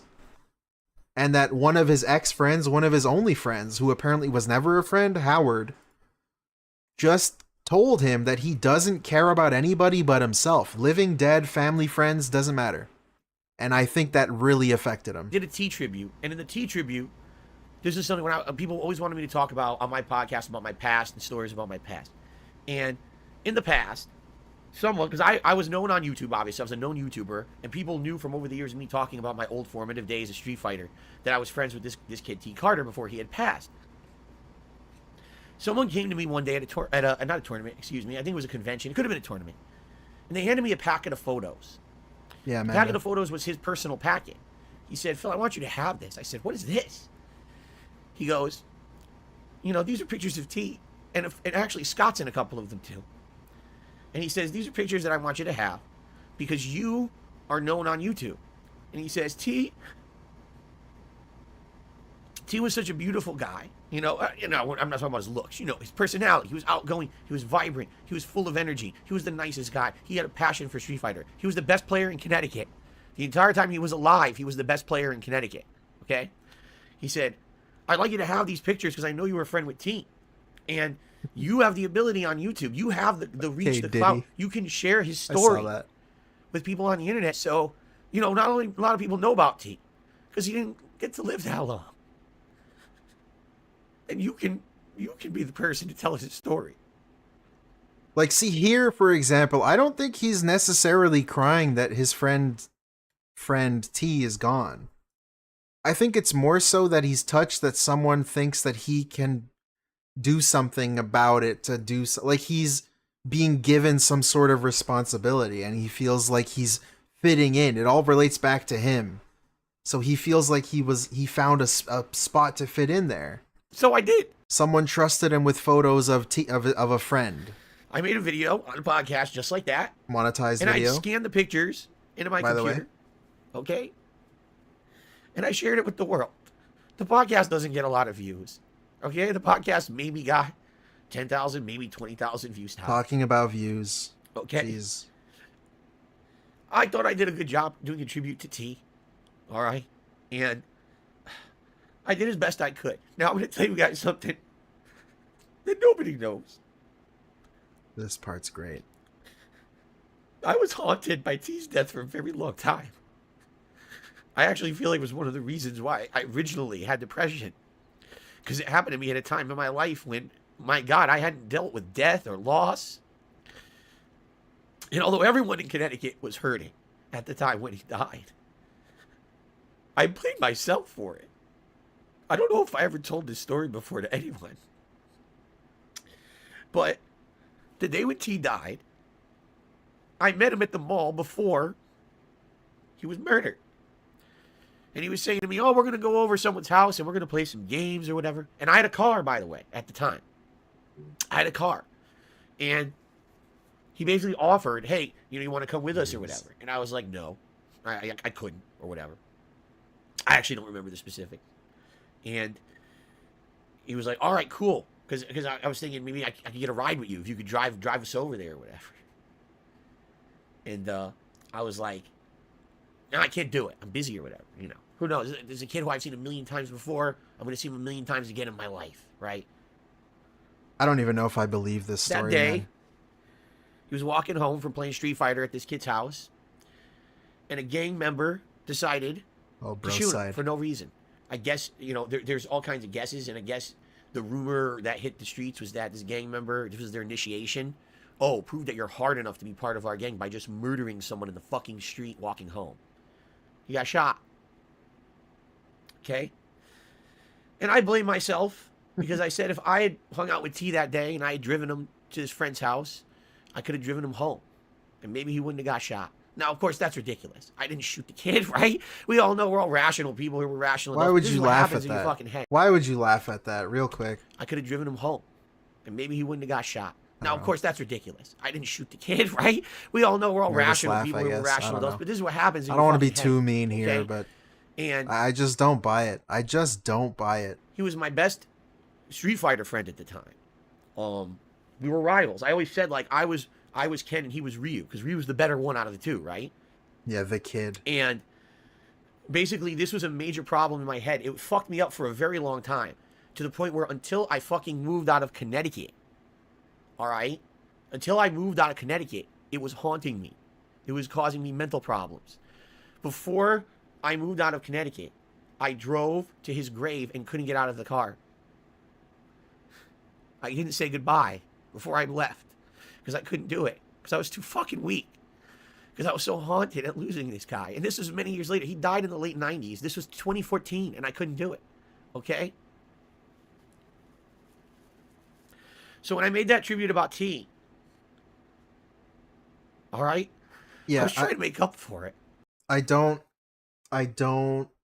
just don't buy it. I'm trying to listen to the words he's saying, and it just keeps going back to himself. And I get it. He doesn't talk to anyone, so he's trying to share maybe some personal feelings about how he feels. But it's a terrible idea to do this on the internet. You should not be doing this. It just kind of makes it seem like you're using someone else's death for sympathy. Like the thing that Howard was fucking complaining about back then, you are still doing now. You're actually doing it right now. And I get it. Maybe you just don't know how to handle this. You don't know where else to turn. You don't really talk to anyone. But airing this stuff out on the internet is not a good idea. It's a terrible idea because, like, we know who you are. We know how you manipulate and how you like to do things. So for you to do this is just a really bad idea. I was trying to be like, I was so sorry that... And it's hard to feel something for you when it all the conversation, all of the talking points that you're bringing up just always revolve around yourself. And it doesn't feel like you're sad for your friend or for life or death. It kind of just feels like you're crying about your own situation. If you're even crying at all, if it's real. I couldn't say goodbye to him because I wasn't man enough to do it. And I wanted to make a tribute video about it. And I thought I was doing the right thing. I thought better for more people on this planet to know about T than less. All right? Okay? When I made that tribute... Yeah, and Deuce Falco, I'm sorry I keep pausing, but that's a great point too. Like, you care so much about the passing of your friend, but you wouldn't be able to visit not even the tombstone after the fact? You didn't go to the funeral and you couldn't visit the tombstone for his friend who you were apparently really close with. Like, I don't even know if I believe that. I just don't believe that. T. Why wouldn't you go? In that hate life. If you cared so much for this monetized tribute, like Pescator says. Podcast. Okay. I received more hate towards me than I think I'd ever dealt with before in my life. There you go. Trolls basically spun it and said, you have monetized your friend's death. You are scum. You're still doing it. You're a piece of shit. You're still doing it. All right. I actually had a couple people who reached out to me after I did that. Look at that. To T. Tears gone. Instantly. He's back to normal. And said, like, this is not the way someone asks when they're devastated. Devastated by something. Like the way he's trying to act like he is. Just flips the switch. It's back. It's gone. Tears are gone. It's over. Thank you. Because we knew T back in the day, and seeing those pictures put a smile on our face, and we remembered him. Okay? And that was really nice of you to do it that way. Look at that. He's back. Because you didn't have to, And, now more people know T's story. So people who knew T were contacting me and thanking me. All right? Now, you say I monetized someone's death. All right? I don't know how worse you could be of a person to say something like that. But you did do it, though. So, here we are years later. All right? And Howard, who I have not spoken with since I moved, all he's doing is sending me these arbitrary group texts to everyone. Arbitrary group text, as in a group text. What makes it arbitrary? He's messaging you as well as other people. Also, the best he could. He talked about it on a rambling video in Kitten. It wasn't a carefully Yeah. crafted tribute Yeah, video. that's a good point too. It's not like he made even a PowerPoint. Bro didn't even make a PowerPoint. It was just him again, rambling. It was like a level 1, just rambling, except it was monetized and he was talking about a friend who got murdered. Like, you did monetize it. Oh, Merry Christmas. Thank you so much, Chaos, by the way. Happy holidays, this and that. Happy Thanksgiving. Yeah, or an yada, edited yada, video. Right. I know it's all bullshit. Wait, what? There's Say that again? Texts to everyone. Oh, Merry Christmas, Happy Holidays, this and that. Happy Thanksgiving, yada, yada, yada. Right. I know it's all bullshit. Apparently that's bullshit. Reaching out to someone, showing that you still have a passing interest in even bothering to reach out to them is apparently bullshit. Because we already talked about it. I don't even have to re-explore it. We just talked Nice. about all that. I felt like that he had this resentment towards me for years and years before I moved and all of that. It kind of sounds like you had a resentment Howard, towards him because you the didn't end of answer him. 2014 All right, sends me a whatever. dude. text. All right, let's go. What's next? Okay. Tears gone. Scott passed away. Here you That's go. it. That's all the text says. Okay. Doesn't say hi, how you doing? Just says Scott passed away. All Okay. right? Howard. What? Thinks that I take that piece of information to go make a monetized video for personal gain. Hey, guess what? You did do that. You did do that, though. That's what he's saying literally in this video. Yes, that's what you literally did. That's what he's saying. Okay? It's what he just said. Okay. Okay. All right. Just to reiterate here, this video we just watched, the Hate Live podcast, got 11,000 views on YouTube. Oh my god, bro. Like, as if that fucking matters. As if that even fucking matters. Oh yes, it was monetized, but it only got 11,000 views. Like, what? Who gives a fuck? What if it got 100,000? You didn't know. Like, it doesn't matter. Okay. I don't even make $2 per thousand I views didn't make anymore on YouTube at $2. this point. All right. All right. Arguably, this video. God damn it, bro. Maybe made. Unbelievable. $10. No exaggeration. I made only $10 monetizing the death of my friend. Is that supposed to make you look good? Was it worth it, Phil? Was the $10 fucking worth it to monetize your friend's death? A guy that you knew. Was the $10 fucking worth it? What did you buy? A Hogan? Like, what did you buy? Was that worth it, dude? $10, $15 tops for the entire podcast. The 2-hour video. The video is a 2+ hour podcast. This is one segment of said podcast. Okay. Jesus Christ, man.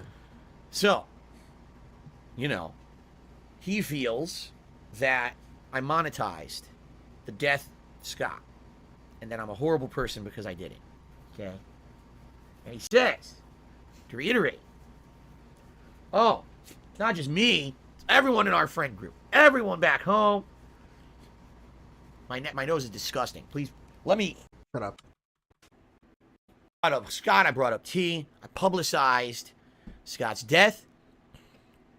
I'm a horrible person who only cares about himself. Again, multiple times he's already said this in this video. Yeah, it's a fact. Where's the lie? Now You're guys doing it just saw now. The podcast segment, right? And you saw it.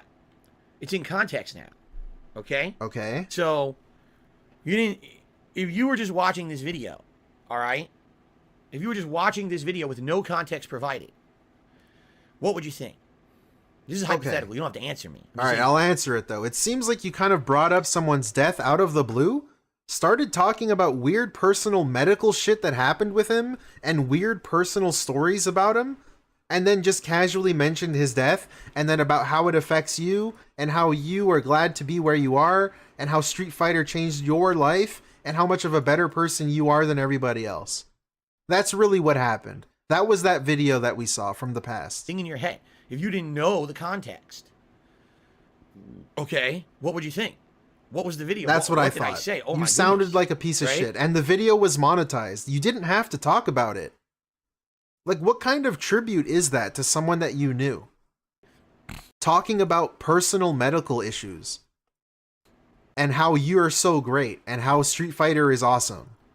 Here's what I think. If I didn't see the context, I would have thought I made a video talking, like sensationalized video, an expose on how my friend Scott has passed away, sensationalizing it, talking about how he passed, which I don't do in the video, by the way. Soon, Beans. Soon. I mean, shit. He says, I monetized it. You'd think, the way he's saying it, I created T-shirts on the internet with Scott's face on. Nice. So look at the look. Like, fuck off. Like, seriously, dude, this is so dumb. This is so dumb. Because I didn't make T-shirts, me monetizing the video isn't so bad in comparison. Like, fuck off, bro. Fuck off. I'm not having any of that stupid bullshit. On the internet with Scott's face so on. Stupid, saying, man. R.I.P. Scott. It's ridiculous. You know, Street Fighter legend It's forever. so Now annoying. selling As if any of this means you didn't monetize it, because you these did. shirts with his face on them on the internet, making monstrous profits and using his likeness and fucking about being a horrible scumbag person, making tons of money. Stupid. That was so dumb, dude. Wow. Wow. I monetized Scott's death. Yes, I had you already did. gotten shit for making the tribute about T Yeah. in a previous podcast. Monetized, So you by the might way. say to yourself, The monetized tribute. why would Phil... So that's 2 monetized tributes so far, plus him crying today on stream, him crying about Scott and T on this stream. If I already got that hate, So you're still milking them to this day. if he already got all that shit tossed his way, why would he make a second podcast when Scott passed away? Someone who was very much in that close circle of friends. Yeah, crying. All right? In order to, you know, he's going to get the same, he knows he's going to get the same shit. The same trolls are going to say the same thing. The same people are going to do the same thing. And they're going to say it's the second time he did it, right? Sorry, I got post-nasal drip. Jesus Okay? Christ. Why did I do it? Because I don't care about what they say. I care about Scott. I want more people to know about Scott. Yeah, I don't believe I care about that. the memory of Scott. I don't believe One of the that. most awesome people I met Reminder, that video there was no crying. All of a sudden now he's in crying. the Street Fighter community. The guy who I literally say in that... Thank you. Thank you, Dark Light, Really, for the thank 2. you. Thank you so much. Guys, we only got $10 so far on the eulogy stream. You know, it'd be great for the memory of my friend T if we can hit $50 for the glasses goal. Like, God damn, imagine he was doing that shit today. If someone passed away. To them snipe. Gengar Crean for the 5. Thank you so much. Local Connecticut man dies. Pig Roach from Seattle most affected. Yeah, for some reason. Except he didn't cry when it happened. He's crying now. Video, if it weren't Let's for see him him. cry. Pretend to cry. Actually saying, Thank you, hey, Gengar. Phil, stop playing Street Fighter in Connecticut. Go to 8 on the Break in Dunedin, New Jersey, and play Street Fighter there. If he had never said that to me and I never listened to him, likely I never would have started playing competitive Street Fighter and traveling. I never would have gotten the Oh my confidence God. I had Nomish to be in Fish, front of really? people. I never would have been able to do things that Thank you. Look at that. Oh my Really, god, dude. thank Hey, thank you, Redbird. His snort sacks are flooded with his guacamole. Exactly. Lol. Speaking of guacamole, Redbird, look at this dude. He turns Scott's death. likely I never He's still doing it. He's still fucking doing it. would have started playing competitive Street Fighter and traveling. I never would have gotten the confidence I had to be in front of people. I never would have been able to do things that I did in my work life There and you my go. personal life. He's making it about himself. Hey, Utterly Insane. Welcome, dude. I never would have ever placed at Evo. I never would have turned on a camera and talked to it. You I ain't never would have seen live 10 streamed. I never would have bands in done your life, Holy shit. shit, Kenny C with the 10 bands, dude. 10 Had to pounds. leave and play a round of golf. Just got back yet you're still streaming. You got some stamina to put up with this pig. Yeah, we're just chilling, you know. Thank you, Kenny C. Big ups. This is the worst part of the stream, so welcome back, dude. any Thank of you these so much. things. It's him pretending to cry. Oh, mama. Holy fuck, To dude. it. I never would have live streamed. I never would have done any of these things. The double snort. The real piggy comes out there. Jesus. Excuse me. Excuse Ever, me. any of them. If it wasn't for Scott. Okay? Now, were there ads on that podcast? Of course there were. There's ads on every video I had. I was still partnered with Machinima at the time. And so all the videos that I had those ads on them, you know. Listen to this. And I could have removed the ads. I could have. Why Right? didn't you? Personally, Why didn't you? I just don't see. I I'm don't going to be see- honest here. I don't see the big deal. I don't see the big deal. Well, there you go. That whole fucking fake crying, the play was on, the theatrics were on, the waterworks, on and off, just to say I don't see the big deal. So he just doesn't get it. When you're doing a 2-hour podcast, a 3-hour podcast, and you're doing one tribute segment to someone, all right? Does that mean that the whole thing has to be, demonetized. And you can argue either way. That's up to you. You can argue that. That's fine. You can say, yes, it should be. I don't think there is even an argument. Unless you're giving money directly to the family or supporting some cause that they wanted to, and all of the money is going towards that. Because it's kind of weird for you to be monetizing someone you personally knew. Their death out of nowhere for nothing. For $10, you said. Was it worth the $10 for you to have this like negative opinion, negative stigma on yourself? You're willing to shill out a friend's death for $10. And you don't see the problem with that. It's ridiculous, man. It's crazy. All right, my take on it is, if you're going to do that, then separate that portion and make a whole video just about that tribute and then demonetize that tribute. All right? I thought you didn't see a problem with it. Take a look at shows, and by the way, this is not an equivalent comparison, but take a look at like the Oscars. Every year at the Oscars, there's a big tribute segment. All the big people, all the prominent actors we have lost this year, right? And they run the segments. Big tribute, a well-to-do, shows all their great roles or whatever. Okay, is the Oscars demonetized? Are you the Oscars? Did they say, well, because we're doing a tribute on our show today? Is DSP Gaming the Oscars, though? Those who we lost this year, we care about a lot, we missed. Are you celebrating cinema and actors? We're not going to have any advertisers on the show. I'm not aware of that happening, okay? At all, okay? So, I'm just, that's the only comparison I can really make, all right? Internet content creation is a new thing for everybody, all right? But for me, I'm doing a 2 or 3 hour podcast. That's the segment I put out. That was it. You saw it word for word. That wasn't edited. That's the segment. Yeah, it was pretty bad, dude. Jesus Christ. Howard comes out in this video, tells me that basically I'm an awful person who only cares about himself. See? That's the part that mentally touched him. Right there. That's the thing that got him crying. I publicized and monetized Scott's death. That's only I was publicizing the death of a friend. You did, though. You did. Really. I thank you. Thank you, Garrido, for the 2. Really, thank you.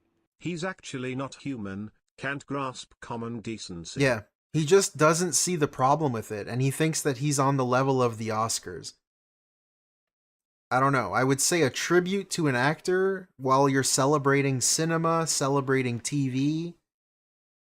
That's a bit different. You're celebrating the work that they've done and their legendary status in the grander scale of cinema and stuff. That's kind of different than you personally trying to make a video and also make money on it, bringing up a random friend's death, like without any effort put in. To John Rambo if he skull.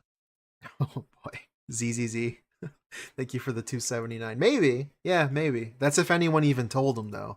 Someone would have to text him first, and we know that nobody wants to. So, thank you so much. And again, I wasn't breaking the bank. I didn't make a ton of money. It was 11,000 views on that video, so maybe I made $10. There you go. 15 Was it worth maybe, it? Was it worth it? Who knows? Like, that doesn't make you look better, man. That really does not make you look good. I don't care. I don't care, except I cared enough to leave the money on and to track how much money I made. That wasn't what it was about. Okay, Right. It was one segment, a tribute show, and I much rather would have people know about Scott than not. Which is why that was in that show. You understand? Oh my God. So, the actual truthful part about this is that Howard says, or the reason I think Howard bring this up, he's upset with me because he sent me a text to say Scott passed away. I didn't respond to him because I wasn't responding to anything from him because he'd been a jackass to me to end there before I moved. Damn, even like that's part of Howard's point too. That's part of Howard's point that he's missing completely. The fact that even when someone passes away and he messages you, you still can't grow a pair or like dismantle whatever the hell issues you had and be like, holy fuck, I'm gonna call you. Let's talk. We need to let's do something. We gotta celebrate this guy's life now that he's gone. Like, we gotta pay our respect. You couldn't even do that, and that's part of Howard's issue with you, was that you weren't willing to do that. Instead, you ignored him, and then monetized and publicized his death. How do you not see that? Excuse me. Excuse you. Okay. And basically, he's personally insulted at that. Okay? Now, Howard was not the first person to text me about Scott's death. Howard has a very overinflated sense of importance in my life. Bruh. Okay, he does. Bruh. I'd already received 2 other texts about Scott's death from people previously in the Street Fighter community who knew Scott way better than Howard did. Name them. I knew Scott way better than Howard did. Name them. Right? I was there in the formative years of Street Fighter in Connecticut. I was in the arcades with T and Scott. I was traveling to tournaments with Scott back in the day. ECC and all of that. Okay? Like, bro, again, this doesn't make you look better. This guy was so much... I'm so much closer than to this guy that passed away than you, Howard. Okay, but Howard didn't monetize his death and publicize it. This doesn't make you look better. Traveling to tournaments with Scott back in the day. ECC and all of that. I spent way more time with Scott than Howard ever did. Okay? Here's the For him to flex, basically say something like this, you would think, oh, this was a friend and we were equally spending time with this guy and he was our old buddy. He was my old buddy. He wasn't Howard's old buddy. He didn't know him from back in the day. Howard didn't know Scott, all right? This makes in it any worse, kind man. of a major capacity. This until much makes it later. worse He for knew you. of him. Stop What, talking. was Howard over Scott's house playing Street Fighter on the cabinet with T? No, he was not. He was This never makes it invited. worse. He wasn't going to the tournaments with us. Okay? Howard Cut the mic, bro. Cut it off. Stop talking. It's over. has Stop. absolutely no right to make claim to the rights to say I had the right to tell you about someone's passing, and because you didn't respond to me about it, you're an asshole. Okay? He doesn't. All right? I already heard about Scott's passing from several other people Name them. who knew Scott way better than Howard. Yeah, name them. Howard was essentially passing info through the grapevine late. All right? And then takes it upon himself to actually be upset because apparently he didn't get credit for it. Right? He didn't get credit for it. Even though in that video, I actually said, if you didn't pay attention to it, Howard texted me. Like, dude, how can he miss the point that badly? He thinks he's upset because he didn't get credit.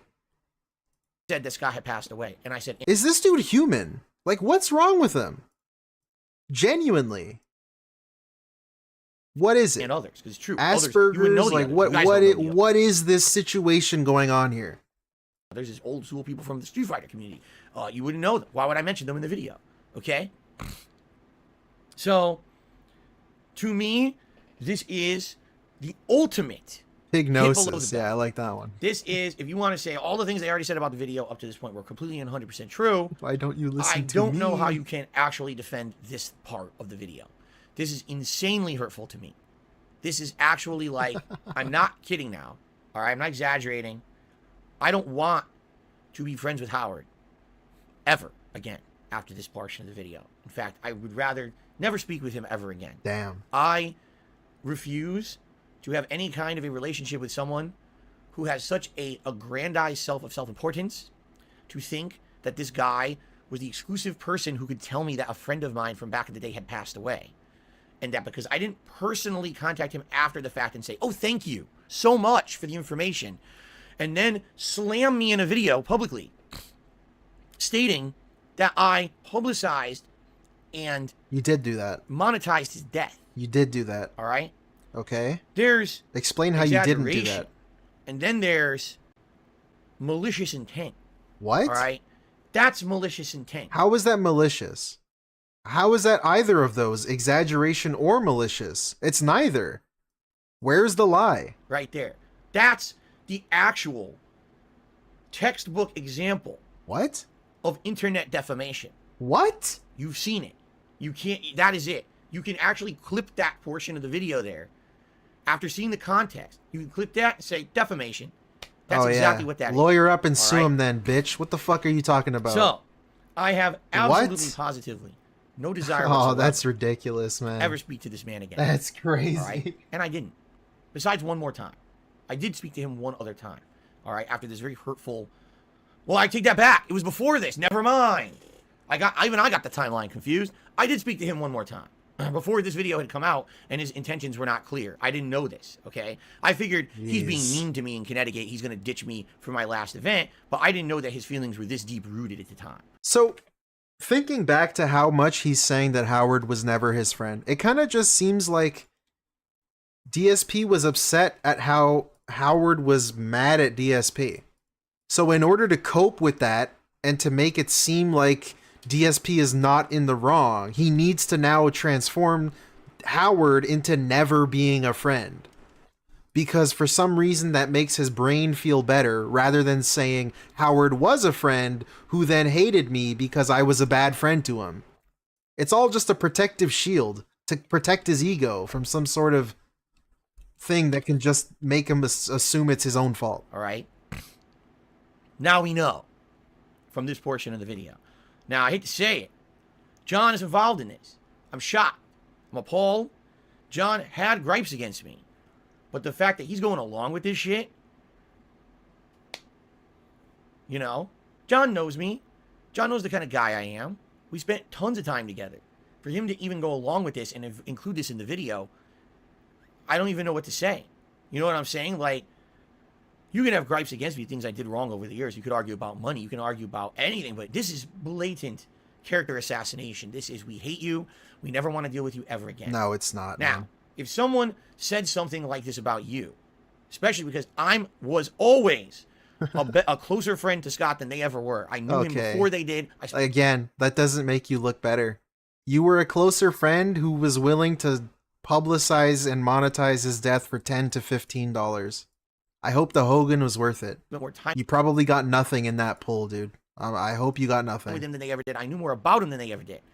But somehow they're going to tell me that I don't have the right to do a tribute to my friend and share my memories with him on the internet. I don't deserve that. I don't have the right to do that, right? That's what they're saying in this video, okay? So, if someone did that to you, would you ever want to be friends with them ever again? Ever? Would you ever want to speak to them again?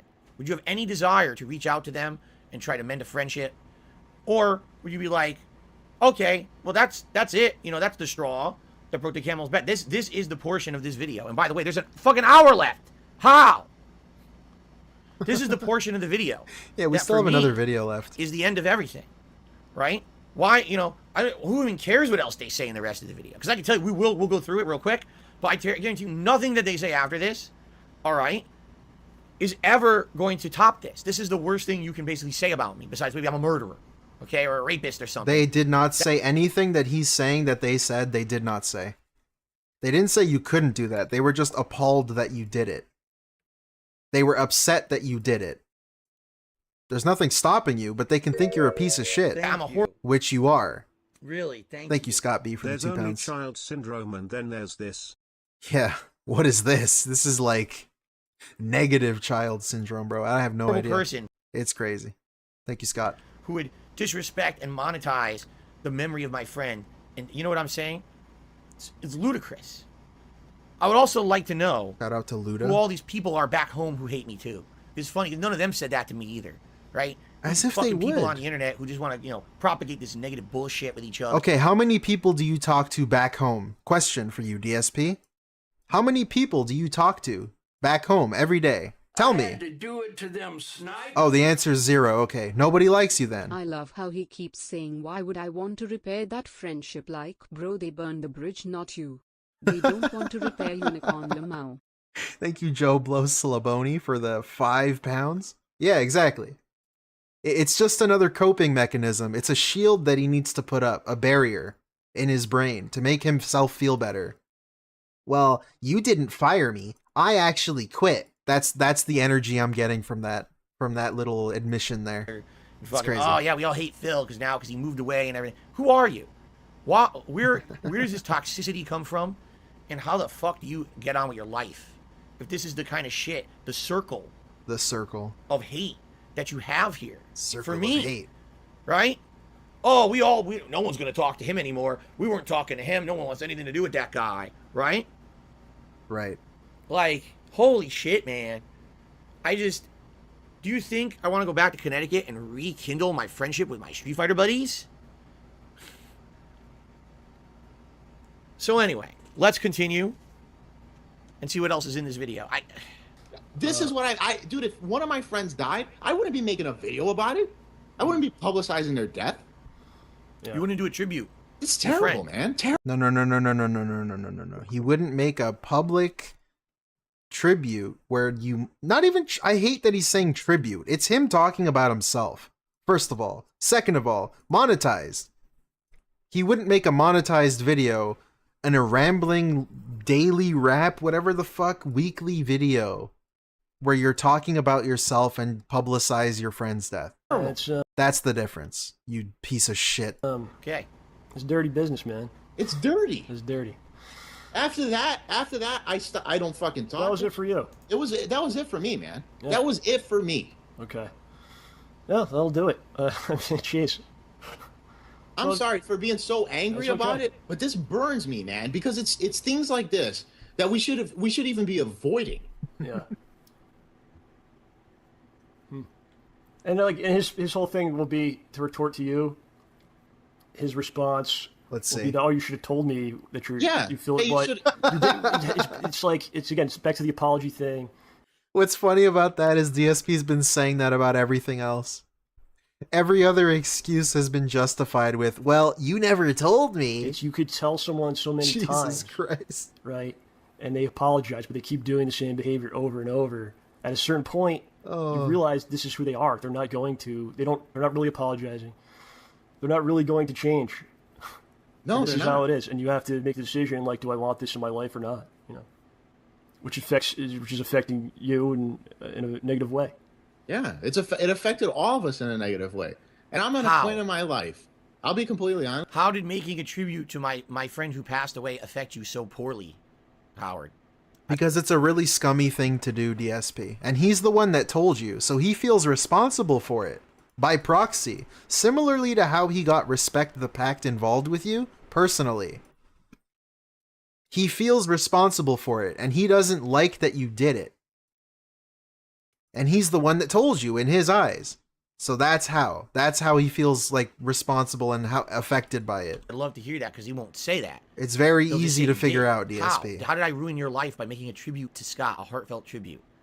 You're a... That's what you were. Damn, I wish I'm you getting finished older, that sentence. and I'm starting to realize things more and more. And one of the things that I cherish in my life now are the people that are around me, man. Absolutely. I mean, what else is that? That is what I cherish. That's all that matters, man. I don't care about games. I don't care about, about what I have. That doesn't. If you had millions of dollars right now, but you had no one around you, you had no family or friends, but you had all the money, is that a good life? No, it's not. I don't know. What are they talking about?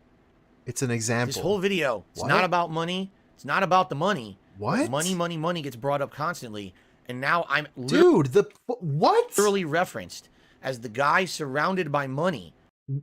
And now I'm literally referenced. Bro, they weren't even talking about you. Are you kidding me? He wasn't even talking about you. It was like an example. What? It was like a money doesn't buy happiness style quote. What are you talking about? As the guy surrounded by money, but has no friends. And would you be happy if you were in that same position like Phil? Like that literally... He didn't say literally. Learn what literally means. He didn't literally say that. What are you talking about? Just compared me. That's me. Again, that's the same as PayMeTons. They said dark side in the PayMeTons video. Bro, I can't. They literally just said, Phil is the guy with all this money who moved across the country. Yeah, Iviga. The point is that you can have all of the materialistic things in the world. You can never truly be happy. It's the ones you love that make you happy. That was the point he was making. He wasn't even referencing you at all. And now he's by himself and he's completely alone and we wouldn't be happy. Look at this dude, man. That.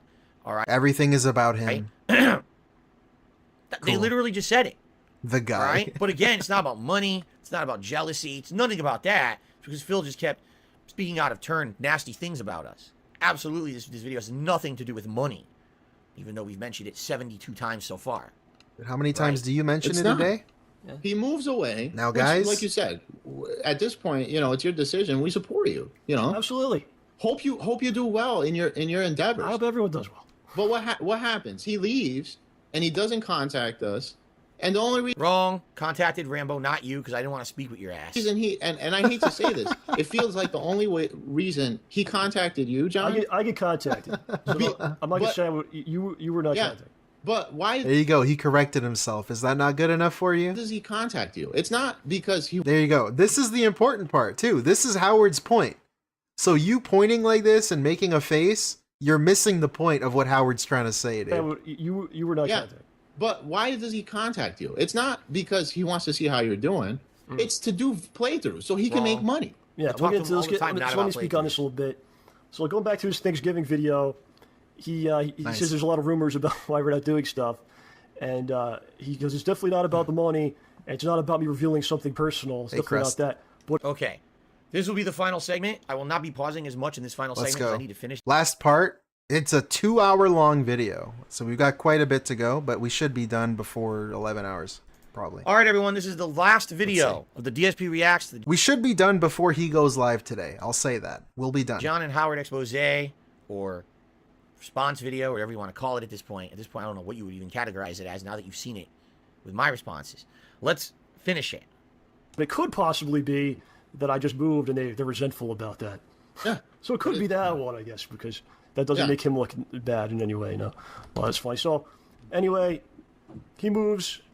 What he told me is in a couple weeks, when he's settled, he's going to contact me and we start doing stuff. So, a couple weeks go by. He starts contacting me about things. And quite frankly, he's being pushy about it a little bit. I need to, let's do it. When do you want to do it? This weekend? What time this weekend? Is getting really kind of hammering out a date, kind of pressuring. And I think at one week we even had a date to record something, but I canceled on him because I was going through a very difficult period at this point, and I had every intention and desire to. So it's great too. I know I'm pausing, but it's great too how DSP never mentioned that in the 4 videos before this about how John Rambo was ghosting him, but Rambo was telling him that, I can't do it. I'm going through some rough stuff, and he just doesn't mention that. Do stuff with him. At this point, it's great. It's pretty cool. I had basically destroyed myself, Howard, as you know. I talked to you about it, and that's not me complaining, because being a man, if I'm talking about being a man, I feel like being a man is you make choices, and then you deal with the consequences, right? Yeah. You don't run to complain online or cry about what the world owes you all these things. You deal with what you got to deal with, man. And again, what is he speaking of? I don't know. When did I run to the internet and complain and cry about all these things that the world owes me things? Bruh, are you fucking kidding me? Like, actually? You're actually saying this? For real? Actually, genuinely, for real? Literally. Take a look back and tell me moments where I insulted Rambo and said that. You called him not a man. You called him immature, and you said he was talking shit about you, and that you wouldn't do that because you're a real man. That's one example right there. Where's Rambo? Didn't Rambo say he was going to be in your stuff? Have you talked to Rambo? And I was trying. Yeah, yesterday. That's a good one too. He'll do it today. I bet he'll do it today too. I talked to John at the time. It's a good example. Basically trying to talk to me as much as he could, but you could tell that the guy was hurt. You definitely could. I'm not going to reveal anything private that we talked about because there is a few private things that we did discuss via text. But I knew that Shazman a hole punch had basically put him in a really bad way. All the work he'd put into it, basically had overexerted himself. He said so as much on the internet already, and people were constantly pinging me, where's John? Why isn't he in your content? And I'd be like, he just said he can't do it now. We'll do it later. We got plans. We're excited. We're going to do it in the future. And it was just basically delay after delay after delay. It wasn't like, oh, he canceled once, he canceled twice, he delayed. It was just endless. Oh, no, I swear we will do it. No, I swear we will do it. Swear we will do it. To the point where it then became, I can't do it anymore. Hey. Basically, don't bother me about it. Again, that's just like his wife doing co-op with him. I just did a video on this, shill plug. It's on my channel. They kept canceling week after week after week after week. Yeah, it's happening. No, it's not happening. Yeah, it's happening. No, it's not happening. It's the same shit. Maybe one day we'll get to it. Okay? Pretty weird how that keeps happening to DSP. And that's where it was left. Where on earth is there where you're entitled to anything? What are you talking about? I never said I'm owed John to be in my content. That was never a discussion or a thing I said. But here's what's going on. The entire time that I've moved now, you have this mysterious circle of friends behind the scenes who are basically, as I said, poisoning the well. Oh, Phil's a scumbag. Phil owes everyone money. Phil did this. Phil did that. Phil publicized the death of a friend, and Phil did this and that. Man, John, you don't want to be doing stuff with Phil. You don't want to be associated with that. Look at all the negativity on the internet about him now. He's getting, this is how you don't plays out the ass. He's getting this. He's getting that happening to him. So all of the things he just said are lies. Nobody said that. He's just creating that. The circle of friends is referring to John Rambo saying to his friends about how much DSP is paying him and his friends thinking that it's not enough. That's about it.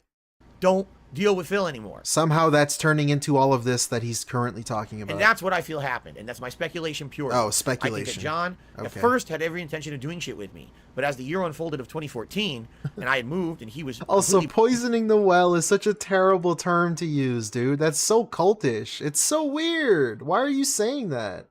burnt out, he realized all the toxicity. You're like an abusive girlfriend or boyfriend. It's like, oh, I need to know who you're talking to at all times. You can't have any friends besides me. And shit that was thrown against me by internet trolls, and then the people back home somehow got Hey, soured, Misery. likely What's up, because dude? of a certain gentleman on the screen right here who was part of that, and he just didn't want to deal with that shit anymore. Did he ever tell me that? No. Should have. Okay? But he never did. He just kept goading me on, like leading me on, goading me on. So there were situations where we had conversations, and I revealed information I should not have, reading from texts and things, because I was the one with the public face. I was the one with the business. I was the one with the YouTube channel. I like how that's an excuse too. I was reading out personal texts on stream because I was the one with a public face. You dumbass. If anything, you should... Like, what? That's not an excuse. If you have a public face, that's the last thing you should be doing. The last thing you should be doing if you're a public figure, if you're the one that's the spokesman for both of you. Why would you read public shit or private shit out in public? That doesn't make any sense. No, I was the one. That's not an excuse. Who every day had to answer to the public, where's John Rambo? I don't know. He won't tell me.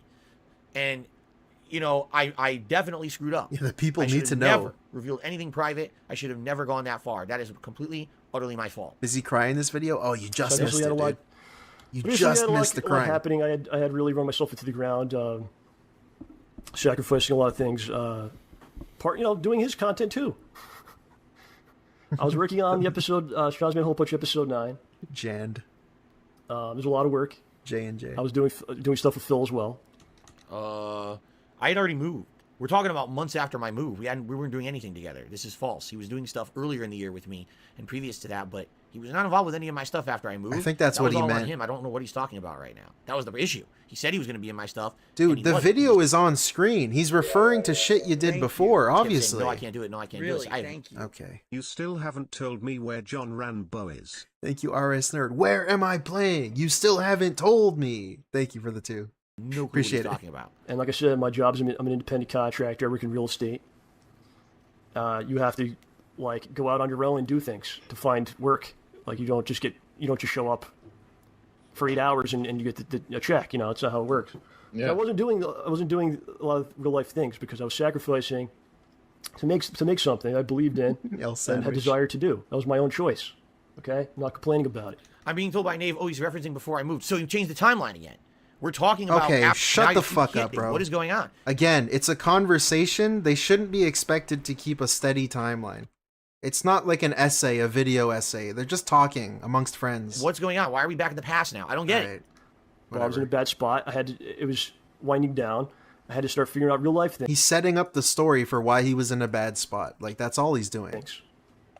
So I basically told him, listen, when I need to finish this episode, it's almost done. Okay, I need to figure some things out. When I'm done, I'll contact you and we can do things. Okay? I actually didn't do my own show, the show. I didn't do it for all of July because I was doing precisely that. I was trying to figure things out. And I didn't do much of anything else. I was working on my stuff, man. Getting things done. So I'm finally done with the episode in August. August 13th, it comes out, which is a Wednesday. And I'm pretty burnt. I immediately decide I'm going to go on a vacation for a couple of days. So I go to Twitter and I say, thanks everyone for watching the episode. I'm going into the woods for a while. I'll be back soon. I went to Bear Mountain, Howard. Have you ever been? Yes, I have. You have? Yes, I have. So I went to Bear Mountain. I camped out in the woods. I unplugged everything. There's no phones, nothing. All right. A real detox. Kind of like detox, Aaron man, Rodgers. staring at a computer screen for, at that point, a long time. Wow. I never knew about this. I did this again this year. I do this every year now. Okay. So I didn't put a message. I didn't contact him and say, "Oh, the episode's up," because, like I said, there was an agreement that we talked about where I said, "When I'm ready to do stuff, I will let you know. It should be soon." But the episode comes out. I put on Twitter. I'm going away. He notices while I'm gone. He notices the episode comes out. So while I'm away, he starts throwing me messages again. I'm not around to respond to them. So that weekend, he makes a video, one of his videos that he puts out, he says, I've been trying to reach John, but he won't respond to me.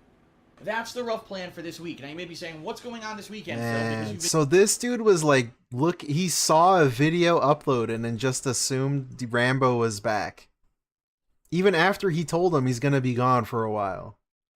He really is like an ex-girlfriend who just won't leave you alone, kind of thing. Not that I can relate, but it's one of those style of deals. dragging us along every week. What's going on with John Rambo and with Smart Guys and this new show that you guys were going to do? We'd really be interested to know what's going on and is it going to return. In particular, right now as I stream and film this video, SummerSlam is on television.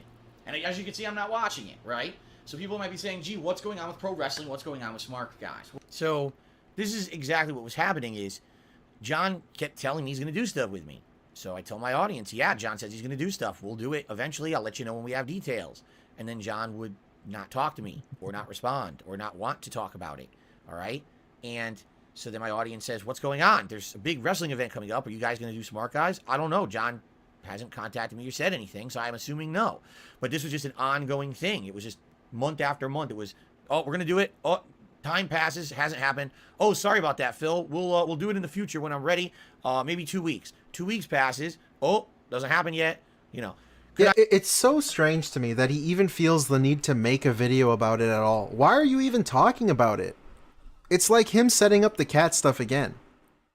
Palm Primus, as you say in chat.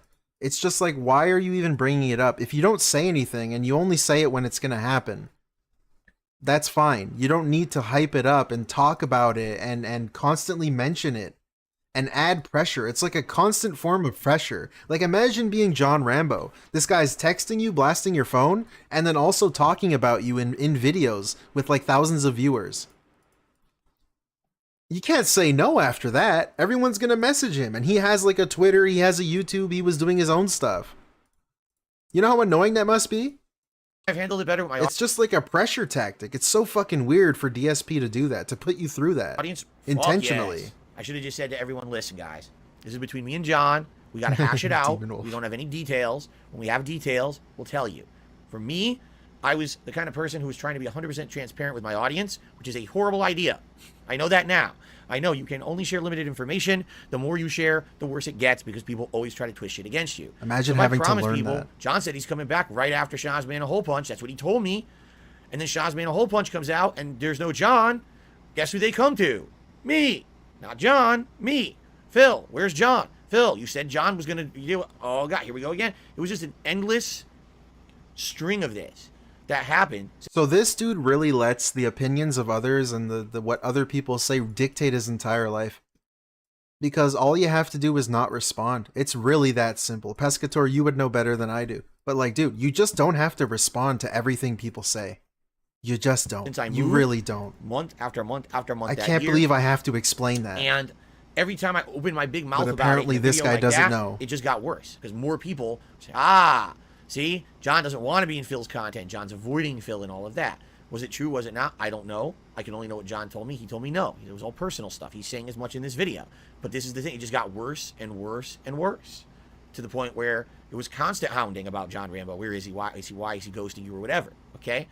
Our conversations between us, you know, started off friendly. And then after a while, I think what it was is every time that I said hello to him, he felt I was going to ask about a show again. Which in reality, here, you know, to give you a very, very brief background, all right? John and I mostly never talked on the phone. It was mostly in person. He would come over to do co-op with me once a week, and that was the time when we had our conversations. And our friendship essentially was the hour or two before we recorded stuff. Okay? We had that personal time every time he came over. Don't describe when I it moved, like that. under the It's so impression we were going weird. to have that. It didn't happen. And it's my fault. I am stupid and didn't realize there's a giant time zone difference. So as I'm streaming and doing content, all right, I'm basically working all day every day. It's like and I don't 3 have time to call him hours? It's like a 3-hour difference? because guess what my free time is? After my streams. Guess what time my streams end? 9, 10 o'clock. Guess what time that is over there? Midnight. Do you think John Rambo would like to talk to me at 1 a.m.? Dude, his first stream ends like 6 o'clock my time or something. Like what? Talk about issues or anything. I don't think so. I don't think he wants to shoot the shit at 1 a.m. So I screwed up. All right, dude. And Whatever. moving across the country, I thought we were going to be able to maintain that kind of camaraderie and friendship, and we couldn't. And that's on me. I moved. I didn't think about the time zone difference, and I had to work so much to make ends meet and pay for all the stuff out here. I didn't have days off. I just didn't have any, you know. I really didn't. So now what happened? I start texting him instead. And at first he's responding and we're having conversations about stuff. But then he stops responding to the text. And I realize I think he's upset that I'm not calling him or we're not having conversations or whatever. But there's not much I could do about that. To me at the time, I was like, dude, what is this guy's problem with texting? Like, texting is cool because you can respond whenever you have a free moment. A lot of the times I didn't even know when I was going to have a free moment during the day. But John was always under the impression I was going to call him and have these long, drawn-out verbal conversations. Which was what we would do normally when we had those 2 hours before we filmed.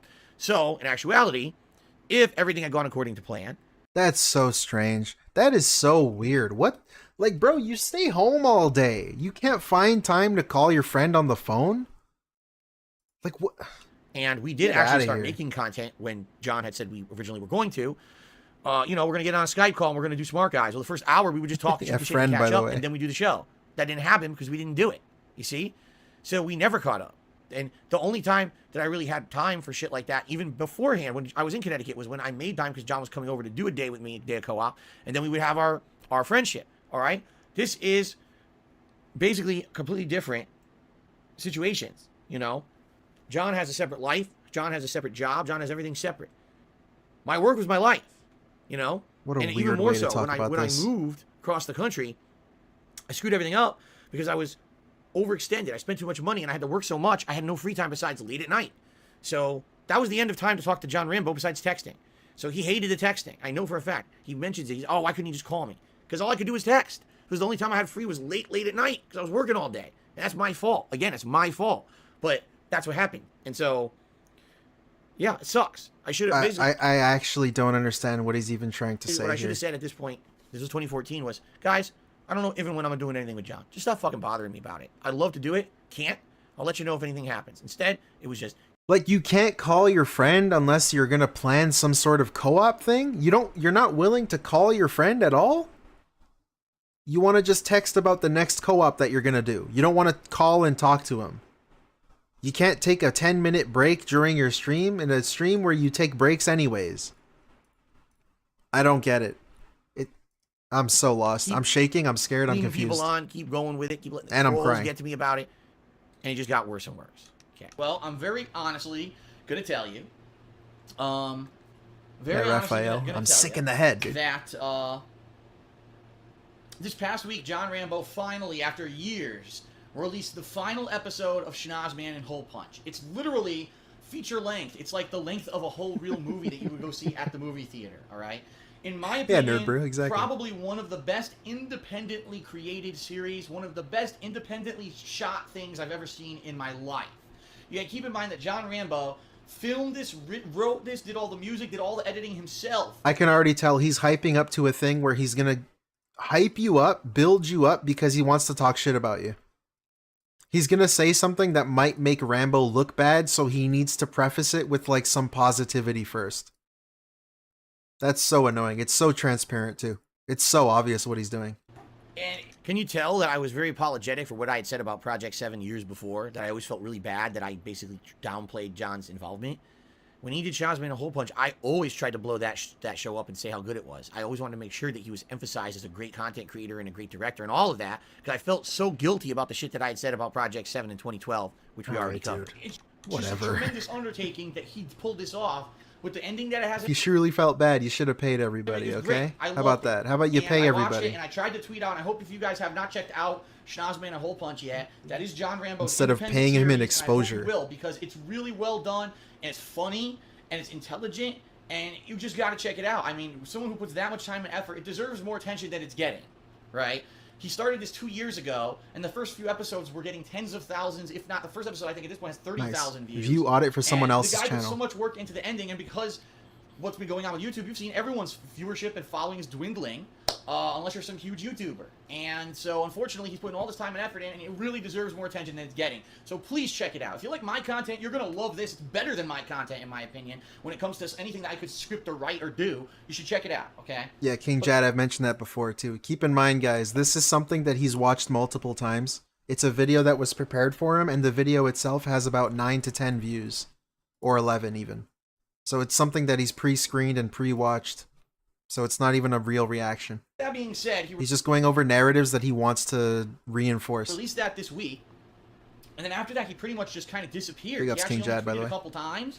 I watched the episode actually on Thursday of this week, and I texted him. I said, John, great job. What a great conclusion to the show. Looked really good. What do you think about Smart Guys? Because SummerSlam's this Sunday, so doing it next week might be the perfect time because we can recap SummerSlam and jump into fresh, okay? So, yeah, I texted him. What do I say? I'm talking about work. I guess that's my fault. When was this Reeact? This was in June 2022. I guess it is. So 2 years ago, Can we do a pretty show? much. Can we do a show? At this point, he's so burnt out. And it's still relevant today because yesterday he streamed Mario and Sonic at the Olympic Games, and he's still monetizing his friends to this day. Laughing at their jokes, milking them in any way he can.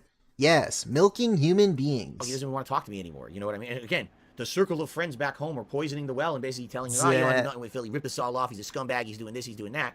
Why are you still dealing with him? And then I keep, asking, hey, are we ever going to talk? I wanted to actually get on a Skype call with him just to have time to talk with him personally, but, he didn't understand that. He thought it was just, we're just going to do the show, you see? And you know what? I didn't say that, and that's my fault, too.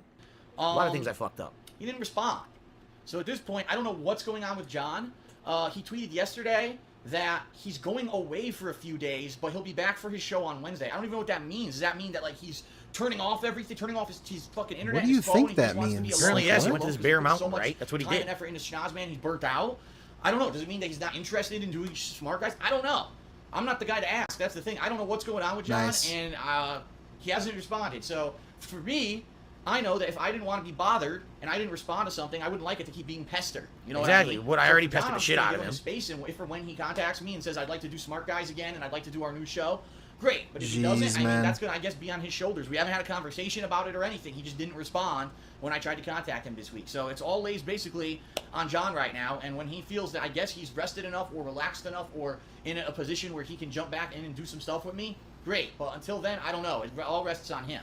So that's really the situation going on. So it's like I said before, you have this guy constantly messaging you, and then on top of that, he says these things in a public video. Like, he's pretty much just directing people to go and harass you. Not harass, that's not the right word. But to just go and message you and find out what's going on.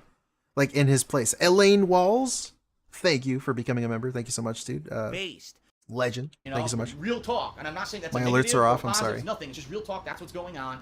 And I'm waiting to hear back from John. And when I hear from him, I'll let you know what he says. All right? But as of right now, until I hear from John, it's going to be business as usual. Saturdays is going to be one gameplay stream. All right. Saturdays Shill, plug. So, is what it is. You ready to come back? Great. Rage. Yes, absolutely, this is an example of me pressuring him. Someone just said. Absolutely. Yeah. This is the kind of pressure because it wasn't just me texting him, but then I would say shit like that in my videos and he would feel even more pressure. Like, if he doesn't want to be in my stuff. See, look at that. 10 views on this pre-made video made by Das Shit. And then I say that in a video, why would he want to be in my stuff? Right? So, yeah. I'm back from my trip. I got messages from him. I got messages from other people saying, why the fuck won't you talk to Phil? Phil's upset. And I'm kind of pissed about that, Howard. Yeah, you should be. So, I'm kind of pissed about this. It's I all don't good, contact him. I Elaine. basically say, look, I'm gonna keep holding him to what I said weeks ago, which is when I'm ready, I'm gonna do stuff. I will contact him. The following week, I get more messages. They mostly are like, how are you doing? And then as soon as you say good, then it immediately goes right into the videos. You know what I mean? Like that kind of thing. It's like a setup and then videos. Are we going to make the videos? Let's do some videos. Look at that. He's ignoring him. He's on his phone right now for the most important part that actually bothered him. People when we're making the videos. Let's do some videos. I don't respond to any of these messages because, like I said, I'm in kind of a bad spot. The episode had come out. Now I'm kind of like, all this time is kind of freed up. So I'm piecing my life back together, putting things back together. And I got things going on that actually matter beyond making videos with him. Okay? So I eventually get a message from him in the middle of the night, Howard. And it wakes me up because I'm sleeping. And I'm pissed off because I have to work the next morning. So God damn, bro. I believe I woke up, I'm pissed off. A drunk back to sleep. text. I remember waking up the next morning. It's like a drunk ex. And very quickly responding to this in a very nondescript text response, which was basically, please count me out for a while. I'm looking to move. I'm trying to get money together to move. YouTube isn't going to help with that, which is in reference to doing stuff with him. Okay, because my stuff that I was doing isn't monetized, and I'm not looking to, I wasn't looking to make money with that as a creative outlet. And I said, I'm around most nights. Please call me. Okay? So, Howard, I'm thinking the next day, Phil will call, right? Yep. Because I basically expressed I'm having a tough time. And I said, please call me. So I'm thinking the next day is I'll get a call and we'll talk about things. What I would have told him was, hey, man, I need maybe 2 or 3 months to get my stuff together, to get, healthier and actually go to work and undo some damage, which is, again, I did by choice. I'm not complaining. Yeah. But He really doesn't even look like he's listening what to happens, this. Are you Howard, kidding me? As I'm going about my business the next day, He has his talking point already, so he's not actually listening and trying to respond to what he's saying. I get a text from the Air Raid Lord. And he says, sorry to hear about what happened. And I go, what do you mean? He goes, I'm sorry to hear that you're leaving YouTube. And I start getting other tweets from various people with similar sentiments. Wow. So I go, what the hell's going on here? So I go right to his channel, and I see that Phil did not actually call me. He instead made a video, a monetized video, by the way, where he publicly reads the text out loud. All right, now the next thing that was Great. a common question that Classic people have been asking me moment. for weeks, and I finally have a definitive update for you on this one, is in regards to John. Like, how old was DSP here? Was he like 31, 32? Because not that it even matters, because you should probably know at this point, on the internet, you shouldn't read the texts that people send you. And again, DSP announcing dates and trying to set up hype and try to be a hype beast over his own fucking videos is very obnoxious. And it creates problems like this. He did it again with Kat. It's the same thing that he did with Kat, his wife.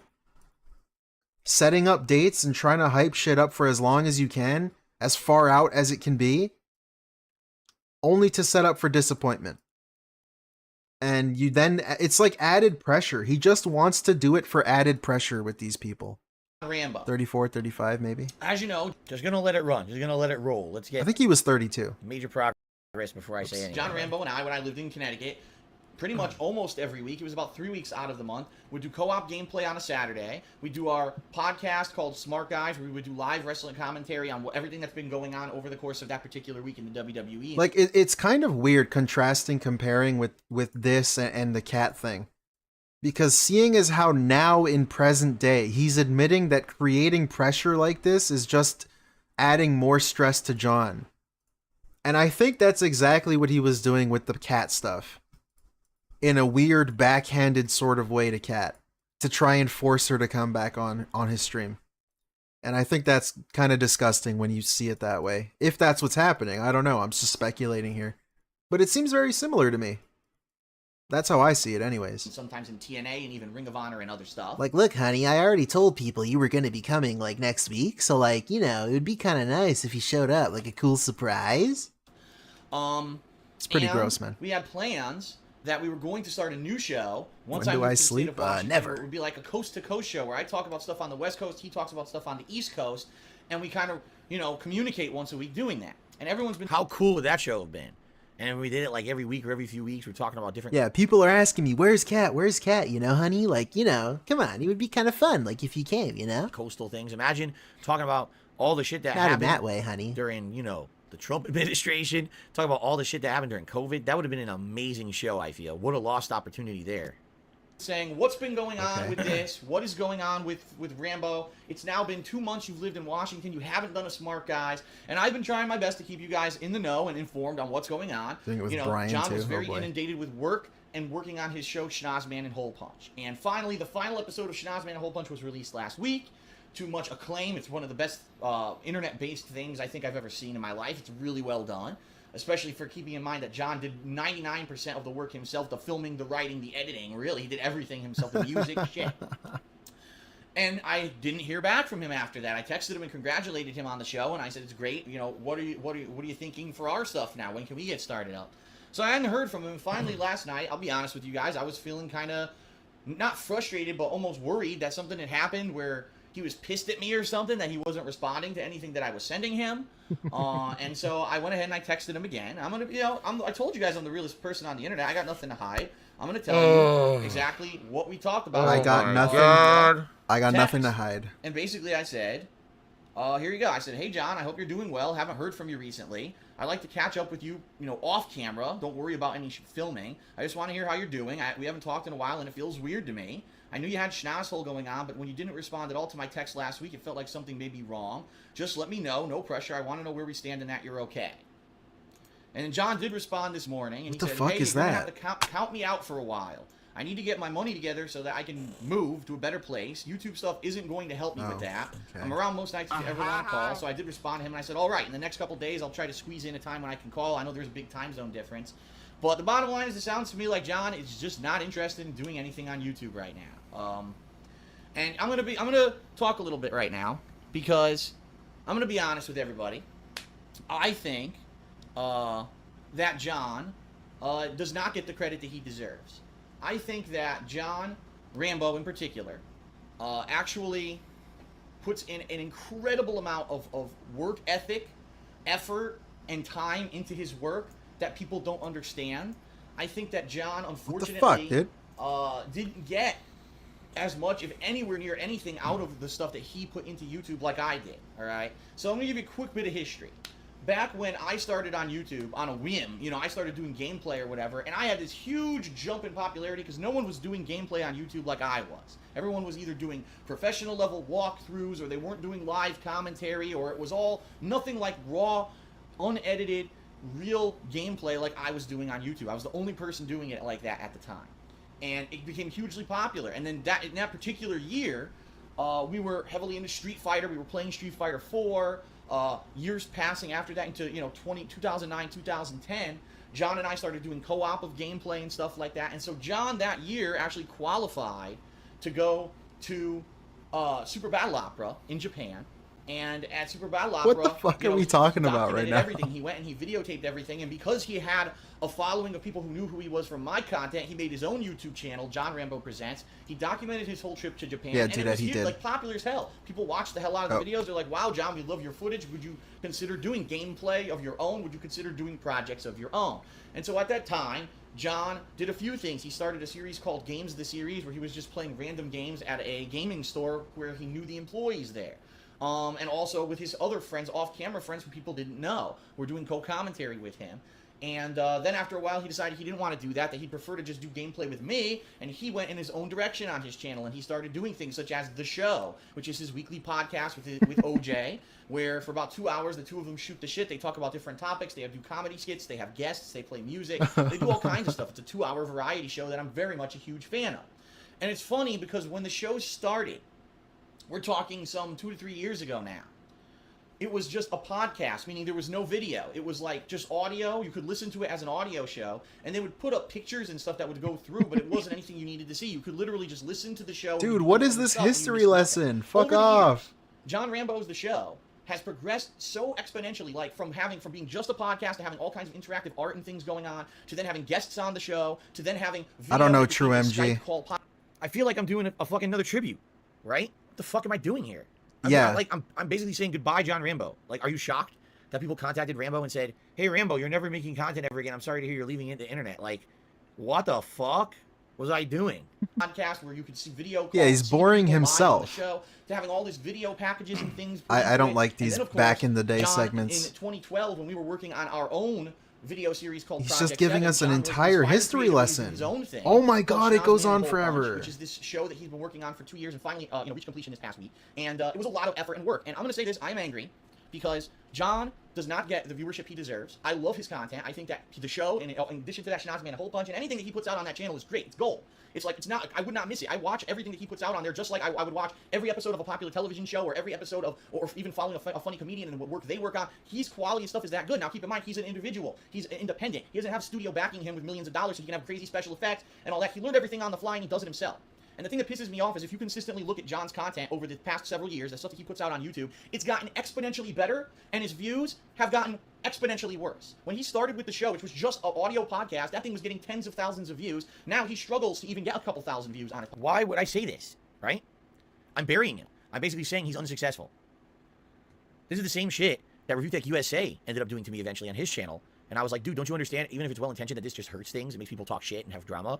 Podcast. I don't know why. Nothing's changed. The quality has gone up, not down, yet somehow the interest has waned. And a lot of people say to me, Phil, your content, well, you know, you can say 100 things about me. I'm an asshole, I'm a hypocrite, people hate This is, like, before he fucking continued, this is such a weird thing to do. Like, your eulogy for your friend's channel and for his internet presence is for you to, like, view audit him and complain about his views and complain about people supporting him and say that he's under... Like, this is so fucking weird.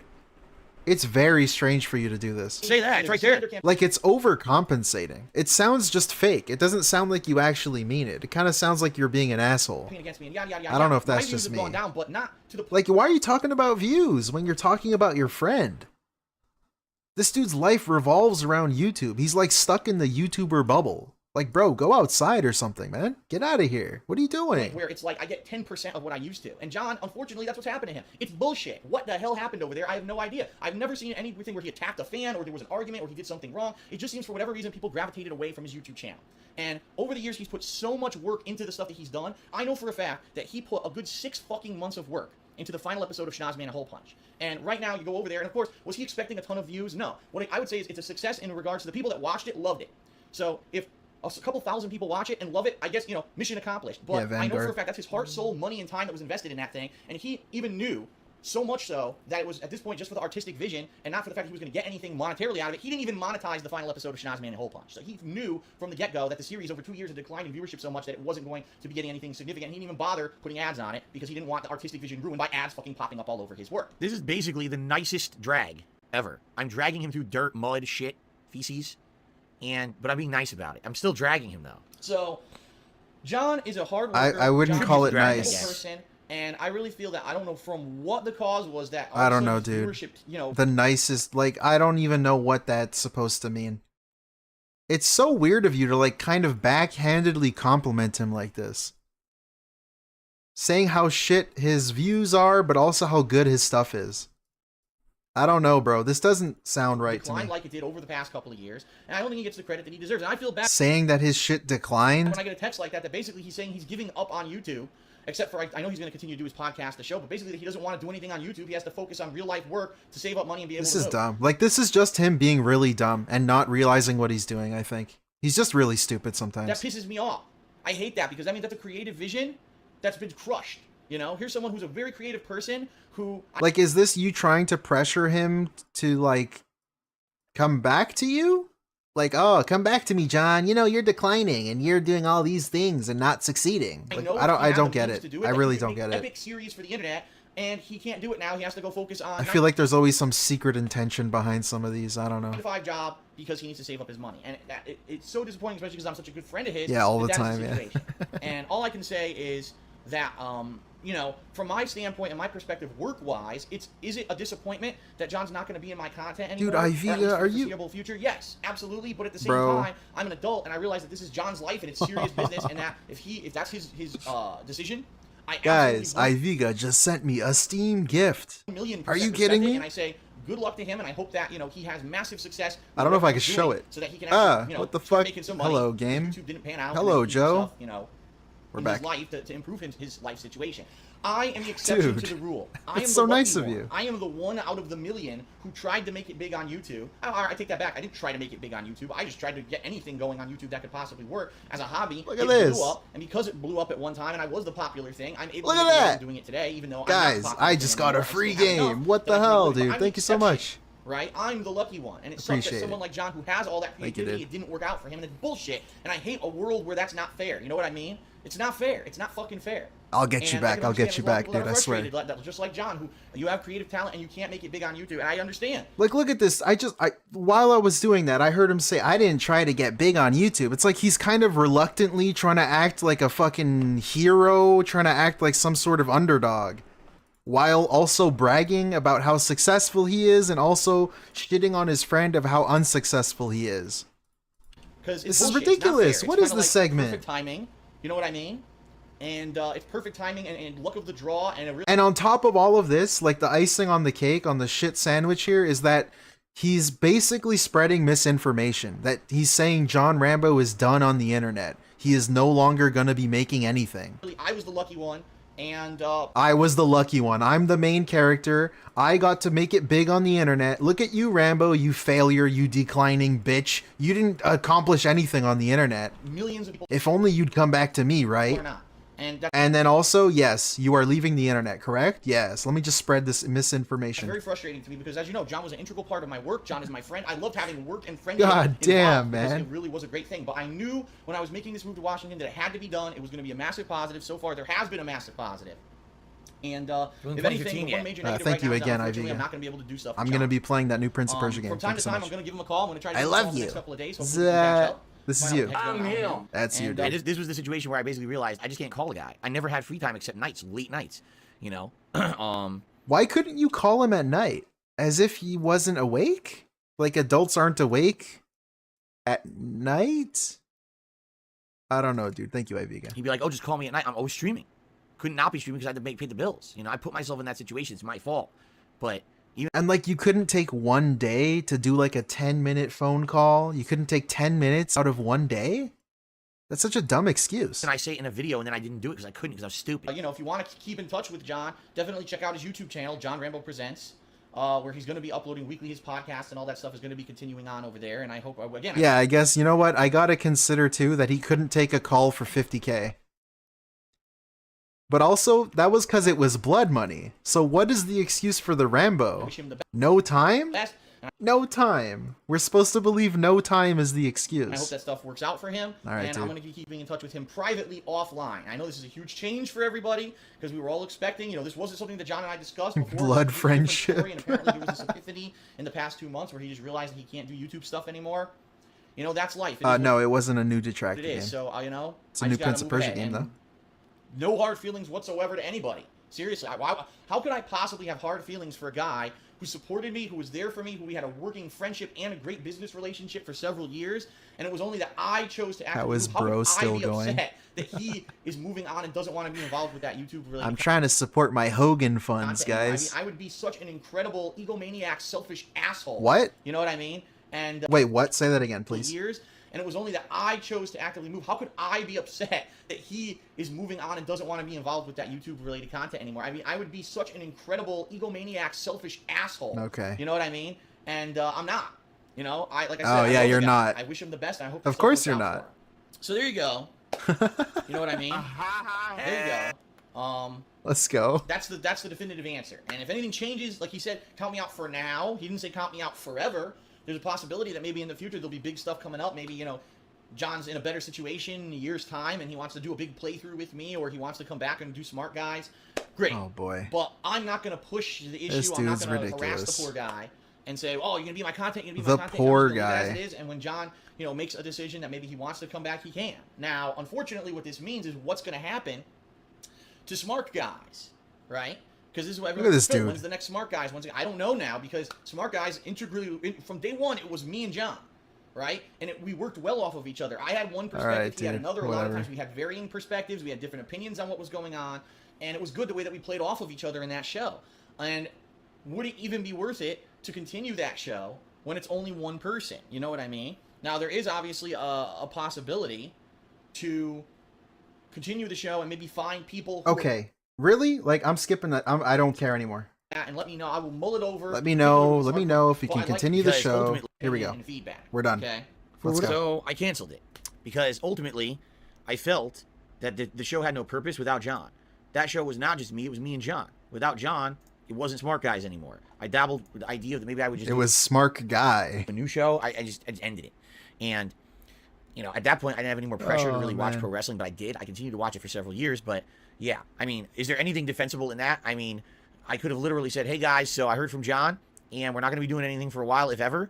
I'll let you know if it ever changes.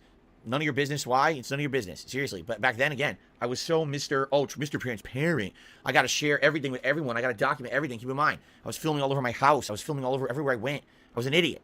Now, that's completely different. Like today, I would just say, oh, fuck off. None of your business, man. Stop getting in our business. You know? Do I want to do content with John? Yes, but we're not. Too bad. I'll let you know if and when we are and deal with it. Right? But I wasn't like that back then. I didn't have boundaries. So Even John that's texts a little me saying mean. personal shit. I read it like an asshole.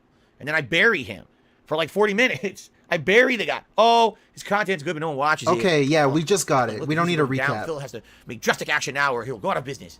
I'm like, dude, Rich, why'd you make that fucking video? Don't you understand that when you make that video, people now will come and laugh at me and deride me and do nasty things towards me and say, You're oh, a what did you, victim? Dude, holy fuck. I skipped 20 just seconds. be tossed at them. And that's exactly what review. He somehow turns him being an asshole to his friend John into a victim segment about Review Tech USA, making him a victim. This is like, 6, 7 years later, 8 years later. Older and wiser now, but back then, that was the dumbest thing I could have possibly done in this situation. I was completely in the wrong. Whatever reason. He goes out to give me a bunch of compliments and then kind of buries me after that, which is a weird mixture of I did what he likes bury to do sometimes. It was a happy burial. It's like it's okay if I speak negatively because I complimented you first. It was like, you're great, okay, right? but you're still failing. Exactly. He does the same thing where he goes, I'm going to be honest with everyone. You know, that usual spiel. He talks about how John's giving up on YouTube. He doesn't want to do stuff on YouTube anymore. He kind of implies like I'm upset about views. I'm not getting enough credit or views or money, and very far from my feelings. Thank you, Vinmist. Appreciate it. I don't think I ever. It's very hard to make the argument that I tried to make a living on YouTube or I tried to make money on YouTube. Okay, the stuff I put out. And see, that's something that DSP conveniently leaves out of everything. That whole segment where he's kind of just backhandedly complimenting his friend and shitting on him and saying how he's kind of a failure. It's like John Rambo wasn't really in it. He doesn't rely on it for his entire income. And DSP just doesn't bring that up. Instead, he chooses to focus on views and declining and money and how much effort he puts in and how, like, implying that if he came back, it would be better with me and you should come back and do co-op. Like, I don't know. That's kind of crazy. Is not going to. It's the full crazy. Reach a lot of people. Not even kinda. You know, it's a two-hour podcast. Hey, Flesh, what's up? It's weird. It's a web series that's weird. It's very different than taking a video game that millions of people know about. It's advertised and doing a playthrough. You know, people could find you in a search. And like for my stuff, I know what the ceiling is. Like the first Shazman Whole Bunch episode, however, is like 20,000 views. Yeah. That's my ceiling. It's not 200,000, 2 million, 20,000. I then spent the next 3 years making more of those, knowing what that ceiling is. There's never a goal to get fame or money. It's like, this is what I like to do. This is what I want to make, you know. The show we've done, you know, almost 200 episodes. We know what the ceiling is. Yeah, exactly. So I get all these messages from people saying, you know, I always liked your content. Sorry to hear you're leaving. You know. Wow. In the same video, he talks about how he's the exception. You know, I'm the one in the million. That can do this. That can make it. Well, congratulations, man. You know? I can't believe that's something he actually said. Actually, I can believe that. Again, I don't. Of course I can. What am I thinking? And he refers to himself as the realest motherfucker on the internet. Stupidest motherfucker on the internet. Spewing misinformation. When he could have just called. And by the way, Howie. Cat agrees with me? He has never actually called me to this day, which is nice. 15 months later. Well, maybe 13 months. He's never actually called. Yeah. And in this video, he said, "I'm going to call him." He's never actually called me. Wow. Yeah. Now do you want I don't know. I just why don't you roll into the next bit? All right, hold on. So yeah. I feel like as a friend, you would call and you say, you know, what's going on? Is there something I could do to help you out? Vanguard, which is what you did. We talk, right? Yeah. And you would check in once in a while. So it's interesting too that DSP is choosing to like pick and scratch at his arms instead of acknowledge what Rambo just said. Because DSP did say in that video he's going to call Rambo. And Rambo is here months later saying that he didn't call him. But DSP is telling us, he told us before that his impression is that DSP, I am the public figure, therefore John Rambo needs to reach out to me because I am easily findable. But like, dude, you said yourself you were going to call him. Did you mean it when you said that? Or are you being two-faced again? Are you saying one thing publicly and actually hiding behind something else in private? Because that's kind of exactly what you're doing. I don't know, dude. You need to think about the things you say. A little bit more than none at all. I call John maybe once a week just to see how he's doing. And I would tell you, like, yeah, this is what's going on, and you know, It's not like that's not that you could fix the situation. I'm not looking for someone to be like, I'm going to fix your problems. It's, talking it out, right? Let you know I support you, that kind of thing. Yeah. What's he doing? Burnell? So that's that. And Burnell? I want to talk about this. He'll often say, I'm the realist. I'm the most, here's honestly this. Here's the truth of the matter. When people do that, they're usually doing it for a reason. It's usually because they're not telling the truth. That's false. There he is. For me. Hey, that's false. Tell me how you're going to be honest in this answer. That's false. It's false that when I say I'm going to be honest, it means that I'm going to be honest. I have a lot of mannerisms and things that I say in my dialect. Yeah. Talking to people on the internet every single day, all day long for 14 years. When I say, the truth of the matter, or the bottom line is, or I'll be honest with you right now, what I'm doing is trying to emphasize that what I'm about to say has weight or importance. Right. That's what I'm going to be honest means. Okay. It doesn't mean you're going to tell the truth and be honest. It means I'm serious. Maybe I'm dicking around right before that. To them, snipe. Thank you, Extreme, for the 5, brother. Still live. Holy heck, man. I am still live. We are live streaming for 10 hours strong now. Thank you so much, Extreme, for the 5. Making a joke, cracking, making a stupid comment, laughing, being silly. But I'm trying to tell you, okay, the silliness is over. I'm about to talk about something that's kind of important, so listen up. That's what I mean when I say that. And it's a quick way to say that without having to say, by the way, guys, I'm about to drop all the levity and to be serious right now, so listen up. I just say, hey, the truth of the matter is, or hey, Damn. Imagine saying the truth of the matter doesn't mean you're about to say the truth of the matter. Here's one important. All right, nice reality you live in, dude. Listen. It's a bizarro world. Yeah.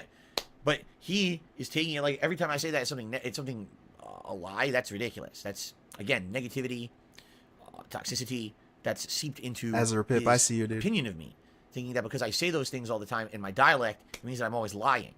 I mean, yeah, that typically is the case, though, because someone who's telling the truth typically doesn't have to say, I'm going to be honest. To be honest with you, I'm going to do... Unless it's kind of like to emphasize a point.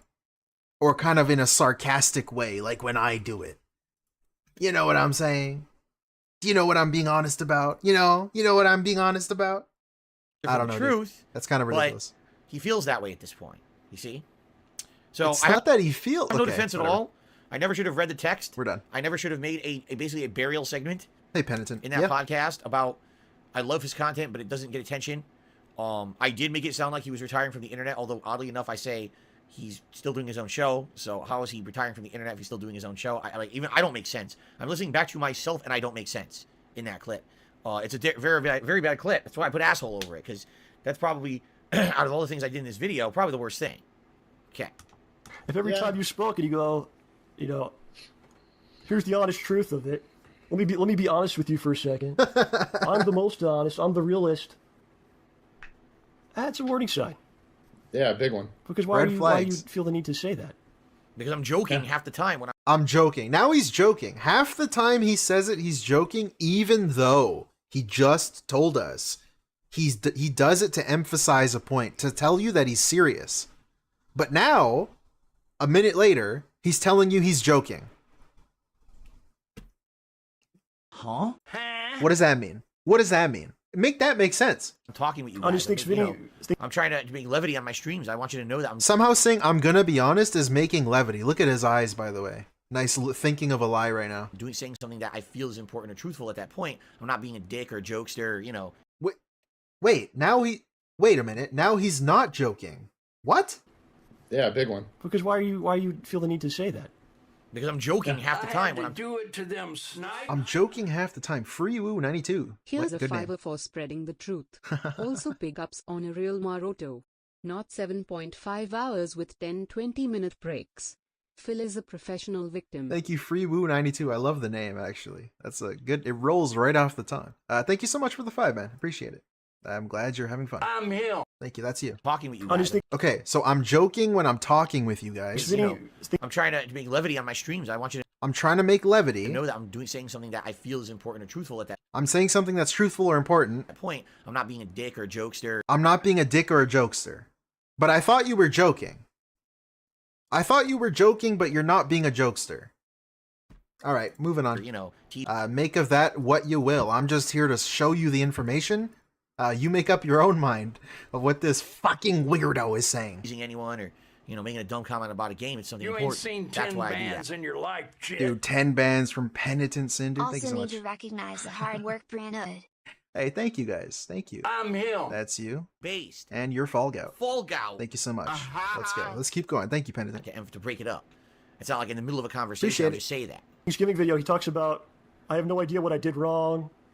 I didn't do anything wrong. Hey, Vanguard D Nice, thank you for becoming a member. I see you. Alerts are off, but thank you so much. If you go to that video from August where he's reading my text. Do it to them, snipe. Declan, thank you for the 5, brother. You know a quick way to say you need to be serious for a moment? Hey, Yeah. to be serious for a moment. Yeah, real talk. Like, he doesn't want to pull out the wings thing, I guess, of look here, look, listen, or real talk, but it's like, bro, that works better than saying you're gonna be honest. Because when you say you're gonna be honest, I expect you to be honest, not to be lying to me. But yeah, Declan, exactly. Yeah, guys, I'm just gonna tell you something really serious now. I don't like the Spider-Man games. You know, that's it. That's all it takes. I don't know. There's random people in the comments, man, and on Twitter and whatnot, that don't know Phil personally, don't know me personally, well before there's a problem, that there's an obvious problem between us publicly. There's people that are saying, maybe you shouldn't read someone's text out loud like that. Yeah. So there's amongst other comments like, you know, you're a piece of shit, you ruined your own life and John Rambo's, you know, a million other insulting things. And you can only, at that point, you can only take comments seriously to a certain extent. I'm not saying the comments weren't correct, they were, but I wasn't actively reading my comments for anything of any intelligence. Yeah. It was basically a lot of toxicity and trolling there. I didn't really pay attention. People okay that will watch and immediately go, why are you reading someone's text out loud? Obviously, it's a private message. Why are you that doing goes that? without saying, really. But here we are all these months later, and he still has no idea. But random people can figure it out immediately after watching the video. Yep. You know. So that was pretty much it. That kind of broke the back right there, man. Because again, you had all the stuff from the past, which many times saying things publicly that's saying things publicly about me that's not true, and then saying please don't do that. And here we go, like the biggest infraction of all, in my opinion. It's a big thing for me. See you later, Mace. Mace was a longtime fan watching this all day. He has to go. Where to be friends with someone you can't trust them. How do you Didn't tell them ask. things? Part of friendship is kind of like the intimacy of it. You know what I mean? Yep. You share things about your feelings or family or whatever. Hell, that's it's gone. It's gone right there, man. So I don't respond to it. I don't say anything publicly. My reaction is basically like, all right, he said he's going to call me. In that video, he actually says he's going to call me. Let's see if he calls. Yeah, Vanguard. Again. Yeah, he still hasn't called, by the way. He's under the impression that Rambo needs to call him, even though in the video he said he was going to call him. In the video. I could not call him. I could not call him. I couldn't call him, so now I expect him to call me, even though I didn't tell him that I couldn't call him. Let me just set up these random fucking scenarios in my head. You consistently talk about in this series how you're not psychic. How is Rambo supposed to be psychic? You said you were going to call him, dude. And obviously he doesn't really want to talk to you, or else he would have called you. I don't know, dude. It seems like you were the one that was toxic in the relationship. Why would he want to reach out to you again? Unless you change and apologize and reach out to him. I think that's a big step for you to take that you'll never take. Because you're you. That's my fault. My lifestyle was wake up, record, broadcast, Yeah, free broadcast. woo, exactly. Okay, record, broadcast. Oh, I have free time at 10 at night, which is 1 a.m. his time. So I can't call him. I texted, and he didn't like the texts. He wanted a personal call. I did not give him a personal call. I just texted, and he didn't like that and ignored my texts. So... Also, 10 at night is not 1 a.m. his time. It's actually 12. But, all right. It's a nitpick, In I the guess. intern, I'm going to roll into this one. In the Go ahead. intern... Maybe not. I don't know his time, actually. In the middle of this, maybe I'm wrong. he starts sending text messages.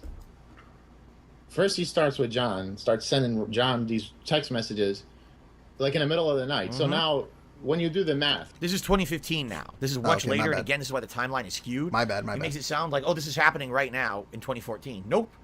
But still, DSP streams at 10 o'clock his time. Couldn't he just call him at 9? or 8 or 7 or 6 his time. He's free during those hours. He has no streams in between the two streams. This is 2015. I don't know, dude. He's too busy playing Champions. 2015 was the worst year of my life at this point, besides maybe late 2000s when I was feeling almost suicidal. Everything was falling apart at the seams. My channel was being insanely destroyed by trolls and fake copyright strikes. I was being DDoSed. I got swatted. My personal life was falling apart here with my significant other. I was feeling awful. And this would have absolutely been a time in my life when I absolutely would have loved to have some friends to talk about it. But I had now been ghosted by John Rambo. Not Howard, because I didn't talk to Howard. But I'd been ghosted by John Rambo ever since that late 2014 situation. I had not heard from him since then. I did try from time to time to reach out to him and say, hey, I hope you're doing well, this and that. And he just completely ignored me outright. Okay? So, but they're about to reveal it's truthful information. I'll explain what's going on for the first time after they are done talking about it. Right? John starts getting text messages at 6 o'clock in the morning. That means it's like 2 o'clock in the morning there. So now, oh boy, when you Howard got drunk texts too. Start reading them, you start looking at it, and it doesn't make any sense why he's even texting, and it's not even coherent. So you start wondering if the guy was like, if he's been drinking and texting. Yeah, it's weird. It's really weird. So basically, I call John up. He's legit like a crazy ex. An ex who doesn't want to leave you alone. And John, John goes, yeah, he all right, texting me. Just for you. It's really weird, and he keeps texting me, and I'm not responding back, and, and like, when he texts, like, he's sending these messages, like, he does feel sorry on one end, but and then he says something that, like, later, that contradicts it completely. So I don't know what happened there. You just get to the point where like this is not good to have in my life. Yeah, it's and not it's good sad to because have, yeah. He's it doesn't mean you hate the person. It doesn't mean that you wish them ill. It's like you hope they could fix whatever they got going on. Yeah, but they're just doing too much damage to you and themselves. Yeah, and then you look at it and you're like, there's no consistency there's no rhyme or reason, no consistency to what he does. So and then John goes like, just get ready because you're probably gonna get a text message. So a few weeks ago, what does he do? He texts me. Yeah. And it's weird because he starts off with like, hey, so I heard you hate me now or something. Yeah. Like based on oh no.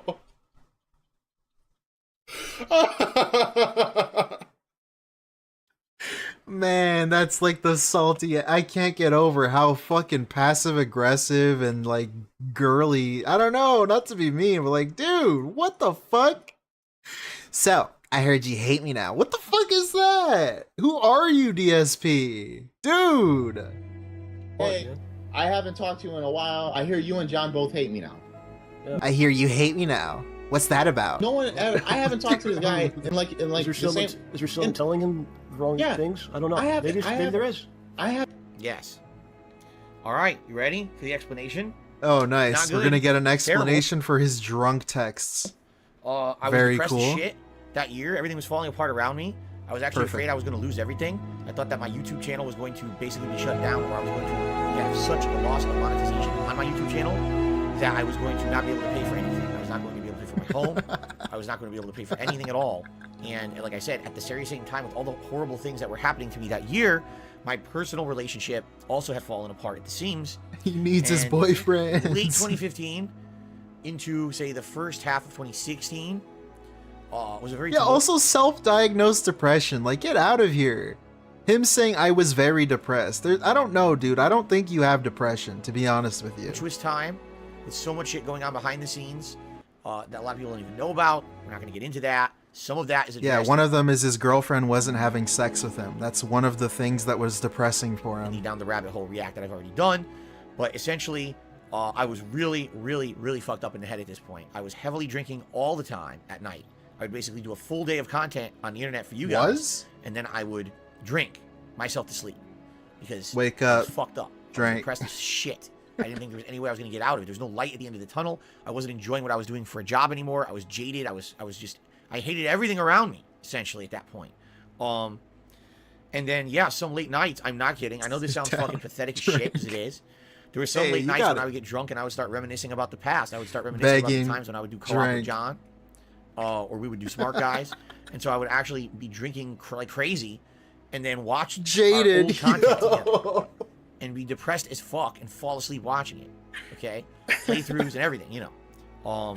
Yeah, he still does this, by the way, President. You're on the money right there. He still does this. And then it got to the point. He just doesn't have friends to text anymore. Where what happens when you're a drunken, depressed idiot mess? I already had done this before in my life. And here I am doing it again in 2015. I start sending out texts and shit at night in the middle of the night when I shouldn't be. Everyone's asleep. I'm drunk as fuck. I'm stupid.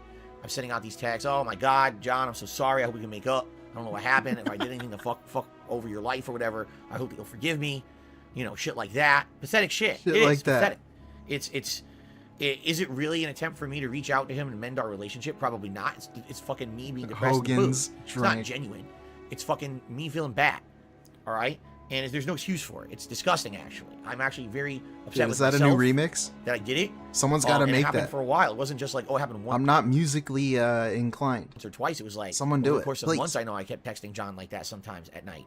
And I know he was very upset. And I was shocked he didn't block my number. Seriously, I'm shocked he didn't like block the shit. How's he putting up with this? And again, he never responded.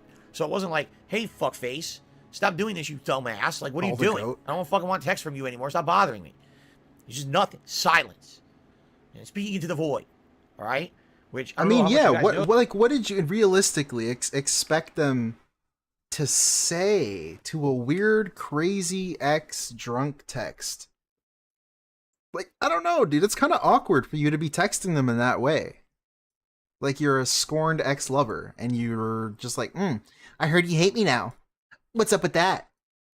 You don't start a text with that. It's so fucking weird for your two best friends. Oh, I'm sorry. One best friend and one guy who is not a friend, but for some reason you're randomly drunk texting. You're depressed. Okay. And you're not getting any response. It just makes you feel worse. And yeah, grown men, too. It's like, dude, who do you think you are? This is not blaming them. This is me. This is all on me, not them. This is them 100%. And this eventually led to self-destruction and the culmination of what happened, them making this video, because what they're talking about when I texted Howard out of nowhere. I didn't text the guy since I fucking moved. So I texted him and say, hey, I heard you guys hate me. Well, that is true. I did hear that they hated me. So after all this time, from who? This is happening, all right? And I was getting more and more increasingly depressed. I love that both times he mentions getting texts that someone passed away from other people, and he doesn't name the other people. And now he's saying he heard that they hated him. Like, from who? From the trolls? From the people that you call trolls? Did you get a surprise email from a guy called ilovephil@yahoo.com or something? Like, who? Why are you choosing to believe these people? That's so weird to me. You're letting trolls and people online dictate how you're supposed to feel about everything. So occasionally I would talk about them in my videos, and I believe it was a stream or something that I had mentioned them. I get an email from someone stating, hey, Phil, just so you know, I know that you're so, upset about Howard and John, not Howard and John, just John not talking to you. So I just want to let you know that I ran into them. I was at a YouTube thing in New York. I think it was one of their studio things. And I guess John and Howard were there together. They were filming. Now, being a fan of you, I walked up to them and I approached them and I wanted to jujuice myself and said, hey, I love your stuff. Jujuice myself. By the way, what's going on with you and Phil? Phil, now for since like almost, half a year, hasn't heard from anyone. What's going on?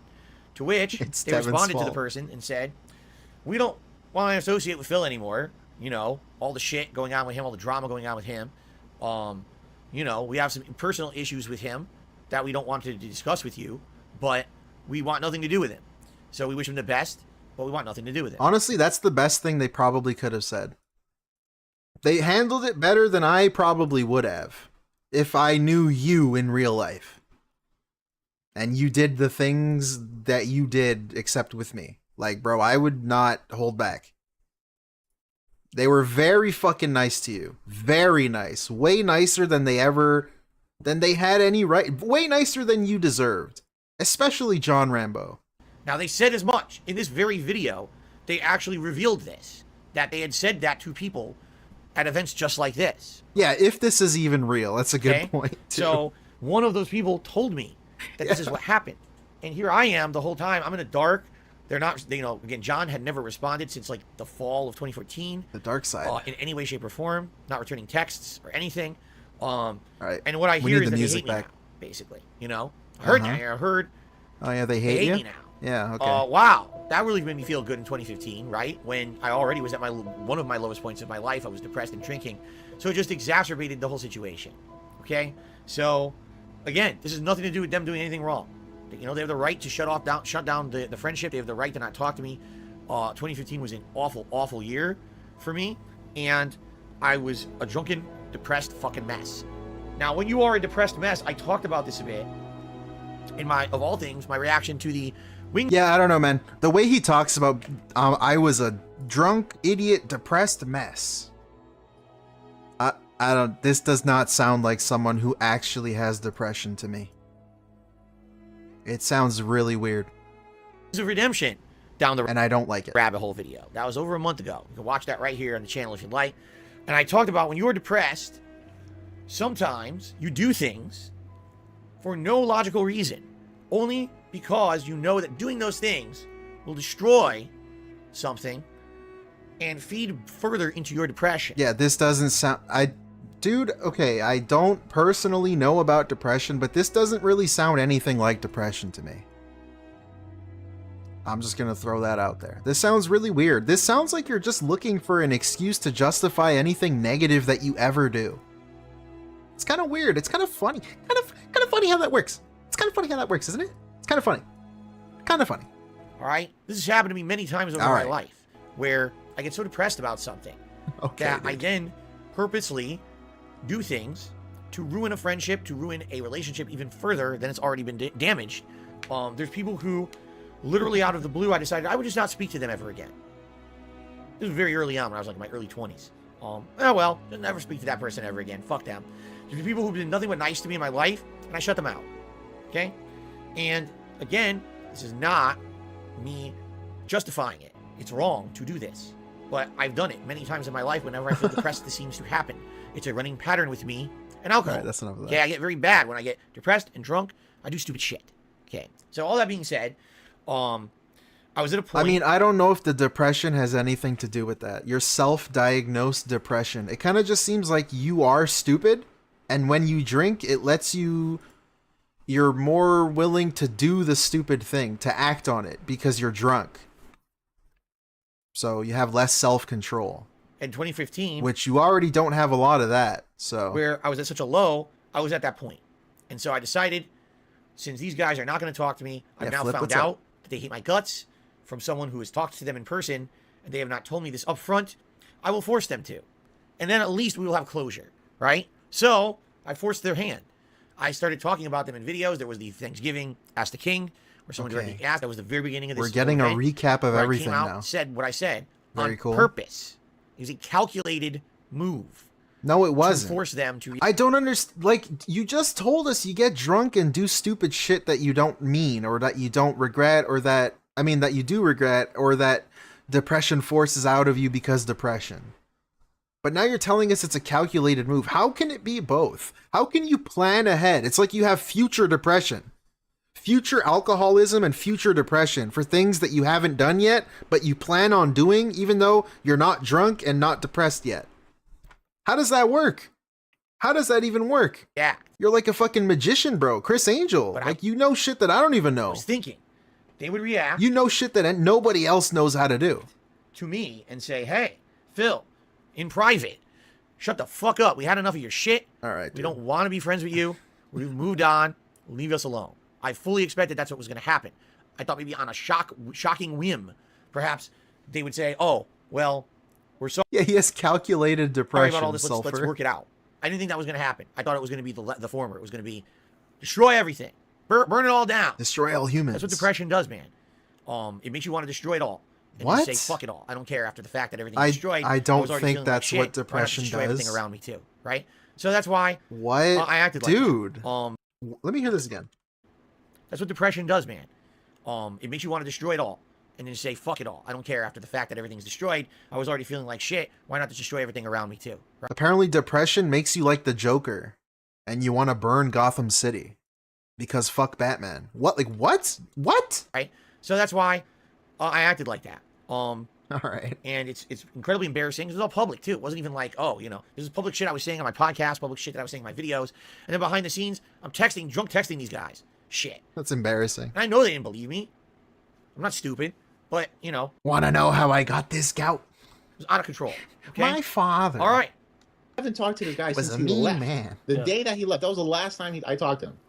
Yeah, there's rewinding a bit. So after he does the video with the text message and all that, yeah, he did a pre-stream like the following weekend where he says like stuff with John had kind of become stale anyway. It was basically an attempt to be like, the entire thing was basically like to write me out, for no reason. Because like if he just called, I would have told him, hey man, give me like a month or two.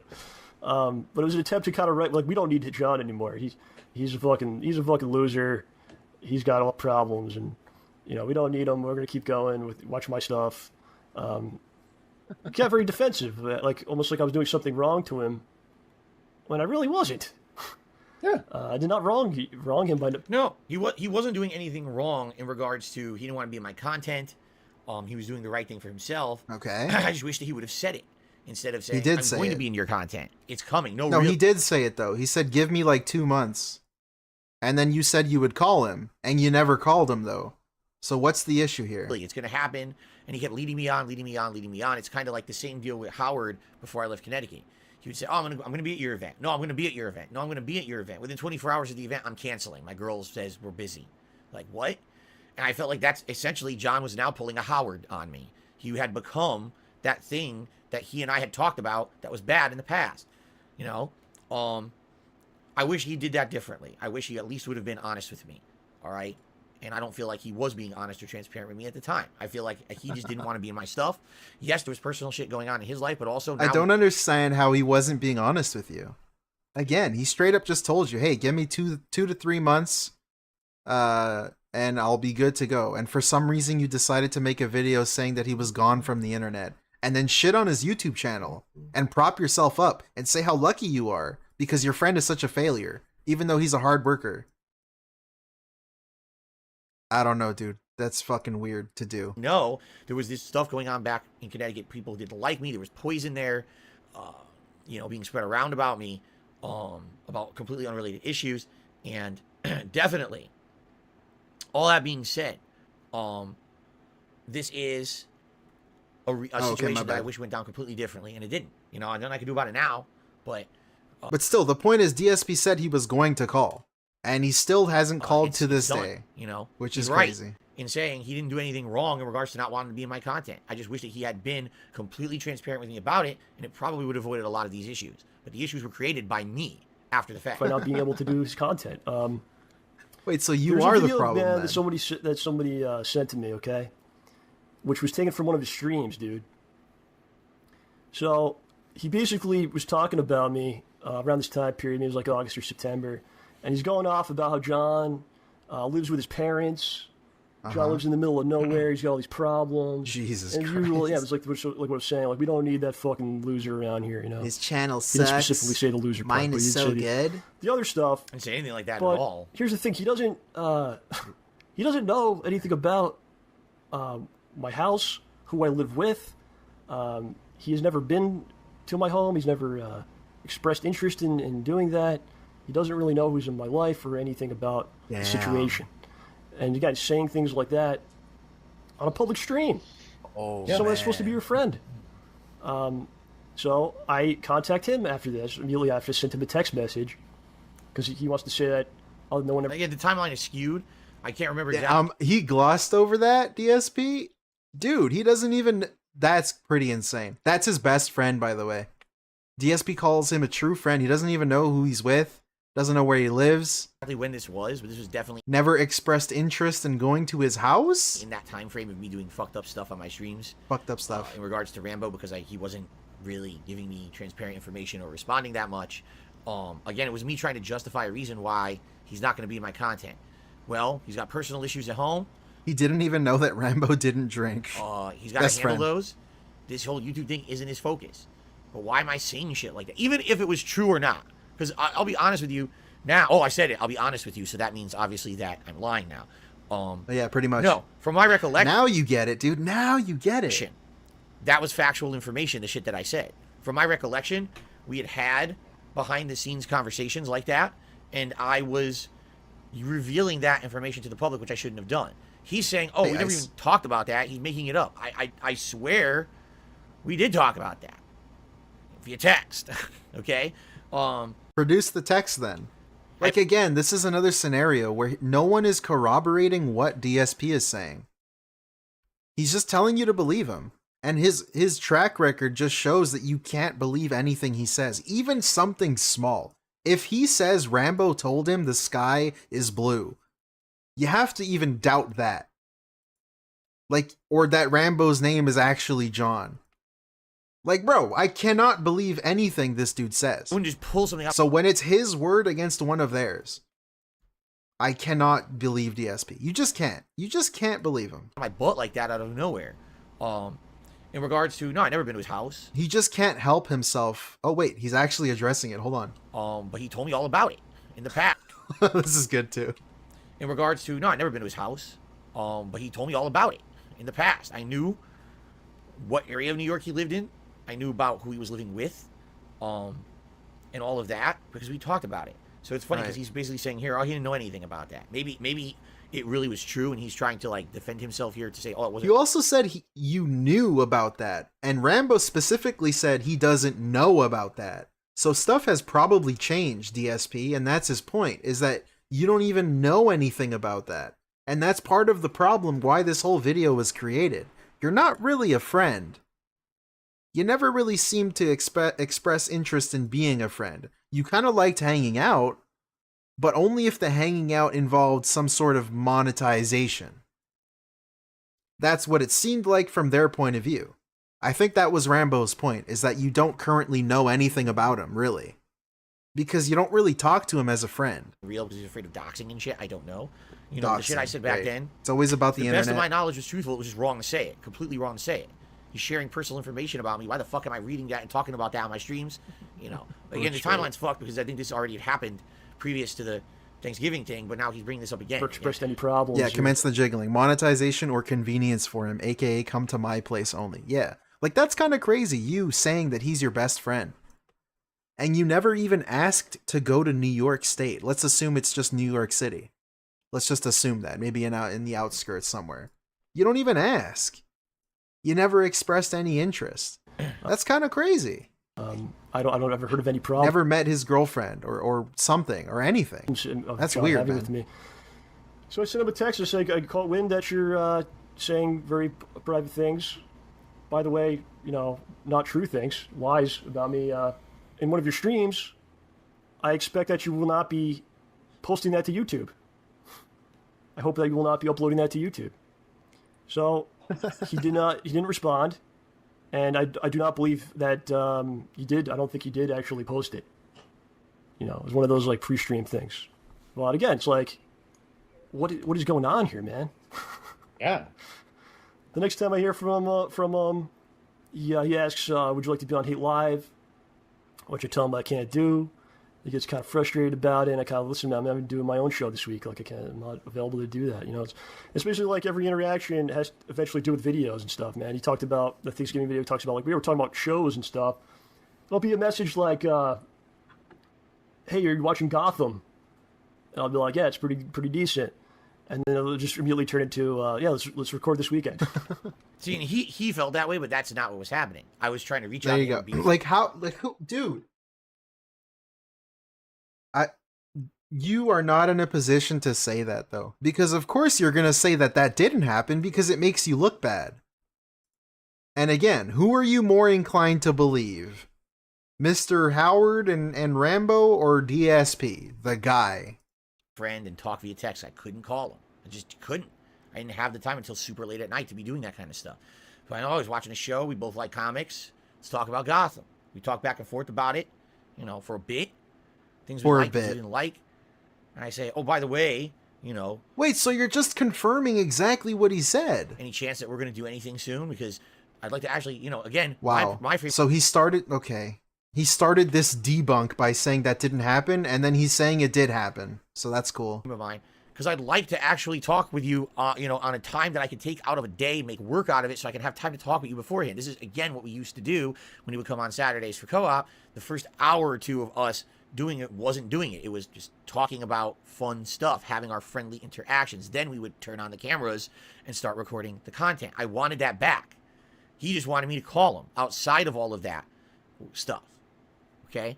Yeah, that's so weird for you to admit to DSP. He's pretty much just saying, yes, I want to talk to you, but only if we're going to do videos right after we talk. Like, he wants a time limit on talking to lead to the videos, which is Rambo's whole fucking argument, is that you cannot talk to DSP because it turns into a video. He's just missing it. It's like he's on a different planet. He's not understanding. He's speaking an alien language. He can't see it. He can't see the problem there. He just can't. Workaholic, bad way to go about having friends when all you're doing is work, and all your interactions with them is work, right? Work. And it's easy to say, well, Something Phil, you could have just dropped everything and called him. I mean, you're right. Yes, me lord. Absolutely. You're right. But at that point Who knows in my what life, that I is? was separated from that life. I had a new life here in Washington State. I was fully focused on the things going All on right, you here, guys which again. worked great in 2015 and 2014. They were much better. You guys know. But you're right. There's no, the excuse here, the only excuse that I can make is not really an excuse, explanation is when you're separated physically from the person. All right, it's not out of sight, out of mind, because I still remembered him. I wanted to do stuff with him. I wanted to talk to him. I wanted to hang out with him. I wanted to make content with him over the internet. But it wasn't as easy as, okay, my Saturday is that he's driving over, we do it. It was, man. So now we got to try to schedule in when we can both do it with the internet. It makes it more complicated. My schedule already, I'm working all day, every day, and just barely making enough money to make ends meet at that point. And because I got myself into so much debt and shit. This dude goes through more effort to try and find excuses to not contact his friend or do anything with his friend, rather than just contacting his friend. I can't, I keep saying I can't believe it. I keep thinking I'm gonna say that, but I can believe it. I just can believe it. I can believe it, guys. This is who he is. He is the guy. So it was I could take time out and call him and have a conversation on the phone. But I don't know if it's necessarily going to lead to anything better in a friendship. I don't even have time for the friendship. It's also crazy too, because Rambo did do online stuff with DSP. They played Resident Evil games, and they played some Lord of the Rings game, and they played certain things together online when they were separated by an 1.5-hour drive. And he's acting like it's some sort of big thing that he can't possibly do ever again, even though he did it before. And somehow his work schedule, which he controls, by the way, he's in charge of his own fucking streaming schedule. He can't take an extra 10 minutes. He can't wake up an hour earlier. He can't, take one day dedicated to just talking with Rambo. You have a day off, right? Why didn't you just use that to talk to Rambo? To have the work happen. I don't know, I could dude. cut the time out of the work to have the friendship continue. That's so I know this weird. is completely wrong. Everyone's probably like, what the fuck? You call your friends. You hang out with your friends. That's not how it was. In my mind, it was, oh, work. So have the scheduled work and cut out a section of the work to be friends and then do the work after. Yeah, there you go. That's how it always was. There's the alien. He just doesn't get it. That's John Rambo's problem. That's his whole complaint fucked there. up. Completely fucked up. Especially because, again, before I became a full-time YouTuber who monetized my videos, I did spend time with John. We went to tournaments. We did all kinds of fun stuff together that had nothing to do with making videos for YouTube. And that went away when I became a full-time YouTuber. My fault. I mean, when you really think about it, though, going to tournaments, is that really the same as hanging out and doing stuff together? Because it's kind of the same thing. You were only willing to hang out if you were going to a tournament. He didn't really mention going to a restaurant, playing shit online, hopping on Call of Duty, playing NBA. I don't know. It's kind of the same thing, DSP. Your relationship was kind of always the same thing. It just was tournaments before, then it became YouTube videos. You need to hang out, you need that excuse of making money or potentially making money or winning a tournament in order for you to be friends. You can't just be friends. It's you're not capable of being friends without some sort of excuse to be friends. It's so fucking weird. Oh, he's right. 100% here. Yeah. You know, it's like what do you? Yeah, and the relationship started because DSP was looking for a ride and Rambo offered. That's a good point. Commence the jiggling. It's like there always needed to be an incentive for DSP to do anything. He couldn't just do it for the sake of doing it, for the sake of being nice, for the sake of helping a friend, for the sake of having a friend, keeping a friend. It's just there needed to be something in it for himself. Thinking, man. You know, and I'll admit there's many texts he sends which I just don't respond to because how do you trust it, man? Yeah. How do you trust this isn't going to become something that's I got to talk about in a video now? Yeah, See, pretty John's much. talking to me all the time. And that's one. And that's one of the reasons why I was reluctant to why I didn't reply to that text message, because I looked at it and said, well, if John went through this nonsense with him going ahead and posting these text messages on or reading these things on his vlogs, then what's it going to keep him from doing it with me? Or if you respond, it becomes like, oh, Howard's talking to me. What the fuck, John's? Yeah. So why even put myself in that predicament? That's why I didn't even bother texting him back. I just left it like that. But and then, like I said, he goes Great right points, to these dude. text messages. Him even doing this reaction stream, and again, yesterday, literally a day ago, less than a day ago, he's still monetizing these people. His friends, so-called friends. Oh, I'm sorry, only one of them was a friend. The other ones weren't friends, but they were kind of friends. He's still monetizing them to this day. Messages. Less than 1 day ago. Sends text messages to John, then sends me a text message. And it just shows that he still doesn't get it, as Snoot says. And then what does he do right after? He goes ahead, he posts a video. Yeah, this was maybe 2 weeks ago. 2 weeks ago. And then what does he do? Started this whole week, he thing. goes That was the first thing they addressed. What did he do yesterday? He reacted to himself playing Mario and Sonic at the Olympic Games with Rambo and Joe, another friend. And Howard might have showed up in one of the parts. This video. So he was just laughing and goat laughing at everything and having a good time. On Thanksgiving. So yeah, 2 weeks ago we both got texts like the middle of the freaking night while we were Middle of the night. I got this text sleeping. message. It was like 4:30 it was 5:30 in the morning. So that was like, I think it was. And I said this before, but like the craziest thing to me is that he admits that playthrough, the Mario and Sonic at the Olympic Games, is a playthrough that he watches whenever he's feeling down, whenever he's in a bad mood, and whenever he wants to cheer himself up and reminisce. He goes back and he watches himself play games with his old friends in some weird, like, he's living vicariously through himself in the past. This is the playthrough. What's that about? This is what it is. And he watches this when he feels sad or when he feels down. He's telling, like, he admits to doing that.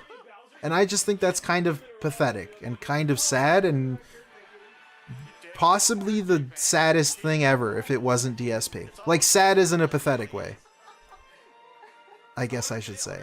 Because, yeah, it's just him laughing at himself and old jokes that they used to say. Like 3 in the morning over there, 2 in the morning? Yeah. So I look at it and I talked to John and I said, I really think he's drinking.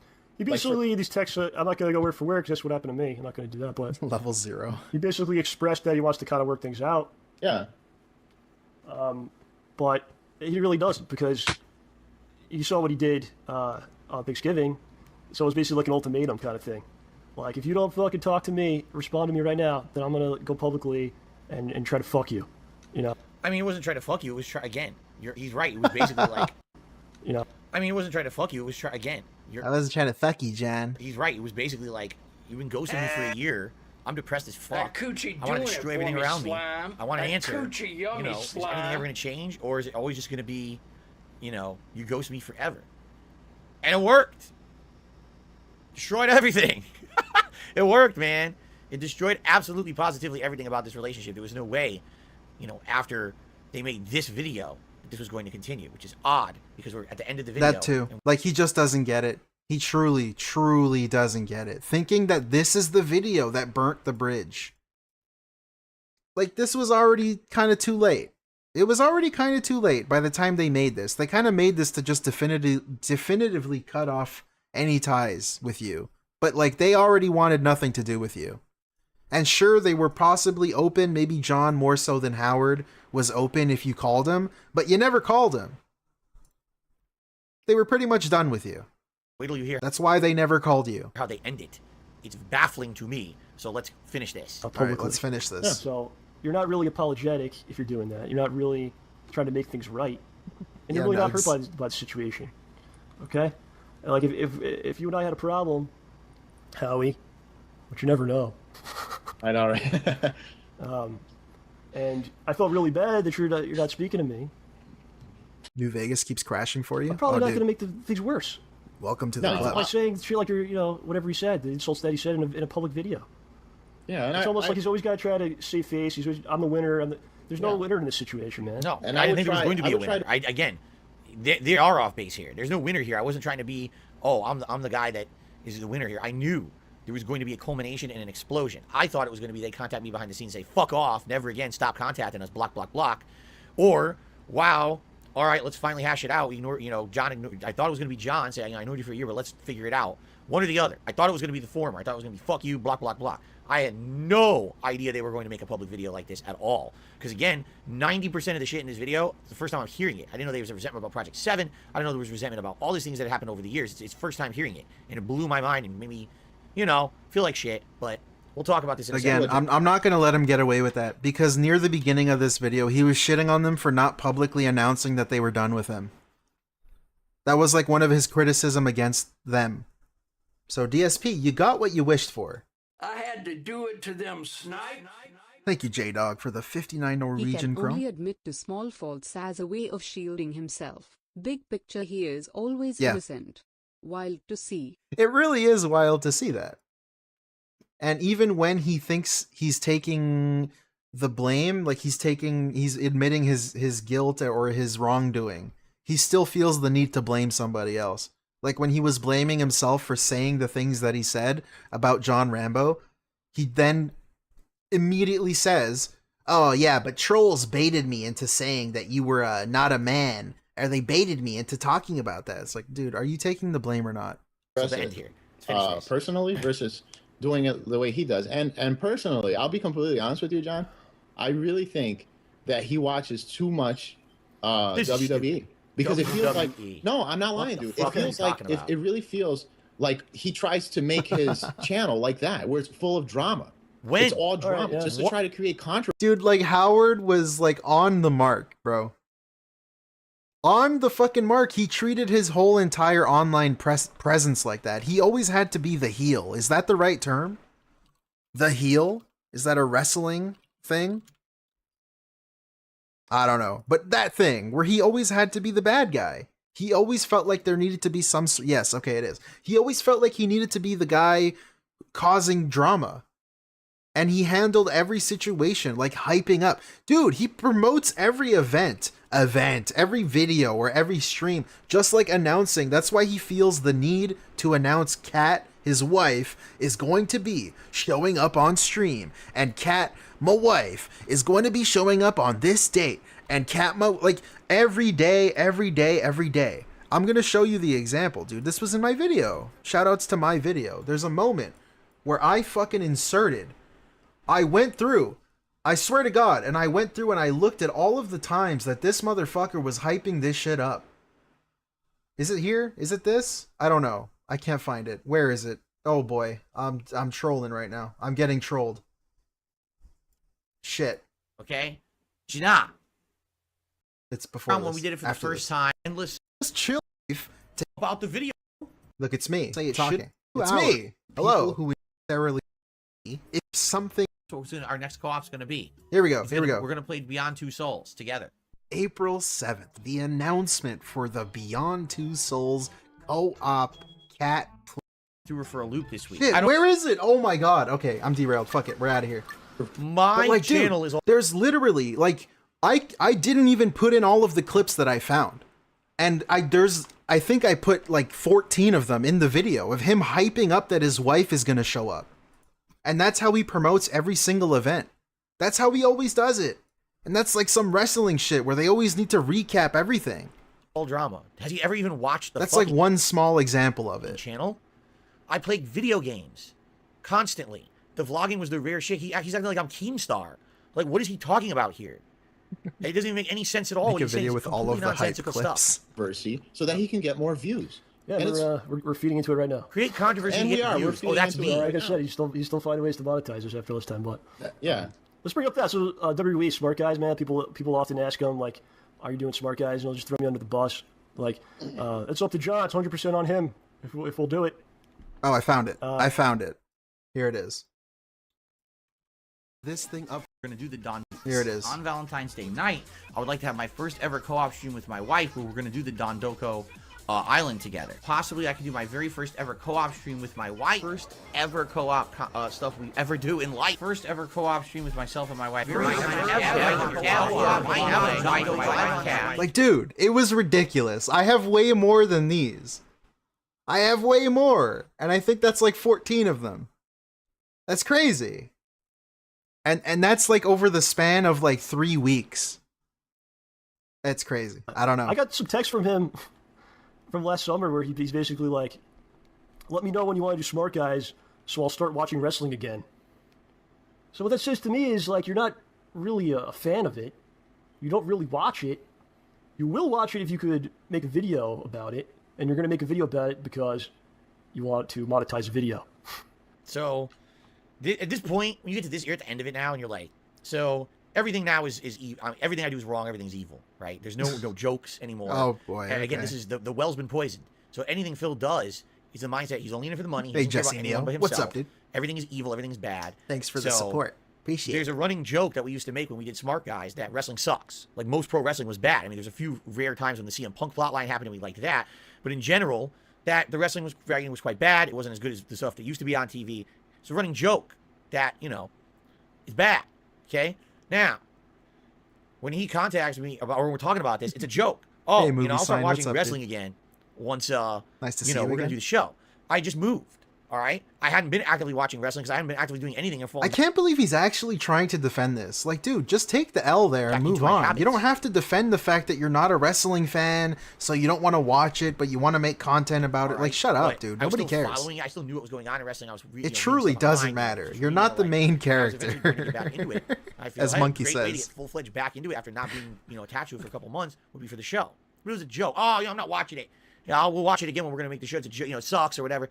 Now, this couldn't be further from the truth. Allow me to flip this a little bit. I don't really like doing this, but this is, at this point, John, I think at the end of the video here, he just starts throwing Hail Marys. What's the last few things I could say bad about Phil? What? All right?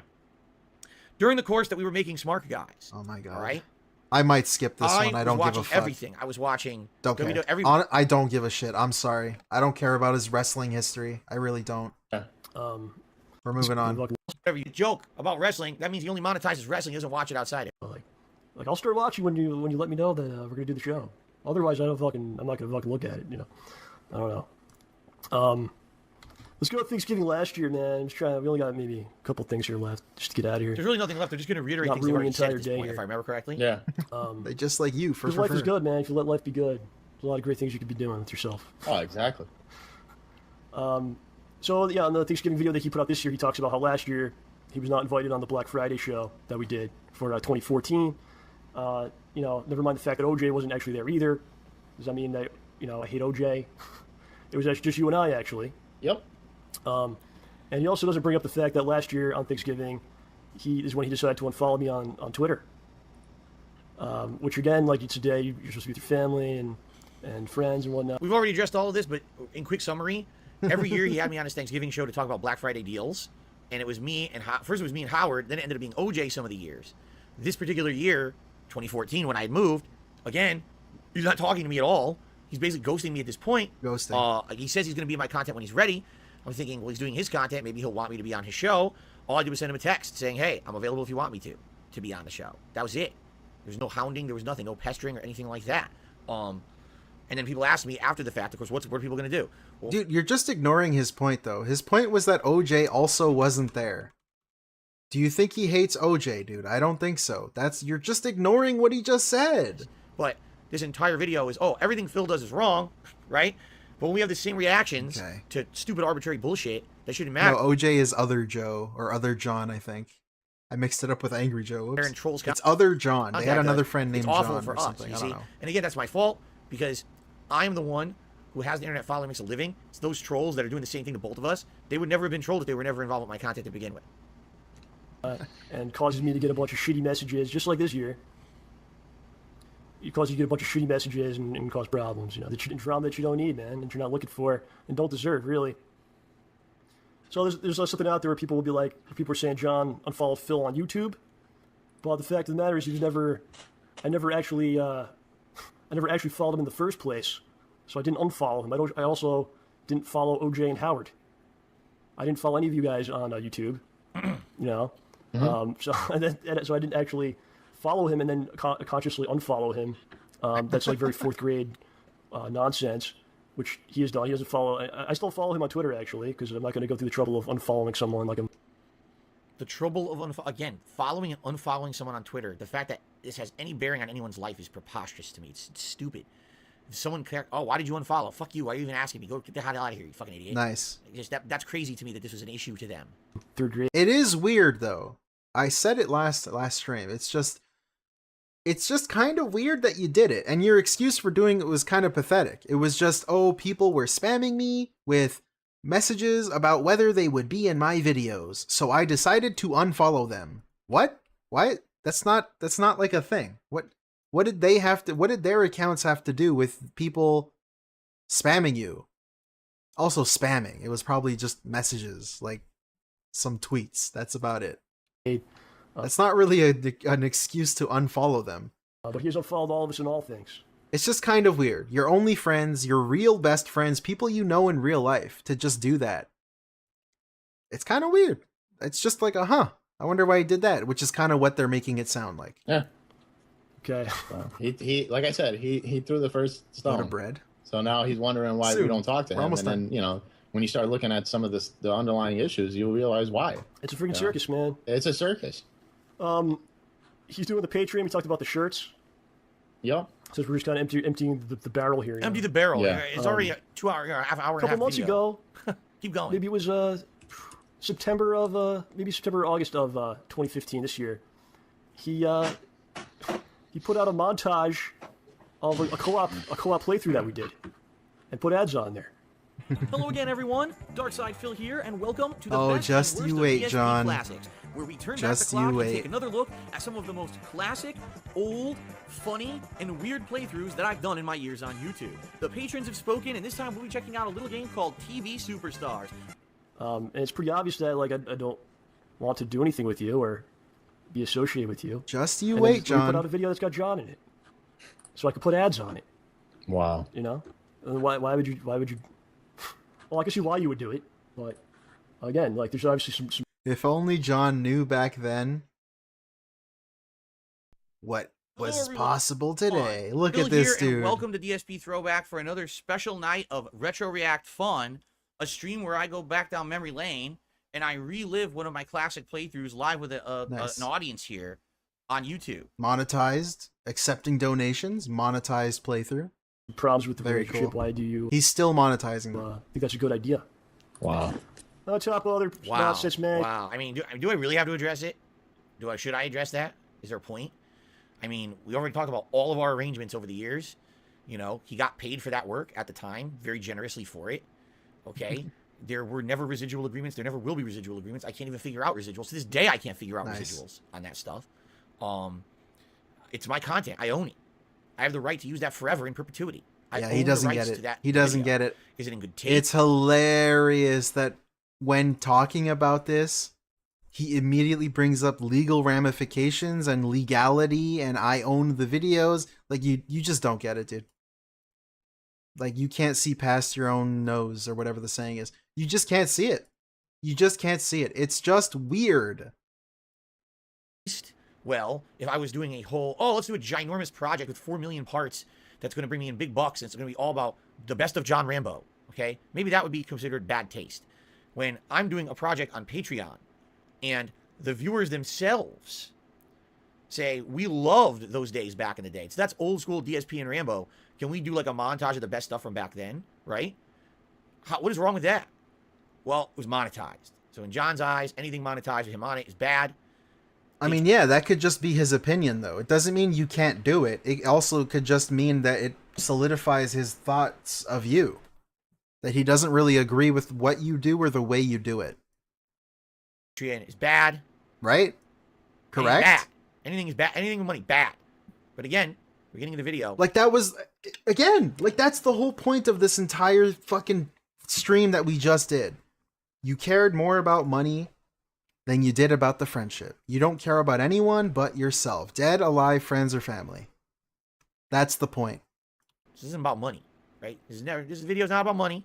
However, He this is doesn't never, get it. number 114 times. He that we just mentioned money. We're doesn't still get mentioning it at it. the end of the video. It's not about money, even though he was paid for those videos, right? This is my argument all the time. Gugats. That What does he get? Gugats. That's what he gets. He doesn't get it. licensing fee to play your video game, okay? I paid the fee. Now I'm doing a let's play of it. You claim my video for music. I paid the fee to use the content in your game, all right? You've already been paid for that. Now I'm able to use it forever. Get it? Same thing here. Nice. He got paid for the videos. He received compensation. That was the agreement we had.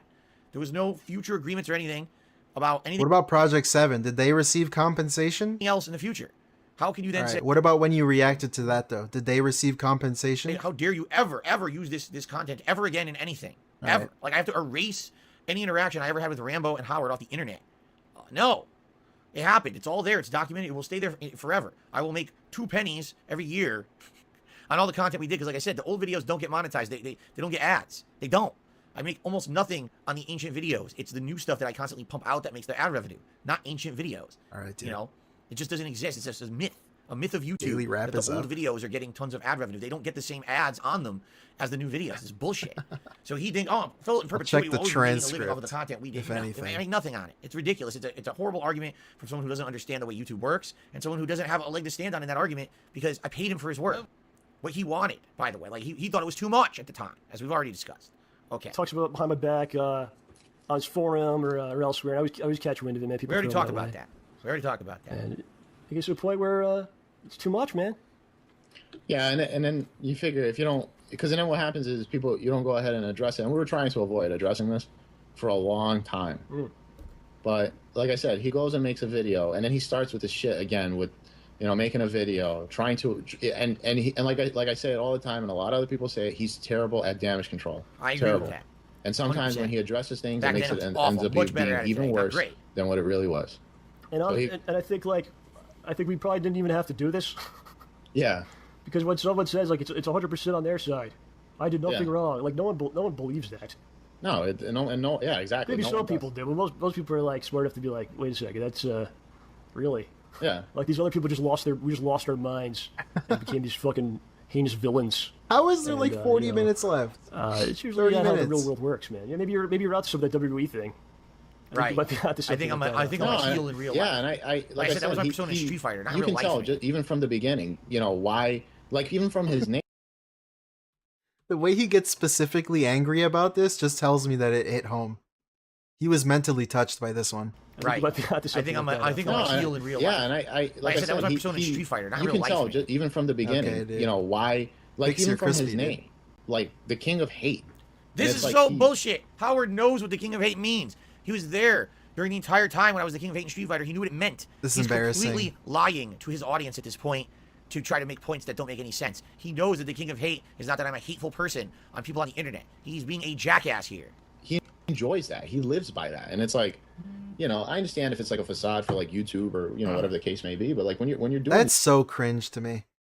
It's embarrassing for him to even do that because the King of Hate is really a silly name. Not like Brandood is the most iconic thing ever, but still. Like, it's fucking weird to be called the King of Hate. Whatever way you want to spin it, whatever intention you think is behind it, it's just weird. It feels like you're calling yourself the King of Hatred. Like you hate on people constantly. That's what it sounds like. How you can sit there and try to defend it without trying to like make it different is weird. It's strange how hard you'll go to defend it, especially back then. Now it's a hateful thing. Now he won't even touch it, but I don't know. He was still trying to defend it back then, I these guess. things I don't in know. real life to people that are close to you, and you start questioning whether or not Yeah. if it's a facade or if it's the real you. And look, man, at the end of the day, he didn't kill anybody. No, he didn't. He doesn't deserve to be put in prison or something, or crucified or anything like that. I have no hatred towards him. I wish him the very, very best. I feel like everything we addressed here today is just stuff that's been put out there that needed to get the other side of it You know, a lot of misinformation. And that stuff that'll piss you off, man. People say things about you that aren't true enough times. You know, you gotta get your story out there. I think there's people out there that probably still won't believe. Yeah, I mean, Rambo is being nice. He's just trying to be nice to someone who used to be his friend, way too nice than Phil ever deserves. So, I mean, I don't know. Hey, maybe he's just being a nice guy. Things that were said here today. Yeah, So it's whatever, not, and it's not going to matter anyways because Like, if he wasn't there, I feel like Howard would have went way harder. And really, like, talked shit way worse. how you look at it, you know, you got to live by that philosophy. Opinions are like assholes. Everyone has one. And that's what's going to end up happening. You know, anything that we talk about today, it's going to get misconstrued in some way, shape, or form. Yeah, that's how it goes. You know? That's why I don't want to get involved. I got other stuff to do, man. Yeah, I got fun things What? to do. No. That's why I don't want to get involved. I got other stuff to do, man. Oh, you guys misconstrued. I didn't misconstrue. Yeah, and then, like, dude, you just finished telling us before how you apologize. You definitely did things wrong. I was in the wrong for a lot of these things, and I apologize. And then here you are acting like a little fucking annoying, smug-ass, toxic little bitch at the end. How it goes. You know? I didn't misconstrue. You guys did. Like, bitch, are you apologizing? Do you feel bad about what you've done? Is this a facade? Is this the real Pig Roach coming out? Like, I thought you were sorry. Are you sorry or not? That's why I don't want to get involved. I got other stuff to do, man. Yeah, I don't get fun it. things to do. Like, life is pretty simple, man. Like, I know I think you kind of cracked the code. You go to your job, you do the best you can. Yeah, spoiler, he You go to doesn't. your I job know and the maybe answer. you don't I like know your the job answer. that much, but everything leads to something else. What's he talking about? You know what I mean? What does it have to do with wherever you may work out there? They're having a You're conversation, learning DSP. something. You may not realize that, but you're getting something out of it. You're getting life experience, that you can apply to something else. And I think life is kind of like a ladder, and you keep trying to climb to greater heights. You know. Oh yeah. And then when you're off time, you don't spend your time shitting on other people. You don't spend your time being angry about things or feeling like the world owes you stuff. You spend your time You want to talk about doing something you might projection, enjoy huh? with people that you enjoy What? being around. So this is the big summary. This is the end of the video. This is how they end the video. Basically, this is the dump. This is pull the lever, dump it on him. This is full-on projection. This is who they feel I am as a person. Do they watch my content? Obviously not. I don't think he knows what projection means. If he did, they would know that's not what it was, but that's what they feel. Yeah. And it's very simple. You don't need millions of dollars, my friends. You don't need need to the have all money. views or The views of the money. It's not what this is whatever about. the hell it is. Yeah, last time, and like I said, I live by that. The last time I checked, YouTube doesn't sign my check, so, you know, to me, it doesn't really. Would you really want? Okay, would you really want them to? Would you want them to No, be your judge? I personally wouldn't because I can't deal with that. It's constantly having a, you know, and like I said, I'm gonna give credit where credit is due. At least he could And admit it. I'll be completely honest with you. I'm very impressed at how successful he has gotten. Oh, absolutely. He's a very successful person for what he has done, you know, in the past 5-6 years, and he was a pioneer in the beginning. You know, I'm not gonna Absolutely. say that he wasn't. You know, Absolutely. but I think he's stuck in a rut. There's a lot of Let's Players, and it's hard to compete now unless you do things differently. And I think he's in a really bad spot, and that's why How he's much trying to reach longer? out to us, but he doesn't know how to reach Like out. half an hour? He does it in a negative way, and it really Just burns. 20 too much, minutes? too much damage has been done. Too much damage has been done, and it continues and the damage continues because he doesn't know how to divert the damage. Yeah. He just adds to it. But I do care about him, and I hope he does great things. Yeah, I hope he could. If he is in some sort of, I don't really know, honestly. If he's in a tough spot, Dude, he was like nervously stimming here. What the fuck was this I hope about? he does great things. What's he doing? Yeah, I hope he could. If he is in some sort of, I don't really know, honestly. If he's in a tough spot, emotionally or whatever, Which I was. income-wise, I hope he can turn around. Okay. I think he can. I mean, it wasn't about the income. It was about the emotion. Like I said, I was incredibly depressed, fucked up in the head, and What? See, now here he goes apologizing again. absolutely Even though he just kind of shat on them before, under his breath, behind their voices. no kind of positive reaction. It's like, which is it? It can't be both. You can't also be sorry and also think that they're lying and making shit up. understanding or anything from these guys. Nor maybe should I have, because again, we haven't been talking and everything. But Like, why would you be sorry if the shit that they're saying is being misconstrued or they're not making sense or that what they're saying is not true? What are you apologizing for then if it's not true? So, you know, it's funny because they're in the video like, gee, maybe someone is messaging us in the middle of the morning. They're either drunk and depressed, and maybe we should like reach out. Nah, let's make a video about him for 90 minutes. That'll help the Nice. situation. Now he's a victim. He's a victim because he treated them like shit and then drunk texts them in early hours. He's a victim somehow. Can't do it. Are you kidding? And I just want to throw this out there, and this is for John and myself. This is the last time we're going to address this. Okay. I'm not going to continue doing this. He says one thing, we say another. I'm not going to do this. Yeah. This is the first and the last time I'm going to address this. Well, all right, that's for you. I might. We'll see. Yeah.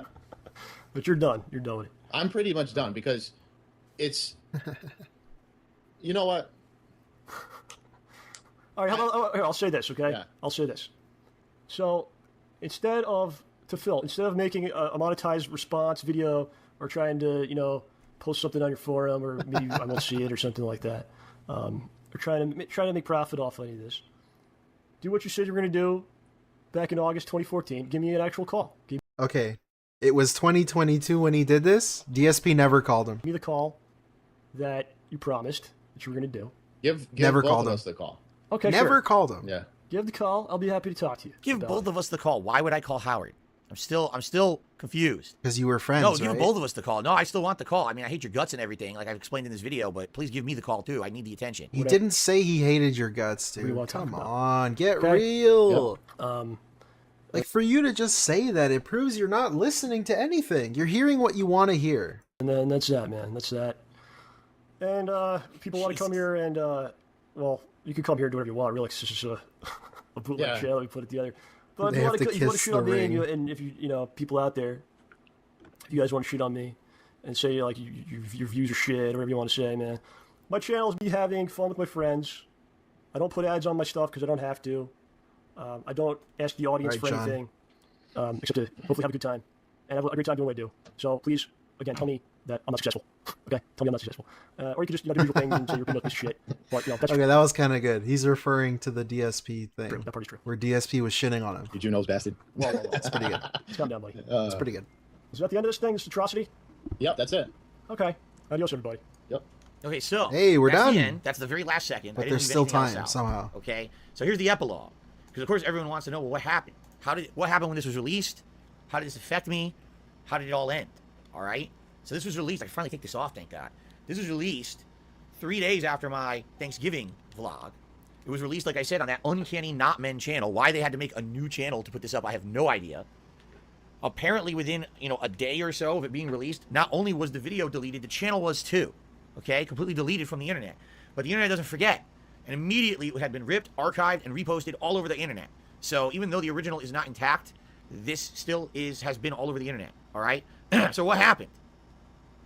I got contacted by everybody, by my fans, by my haters, What? longtime friends like the Airy Lord, all reached out to me. Longtime friends, like a fan. Saying, damn, Phil, wow, don't know if you're aware, but, apparently your former friends have put out a hit piece against you. And we have no idea if it's real or not, or true or not. Well, not real or not, but we don't know if what they're saying is true or not. Hey, but my God, some of the things they say in this video are pretty damning, to the point where it really feels like character assassination. But if it's true, obviously, you're pretty fucked. This is probably the end of your career on the internet. Yeah, it was a hit So bad. piece. So, is it true or not? A lot of people ask me that. I said, I'm not even going to answer that. I don't know. I didn't watch it, yet, at that time. Yeah, I don't believe that he didn't watch it either. So, certain people start telling me what's in the video. I didn't watch it yet. Certain people start telling me what's in the video. Okay. How many times are you going to tell us? Basically, not only did they have issues with Project 7, but they had issues with your way you talked about Scott. They literally say in the video, horrible things about you, saying you're drunk, basically. Of course, they didn't say that. They said this is what they think. That you're drunk, that you're an abusive friend, all this stuff. And I was like, wait a minute, what do you mean? Oh, drunk, basically. Don't know if you're aware. I'm going to answer that. I don't know. I didn't watch it, yet, at that time. So, certain people start telling me what's in the video. I didn't watch it yet. Certain people start telling me what's in the video. Yeah, that's well, maybe. Basically, not only did they have issues with Project 7, but they had issues with your way you talked about Scott. They literally say in the video... Why are we getting a recap? Or not called them, excuse me. Texted them in the middle of the night. Sounded like you were drunk. And I was like, oh, shit. Dude, we heard this. We just saw the video, dude. What are you talking about? To make sure that the fucked up things that I'm doing when I'm drunk don't happen again. Oh, what? Right? What? Together from that video. All right? Now, I said, what do I do about this? So, well, I could address it publicly, or I could take action immediately to make sure that the fucked up things that I'm doing when I'm drunk don't happen again. All right? So what did I do? Deleted not only their numbers from my phone, I deleted the entire history of us ever talking. What? Right? Emails. Okay, how fucking suspicious is that? How weird is that? Instead of like acknowledging the things you've done were pretty bad, like you say that you're doing, and apologizing and fessing up, you decide to delete everyone's number and delete everyone's contact, even emails. What? How does that make sense? How fucking weird is that? You trying to scrub every history thing that you have with them. Every historical fucking evidence, like, that you have detailed with them. Deleted it all.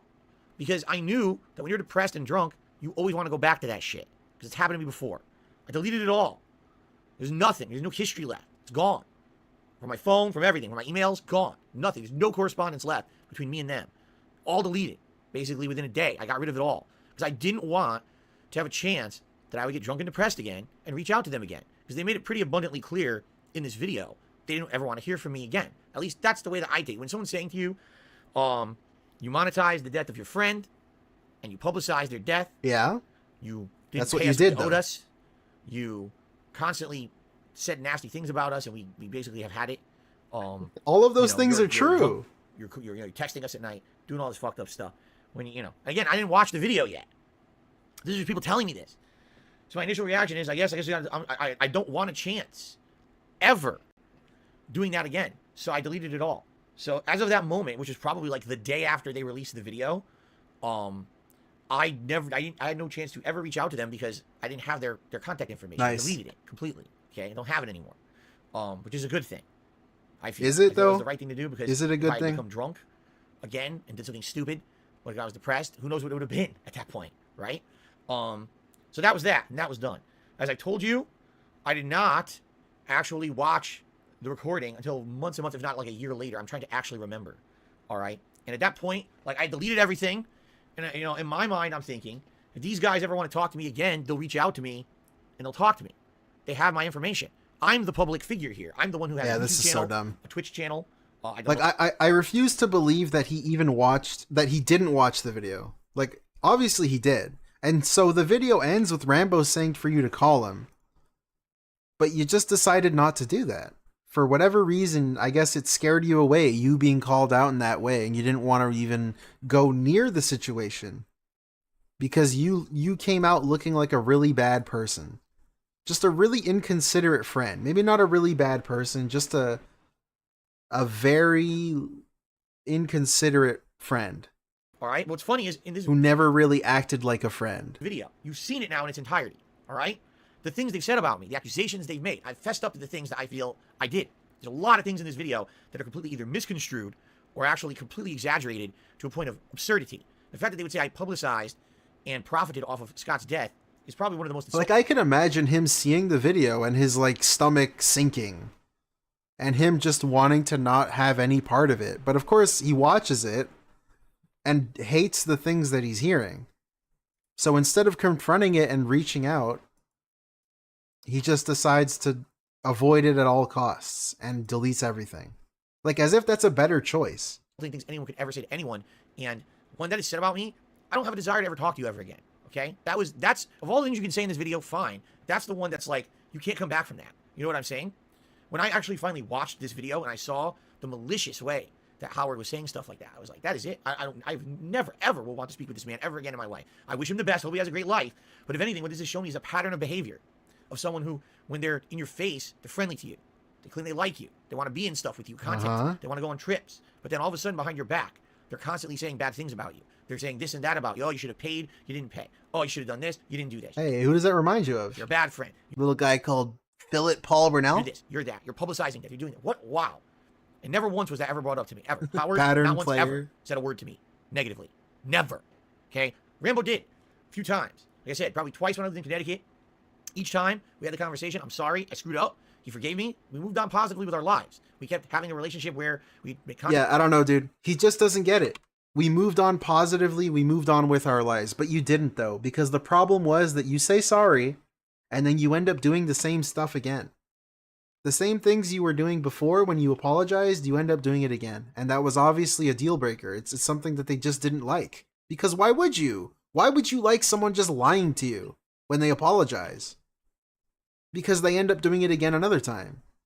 hotel room. Like, that's not a healthy friendship. That's not a healthy relationship in general. Or whatever, getting access to the events, that was me. It all continued. After these conversations we had that were, oh, you did something wrong. Okay, I'm sorry. I really bad. I was insecure. I screwed up. All right, I forgive you. Great, let's keep going. All right, let's have a fun life together here as friends. So the fact that, you know, I moved, and it seemed like the moment I moved, that was the end. The moment I moved, the attitudes changed, right? The moment I fucking there moved. you go. He still thinks moving is the problem. They got jealous. Why I can't do this. There's another reason. There's another reason. Now I'm not even going to give you the reason anymore. I'm just not going to respond to you anymore. And we've already gone through this, so you know the situation. I was in the wrong a lot, but this is not a situation that was one-sided. This is a situation that was kind of two-sided, and it seems to me that now that you watch this in its entirety and you get the frames of reference, what you see happen, it was a combination of many different factors, including trolling, to both of us on both sides. I could handle the trolling, even though I very frequently mismanaged it and said dumb shit because of it. I carried on. They could not. We were feeling so hurt by the troll. Oh, you're fans. You're misguided fans. There you go. The fans. He thinks it's the fans that hurt his friends. Like with the whole Project 7 thing. Rambo reached out to you when you were saying the really dumb things about how you came up with everything. Oh, I came up with all the funny parts. It's a collaborative effort, but I actually came up with the funny parts that you guys are liking in the trailer.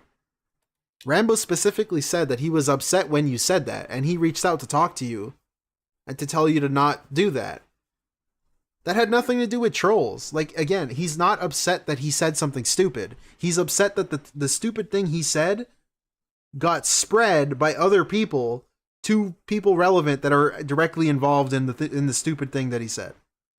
It's not the stupid thing. It's people spreading the stupid thing. They were my fans. Those are the same trolls that troll me. Oh, they're trolls. They're just fucking with you. They're trolls. They're fabricating what I said. I mean, wait a minute. No, they're not. But, you know, still, they're trolls. They shouldn't have showed you. On a daily basis, but you for some reason thought, right, that they were my fans. They're not. These are the same people. They orchestrated shit to make us get at each other's throats because they like seeing good things end, right? These miserable fucktard people who just want to end good things on the internet because they can. They get a good flex out of it. They feel good about themselves when they ruin something good for someone else.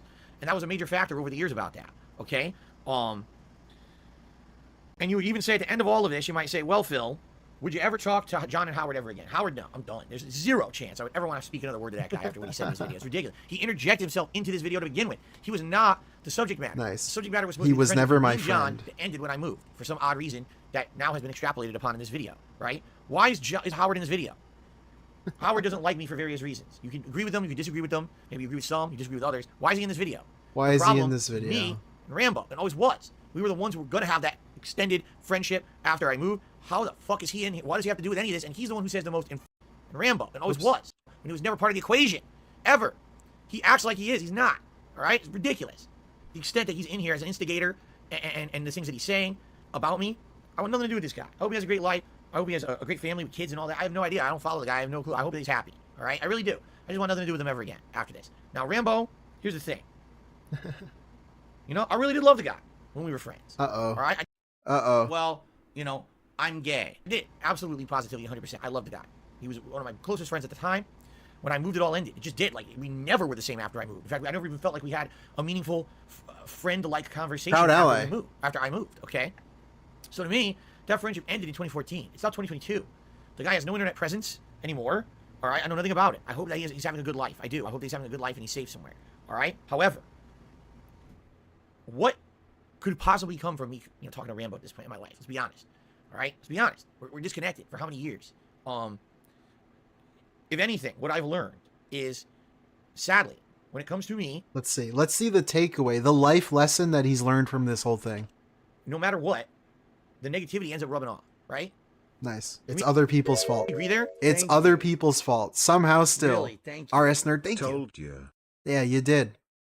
You did tell me.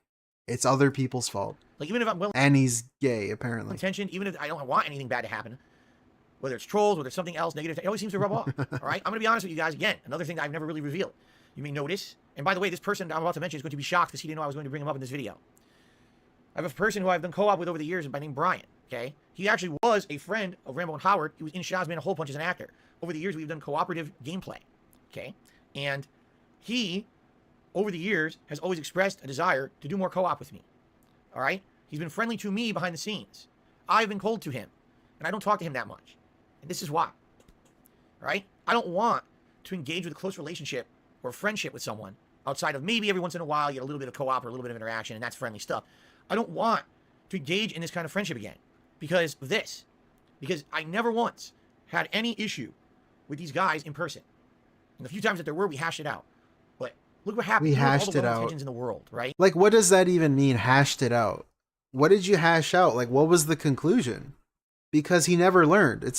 He always needed to be making videos or something in order to be friends. Look what happened. They didn't really hash anything out. Right? It fucking exploded.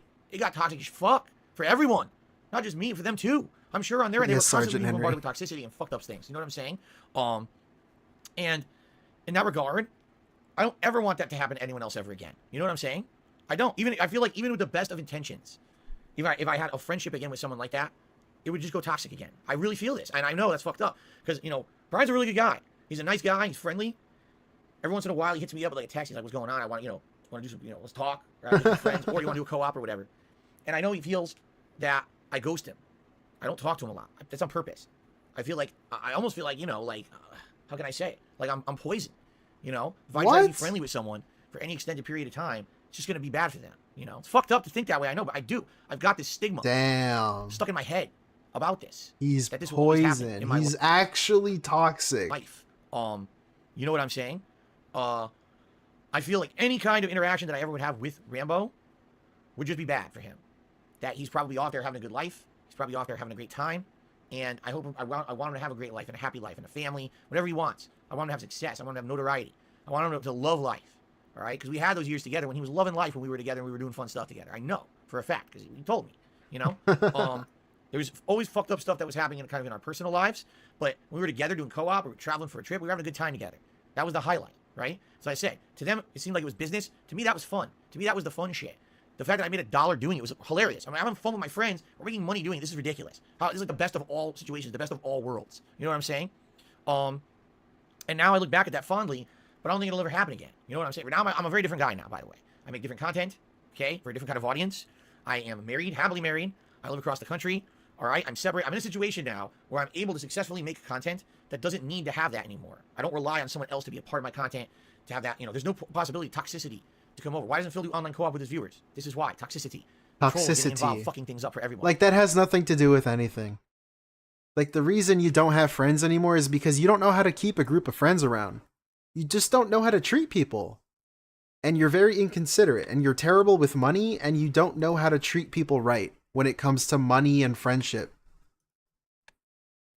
And it's not specifically about the money. It's just, as a friend, you don't expect to be treated the way you treat people. Needing to go on their knees and beg you to give them the money that they made for you. That's not normal, man. A friend shouldn't have to do that. Come up to you constantly. John Rambo did it, I think, 3 times, he said, at least, in this series of videos alone. Where he needed to ask you to pay him. That's not normal. Like, you're supposed to be the boss. Imagine you have to go ask your boss for your paycheck every time you get paid. Or else you don't get paid. Why do I not have to them Arson Z, thank you for the 5, dude.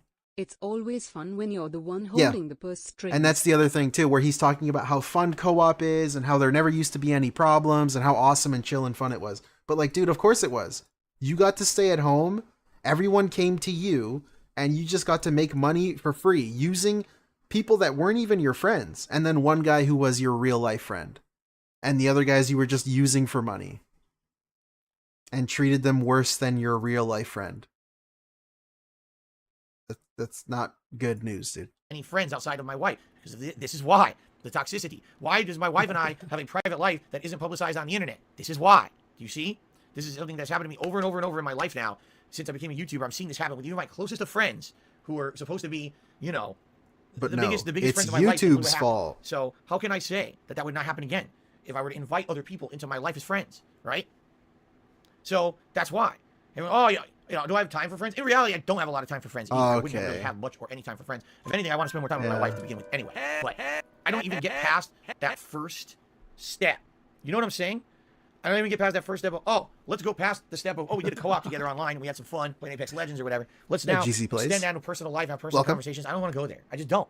Because it's toxic shit and I'm afraid. I am afraid. I'm afraid what's to stop history from repeating itself. I'm in a good place right now, personally in my life. I'm happy with Oh my life. I yeah. have more time to spend. Like, dude, this whole React stream thing shows me that you're not in a good place. The fact that you still hold these weird grudges and you cried. You had crocodile tears over the fact that Rambo said, no, Howard said, you don't care about anyone, alive, dead, friends, or family, but yourself. You don't care about anyone. That made you cry. Because it hurt you. It hurt you to hear someone say the truth about you. In such a matter-of-fact way. Someone who knew you directly. That hurt you. You're not happy with your life. You're not. You're just not. We all see it. My family. I just spent 12 hours on a stream. I'm sure my wife's furious with me because I'm pretty sure she didn't expect me to be on here as long as I was. Okay? Speaking of 12 hours. If anything, what I will leave you guys with is this. We're coming in on 12 hours Advice, now. Things that I've learned. The first life lesson that I learned out of all of this, all right, is if you're going to mix business with friendship, hey, alien. Absolutely, positively, must have a contract. Doesn't matter how friendly you are with the people. It does not matter how much you think you're different from other stories you've heard. Like, I knew about the screw attack story with Stuttering Craig and Handsome Tom and how their friendship had fallen apart. I said, that'll never happen to us. Apparently, that's exactly what happened to us. We were no better. We were no smarter. We fell right down the same hole, the same problems. So, no matter what, have a contract in place so that way everyone knows what's going on. Nice. No unreasonable- And his solution to having friends is to create contracts. The solution to using your friends for your own selfish video needs is to make a contract. Not to just be a nice person. Not to just, do stuff for fun. To put the camera down and just do stuff. Nah, it's to make contracts. That's how you keep your friends. Expectations. You make friend contracts. What's fair is fair. They said a million times. What's fair to me is what we agreed to, and you guys wanted and never asked for anything more. Phil's some crazy philanthropist who's going to start pulling out wads of money out of his pockets and tossing it in the air, which, by the way, I kind of did whenever we went on trips and shit, and I was paying for stuff and everything. He keeps bringing up the trips I thought everything was good. He keeps bringing up the trips thing. I'm not going to let him get away with it. The trips, they were kind of doing you a favor. They were driving, they were carrying your things, and they had to take time off work, their real life work, so they weren't earning any money. You know how ridiculous it would be if you expected them to also then pay their own way to help you out? Like, dude, they would have needed to pay for a vacation every time you went somewhere, pretty much, to help you out, while also not being paid. Like, you were uploading videos during that time. Every video you recorded, you were making money on those videos. They weren't. You were not paying them. It's not the same thing. Again, wasn't told otherwise. Another life lesson for everyone out there. And he told us he was scamming Machinima by inviting John Rambo to E3 because he could have done it himself. So you didn't even need your friends with you. You just decided to pay for them, or else you would have had to gone alone, because no shit, they wouldn't have wanted to pay for their own trip just to do a lot of the work for you. No shit. You're telling me they wouldn't want to do that? Like, obviously they wouldn't want to do that. What do you mean? Okay. Jeez, hold on. You got to pay for your friends. Separate your private life from your public life. Even if you're an internet content creator, you have to have a separation. You can't have every moment of your life documented and put on the internet. And if you have a friendship that's based around things that are only public, it's not really a friendship. Okay? With John, I absolutely had moments that we had private stuff behind the scenes. With Howard, that was never the case. We almost never had anything unless we were making content or whatever for the internet, going to a Street Fighter tournament. That was our interaction. That's not a real friendship. Okay? You should absolutely have a separation between the public and the private, because when you only have everything public facing on the internet, all right, that's when it all goes wrong. You have to have actual, relationships and understandings behind the scenes, or else it's not really a relationship, in my opinion. Okay. Lastly, the last thing I leave you with, my longest stream ever. All right, never be afraid to be upfront and honest with someone about anything. Okay, never. Same thing that I said in my video from 2015. Sorry, I still believe in it today. If you have an issue with someone, excuse me, I just belched. Tell them. Be upfront and honest and right. That's why you're doing this stream, right? That's why you didn't call Rambo. You deleted his number and deleted all of their information to contact them. Because you wanted to tell them to their face. Right. Okay. Transparent about it. Don't let it stir. Don't let it fester. Sure. You know, with John, let's go. he did bring up things And by from the time way, to time with me. Cat That was agrees good. with me. Howard, that never happened. He never said a word to me negative, but then he says all this shit behind my back. Apparently, again, the circle of friends that hate me, and then he's involved. Thank you. Thank you, ES. Really, thank for you. the 2. Philly's like a regarded Sheldon Cooper. Is that accurate? I don't know. I don't watch that show, but I agree with you. In the video, even though he's not even my friend. What the fuck is this? That seems to be about right, though, from what I know about him. Right? Some weirdo. Don't be afraid. Bazinga. To be honest and upfront. If you are honest and upfront with someone about an issue, and they're angry with you because you were, all right, that's not someone who respects you, all right? That's not a friend. A friend should be appreciative of the fact that you want to address issues and get them worked out. A friend should be someone who's not offended when you bring up their shortcomings because you want them to understand that you want them to be better, okay? What? I wasn't like that with them because when John brought shit up, every time I was like, oh my God, that feeling. I can't believe I fucking pissed off John. He's the one person I never want to piss off on this planet. And I did because I fucked up and I did stupid shit, you know? Okay. I was never angry that John ever brought up something to me. All right, you hurt your boyfriend. I get it. I was happy that Are he we did, done here? All right? I let him down as a friend over the years, and that's sad to me, you know? I let him And down. I think at this point, like I said, this is it for me. I'm not bringing this up again. We've covered it for 12 fucking hours. Well, I guess it was more like 10 hours. I'm done with this shit, all right? I'm not talking to Howard ever again. Maybe at some crazy I like that the number suspiciously lines up with my stream. random chance at one point in the future. It's pretty good. I will talk to I random planned it people. that way. But at this point in my life, I've moved on. I don't think anything good could ever come of it. Being honest, if you call me right now, I'd be like, I don't think I want to answer that phone.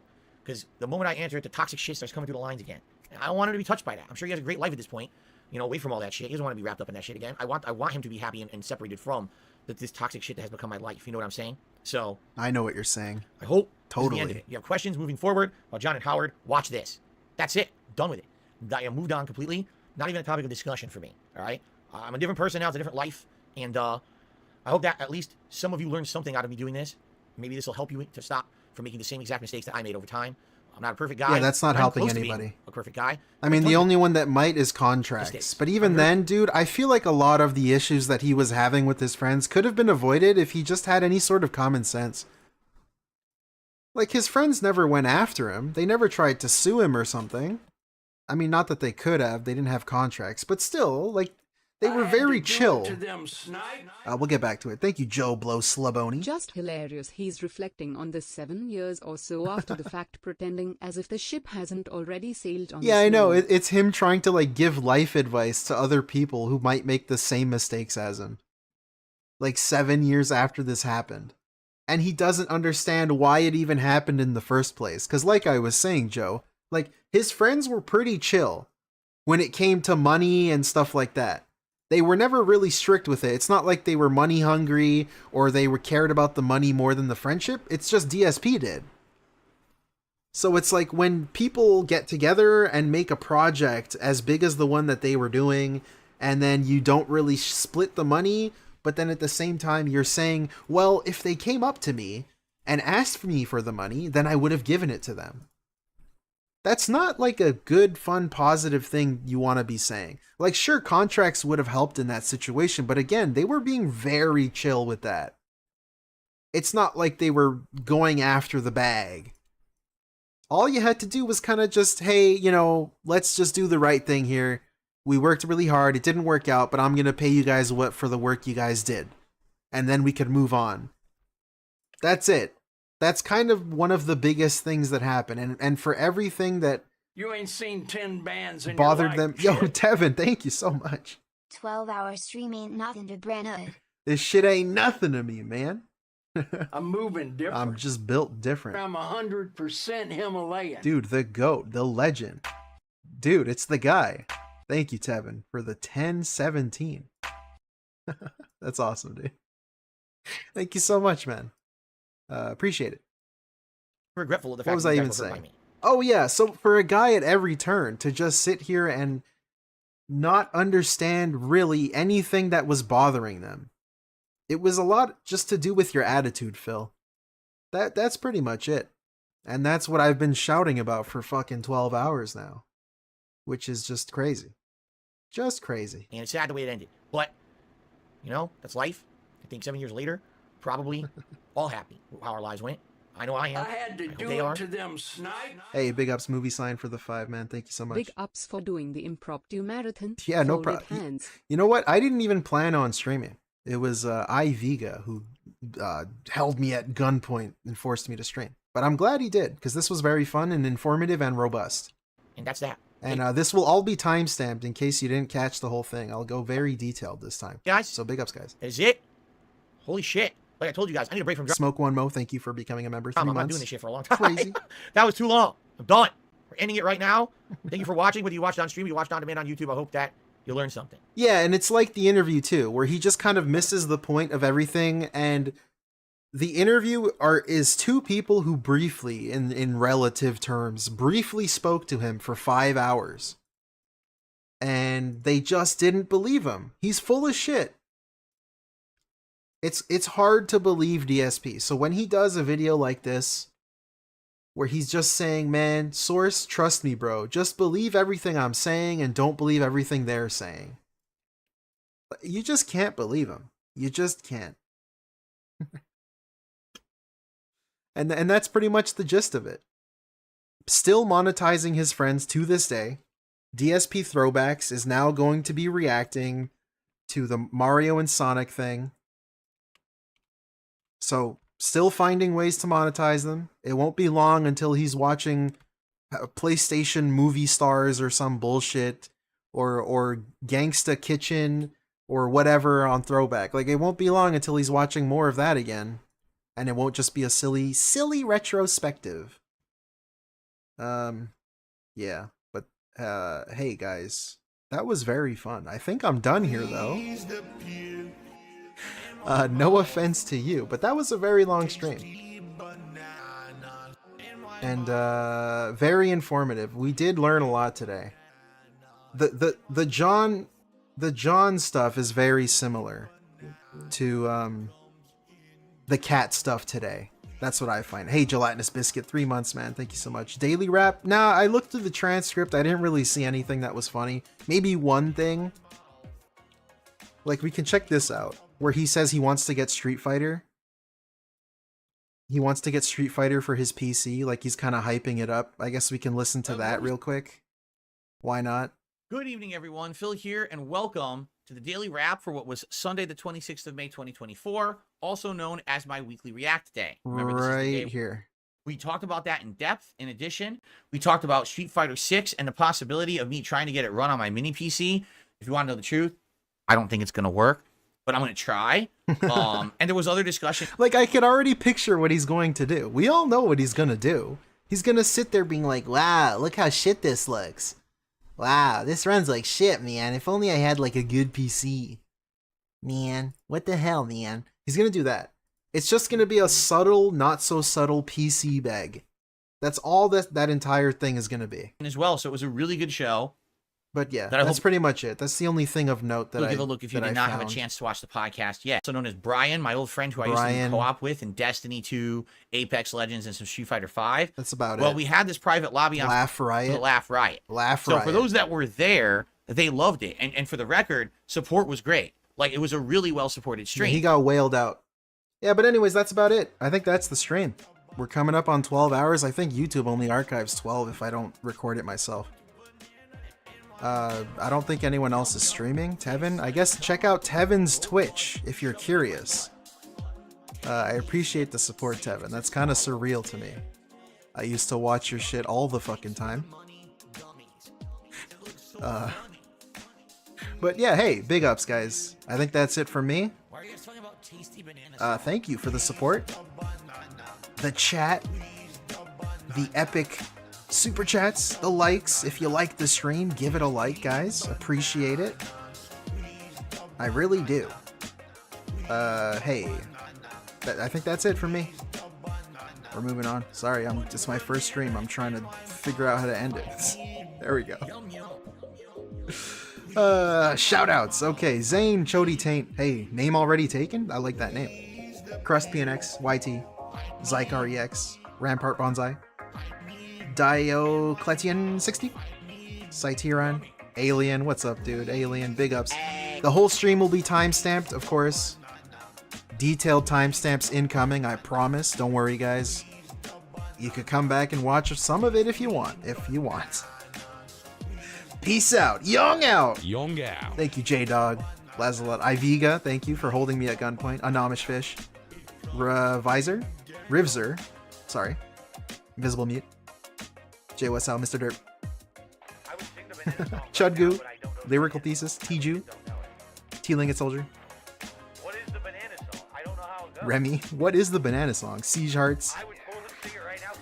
Lags a lot. That's a good name too. I like that. Wesley, of course. Hey everybody, thank you.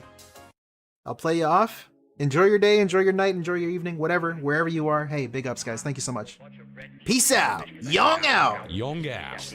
I'm moving different. For now. Hello, hi. And by the way, Cat agrees with me. Elevate skyrockets, and then I get all giant, swelling, and incredible. I'm really him. I'm him. Little gin, little door, that shrimp make the gout hot. Full gout. I can feel it in my toes. Let's go, it's the gout walk. Young out. Stomach cold, so froze. You know I got the gout rocks. Full gout. Take a 20-minute break. I'ma hit him with a gout walk. Young out. I'ma tear it up. Oh shit, here comes another flare up. DoorDash me a little aloe vera, a bowl of penne and a side of marinara. Young I out. can introduce you to the gout.